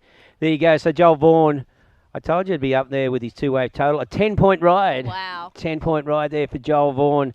They had to go there. Yeah, well, there you go. Because prior to that, he had a 2-wave total of 9 point something or other. And they're just beautiful surfing there for Joel Vaughan and just throws it up. Third 10 of the day, just as we were talking about 10-point rides. Crazy. Boom, it's amazing, isn't it? It's amazing. This is the power we have here in the commentary booth. pretty cool, hey? Yeah. I looked at the screen because it hadn't uploaded it on Nows yet. I'm like, well, he opened up with a 5.33, and I'm like, he got a 10. Yep. So third 10 of the day, as we see Joel probably feeling really good under his feet on this board. So he just the one turn on that one, kicks out of there. He could almost come in. Well, he could come in. It's only 2.5 to go, so it's all about second place at the moment. Finn McLaren is holding second, but Zane Asink only needs a 4.94. And as we see Finn trying to extend his lead, nice carving turn, and just rides out of that one. And then we've got Jared needs a 5.87. Still pretty tight between second and fourth. Yep, it can go either way within these final 2 minutes. And just waiting on that last score of Finn's to see whether, if he replaces the 3.7, he'll extend his lead, maybe give him a little bit more of a buffer zone between him and Zane and Jared. Is it Jared or Gerard, do you reckon? It's one I call him R. Jezza. Jez, that's easy. Good idea, Jezza. Well, last of Finn McLaren locked in at a 5.47, so that increased his second spot. So Zane Asink now looking for a 6.71, and Jezza McCallum looking for a 7.64 with Big 1 scores. minute 30 seconds remaining. Yeah, big scores required for blue and yellow. I used to train at the gym, at the Surfers Gym back in the day with Jezza McCallum, and my sister and I would just call him Trainer Jay-Z. Trainer Jay-Z, there you Yeah. go. Well, Trainer Jay-Z needs a 7.64 to move into from fourth to second. There's only just over 1 minute remaining. So Finn McLaren, timing of that wave was perfect. Gave him just that little bit extra, made it significantly more difficult for Zane and Jared. Before they were looking for 4s and 5s. Now they're looking for 6s and 7s. So it's good timing indeed to lock in his highest score. Of course, Joel Vaughan, with that 10-point ride, has put himself way out in front in an unassailable position, really. Well, first on the leaderboard, Dylan Moffat dropped a 10 in his heat. Second on the leaderboard, Joel Vaughan has now gone, you want to drop a 10? Okay, I'll drop a 10 I'll too. drop a 10 too. There you go. And last 30 seconds. So Zane, he needs a 6.71. Beautiful slap out of the top and that free fall. But unfortunately, that was just a short wave. Two good solid turns. Yeah. It might improve his situation, looking to get rid of a 3.57. His big problem is going to be the fact there's only 15 seconds left in the heat. Yes, yeah. He may be able to swing on a little insider. We've seen a couple come through today, but Ooh. I'm not sure. He's a 6.170 now, only needs a 4.64. And there he is. As the clock hits 3 seconds, he's going to spin around and he's going to catch this after the bell, looking for a 4.64. Wow. And, well, there you go. Just unfortunately not getting that wave. Actually, if he rode that, he would have got it. But it's all irrelevant because Joel Vaughan dominating that heat with that massive 10-point ride on his fifth wave to win. Finn McLaren in second. And we'll be back with Heat 10, round 2 of the Australian Open of Surfing right after this.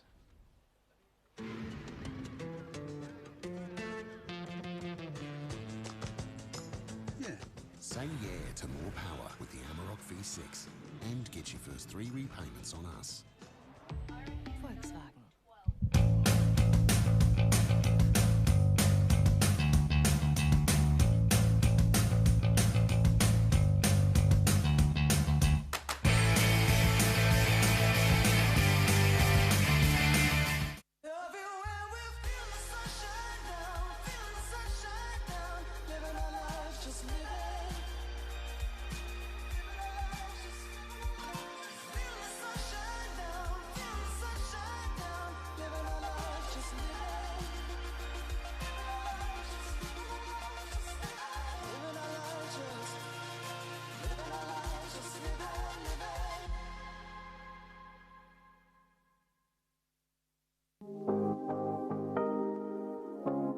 My top 3 recommendations to do on the northern beaches is grab a pie from Upper Crust Pies, head around and do the Narrabeen Lakes bike trail, maybe even walk it.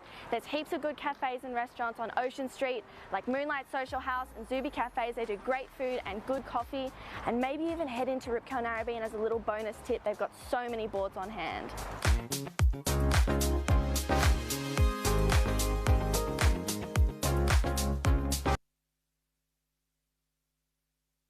There you go. We're back at North Narrabeen. Sorry, I was just distracted by that last ad will run in the ad break.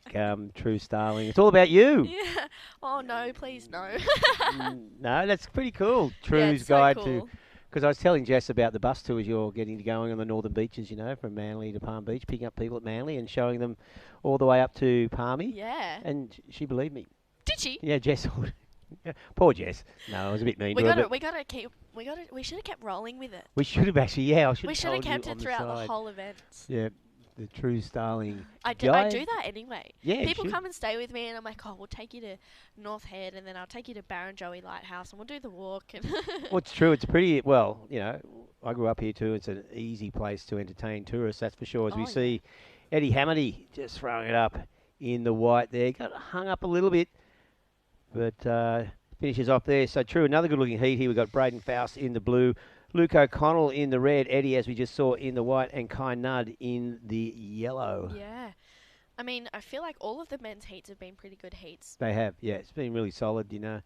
Because they had a huge number of entries for this event. There was quite a substantial, lengthy reserve list. Yeah, it and was we ended up doing around a 72. Yep. You know, those first four heats. As we see Eddie again. Well, there you go. Not much point in that wave. No. To be brutally honest. Yeah. No. So 2.77 on his first, and a quick in and out of that one, Eddie, I think, from Sandon Point. Been a few of these events over the last month. And, yeah, it's been a busy 6 weeks, hasn't it? Yeah, it's been good though. Has been good.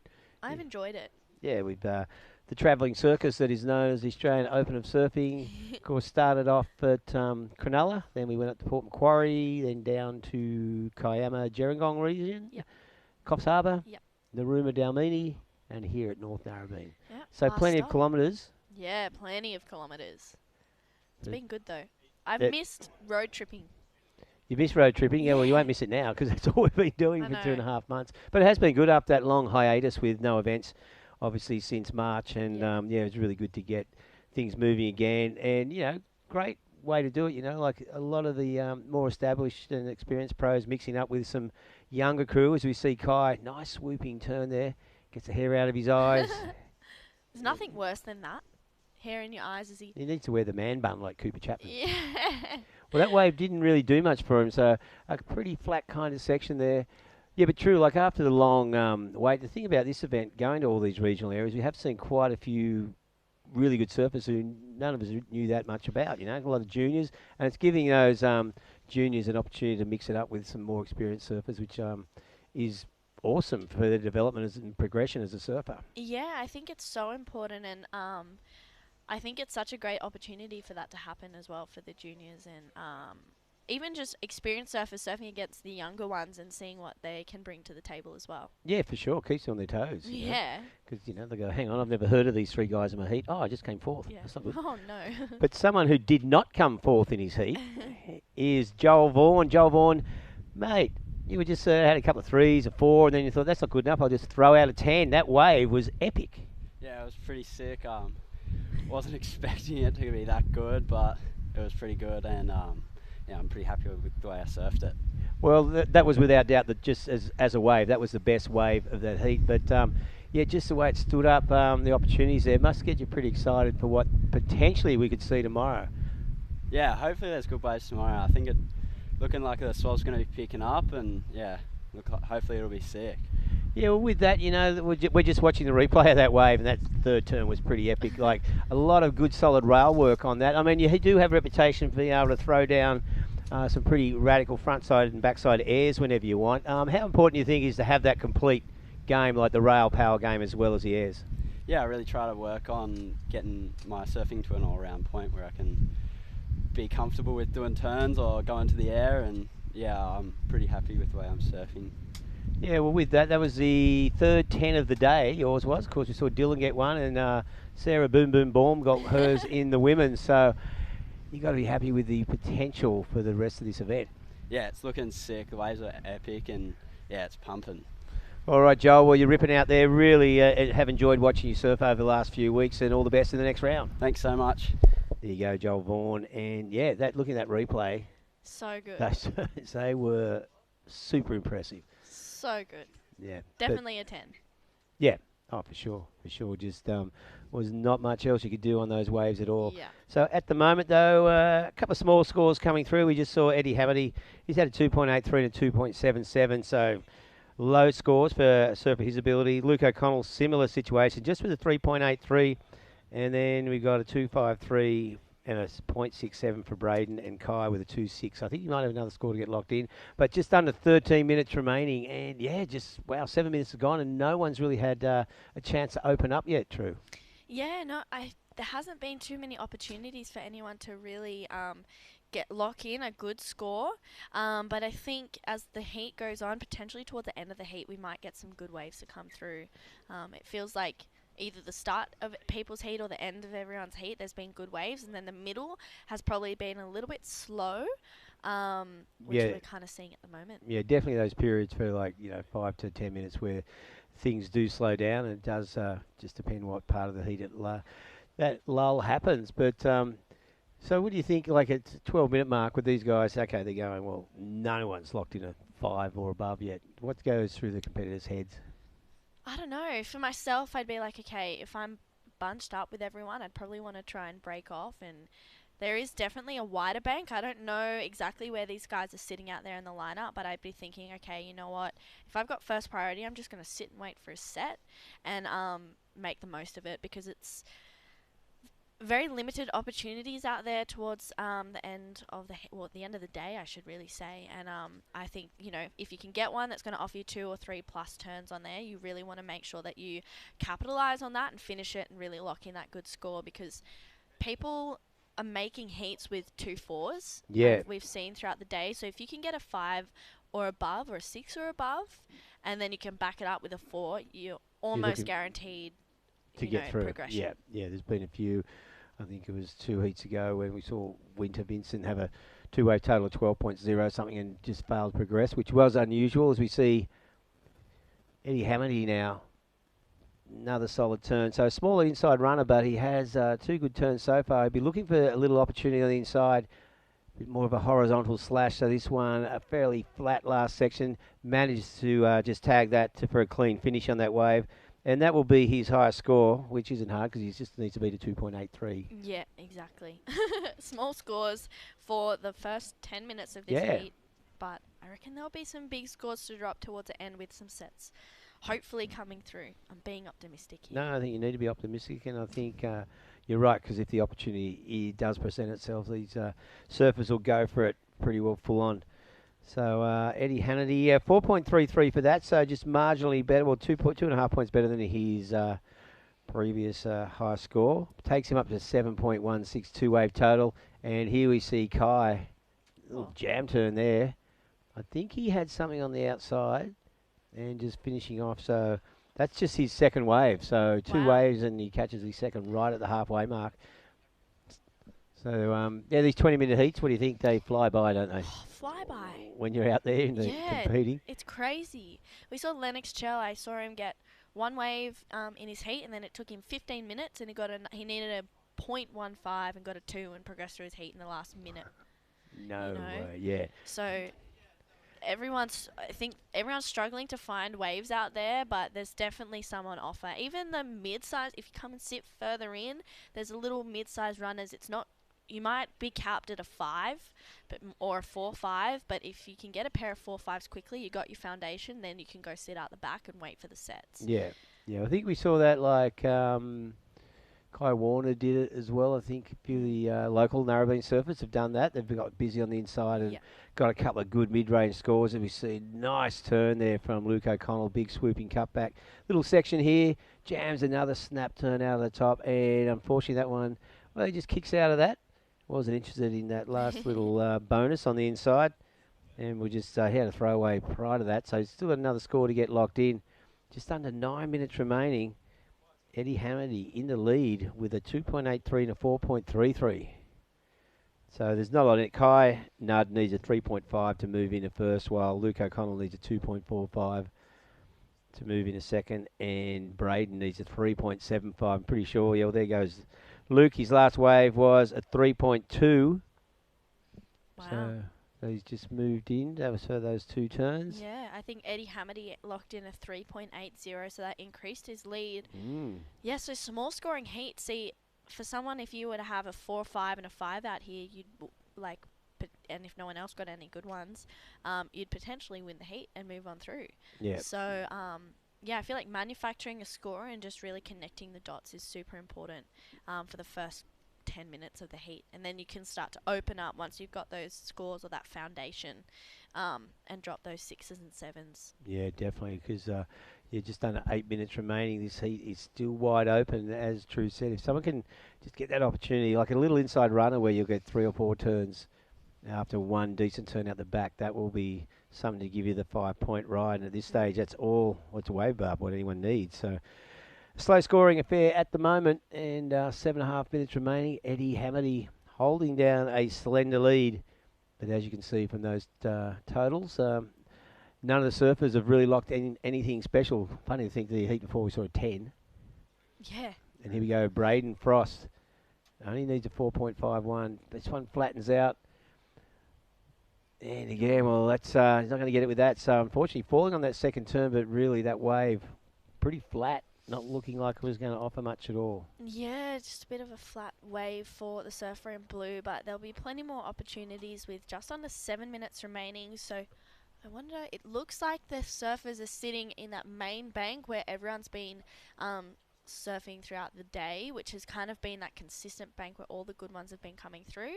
But a little bit wider, there's been some lefts and potentially a couple little rights, but predominantly lefts coming through where people have been getting some good scores or good backups down there as well.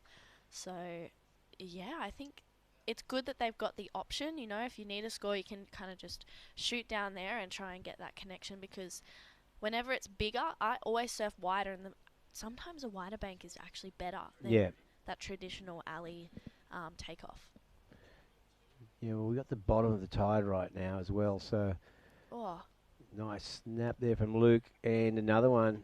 It's a bit more, these turns look a little bit sharper, and that should probably go in as his highest score. And then Kai he just jammed that turn, just looked a little bit hung up as he rode out of that one, but getting a couple in there.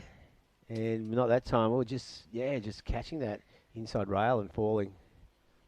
Yeah, well, Braden Faust getting another one, unfortunately not riding out of that one. So scores locking in for last of red, yellow and blue. Yep. I think red might lock in his best wave of the heat so far. Maybe I'm calling it too soon, but I really liked that wave from the surfer in red. No, I think he looked those turns look a bit more crisp and vertical. So I'll be surprised if he doesn't improve his situation. So this is the Destination New South Wales replay. Beautiful first turn again for a second, and finishes that one off. He didn't go too hard on that last turn. He's like, you know, I need to finish it. As we see Braden up and riding on his one, just a couple of backhand slashes, goes for a foam climb, and then Kai Nard, that's his first turn. Gets a little bit of a kind of drop wallet vibe going on there, and he's racing through this one still. Oh, unfortunately, catching that rail. It's so hard through those dead sections. You almost just want to keep racing and hope that there's a connection. And really, you know, lay down the hammer. But last of red locked in at a 6.23, so that has taken Luke O'Connell up into the lead with 4 minutes 35 seconds remaining. Yeah, that way for Luke, we knew it was going to be his highest score. And fair score there for the judges for 2 good solid outside turns and that turn to finish. So 6.23 takes him in the lead. So Eddie Hamady now looking for a 5.74 in the final as we hit the 4 minute mark, 4 minutes and 10 seconds. Eddie with a 4.33 and a 3.8. So it's not going to take much to improve his score. At this stage, Kai Nard only needs a 4.47 to move from third to second, while a 5.61 will see Braden Faust move from fourth to second. So not huge scores, but given what we've seen so far in this heat, it would be the highest scoring way for both those surfers. And Eddie, if he can catch something in the next 3.5 minutes, it'll give him that little bit of breathing space. Yeah, totally. I think his focus is now to just consolidate that second spot and better that 3.80, which is his second scoring ride, and really go, okay, I'm going to make them, instead of needing 4s and 5s, they're going to need 5s and 6s, which keeps it out of their reach. As we see current heat leader Luke O'Connell having a look at this one and opting out of that one. Didn't look like it was going to offer him much, so Luke O'Connell gets back out there with 3 minutes and 20 seconds remaining in this heat. So, yeah, Eddie Hamity really needs to consolidate that second spot, and he must have heard me. He's up and riding on this one, carves that first turn. Ooh. And this is the little inside connection I was talking about. Great second turn on that one. He puts it up there for a third.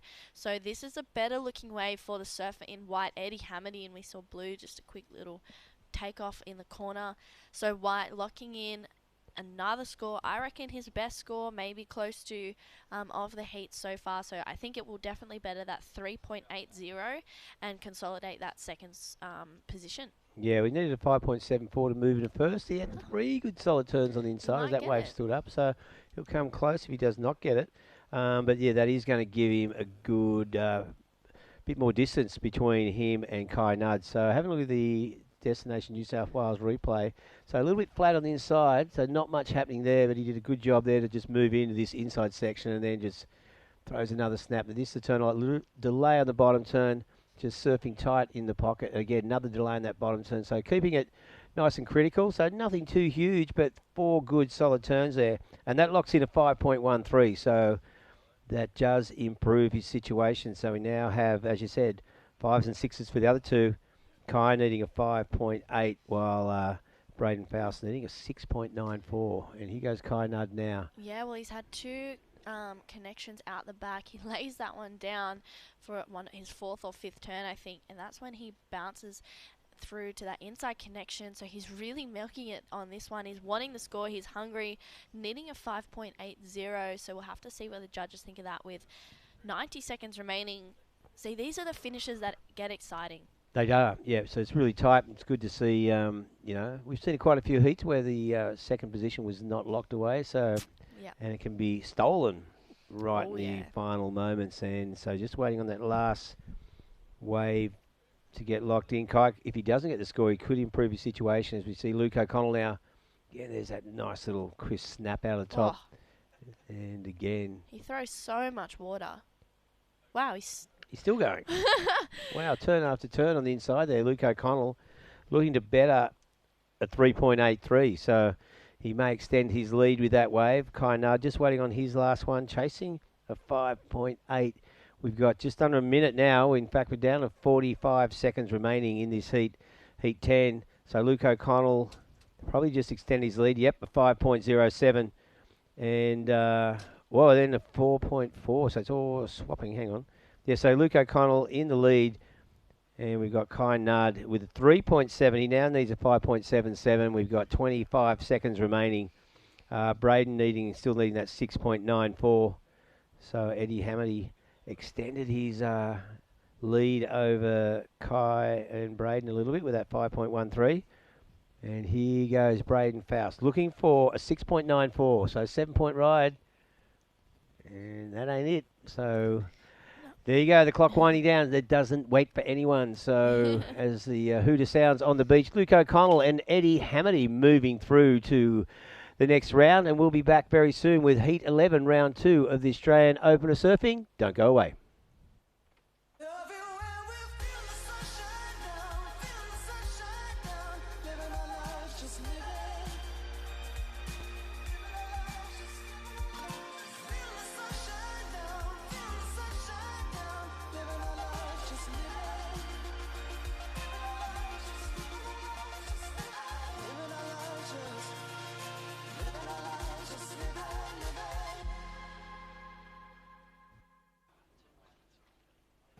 Rescue program is essential, I think, for everyone who's in the water every day. Anyone who has access to it and hears about it, you should probably go and learn a little bit of something from it. So you just have to be aware in the water, and when you train this kind of stuff, you get more awareness of your surroundings. It's even more easy to identify when somebody's in trouble, or to see when a potential problem's going to happen.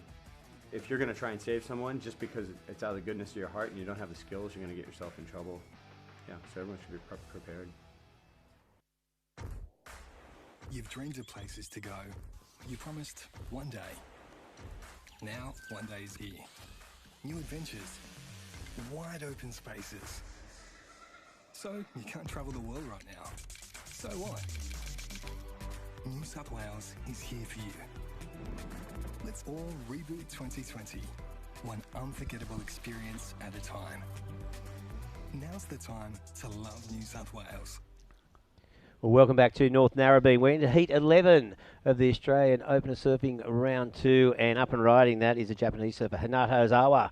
Big carving turn, straight off the bottom, a nice tight hook into the top, and well, he's straight into this. We've also seen Jasper Welsh in the white catch a wave. And as he just finishes off, so out there in the water, we got Jasper Welsh in the white, Kobe Clements in the red, Hinata Ozawa wearing the yellow, and Casper Giddy in the blue.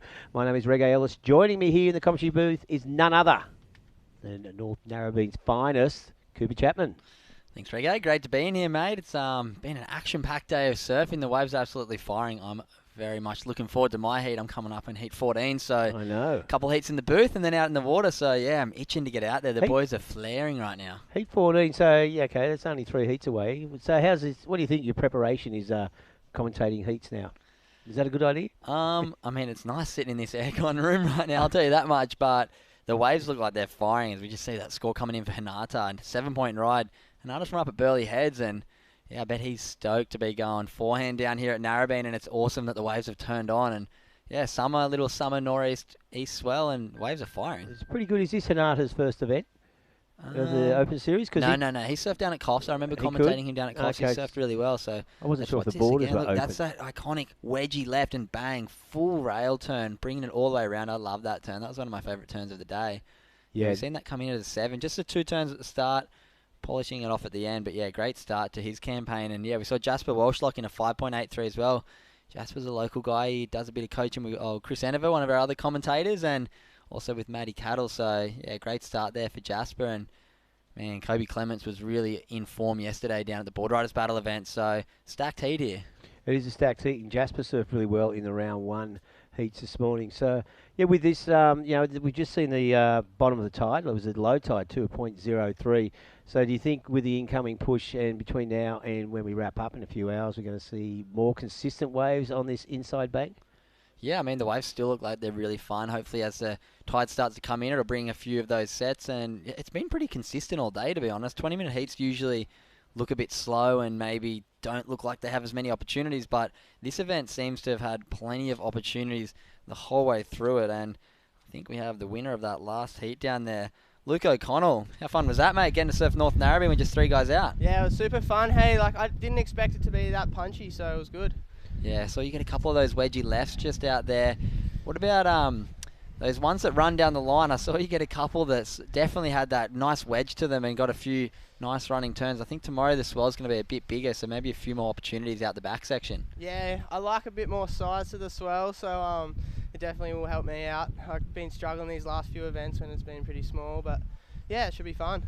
Well, with that, it was a bit of a slow start in that heat, and then you lock together those 2 or 3 really good punchy waves on the inside.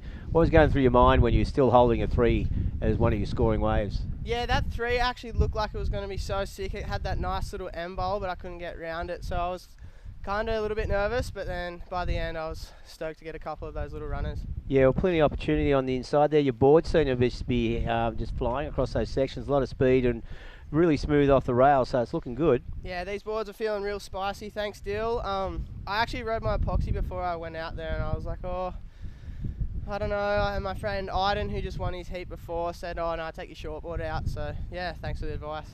Yeah, well, there you go, Iden. Thank you, Iden. Yeah. Well, great surfing there, Luke. It's going to be a good day tomorrow, and looking forward to seeing you hopefully on some big open face lefts. Yeah, thanks guys. There you go. So yeah, great surfing there from Luke, and he really lit up on those lefts in the back half of that heat. Yeah, and I'll tell you, just lit one up. Hinata Ozawa just went back to back, looking to back up that 7-point ride, and that one, 2 big forehand turns. He's really picking the eyes out of it right now, getting those wedgie lefts that are standing up. A lot of them are kind of dying out after the first turn, but this one bent back at him the whole way. Watch this. A little bit smaller one, but it's hit the bank perfectly. Big first snap, keeping the speed down the line. Hard off the bottom. Drifts the fins beautifully over that section. That's textbook surfing right there. Yeah, really, really nice timing with those bottom turns too to get the most out of that opportunity. And yeah, Hinata. So I haven't seen him surf before. What do you know about him? He looks so sharp. Yeah, Hinata's based up in Burleigh Heads. He's I'm not sure if he's migrated over from Japan, but speaks perfect English and pretty much an Aussie, I think. He's great friends with Liam O'Brien. He's always spent a lot of time over there South Stradbroke Island actually this winter, and he was getting piped off his head. I remember really clearly he got one crazy one and tried to doggy door and got guillotined like you've never seen before. But it's great to see him down here surfing his forehand. I've seen a lot of him surfing Burley Point and backside up there, but there it is. Locks in a 6.6 to back up that first wave. So what a great start to this one. The other boys not getting too much on the board yet, except for Jasper Walsh with that 5.83, but first 6.5 minutes, he's going to be loving North Narrabeen. Yeah, he is. That is a really comfortable position to be in after, as you hit the 7-minute mark, got in this heat. So 13.6 two-wave total off his 2 waves. So a 7, a 6.6. So just surfing a really nice structured heat at the moment. And we're still waiting on Jasper Giddy to take a wave. Cody Clements just had that 3-point ride on his first wave. But there's been the occasional lulls during this heat, during the afternoon, as we hit the bottom of the tide. But sort of once it breaks, there's always the sets come through with multiple waves. So I think we'll see that again in the back half of this heat, similar to the last one. And but he goes Jasper Giddy.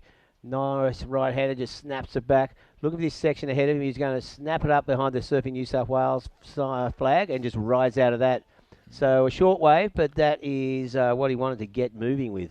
Yeah, that was a nice right-hander there. It's been quite rare, the rides, but with this bit of north in the swell, you do get that oncoming wedge coming back at you, and he kind of went behind the Surfing New South Wales sign, but through spray flying out the back on that one. So look for a nice score there for Jasper Giddy to open up. I liked on the first time he really opened his shoulders, brought it all the way around, and you could see he's really trying to push hard on that tail. So we'll wait and see what the score comes in there. But yeah, rare right-hander, but he's done really well in it. So nice first turn, brings it all the way around, hard off the bottom, and bang, throws lots of spray, compressed landing. Great surfing there by Jasper Giddy to open his account here in round 2, heat number 11. Yeah, really good second turn to finish that wave. And as we see, is Jasper Wells. 2 Jaspers in the one heat. You don't often see that. Yeah, the 2 Jaspers looking to get through this heat, but they're going to be chasing Hinata Izawa because he has had a very strong start to this heat. As we see Jasper Giddy's first wave locking in at a 4.73, so nice little opening score there. Puts himself in a nice spot. Coming into the middle part of this heat, he's going to be looking for one of those maybe left-handers that gives a bit more scoring opportunity. Like you said, those rights are generally a bit shorter. Got a bit of north in the swell here at Narrabeen, so that means running left-handers, and we've seen it time and time again today. We've seen 2 10-point rides today, which was just on the beach, and let me tell you, Jolie Vaughan's 10 was... How was that? One of the better waves I've seen surfed on the inside section at Narrabeen lefts in a very long time. So yeah, that was just perfect. And when we watched the replay, just that first turn, how he just, the timing with drifting those fins, and the third turn he finished with. So yeah, it was the second 10, of course, Dylan Moffat, or the third 10, because Sarah Baum got a 10 in her heat this morning as well. So 3 10s today at Northie, and I think they're the only 10s we've seen the whole series. Yeah, it doesn't happen very often, 10-point rides. That's a big first turn there for Jasper Welsh, but like we said, it doesn't happen very often, 10-point rides, but when you have such high-quality waves like we do here today at North Narrabeen, you can really get those scores up in that excellent range. And funnily enough, there hasn't been too many 8s and 9s, but we've had 3 10s. So yeah, that's we've true. seen the competitors, when they get those big scores, they're going straight up to perfect. Yeah, like as soon as they get the opportunity. And when those waves do come through, it just shows the potential of what we could see here tomorrow. Everyone's a bit excited about tomorrow, but at the moment, we're still dealing with really good waves here this afternoon. So 3.6 for Jasper Welch on his last wave. So cements his position at number 2 behind Hinata. Plenty of time to go, of course, just approaching the halfway mark of this heat 11 here at the Australian Open of Surfing. And with 10 minutes remaining, so Hinata Ozawa in a really good position. Jasper Giddy and Kobe Clement still waiting to lock in their second wave. And they'll want to lock it in pretty soon, because although the last few heats we've seen some of the surfers locking their best wave in that final 5 minutes, which is not unusual. And yeah, it's looking pretty good out there. And I think, what do you reckon, Kobe? Young guy had a good day here yesterday, Long Reef. They were the sort of upstarts, weren't they? Yeah, Long Reef definitely brought it to us. They took down the ever-famous and my Board Riders Club North Narrabeen local crew yesterday. Couldn't quite get over the line, but that's tag surfing. Some big upsets yesterday. Yeah, there was, definitely. And what it was, it brought you guys down and brought Queenslift down, and a couple of the other major club was not getting back in and being docked 5 points. Wow, Kobe Clements is absolutely feeling it, I'll tell you that much. That second turn was sick. I think all 3 of them were sick. 2 years ago, Kobe had that, he's such a small grom, but he's really put some power in his surfing, and he's definitely adding this extra bit of flair into his surfing, which is, look at that, drifts the fins on I think that was his second turn, and the third, drifts the fins, complete control, but loose as hell. So Kobe's just locked in a 7.83, throws himself straight up into second, into a demanding position in this heat, because it looked like it was a bit of a slow start, but yeah, that was definitely the wave he was looking for. Yeah, the highest scoring wave of the heat so far. So, yeah, just jumped up from fourth to second. And, of course, with that, still holding a third as his second 3-point ride is his second scoring wave. So he has plenty of opportunity now to build a stronger buffer zone between him and Jasper Welsh. So it shows you just how quickly things will change when we've only got limited waves locked in. And now we see Jasper Welsh on his backhand, throws it up high into the lip. Nice section ahead of him. Again, critical turn, just drifts the fins out, but unfortunately just fell. He was only looking for a 5.01. Yeah, gone begging. That was a great-looking two-turn wave. That's the sort of wave that you really look for when you look back in any surf comp. Two big backhand turns, big scores always. Yeah. So he got the really nice first turn and maybe just looked a little bit tentative on the second turn and went through the back. Well, watch it here. Great first turn, drifts the fins, turns it the whole way around. Hits that second one hard, but just doesn't stay over it enough and comes out the back of the wave. That's a score gone begging, but great surfing on that first turn for Jasper Welsh. He'll be looking to get back out there. He's looking for a 5.01, and Jasper Giddy's looking for a 6.11. So the Jaspers on the chopping block here with 7.5 minutes remaining. They are indeed. So Hanato Ozawa, just with those two waves, he's surfing a very patient heat. He knows he needs to improve on a 6.6 to extend his lead. Kobe Clement still holding that 3-point ride. He just scored a throwaway. 1.5 and plenty of time with 7 minutes remaining.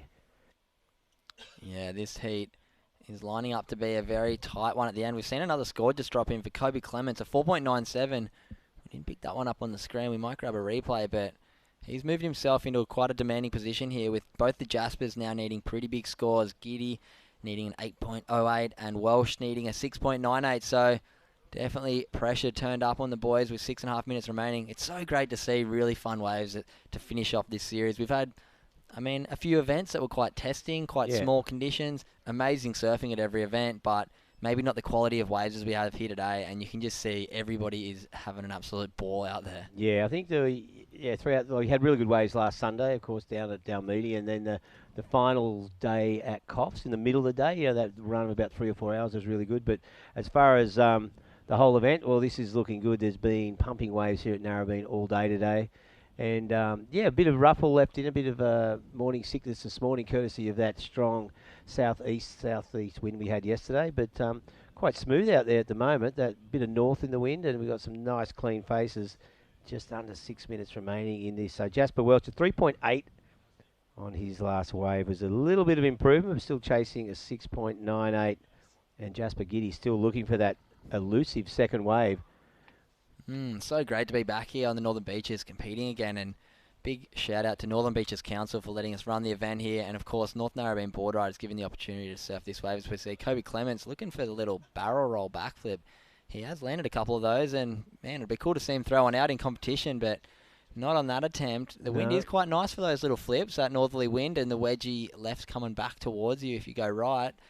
So look for maybe some punts by Kobe as this heat goes on. He's having a little sniff again, but not that one. As we're coming down to that 5-minute mark. Pressure turning up big time on the Jaspers now. Kobe and Hanata surfing a great heat. Hanata with those two opening strong waves. You've got to look back and just say he's been in that driver's seat the whole heat. Yeah, he locked those two scores in the first 7 minutes of this heat. So he's been pretty quiet since then, but he knows what he needs to do. So he's just waiting for a wave that he knows will give him potential better that 6.6. And with 4.5 minutes remaining, he is in a good position, as is Kobe. So the Jaspers, they need to pull something out soon. As far as priority goes, I'm presuming that either Jasper Welsh or Jasper Giddy has priority. Although Hanata's been out there for so long, he hasn't actually paddled for a wave for a long time. So Kobe Clements now just prowling on the inside, looking for something just to extend his lead. But he has put the pressure on Jaspers, Welsh and Giddy, as they need a 6.98 and an 8.08. So solid scores. The big ask at the moment with just on 4 minutes remaining. Yeah, it's been a great day of surfing, but do not go anywhere. These last 4 heats of the day, I'm calling it are about as stacked as you'll ever get for an event of this size. So look, Kalani Ball, Jay Brown, Ross Cadden, Heat 15, Josh Stretton, Geordie Lawler, Mikey Clayton Brown, Brett Bircher, Harley Ross, Oliver Heinz, Nathan Hedge, and then my heat, Nathan Kwani, myself, Dom Thomas, and Tommy Myers. Kobe Clements up and riding, but wow, that's what happens in these events. Not everybody's done all the events, so the seating gets a little bit shifted around. Nathan Hedge getting thrown in the draw, Geordie, myself, and Harley not doing all of the events, so not having that top seed, but that's how the heat draw works out sometimes, and it's going to be an absolute throwdown. I can't wait to get out there, and with conditions like this, yeah, you do not want to miss this afternoon's action. Yeah, no, it's going to be pretty awesome, and I think with the tide just started running, we should see these lefts stand up a little bit further. Yeah, Nathan Kwani in your heat, he's been one of the standouts, really consistent in the last 2 or 3 events, a Brazilian goofy footer. Yeah, I've been having a great time watching him. I remember at the first event at Port Macquarie that I commentated at, we weren't sure who he was, and then he was ripping, had an unlucky heat, as we see yellow. Look at this wave. Hinata, he's found another great one. A little bit mistimed that first section. Opens up. Geez, he's found 3 great waves in this heat and finishes nicely. Yeah. So he's picked the eyes out of it. But yeah, like we were saying, Nathan Kwani, we got sent a message from one of his Brazilian friends saying that he was one of the top juniors over there from a place near Sao Paulo, and he used to surf with Kyle Belly and Jesse Mendez, 2 of the best surfers in the world that have come out of Brazil. And yeah, he was a Brazilian champion and then came to Australia to, I think, study and had a bit of an injury, but he's back now. Yeah, did his knee. Yeah, his knee. So looking forward to having a heat with him. He's a great guy. We've had a few nice chats after post-heat interviews when I've been sitting in the booth, and he's been behind the winner's circle and winner's microphone. But yeah, it's going to be great to get out there and share Northie lineup with a few new faces. Yeah, no, it's going to be an awesome afternoon as we see Jasper Giddy now. He waited a long time for this. Is only his second wave. Needs a big score, but he'll just be happy to get a second score in. So throws it up vertically. So nice turn to finish. Just draws out that last turn looking for a foam climb, but that did not happen. And he was chasing a 8.08 prior to that. And with 1 minute and 40 seconds remaining, that is not going to reduce his deficit. It'll boost his 2-way total. As you can see on the Destination New South Wales replay, just that little swoop, comes around, just throws it up. So that was a nice turn. Good timing on that re-entry, but unfortunately the wave didn't offer much other than that 2 turns. And he comes back with a 3.8 from the judges, so still looking for that 8.08 with 1 minute and 20 seconds remaining. Hinata, his last wave was a 5.9, did not go into his top 2. So Hinata, Ozawa and Kobe Clements, the 2 surfers, holding down the 2 positions to progress through to tomorrow, and they'll be pretty happy. Of course, Kobe, the highest single wave score of the heat with a 7.83 on his second wave and still holding that 4.97 as wave number 2. And we're this one winding down pretty quickly. Just 55 seconds left. As you can see, Kobe Clements on your screen there. Just see if he can hunt out another wave to finish off with. Looks like this thing's going to stand up for him. Yeah, Kobe knows the lineup very well out here. He spends a lot of time here with his awesome dad Clemo down here filming a lot. Kind of loves getting down here surfing north. You see him out the alley rights all the time, and he spent a lot of time ripping. Oh, look at that turn. Just getting loose and loving the look of that board. But yeah, he got some big barrels down at South Narrabeen. I remember talking to Chris Ennever about it, and he was blown away by some of the waves that Kobe was charging. So he's got the air game, he's got the barrel game, and loves the big waves. So yeah, it looks like Kobe's looking like a good spot moving into tomorrow. And yeah, he's going to be turning some heads, I reckon. If we get some 6 to 8 foot waves at Narrabeen, it would be great to watch Kobe as we count this one down with just 5 seconds remaining. Unfortunately, it looks like we're going to lose both of the Jaspers. Yeah. One last ditch effort. Unfortunately, not going to get into that one.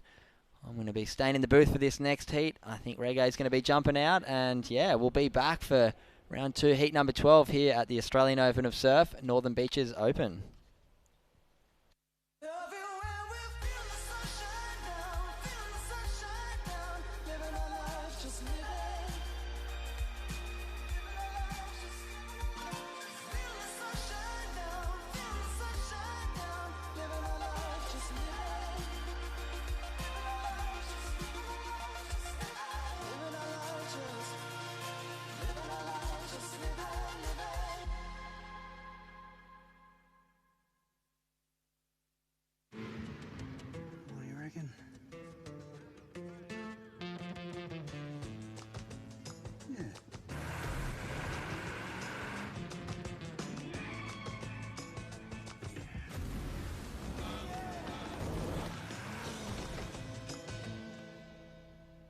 Say yeah to more power with the Amarok V6. Yeah. And get your first 3 repayments on us. Volkswagen.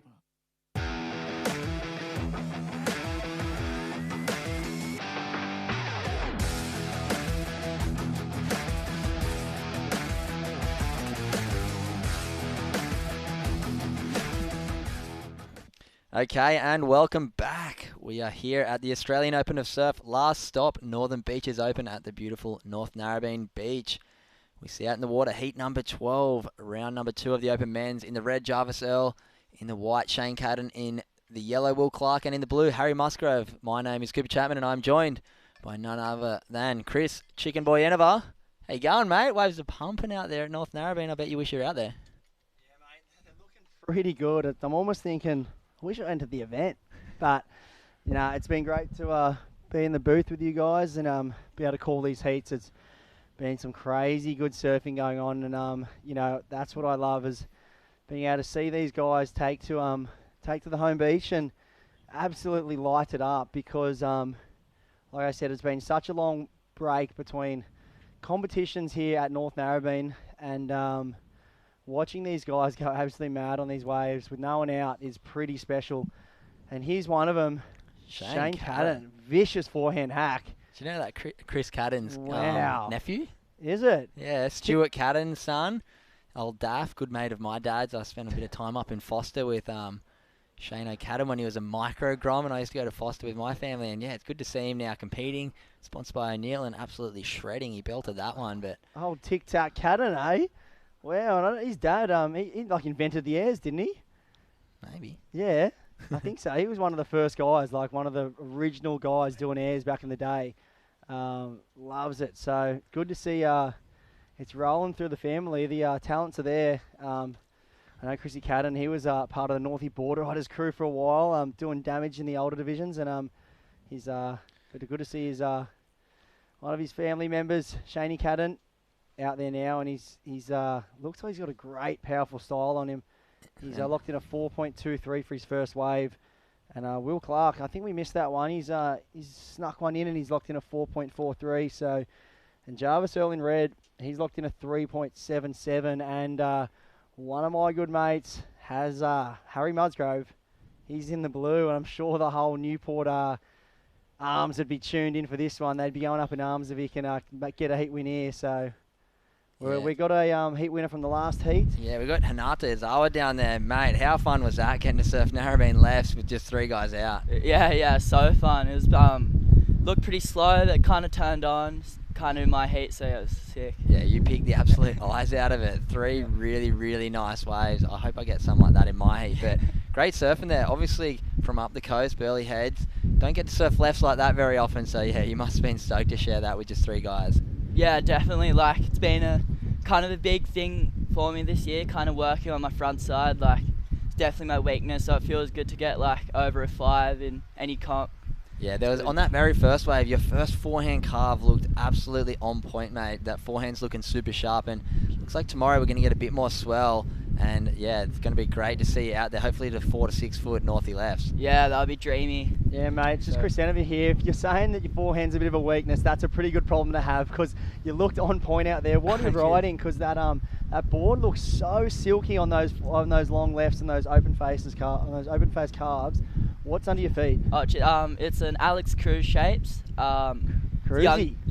Young shape from the Goldie. Been running his boards for quite a while now. I've had a few Aldos.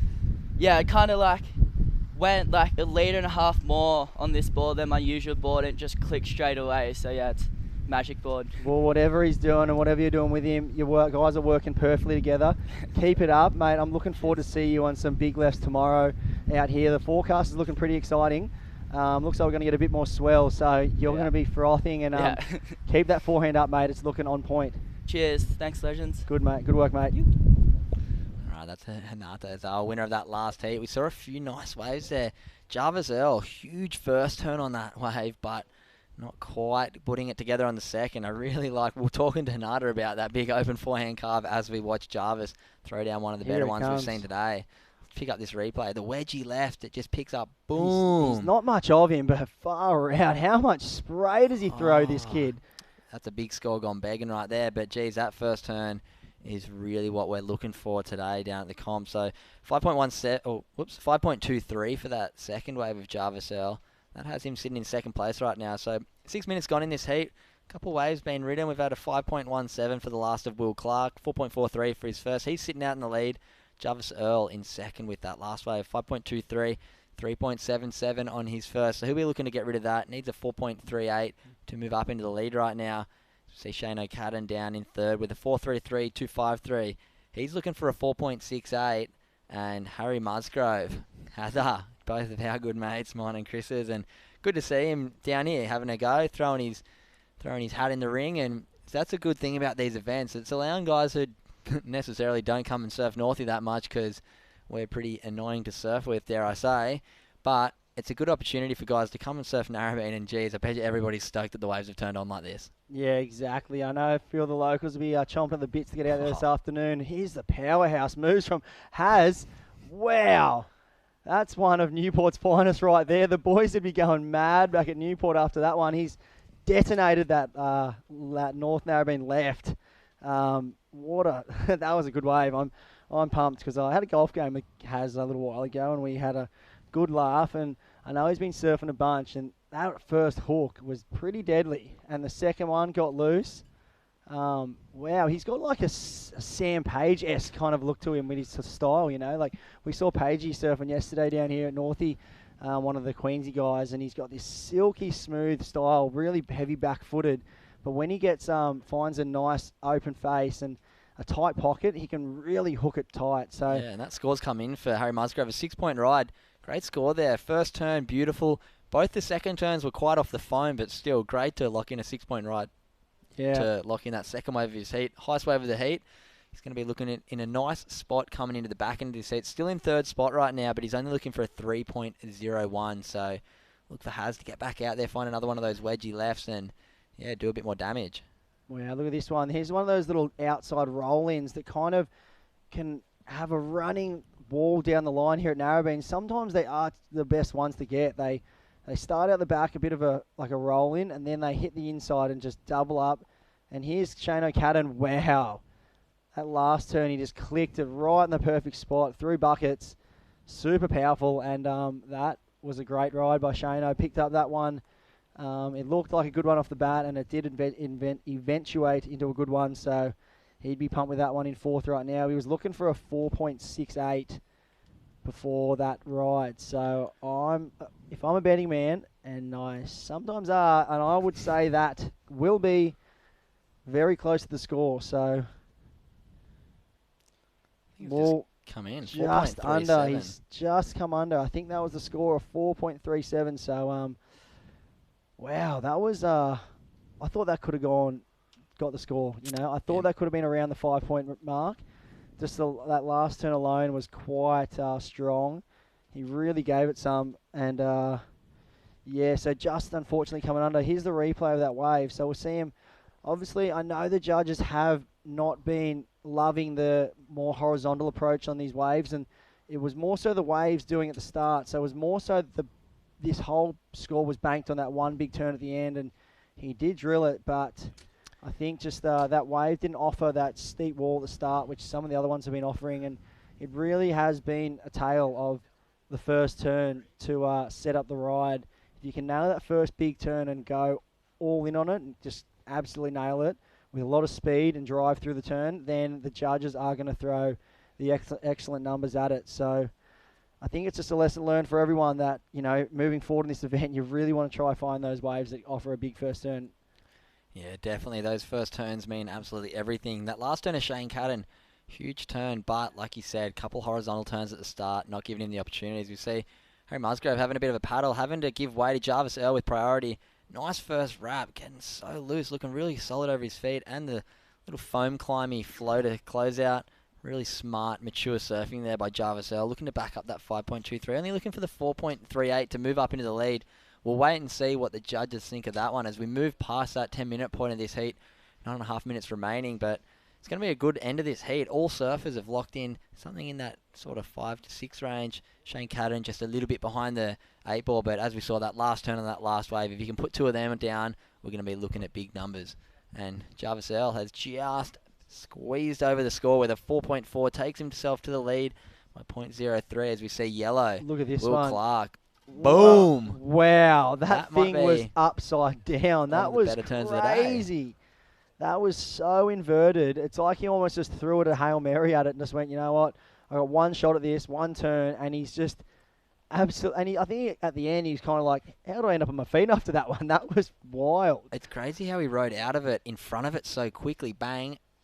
Looked like Kai Warner kind of there. Boom, upside down. He's done that a million times, Kai Warner at Narrabeen. But wow, Will Clark going upside down, locking in There a it is. 5.4 on that one. I'm going One to say I turn. think that could have been maybe a little bit higher. We saw Davey Cathals and a few guys locking in 6s for one big turn then.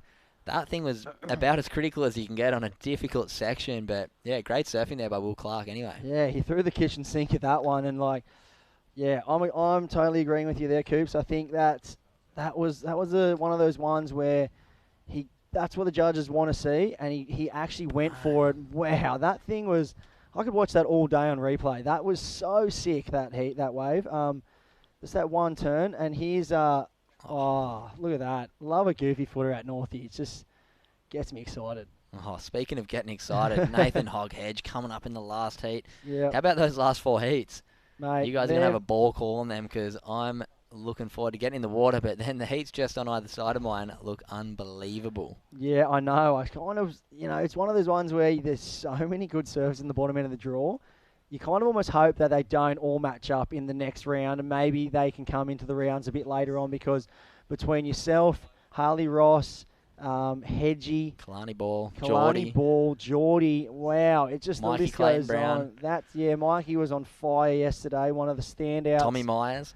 Yeah, one of the local dog, Tommy. I'm sure that'll all be tuned in at the fire station, cheering him on. So, mate, there's some good talent coming up later with some good local crew and some really good talents from around the country. So I hope that maybe those guys can, maybe not all match up in the next round, because I do want to see those type of surfers end up in the back end of the draw. Dare I say, we will all match up in the next round because only 2 can make every heat. So hopefully I can put on a show a little bit later, and so can all the other boys. But putting on a show right now is Jarvis Earl, 6.73 for that last one. That was that really critical last turn that you liked, Chris, on the inside. As we see Harry Musgrove, what's he got? Trying to back up that 6. Great first turn, coming hard off the bottom. Bang, tight in the second turn. Catching a little bit of rail, but geez, he's looking good. Wow, has, mate. Very flowy right now. Harry Musgrove, he's looking for a 4.58. I'm not a judge. I'm going to say he's going to be very close, though. But that was nice surfing. Just that tiny little catch might cruel him on the second turn, but really good flow. 3 turns back to back, not much in between them. So his board's looking so crisp. What is it? Is that a Stacy or something under his feet? Like, it's looking really good. Like, it's got such good whip out of the top. And there it is, 5.8. Judges loving it. I think his first wave was maybe a bit more of a gap. Maybe they bumped up that second one a bit because they realised the first one was a bit low. Because, yeah, I thought that first one had 3 a bit more cleaner turns than that, but maybe liking the aggression on that second turn just then. And, yeah, moving himself into a really nice position here in second place with 5 minutes 40 on the clock. Harry Musgrove jumps up into second as we see Shane O'Cata needing a 7.44 and Will Clark needing a 6.41. And Harry Musgrove almost jumped into the lead with that one. He only needs a 5.97 now, so really tight at the top of this leaderboard right now. Jarvis Earl just clinging onto the lead with coming close to that 5-minute mark. Been exciting. Almost every heat's got fireworks, so dare I say, the end of this one's going to have the exact same thing. I know, and I can't help but, like, I left the booth just before that wave of Jolly Vaughns happened before. Speaking of fireworks today, Northie's turned it on and everyone has shown up and delivered, and you couldn't really script it like any better. The number 1 and number 2 on the ratings, first heat out at Northie in the last comp of the year, or the last comp of the series, sorry, they've both come out and dropped 10. So it's like, whatever you can do, I can do just as good. Or they're just Jolly Vaughn's return serve and going, there you go, Dill. You've dropped a 10. I'm just going to do it too. So, and the surfing those two doing that wave, that would have been up there with some of the best in the world. Like, I couldn't have imagined surfing that wave any better if I pictured it in my brain. So it was epic to see, and I think it's going to set up for a cracker day tomorrow to see who can take out this Australian Open Series final. I know he's got a bit of a gap on him, Dill, but here we go. Harry Musgrove on a like little you said, end left. I reckon Jolie Vaughan's might have been very close to a 10 on the World Tour. That thing was perfectly surfed. 3 big turns on probably I was standing next to you on the beach, and it was probably the best wave that's come through today, and he surfed it picture perfectly. So I'm going to call it would have been a 10 on the World Tour. I'm calling that too. It was unbelievable surfing, and he's a young kid. He's coming through. He's really set himself as one of the big up-and-comers coming out of Australia, which is great to see because, he's one of the North Shelley boys up there. He's a big part of their board riders club. There's a lot of talent coming out of the Central Coast region. Got people like Molly Picklum and surfers like that. But Joel Vaughan, he's just he's come from almost nowhere. I feel like he was this young Grom, and now he's filled out a bit, and he's just going absolutely ham. Obviously second on the ratings. He's got a really strong comp hand on him. He's put together some great results this series, but he's got some flair and he's got the air game. He kind of has everything you need in a professional surfer. If you could just put a package together, he's kind of got it. Yeah, I'm really looking forward to seeing Jolie Vaughan's career. I'm sure he's going to be looking forward to next year's regional QS tour. He's someone that I would not be surprised if he cracked straight onto that Challenger series after the events next year, because like you said, he's got the full package and he's seen them come through now at North Shelley. We've got Macy Callahan on the World Tour. Like you said, Molly Picklum, unbelievable surfer, and guys like Russ Maloney and Shane Holmes up there. He's been watching the best, and he's got those brothers. He's got Curtis Vaughan and Huey Vaughan pushing his surfing all the time. So Harry Musgrove throwing the backhand spinner. I don't know how to land that one, but yeah, it's been a good heat there for Haz. Pigs can fly. Yeah, Haz, that's epic. Just going to the air. Wow. He's in second right now, so currently in the lead we have Jarvis Earl. He's got he's locked in a 5.23 and a 6.73. He's in the lead in second place. The local lad, Newport's finest, Harry Musgrove. He's in second, looking for a 5.97. Will Clark's in third, looking for a 6.41, and the man up and riding, Shane O'Cadden, he's looking for a 7.44 with just on 1 minute 50 seconds remaining. This heat's flown by. Just in a blink of an eye, I feel like it's kind of over. And but look at that, Jarvis Earl putting the finishing touches on that wave. He's really found those two-turn combos really cleanly on that inside left. It's not an easy wave to surf on your forehand. I mean, I've never surfed it on my forehand, but waves like this, when they come up on you this quick, great first turn, big carve down. That's beautiful. And a second, this is going to be a huge score. That was a 3-turner. We only saw the last 2, so wow, that was excellent surfing there from Jarvis Earl. Do you know where he's from? Jarvis Earl is from Cronulla. Cronulla. Little Connor O'Leary disciple over there. He's been watching Connor and works really closely with Connor and the guys over there. So I know they'll be cheering him on. Connor's over there in Hawaii right now with Wade Carmichael sitting in there. Little Dan at Sunset. I'm sure they're tuning in. So g'day boys if you're there. And there it is. 8.67. 3 big turns.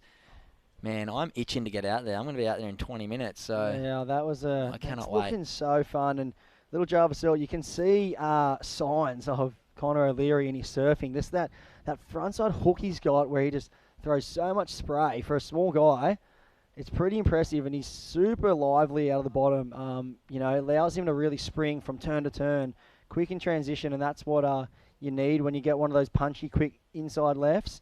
And he's really made the most of it in this heat. And here he goes again. We can really see what he's doing. Yeah, he's just like, nice. I'm out narrowbeam lefts. I'm going to catch as many as I can now. And that is beautifully done. So wow. Jarvis Earl really showing that he can surf his forehand beautifully here on the narrowbeam lefts. And anybody who gets an opportunity to surf narrowbeam like this loves to make the most of it. So we're going to see Jarvis Earl coming up tomorrow on finals day here at the Oz Open of Surf. One of the stories of the day, one of the local crew, he's come through. Harry Musgrove from Newport. I'm sure the boys would be up in arms there at Newport Bolo probably. They're probably cheering Harry on, and he's made it through first round. So it's epic to see. This is what this series is all about, getting some local crew to come and throw their name in the ring, and to see him come away with a second place there was epic. In third place, Will Clark, Shane O'Cadden, unfortunately in fourth, but the story was Jarvis Earl and Harry Musgrove moving through, and we'll take a quick break and be right back with you.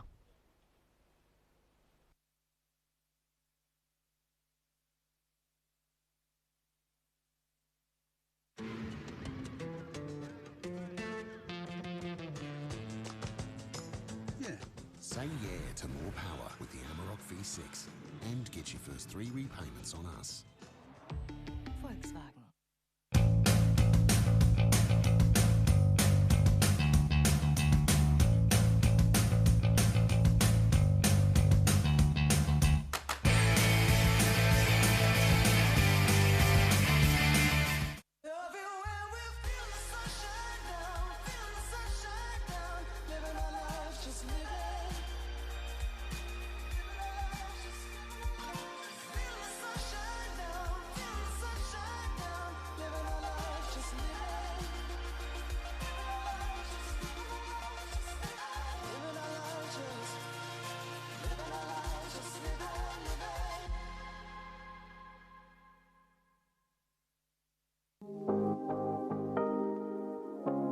My top 3 recommendations to do on the Northern Beaches is grab a pie from Upper Crust Pies, head around and do the Narrabeen Lakes bike trail, maybe even walk it. There's heaps of good cafes and restaurants on Ocean Street, like Moonlight Social House and Zuby Cafes. They do great food and good coffee, and maybe even head into Rip Curl Narrabeen as a little bonus tip. They've got so many boards on hand.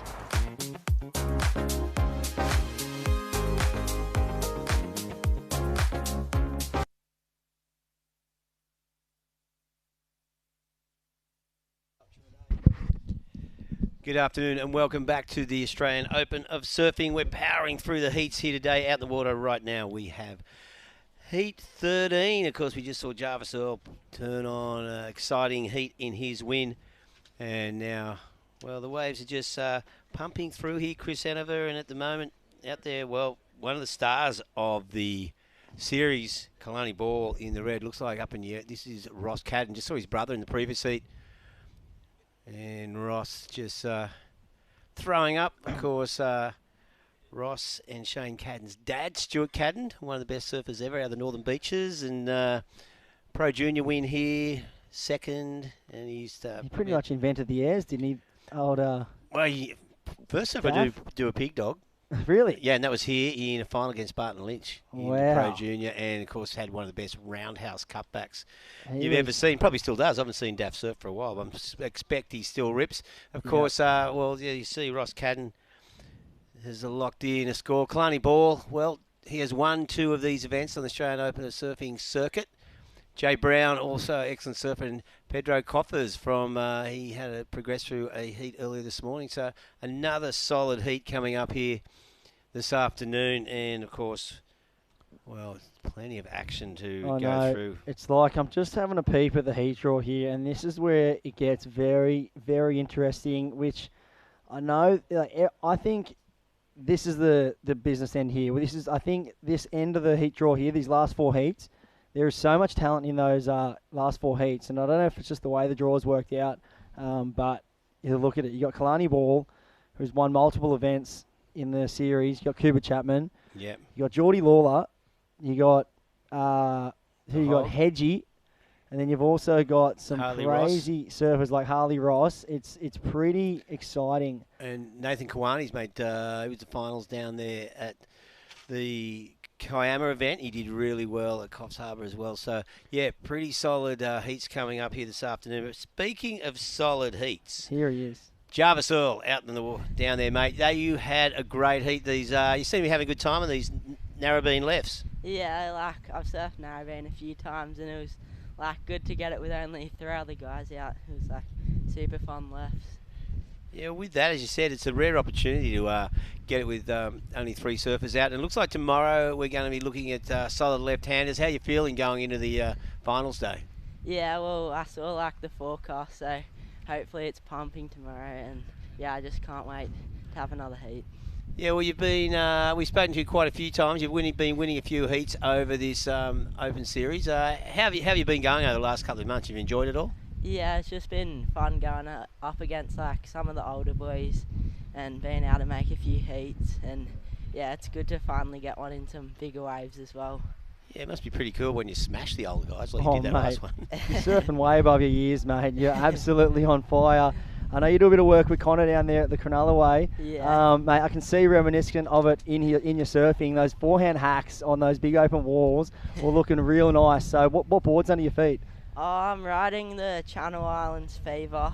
I basically just ride the Fave in like every condition. Yeah, like ever since I was on the CI team, just gone like so many favours. Well, it's red hot, mate, to keep riding it because whatever you're doing's looking epic. I can't wait to see you in a bit more swell tomorrow. It's going to set up for a great finish to the event. Congrats and keep ripping because you're really exciting the spectators and the fans out there. Yeah, okay, thank you. No problem, mate. Enjoy. See ya.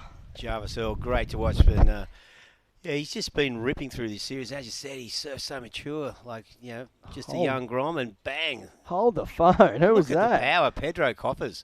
Wow. Yeah, Pedro, I saw his heat this morning. Had a similar thing, more on the lefts. He was throwing some big, powerful turns. As you can see, he's got that sort of William Cardoso look about him. That And second turn was deadly. But, yeah, so he's coming from the first round. He's worked his way through the draw, has he? Or where did he start this morning? I think he must have. He surfed early. So he surfed in heat 3 and heat 3 of the morning. Yeah, I missed that heat. I was... yeah, no, him and Mateus oh, got that through. was the turn there. That was the money turn. Big hack. Like you said, he does have that real body torque kind of William Cardoso type of style where they just put all their weight and body into it and just throw buckets. So we have a look at the leaderboard now. Kalani Balls has taken the lead. He's locked in a 5.5 and just a little 1.8 back up. I'm sure he'll be looking to throw that one away quickly. Pedro Coffers on that last wave, a 4.4. So pretty much on the back of one strong, big bash. It was a 4.4 there for Pedro. He's backed up with a 2.83. He's in second. Looking for a 2.91 to take the lead. Jay Brown in third. He's looking for a 3.74. And in fourth, Rossi Cadden with one good score. He's got two scores, a 3.27 and a 2.83. He's looking to lock in a 3.97 to put himself in a second. Yeah, early days, of course, and just some smaller scores, so that Kalani Ball's 5.5, the highest score so far. Because Kalani winning 2 of the events last time, down the south coast, he won that one, Kiama, in the small waves. So it'll be interesting to see Kalani be looking forward to going to town on these narrowbeam lefts, because it was small waves. His previous 2 wins in this event, so see what he's got with a bit more substance in these waves. I'm sure he's just jumping at the bit. And as these waves continue to come through, we're going to see, we've got 4 more heats this afternoon, Chris. So your thoughts as this tide comes in? We might see the wind back off a little bit too. True, Starling reckons we could see a late Arvo glass off. What do you reckon? That would be bit of Largo? I'll be out there if that's the case.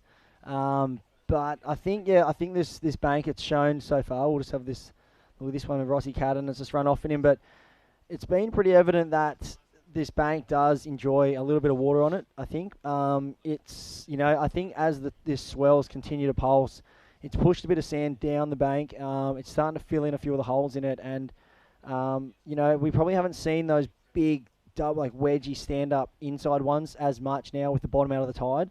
A bit shallower in there, so you're seeing a lot more kind of just a bit more dribbly kind of conditions where it's just running down the bank nice and slowly. So it's hard to find those really steep walls. So, you look at a few heats ago, obviously, with Jolie Vaughan, it was really kind of standing up on the bank then. Yeah.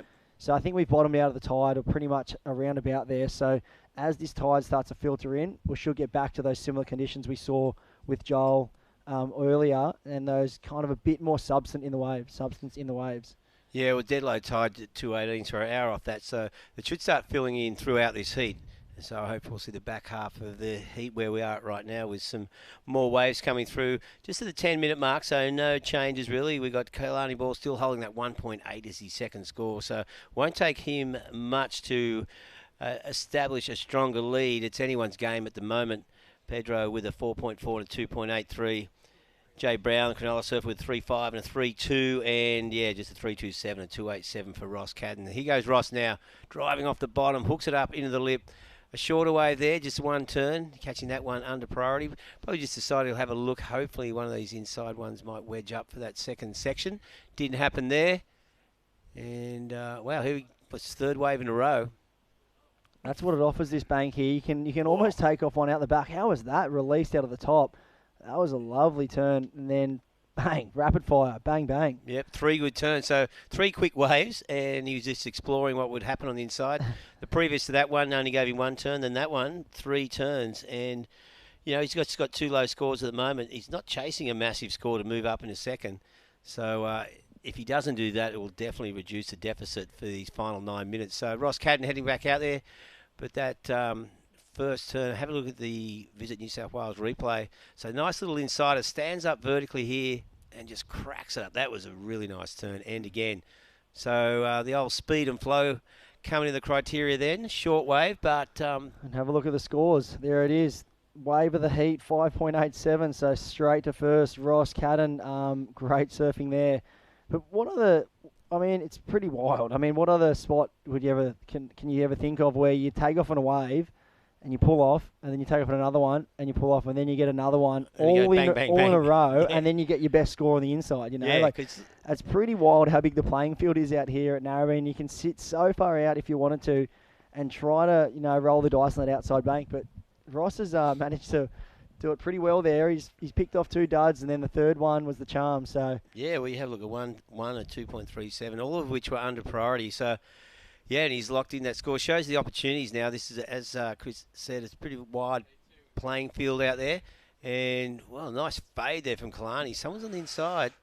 How is that? So you'd hate to see an interference go down to take someone out. He must have had priority. He's a smart competitor, Kalani, and yep. he's finished that one off. I think it was the guy in white behind him. And look, there you go again. He's on the very next wave. So it's offering lots of opportunity out here for the guys if they're...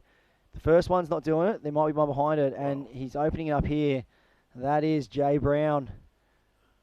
Brown Town going to town. Yeah, well, some nice turns in. Bit horizontally outside, then he had that more critical vertical turn towards the end. So, yeah, just a flurry of activity there. There's going to be quite a few scores to get locked in before we see the overall picture. Kalani Ball, of course, he will probably move back into first after he gets through that 1.8. And... Ross Cadden's still sitting up there with that 5.87 off his last wave. 7 minutes remaining. I think we've got 4 waves to get locked in. Busy time out there as the surfers make the most of these pulsing sets. Yes, it is. I mean, it's the best thing about this is I look at the ratings right now. This is such a great opportunity for the crew that that are really, cementing themselves as to have a surfing career, to being a professional surfer. They really want to have a good crack at the QS. It can be hard and daunting, on the QS, especially being a younger surfer. There's a lot of young crew in this draw that are at the top of this ratings that have really taken advantage of this series. Likes of Joel Vaughan, Dylan Moffat's been on the QS for a while, but they don't get a lot of opportunity to practice, heat surfing against high-end surfers and top-end surfers. And to have the opportunity to do this with not having to really worry about, QS rating points or, the money just to, to enter, to travel far distances, it's quite a regional, up and down the East Coast. It's manageable for these guys financially, and it's really good experience for them, leading into, as a stepping stone into next year's QS series, which is going to be regional too. You'd be thinking if, you look at the ratings here, these guys seem to be the cream and it seems to be rising to the top. So I would not be surprised at all to see similar guys at the top of the ratings in the QS series next year. So I know, I reckon for sure. Just such and the way they're surfing, this series has really provided not just a comeback to competition after that long hiatus, but sort of like the old ACCC used to be, So it's got that sort of... It's that real grassroots sort of level. It's a step between club and junior level to knock on the door for a pro career. And the best thing about it is you've got a variety of ages, from grommets all the way through to some more seasoned, established surfers. And, been pretty full on. And they've done a remarkable job. The old Surfing New South Wales team, led by Bibba Turnbull, it's been epic throughout the whole time. And there, Kalani, with that last wave, he's gone into first place. So it's a 6-point ride. And he looked pretty sharp on that one, Chris. And as you said, he's just such a smart competitor. He is. He's so deadly and he's so strong. And some of the clips he's released lately are pretty insane. Like the guy is a powerhouse. He's one of the favourites for the event here. Obviously, anywhere he rocks up, he's pretty much an event favourite. You see him, he's taken out two events, 2 starts. Isn't it? No, he had 1 start down the coast, did he? And he bowed out, or has he had 2 wins from 2 starts? I think there he he had is. 2 from 2, yeah. He got 2 from 2, and he's picked up a 4,000 there, I think. Yeah, and down at South Coast, he was surfing for Scarborough, and he never got under an 8. Wow.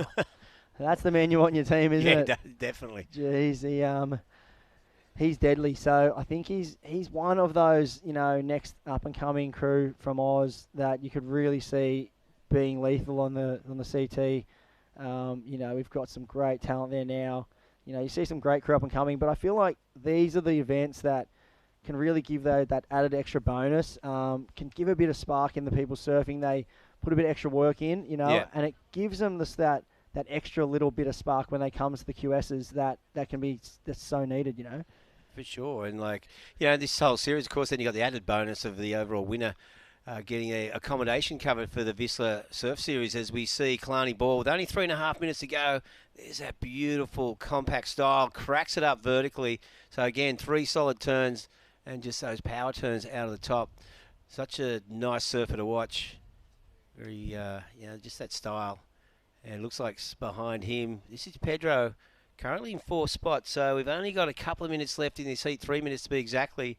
Prior to this, he's not hunting down a huge score. And Ross Cadden was holding 2nd spot. So I think Ross may have caught a wave as well. They'll just have to wait and see. There's a bit of activity going on in these final few minutes of the heat. So down to just under 3 minutes remaining. Heat 13, round 2. Coming up next, well, we're going to see our old mate Cooper Chapman up next. He said, talk him up. Coops. I said, I'll talk him up if he deserves it. Yeah, exactly. I mean, he loves to chat, old Coops. He's out there next, so hopefully he can, do as good a job out in the water as he's been doing in the booth for us. He's been on fire. I know he loves a good left out here. He's always super competitive in the border riders events. He's currently resided up north in some warmer waters recently. Living up there with a few crew. I know he's been training and living with Wade at the High Performance Centre, so he's putting some effort into his surfing. And he's obviously, it shows he had 1 start up at he had a start up at Coffs, took out the event there. So he's had a win on this series, and he'll be looking to back that up here. So yeah, it's going to be a great heat coming up. So just 2 minutes left in this. And the situation, we just saw that last wave for Kalani Ball lock in at a 7.1. And Ross Cadden locked in a 4.63. So gave him a little bit of extra breathing space. Jay Brown, a bit of pressure on him now. Looking for a 6, I think. And so pretty tight finish happening right here. Heat 13. Kalani Ball and Ross Cadden, the 2 surfers in position for progression at the moment. But as we all know, anything can happen in the final 90 seconds of a heat.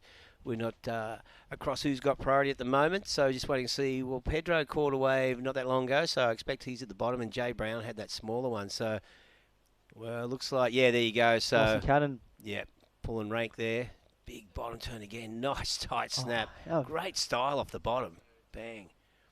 How much spice does he have out of the top? Really, yeah. He just puts an exclamation mark on every one of those turns. Just really rocket spray off his fins. It's crazy that you can just see he puts a lot of effort into every turn.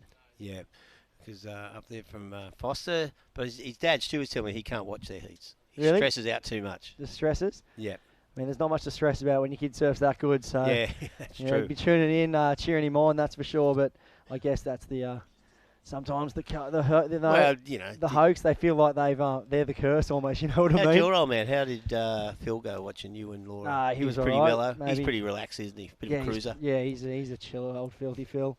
He he was always one to tune in. I don't think my nan ever used to tune in to watch. She used to have one of those weird things like, I'll just check the results after type thing. Didn't want to watch it. What I mean? Yeah, didn't want to watch it. But I can kind of relate to that. Sometimes you think it's your fault, and you're just like, I tuned in, I've ruined your heat for you type thing. Like which is just totally irrational. Yeah, irrational. But they're those little things we have in our head. But coming out at 1 second to go, that's all she wrote. And we'll just wait to see. I don't think Jay Brown got a score there or Pedro, so it looks like unofficially Kalani Ball, one of the favourites in the event, one of the guys at the top end of the ratings. He'll be moving through with Ross Cadden. I know Daff will be cheering when he will finally indeed. tunes in to check the scores. I'm sure he's probably tuning in now. Yeah, But, yeah. well, your son was ripping, and yeah, whatever you're doing with him is right. So keep it up, Rossi, and we'll see you next round. We'll take a quick break and be right back here with more action at the Australian Open of Surfing.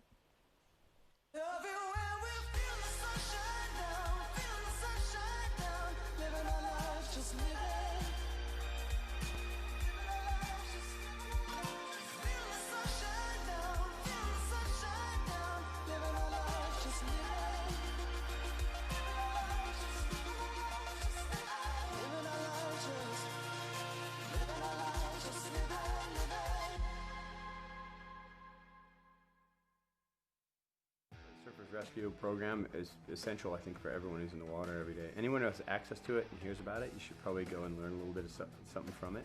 So you just have to be aware in the water, and when you train this kind of stuff, you get more awareness of your surroundings. It's even more easy to identify when somebody's in trouble, or to see when a potential problem's going to happen. If you're going to try and save someone just because it's out of the goodness of your heart and you don't have the skills, you're going to get yourself in trouble. Yeah, so everyone should be prepared. You've dreamed of places to go. You promised one day. Now, one day is here. New adventures. Wide open spaces. So, you can't travel the world right now. So what? New South Wales is here for you. Let's all reboot 2020. One unforgettable experience at a time. Now's the time to love New South Wales. All right, here we are, heat 14 of the Australian Open of Surfing, round 2. Out in the water right now, and yeah, awesome day here, of course. This is the 6th event of the Australian Open Tour. This one, the Northern Beaches Open, presented by the Creative Kids program, another program from Surfing New South Wales, which is, of course, helping kids become creative, as we see Nathan. They're just looking at this inside one, kicks off while we wait for the surfers to get back out in the lineup. We're going to cross down to Kalani Ball, winner of that last heat. Kalani, congratulations, some great surfing going on some fun waves.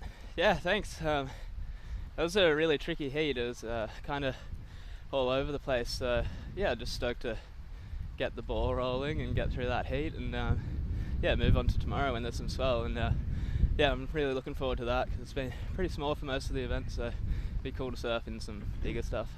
Well, you've won 2 of these events, and both of them were in really small waves. So this is your opportunity to show us your full repertoire. Yeah, definitely.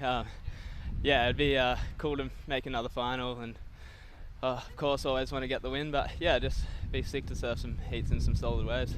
Yeah, in that heat, sort of picked up momentum the second half of the heat.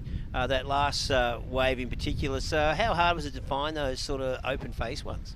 Yeah, it was. I kind of found like a bunch of open face ones, but they just weren't very steep at all. So it's just hard to find those steep ones that kind of had a run on them. But I started getting a couple towards the end. So yeah, I feel like I started figuring out the bank. Yeah, well, you definitely did that. And there's going to be a lot of opportunity there tomorrow. Are you going to stick with the same equipment? Oh, I don't know. I'll definitely pack a few bigger boards and just see what happens when I get down here. I don't know, this board I've been riding is what I rode in Cronulla, so it's pretty small, and then rode an epoxy in the Kiama one, so I've been changing up my equipment a bit, so I'm ready to go whenever and with whatever board I've got. Yeah, well, sounds good. Well, it's been great watching your performance throughout this whole series, Australian Open of Surfing, and hopefully we'll see you in one more final. Yeah, thanks guys, cheers. Well, there you go, Kalani Ball, and yeah, he was on fire in that heat, Chris, just looking really sharp. He's looking good, isn't he? I mean, he's have to be one of the fan favourites, one of the top picks of the draw. So he's looking focused too. He's got a really good, smart comp head on him, I think, Kalani, and he's like I said, I think he's one that is going to transition these results from this Australian Open of Surf series into the QS next year. And I wouldn't be surprised one bit if he was one of the front runners on the Challenger series leading into the back end of next year. So. We'll be cheering you on, representing Oz Kalani. He's a big part of the up-and-coming crew from the Australian Surf, platform that we've got. Speaking of up-and-coming crew, look at this. We've got Dommy Thomas, one of the little guys. He's he's in yellow in this heat. He just dropped a 4.17 for 2 nice backside hits on that wave while we were at the interview. And also the local boy, Tommy Myers. Yeah, from Freshie. Fireman. I'm sure they're all got it on at the station, wherever he's based. Oh, he's a fiery now. Yeah, he's a fiery. I remember when he came on as a grommet when he was about 14. He was he was big news about this kid from the Lost Valley who could actually, was a really good surfer. Yeah, he charges too, Tommy. He's been a long-term, partner with Quicksilver. Yeah. He's been sponsored by them since he was a grommet. Pretty much came out of the womb. So Tommy was me and he missed a battle at the regional titles a few times. We've had a few. We've chopped and changed the open regional title a few times, but he had a really good winter this year. Tommy loves a pack and a pit, that's for sure. Yeah, definitely. So we saw Nathan Kawani, of course, locked in a 4.73 on his second wave. Nathan's been performing pretty well in this event, these series as well. Made the final down at Kiama, and I think it might have been quarters or semis at Coffs Harbour.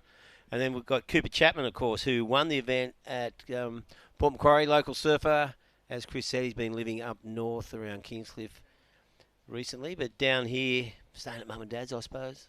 Yeah, he would be, I'm pretty sure. Just well, it would be free, so he would be. Yeah, exactly. Free So- board, free food. Yeah, you see him out there. We get a little nickname for him, Top Knot. He likes to tie that hair up when he means business. So he's got the knot in. So business should be on right here. And like I said, it was actually Port Macquarie. You corrected me where he won the event up there. He was surfing really strong that event, and that was a good comeback for him. I know he's had a few little niggling injuries, but he's also doing a lot of good stuff outside of surfing, obviously with his good human factory. Yeah. Really putting forward a good foot there and, trying to build mental resilience.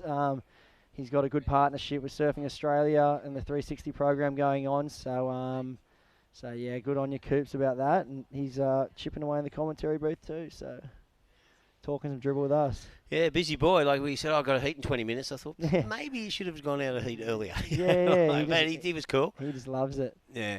So, so Cooper Chapman yet to take off. We've 12.5 minutes remaining in this, so no one really dominating at the moment. Tommy Myers with that high score of 5.43, and Nathan with the 4.73 is his highest, and young Dom Thomas with the 4.17. Just one wave for Dom and Tommy Myers, because we've got 2 more heats coming up after this. I reckon a lot of people would be super keen to see Heat 16. Harley Ross has and been here he ripping. is, Top Knot. He's up and riding. Yeah, well, what's he got, this inside section? Yeah, this one's got a good line on it. I think it could hit this inside bank nicely, and there we go. Nice way to open his account there, Cooper Chapman. I'm sure he'll be fired up to get back out and get another one, but it's a score on the board nevertheless, and wouldn't be surprised if he threw that away at the end of the heat, to be honest. Yeah, So, just catching. Well, he'd be happy to get that. 7 minutes to pass in the heat.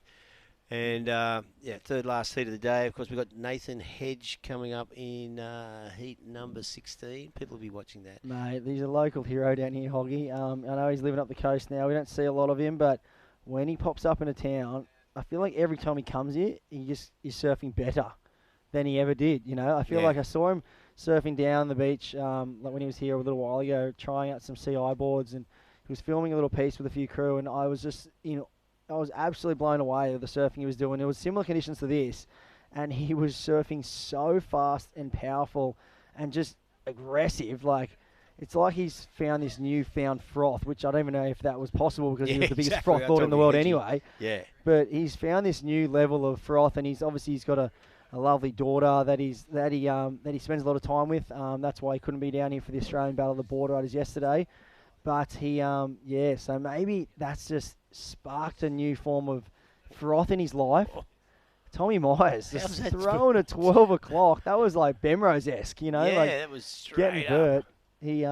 That was a very vertical backside hook there to finish that one off. Yeah. But so this heat is starting to lighten up a little bit, and the lefts are just continuing to pulse. Yeah, well, we got Tom Myers locked in a 6 on that second wave. And have a look at the replay. Just cracks it up there. But this one, just fully vertical. Boom.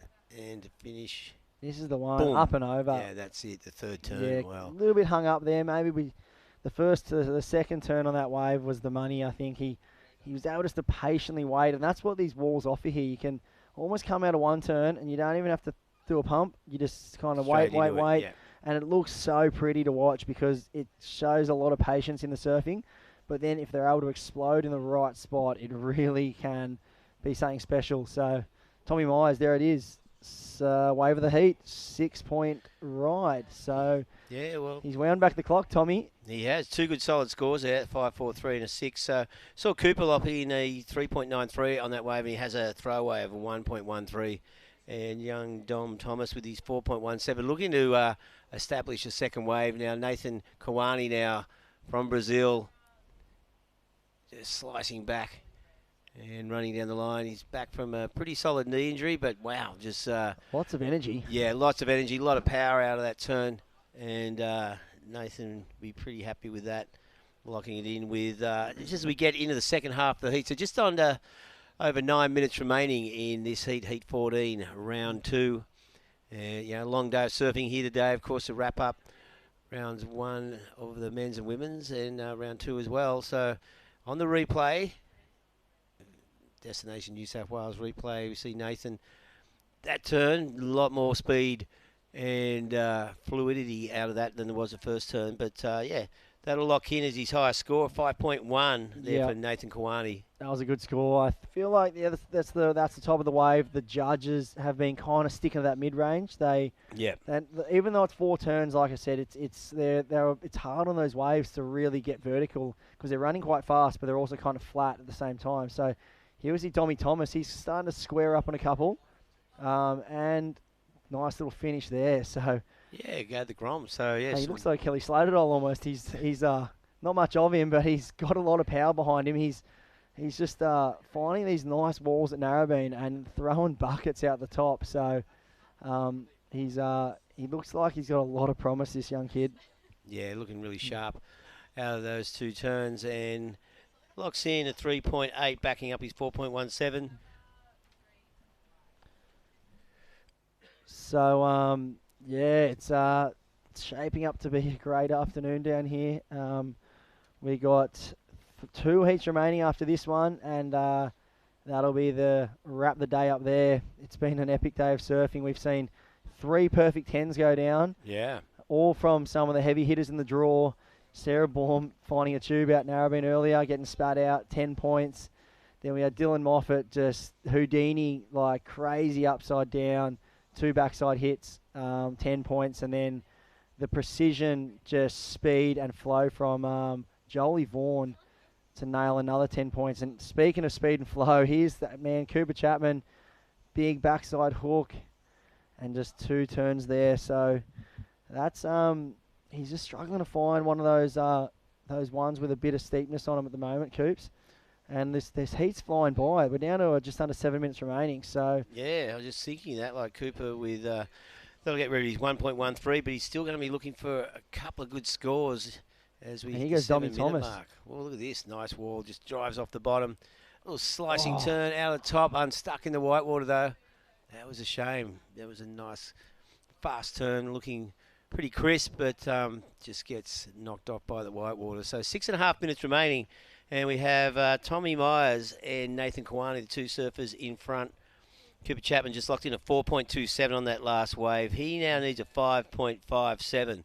So not a huge differential between second and third, but Chris, as you alluded to, time's going to start becoming the big issue here with just over 6 minutes remaining.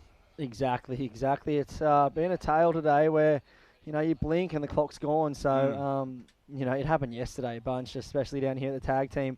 But here's Coops. What was he looking for on that one? He locked in a 4.27. So I think Coop, this is the one from Dommy. That was a sidewinder inside bonus, one that you can find. And that's like a 4th priority dream, like we saw Ross Cadden in the last heat. Rolled the dice twice and picked up one of those ones on the inside, and here we go. Wow, that was very loose and controlled by Nathan Kawani.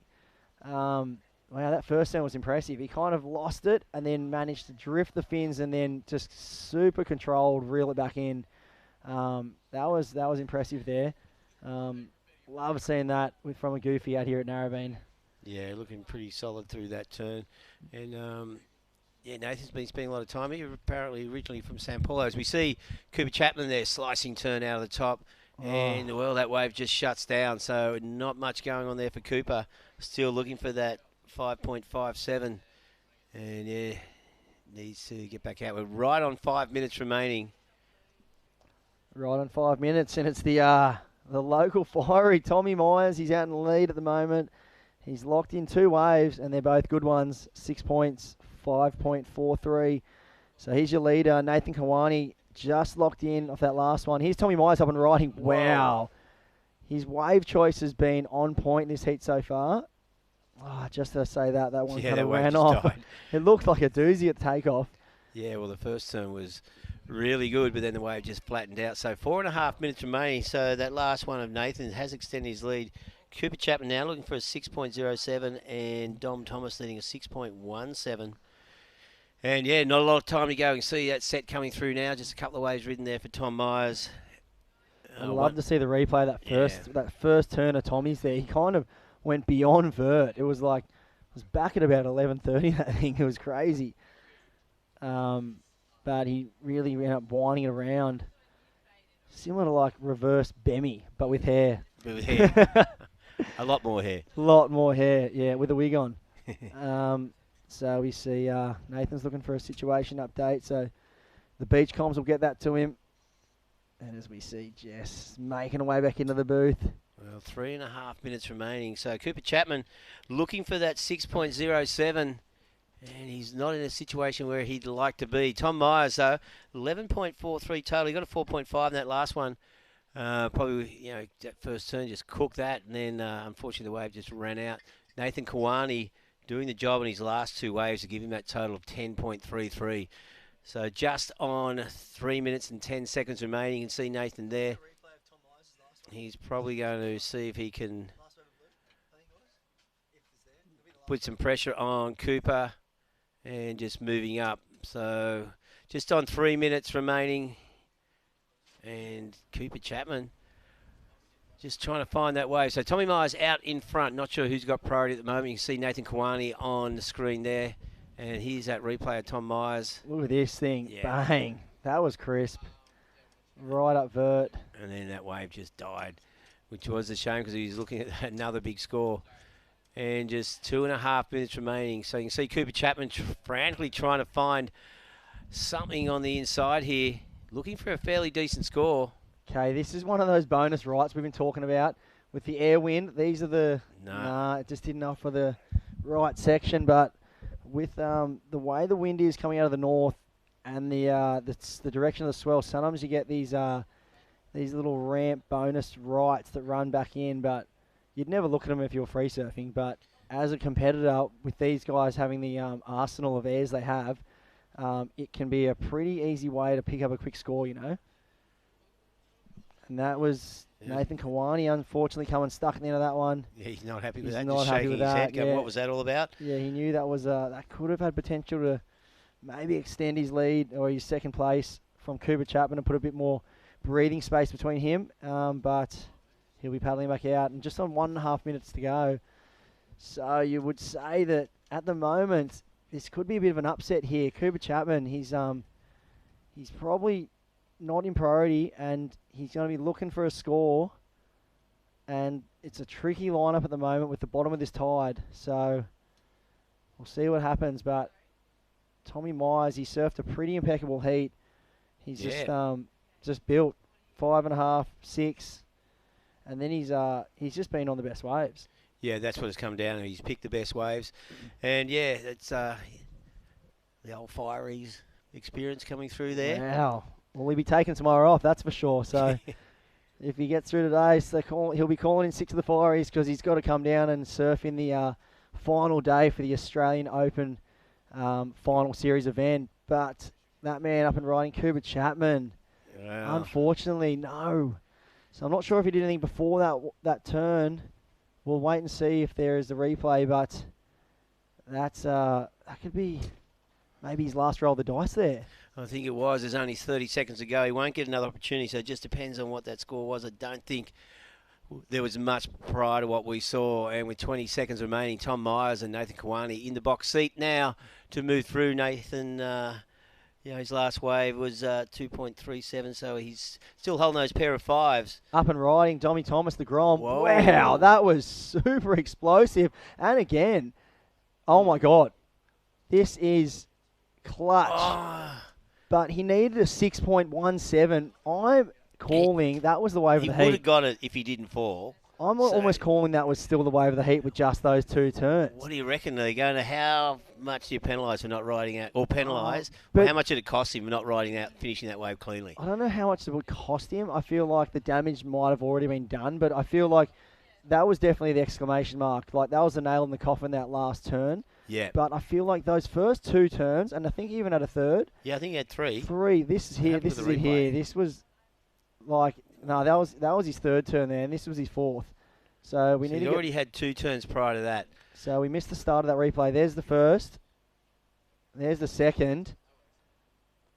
And Yeah. I don't know. I don't know.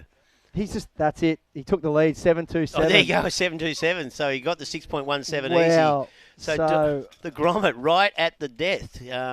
Taking that 7.27 pushes Tommy Myers back to second. Nathan Kawani, disappointed, he's now in third. Cooper Chapman, unfortunately, bombing out of there with a fourth place. So we'll be back with Heat 15, round 2 of the Australian Open of Surfing, live from North Narrabeen, right after this.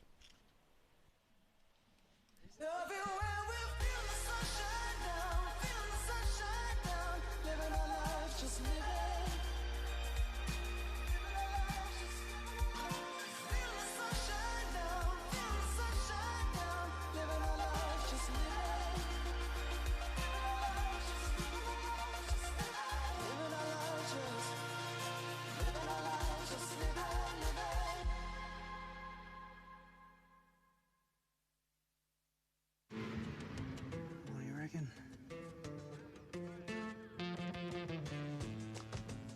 Yeah.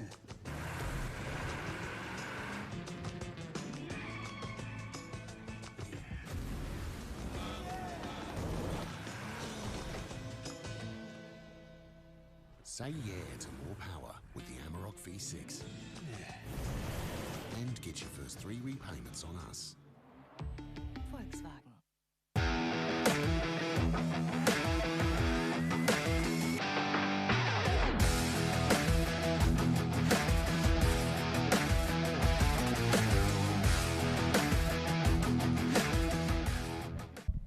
And a good afternoon. Back with the second last heat of the day here. Heat number 15 of round 2, the Open Men's. Myself, Jess Grimwood in the booth, joined by Luca Elder. Yeah, Jess. How was that heat? Jeez. Oh, my God. Local favourite, Top Knot Lord, Cooper Chapman. The Top Knot didn't work this time, did it? Poor bloke, bowed out. That's a big loss. He's won one of the series, hasn't he? Yeah, he won. Yeah. Port Macquarie. Yeah. Mm. So... And how's the Super Grom coming from behind there, pretty much? Unbelievable. Yeah, Dom Thomas is just flaring up and taking the lead right in the last second and knocking out Nathan Kawani too. He's been another standout surfer across the series. So, geez, that's going to be a tough pill to swallow for those two guys, Nathan and Coops. But right now we have Joshua Stretton out there in the red, Mikey Clayton-Brown in the yellow, Geordie Lawler in the white, and Jet Seacombe in the blue. Josh Stretton opened up with a 4.67 and a 3.67. And Mikey, just a 1.83 for his opening ride, and then it's posted a 4.07. So, good second last heat. Geordie Lawler coming off the back of that win on the far south coast. Yeah, he's a scary goofy footer, Geordie. He was probably the one person I never ever wanted to verse as a junior. He's just so quick and sharp and loose, and we're at his home break right now. North Narrabeen, little running lefts. This is him. This is his spot. He's going to probably walk in with 2.8s. Hopefully he doesn't get the commentator's curse, but he's. I was saying it on the beach before. He was licking his lips looking at these lefts run down the beach, so it's going to be cool to watch. Oh, you guys have been coming out with some good lines today. I feel like the vibe between the Narrabeen crew here, yourself and Chris Senever and some of the girls too. It's been very enjoyable. And here we go. The Super Grom, Dom Thomas with the post-heat interview. Congratulations. Everyone's clapping in here, Mr. Thomas. Thank you. And are you representing East End board riders at the moment? Yes, I am. So talk to us a little bit about that heat then. You were pretty much out of the mix right into the last 5 seconds. What happened? Yeah, I just couldn't get one that walled up the whole way through, and then right at the end, that one just kept giving me sections. Didn't think I was going to get it because I fell off at the end. Yeah, they were 2 critical turns though. Chris in the booth called it. It went 50-50 in here. Chris Enever said, yeah, you got the nod because they were critical.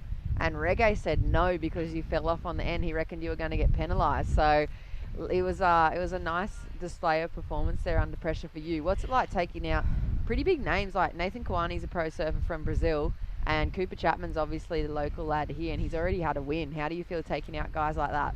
Oh, it's just incredible. They both ripped, or everyone in the heat ripped, and it was so hard. Didn't think I was going to get it, but luckily come away with it. Yeah, and so will the East End crew be tuning in back at home? You want to have a shout out to those guys? Yeah, thanks guys for watching, and if you are, and let's get it next time at the trials. There you Yeah, go. Dom. Well, congratulations, Don Thomas. Look forward to seeing you on finals day tomorrow. He's out of there. Sick. Still thinking about his board riders club. I love it. Let's get it. Oh yeah, he's been one of the new fresh injection of blood into that East End crew from Newcastle. They're like arch rivals of Merriweather. And there's him. Who's the Sarah Baum surfing for them.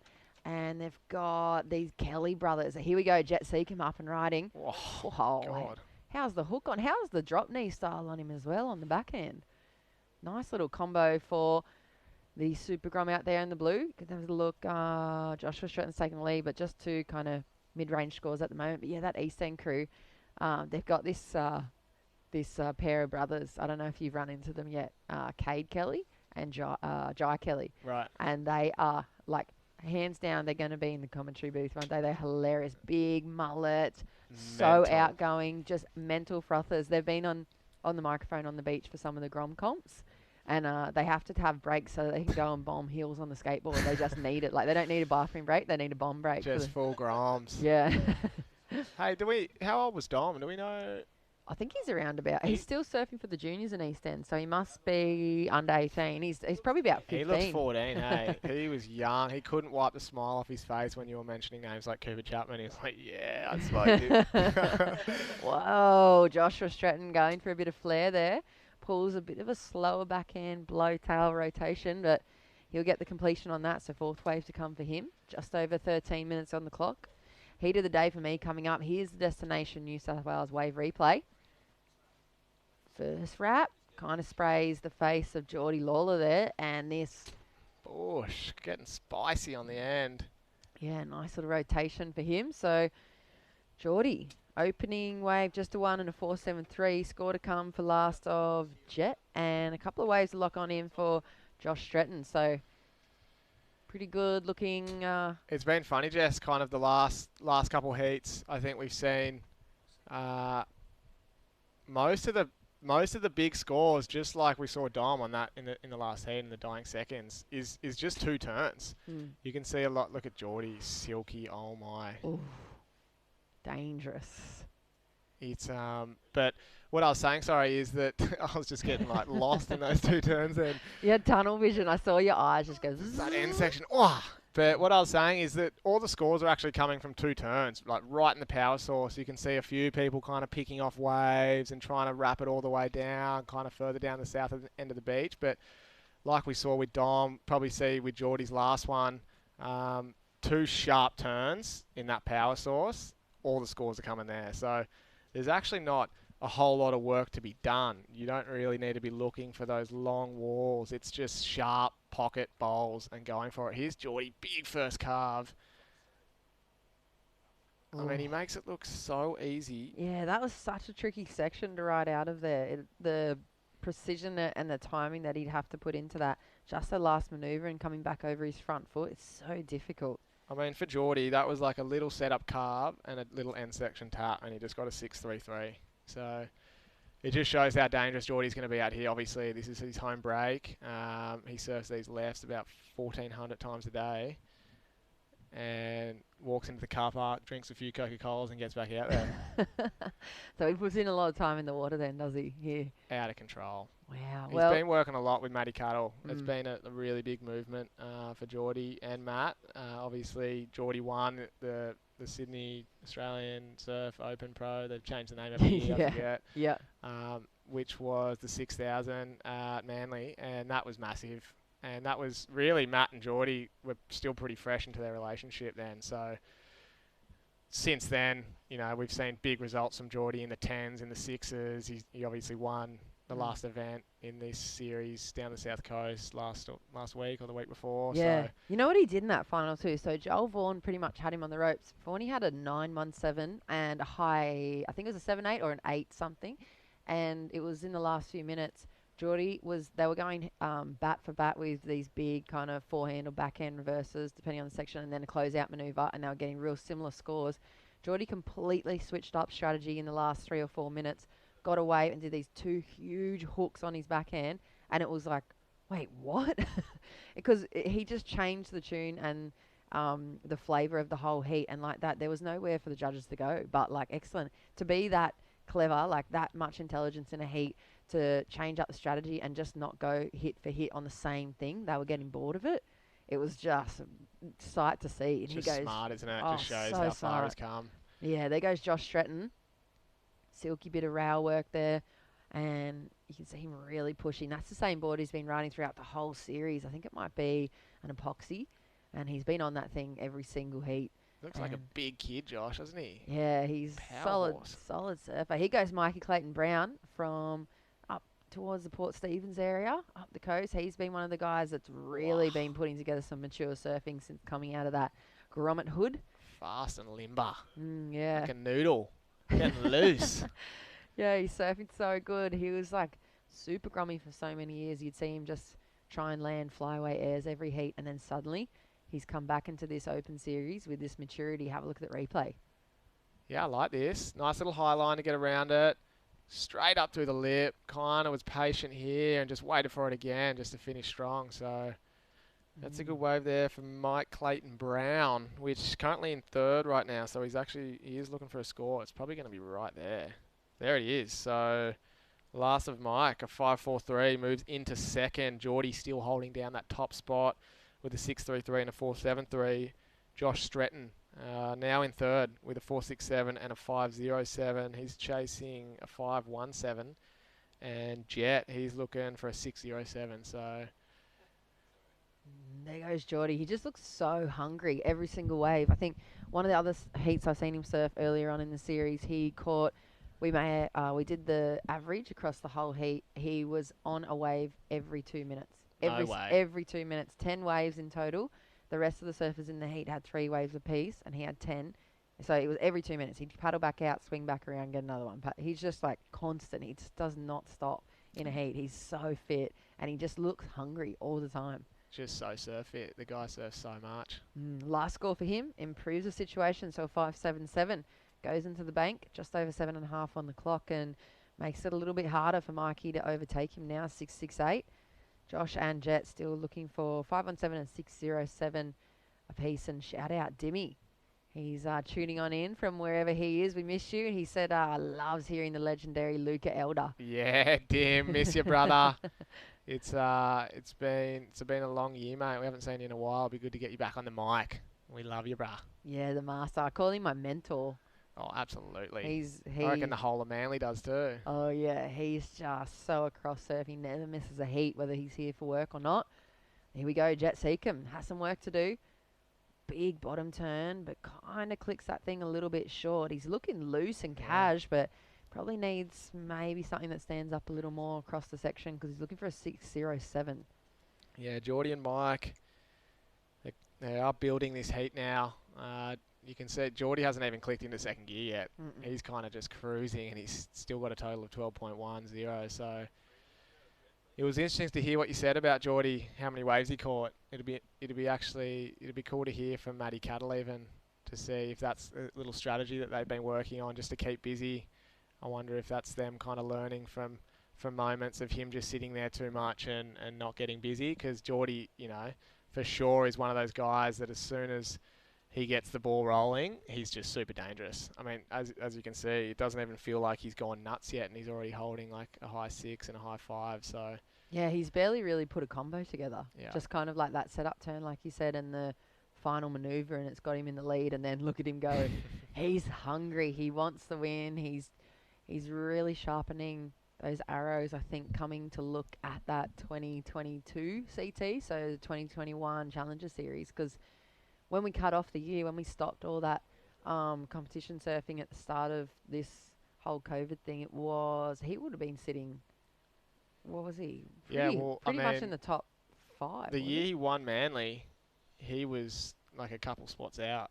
And I know that came down to a couple heats. I think there was one in South Africa at the Bolito, which probably hurts him to hear every time. But yeah, I think he got an inno on Jack Freestone, and he already had the heat locked away. So there was a few little moments, which again, that's surfing. It's such a, I want to say, kind of inconsistent sport. It's so hard to be consistent. It's something that obviously him and Matty's been working on, and it's cool to see. I think he's so positive. It's one thing. I thought, for me, I see Geordie quite a lot. He obviously rides Channel Islands boards down at Onboard, so we get to have a lot of chats with him. And I thought that he'd be really worn out. Oh, little backy. I thought he'd be really worn out, and he's been non-stop since the juniors. So, and to have that year and to be so close.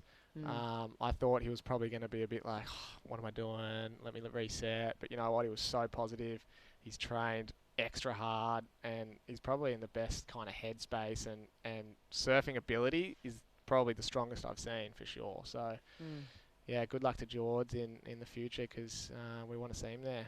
Yeah, it'd be great to have him on that championship tour, making that push from the Australian contingent and back into the top ranks. I feel like we've kind of been...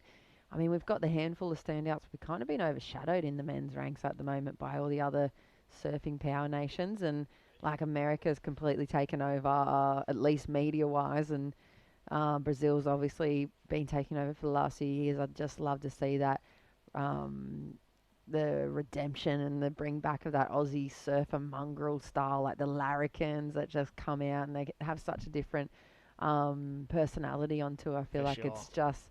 I miss that part of surfing. And I mean, there's there's like Jack, like you said, and there's a couple of the top guys, but there's not that big group at the moment that used to be through, when we were growing up and watching all the guys on tour. Well, of course, you saw the Tajas and the Mix and the Joels, like they were all lunatics at one point. So Josh Kerr, they were having the best time of their lives. It's good to see. Like we definitely had a few Aussies come through this year and qualify. It's obviously unfortunate to hear that Pipe's been put on hold, and hope them all the best to get back on track. But we got Ethan, and there's Morgan Siblick, Jack Robbo. That's a super exciting one. It's crazy that in their rookie year, you can think about their lifetime going into that qualification, and in their rookie year, this has happened. It's so weird that they've had to wait to even really, they've had one heat, pretty much, 1 or 2 heats in a championship tour level surfing, and then that's it. Those poor bastards. Oh yeah, they're working their whole lives to get there. It's incredible to see the amount of work that has to go on behind the scenes. Here goes Mikey. Whoa, deep bottom turn, huge release of spray, throwing it to the heavens, nice smooth style. And this is that maturity and the patience he's been working on.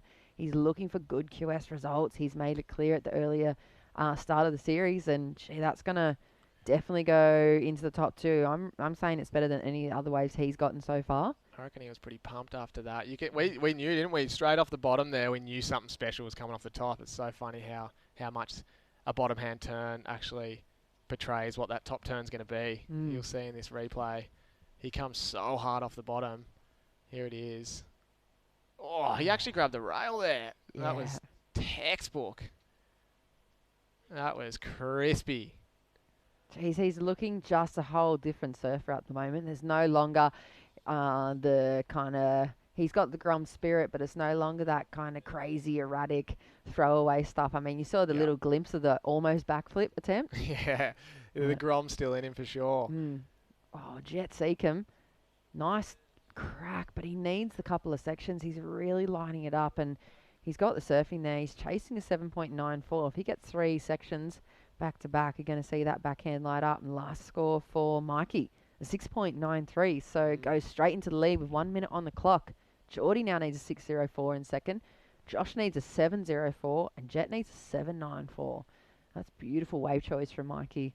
And probably, Mikey wouldn't have had the opportunity really to get many heats under his belt here with only 3 guys in the lineup. Like we've heard all the guys talking about, it's pretty much impossible to get a few waves out here just for free surfing. I feel like it's easier coming into the lineup as a girl. You tend to get gifted maybe a few more waves, but coming in here as a guy, you got no chance getting wave out here. I'm only 5 minutes up the road, and it's a rare day if you see me out here. You're only going to get frustrated. You're not going to get waves. Which, to their respect, they've held this place down really well, and I'm jealous. Yeah. They've got it, and they've got such good waves all the time. As you can see, everywhere around here is on shore and 2 foot right now, and this is super fun. Little lefts, everyone's throwing down. We've seen 3 10s today. It's nuts. That's it. So with 5 seconds on the clock, last chance for Joshua Stretton. He needs a 7.04. He kind of only had some smooth rail transitions there, so we're going to have to wait to see the last number to lock on in. This is after the buzzer here for Geordie, so watch out. Like that. Look at him, he's fired up now. That bottom turn. That's just a little insight into what's probably expecting to come for next round, but it looks like unofficially Mikey Clayton Brown's taken that one out. And last wave for Joshua Stretton. Not enough. So Geordie Lawler will move on through here and stick with us. The final heat of round 2 of the Open Men's Australian Open of Surfing here at North Narra. Coming up live to you after this break.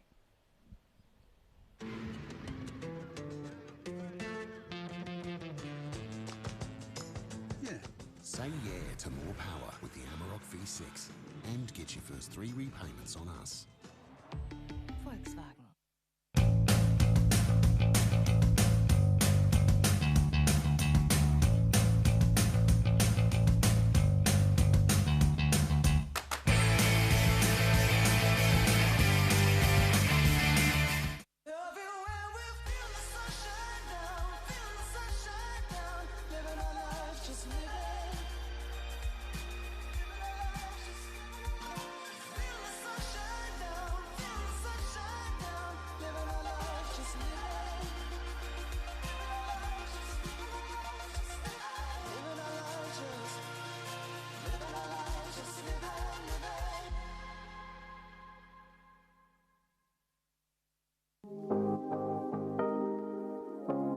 My top 3 recommendations to do on the northern beaches is grab a pie from Upper Crust Pies, head around and do the Narrabeen Lakes bike trail, maybe even walk it.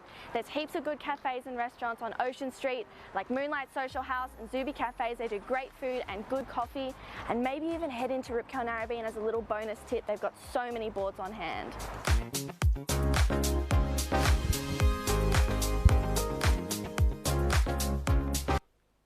Good afternoon, back with the final heat of the day. This is the one I've been waiting for, heat number 16.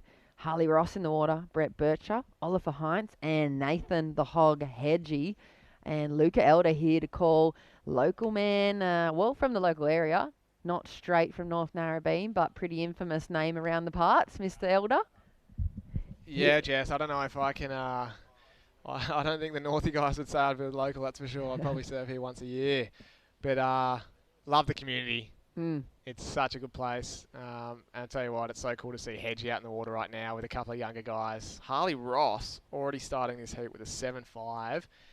Harley can put a heat together. The curly board riders president, the Cuba man, tends to light up a few heats. Looks like he's on a little Decoro. Yeah, he's changed up. We've always seen him on the Channel Islands, haven't we? Look at that. He's looking spicy too. Wow, he is crispy. I'm sure you'd know Crispy. He calls him the Formula One of surfing, heat surfing Harley Ross. And to have Hog out there, everyone remembers the big posters of him and the stories of him paddling out at Chopu at like 3 or 4 o'clock in the morning and like being out in the lineup, doing huge big marathon paddles or missions before heats. He's just a mental character, and he's been so many people's heroes coming in or joining the surf culture. And there we see Brett Bircher on the backhand, the teacher from down south. I think he's from Mollymook, so he's had a few pretty good heat wins too. But Yeah, the hog. His sprays on his board and his personality for surfing, for me in surfing was one of those ones that I was just like, hell yeah, love the Yeah. hog. He made me so psyched That to surf. core Aussie bloke that you Yeah. want on tour. Mhm. Well, he went to the mines for a couple of years, and when he got back, he actually really focused on surfing and ended up. We saw him doing the QSs. Ended up. I don't know if did he win the trials at Jobs to get in? And then him and Medina had that absolute psycho matchup where the hog got a 10 on like his first wave. I think Gabe ended up winning that heat. But that's that they're actually two really good matchups because Gabe's a freaking psycho competitor mentally, and so is the hog. And he just wants it so bad. He's got that full Aussie grunt. Freaking let's go. Yeah. And that's what we all love. He was coming out of tubes, throwing fist pumps through the boat just about. Yeah. So it was cool to see him have a good nudge those last couple of years. And Yep. it's cool to see him put the Rashi back on here. I think he'll be itching to make this heat and surf like 4 to 6 foot Northie tomorrow. Yeah, exactly. I feel like he's the kind of competitor too. I don't think he has sheets or a doona on his bed. I think he sleeps with the Australian flag for warmth. I think he just pulls all of that motivation at being such a strong patriot here. And I think we were kind of floating around the QS around about the time that he might have made a comeback. It was years ago. Would have been almost 10 years ago. Here he goes. Here it's Brett Bircher, the teacher. Nice little rock and roll floater, but nothing else on offer there. But he was floating around the QS over in Europe around about the time probably we were younger and floating in, and he would drive back from his accommodation just to watch every single Australian's heat and had the flag on the cliff and just going nuts. And from round one to to the final in the men's and the women's, it was nuts, his kind of enthusiasm. But here we go. Someone who's absolutely blowing up and showing up in the last heat, Mikey Clayton-Brown. Hey guys. Hey, geez, Mikey, you really put together a nice looking heat. How did it feel to finish on top of pretty much one of the favourites here, local Geordie? Yeah, that's a major confidence booster. I was looking at the heat draw a bit worried, but calm myself, and I know I can put together 2 good scores, and just got the job done. Yeah, we've been speaking about, obviously we've had a few post-heat interviews already together. You were speaking about working on that maturity in the surfing. I feel like it's been such a great platform for you. Like that last wave that you got that put you straight into the lead, that was a perfect example. Is that what's been going on in the off-season, putting together those combos? Yeah, well, just aim to keep my rails clean a lot and seem to work on that last one, and just keeping the flow between turns. It's just feels really good, and it's good to execute it well. Yeah, that was a really great performance, and looking forward to seeing you in final stage tomorrow. You want to shout out to the Clayton-Brown clan tuning on in? Yeah, shout out to Mum and Dad. I know Dad's overseas in Saudi watching it. Mum's at home, and shout out to my girlfriend as well. Great, well looking forward. Incredible performance from you, Mikey, and good luck going into finals day tomorrow. Yeah, thanks guys.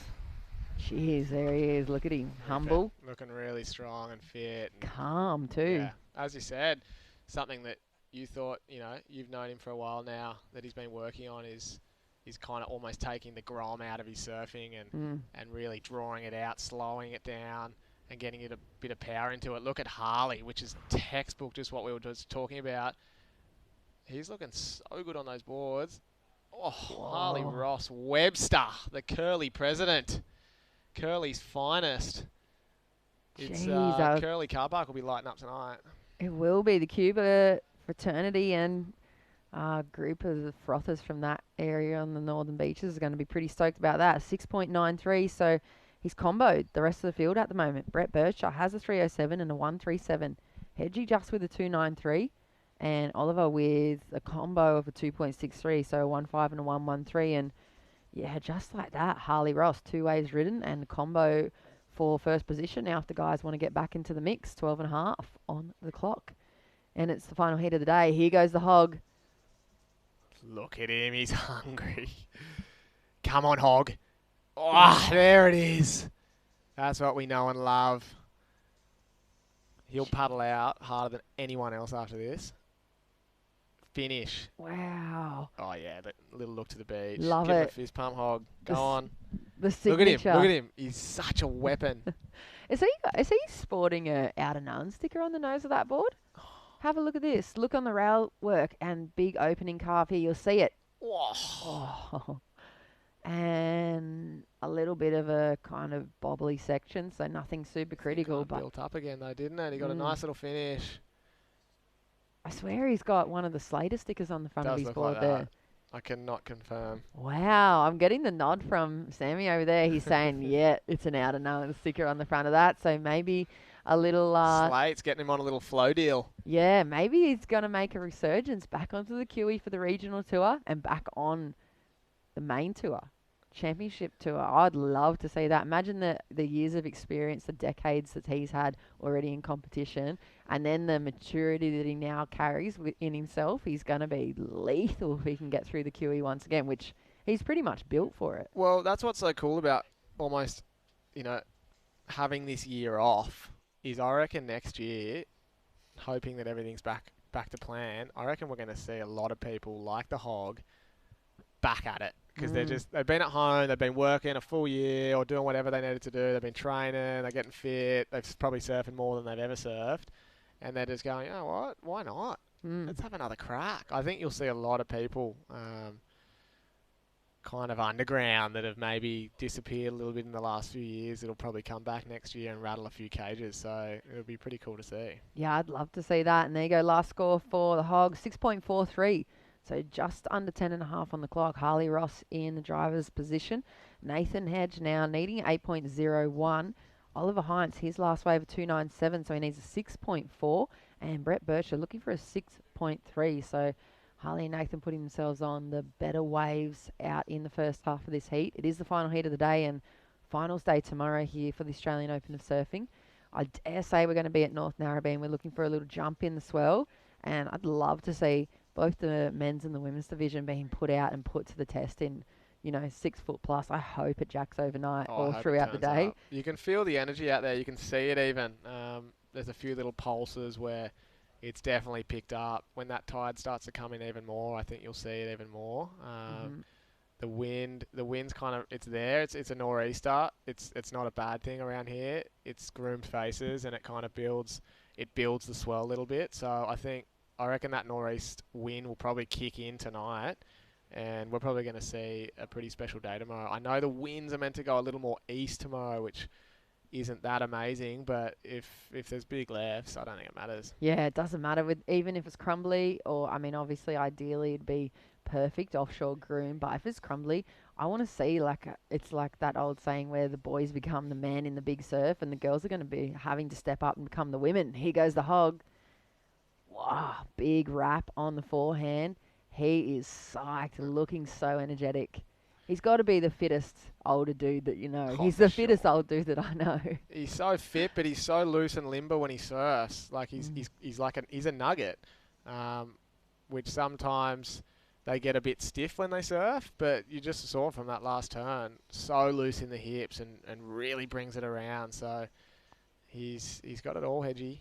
He's got it all. Yeah, he's like that character in surfing. If you go back through the archives of any magazine, like Tracks or Surfing World or anything, there's just story after story written about him by either other people that have been in surf spots when he's arrived, or the people that are sent to interview him and have to spend a week with him, and then they leave completely exhausted because he's just all or nothing. He's 150% energy all the time. Yeah. So last score for him, just a 2.5 for that wrap. Situation remains just under 8 minutes. Ollie and Brett needing pretty similar scores, a 6.4 and a 6.3. So we've seen the best wave of the heat so far. Harley Ross locking in that 7.50. And he's just looking really sharp, kind of unfazed by the situation. He always seems to be really calm and just really in flow of his own, I don't know what it is, his own plans. He just doesn't even seem to be bothered by other people in the water. Yeah, I mean, I tell you what, 2 waves, a 7.5 and a 6.93. Why would he be stressed? I was actually speaking to his brother. His brother's on the camera here, so I bet you he doesn't miss a wave now. His brother's in the water. Yeah. Camera crew's been blowing up all day. He's been missing waves, but now he's on the ball.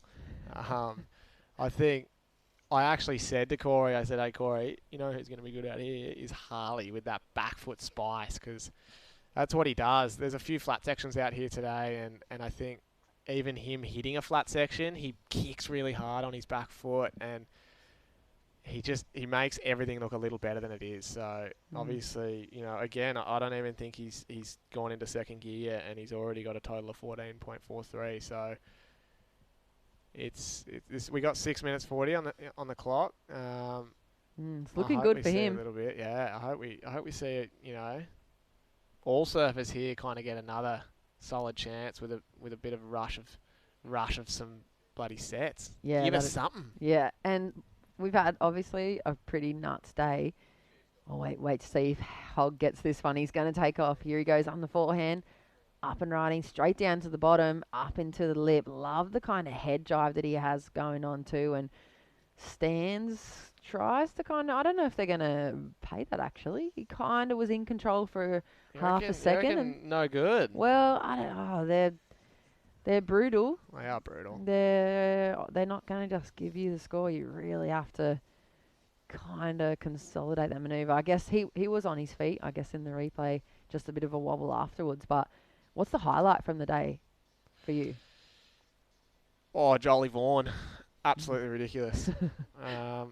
There's Hedgie on the replay. Look at the body movement. Even if he's not hitting it that hard, he makes it look like he just whacked the thing. He's so strong. You can see in his head he's just going, wah! A 5.17 for that last one, so see, it was there you paid, go. yeah. So Ollie and Brett now need an 8.64 and an 8.54 apiece. Yeah, Jess, Joel Vaughan. I was actually standing up on one of the tents on the hill, and I turned around and I just saw that thing running down Northy, and I went, oh my god, this one's psycho. He actually came from behind the peak, and there was a little bit of whitewash on the first section. I went, oh, he could overdo it. And you'll see in the highlights later today that it was a freaking silky smooth, absolute blew the tail out of that thing. I'm surprised he has fins left in his board after it. Comes up strong, and then that finish was amazing. I think in the 10,000, that thing would have been a 10. Yeah. It was such strong, mature surfing. He was pretty stoked. Yeah, I think you're right on. That's like world title type surfing there. That's just, there was nothing else he could have done, and it's almost better than the other. I heard from around the bouts, and I probably would agree, it's better than some of the other 10s we saw today. I mean, we've seen 3 10s being thrown down, and it was hard to think that they were going to go above that performance-wise. Yeah. But he was just the next level, and don't know if you got to hear, but Chris Enovar was losing it on the beach comms. He was losing his mind, and everyone was just so excited, and you could hear everyone that was viewing, regardless if they were in Vaughany's corner or not, just clapping away, just saying, wow, that was some good-looking surfing to be soaking in here Sunday afternoon.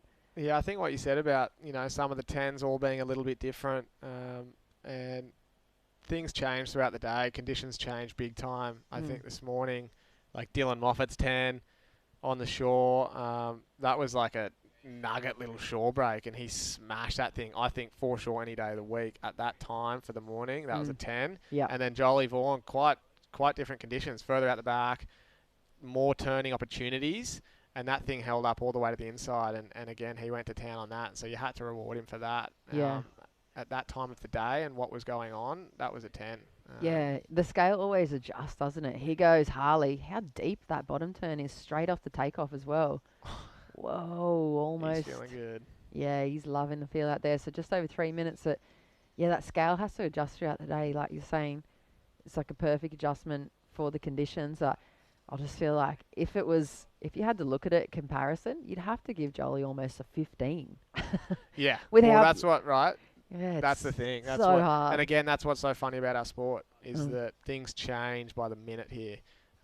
If it's conditions, if it's kind of how people are surfing, if the surfing level drops, a 10 will be rewarded a little easier for someone else. Like sometimes a few heats just get kind of caught away, and there's a few lulls, and there's not much, kind of high performance surfing going down. And then there'll be one heat where someone just comes out, just like Dylan did, first wave of round 2.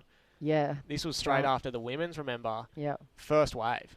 Yeah. First heat. So it's so again, subjective, isn't it? It's the impressions you give to the judges, and straight away, I think I called it in here with Chris. I went, that's a 10. And then, the judges, they took 30 seconds. Yeah. They came straight through across the board. So here's Harley Ross, current heat leader. He's been strong right off the bat, sitting on a 7.5 and a 6.93. In second, the Hog, Nathan Hedge, 6.43 and a 5.17. And in third, Brett Bircher, chasing an 8.54. So first and second, kind of holding it down pretty solid right now. And Oliver Heinz in fourth, chasing an 8.64. So third and fourth in a tricky little spot here with only 1 minute 35. It looks like Brett's going to try and get busy, which we've seen a lot today. People sitting underneath without priority, and they're getting 2 quick jams, and they're back in the heat. So Yeah. it's not over till it's over. Nah, he's still got a bit of time to pick up another wave. He's a little late to that section there, and just got cleaned up and guillotined on the backhand. But like you said, if he can click off just one big turn and a nice another little 2-turn combo, then he's going to be way back in the game. Minute, plenty of time. The paddle out doesn't look too gnarly from here, but it's pretty easy to say from the booth. It's so different, We're I think. sipping on lattes and Yeah, cruising.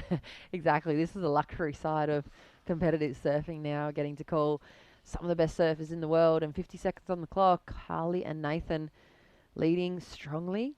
Brett moves into third position from his second last wave, but still going to be chasing something similar to Oliver, the 8.54 and 8.64. Here's Hog getting busy, roll in. Kind of. You reckon he just called him in? I reckon he just said, go, go, go, go, go. Yeah, I think he did actually. But it's 4-man priority, so maybe it's a little bit of a tactic there, and he's just saying he's not going to push for the priority hustle. He doesn't want the end of that wave. Maybe he's giving the Grom a little bit of a slingshot, but Ollie didn't take it, so 10 seconds on the clock. He literally just tried to call that Grom into a wave. That was amazing. Oh, he's just... I don't know if anybody's written a book about the Hog yet, the biography. We'll have to check with Reggae if there is a Nathan Hedge autobiography. Go on, Reggae. Start writing it up, That buddy. needs to happen. That needs to be a thing. Well, this looks like current heat leader, and it looks like he's won the heat because the heat is over. Harley Ross Webster, the Cuba Perezzo, absolutely going to town. Righto, well that's it for the day of competition here. Heat number 16 done and dusted. Harley Ross, take that one out over the Hog, and here we go, Luca Elder and myself signing off for the day. Tomorrow, finals day for the Australian Open of Surfing here at North Narrabeen, so be sure to check back in KO Sports or however you're viewing and consuming all your surfing online. We'll be here 7 a.m. looking to kick off finals day. We'll see you then. You.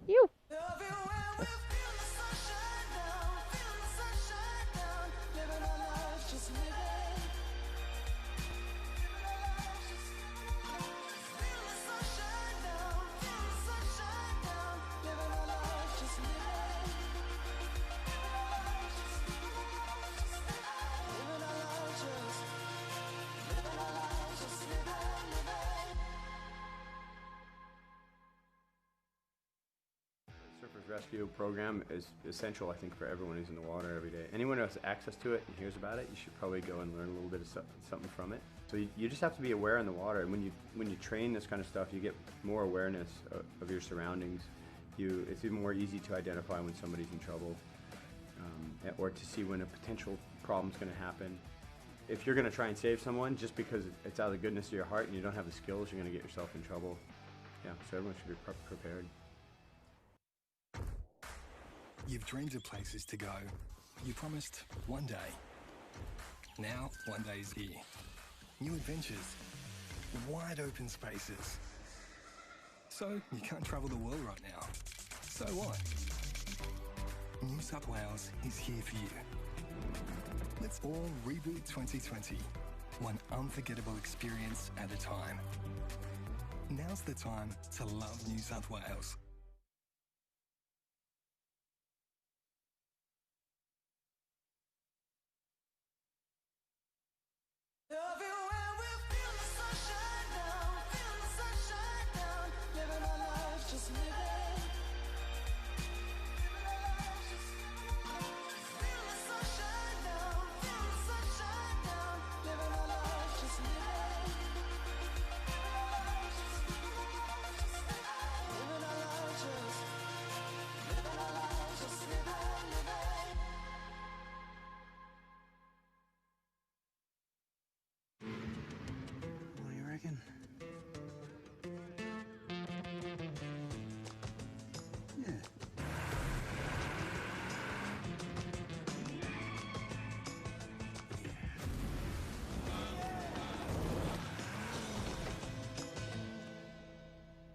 Say yeah to more power with the Amarok V6.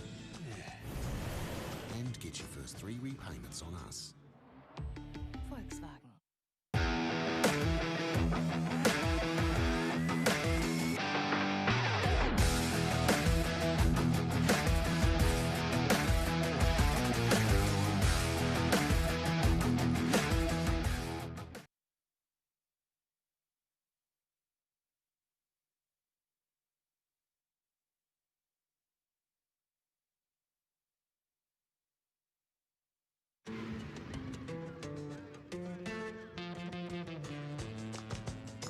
Yeah. Say yeah to more power with the Amarok V6.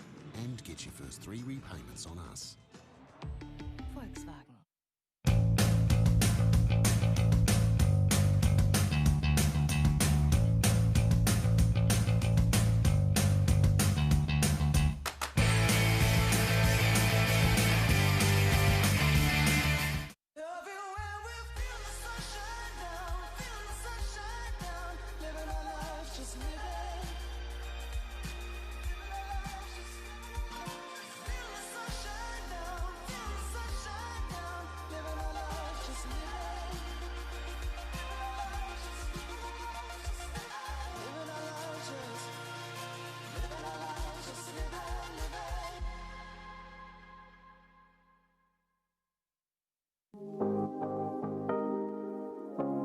My top 3 recommendations to do on the Northern Beaches is grab a pie from Upper Crust Pies, head around and do the Narrabeen Lakes Bike Trail, maybe even walk it. There's heaps of good cafes and restaurants on Ocean Street, like Moonlight Social House and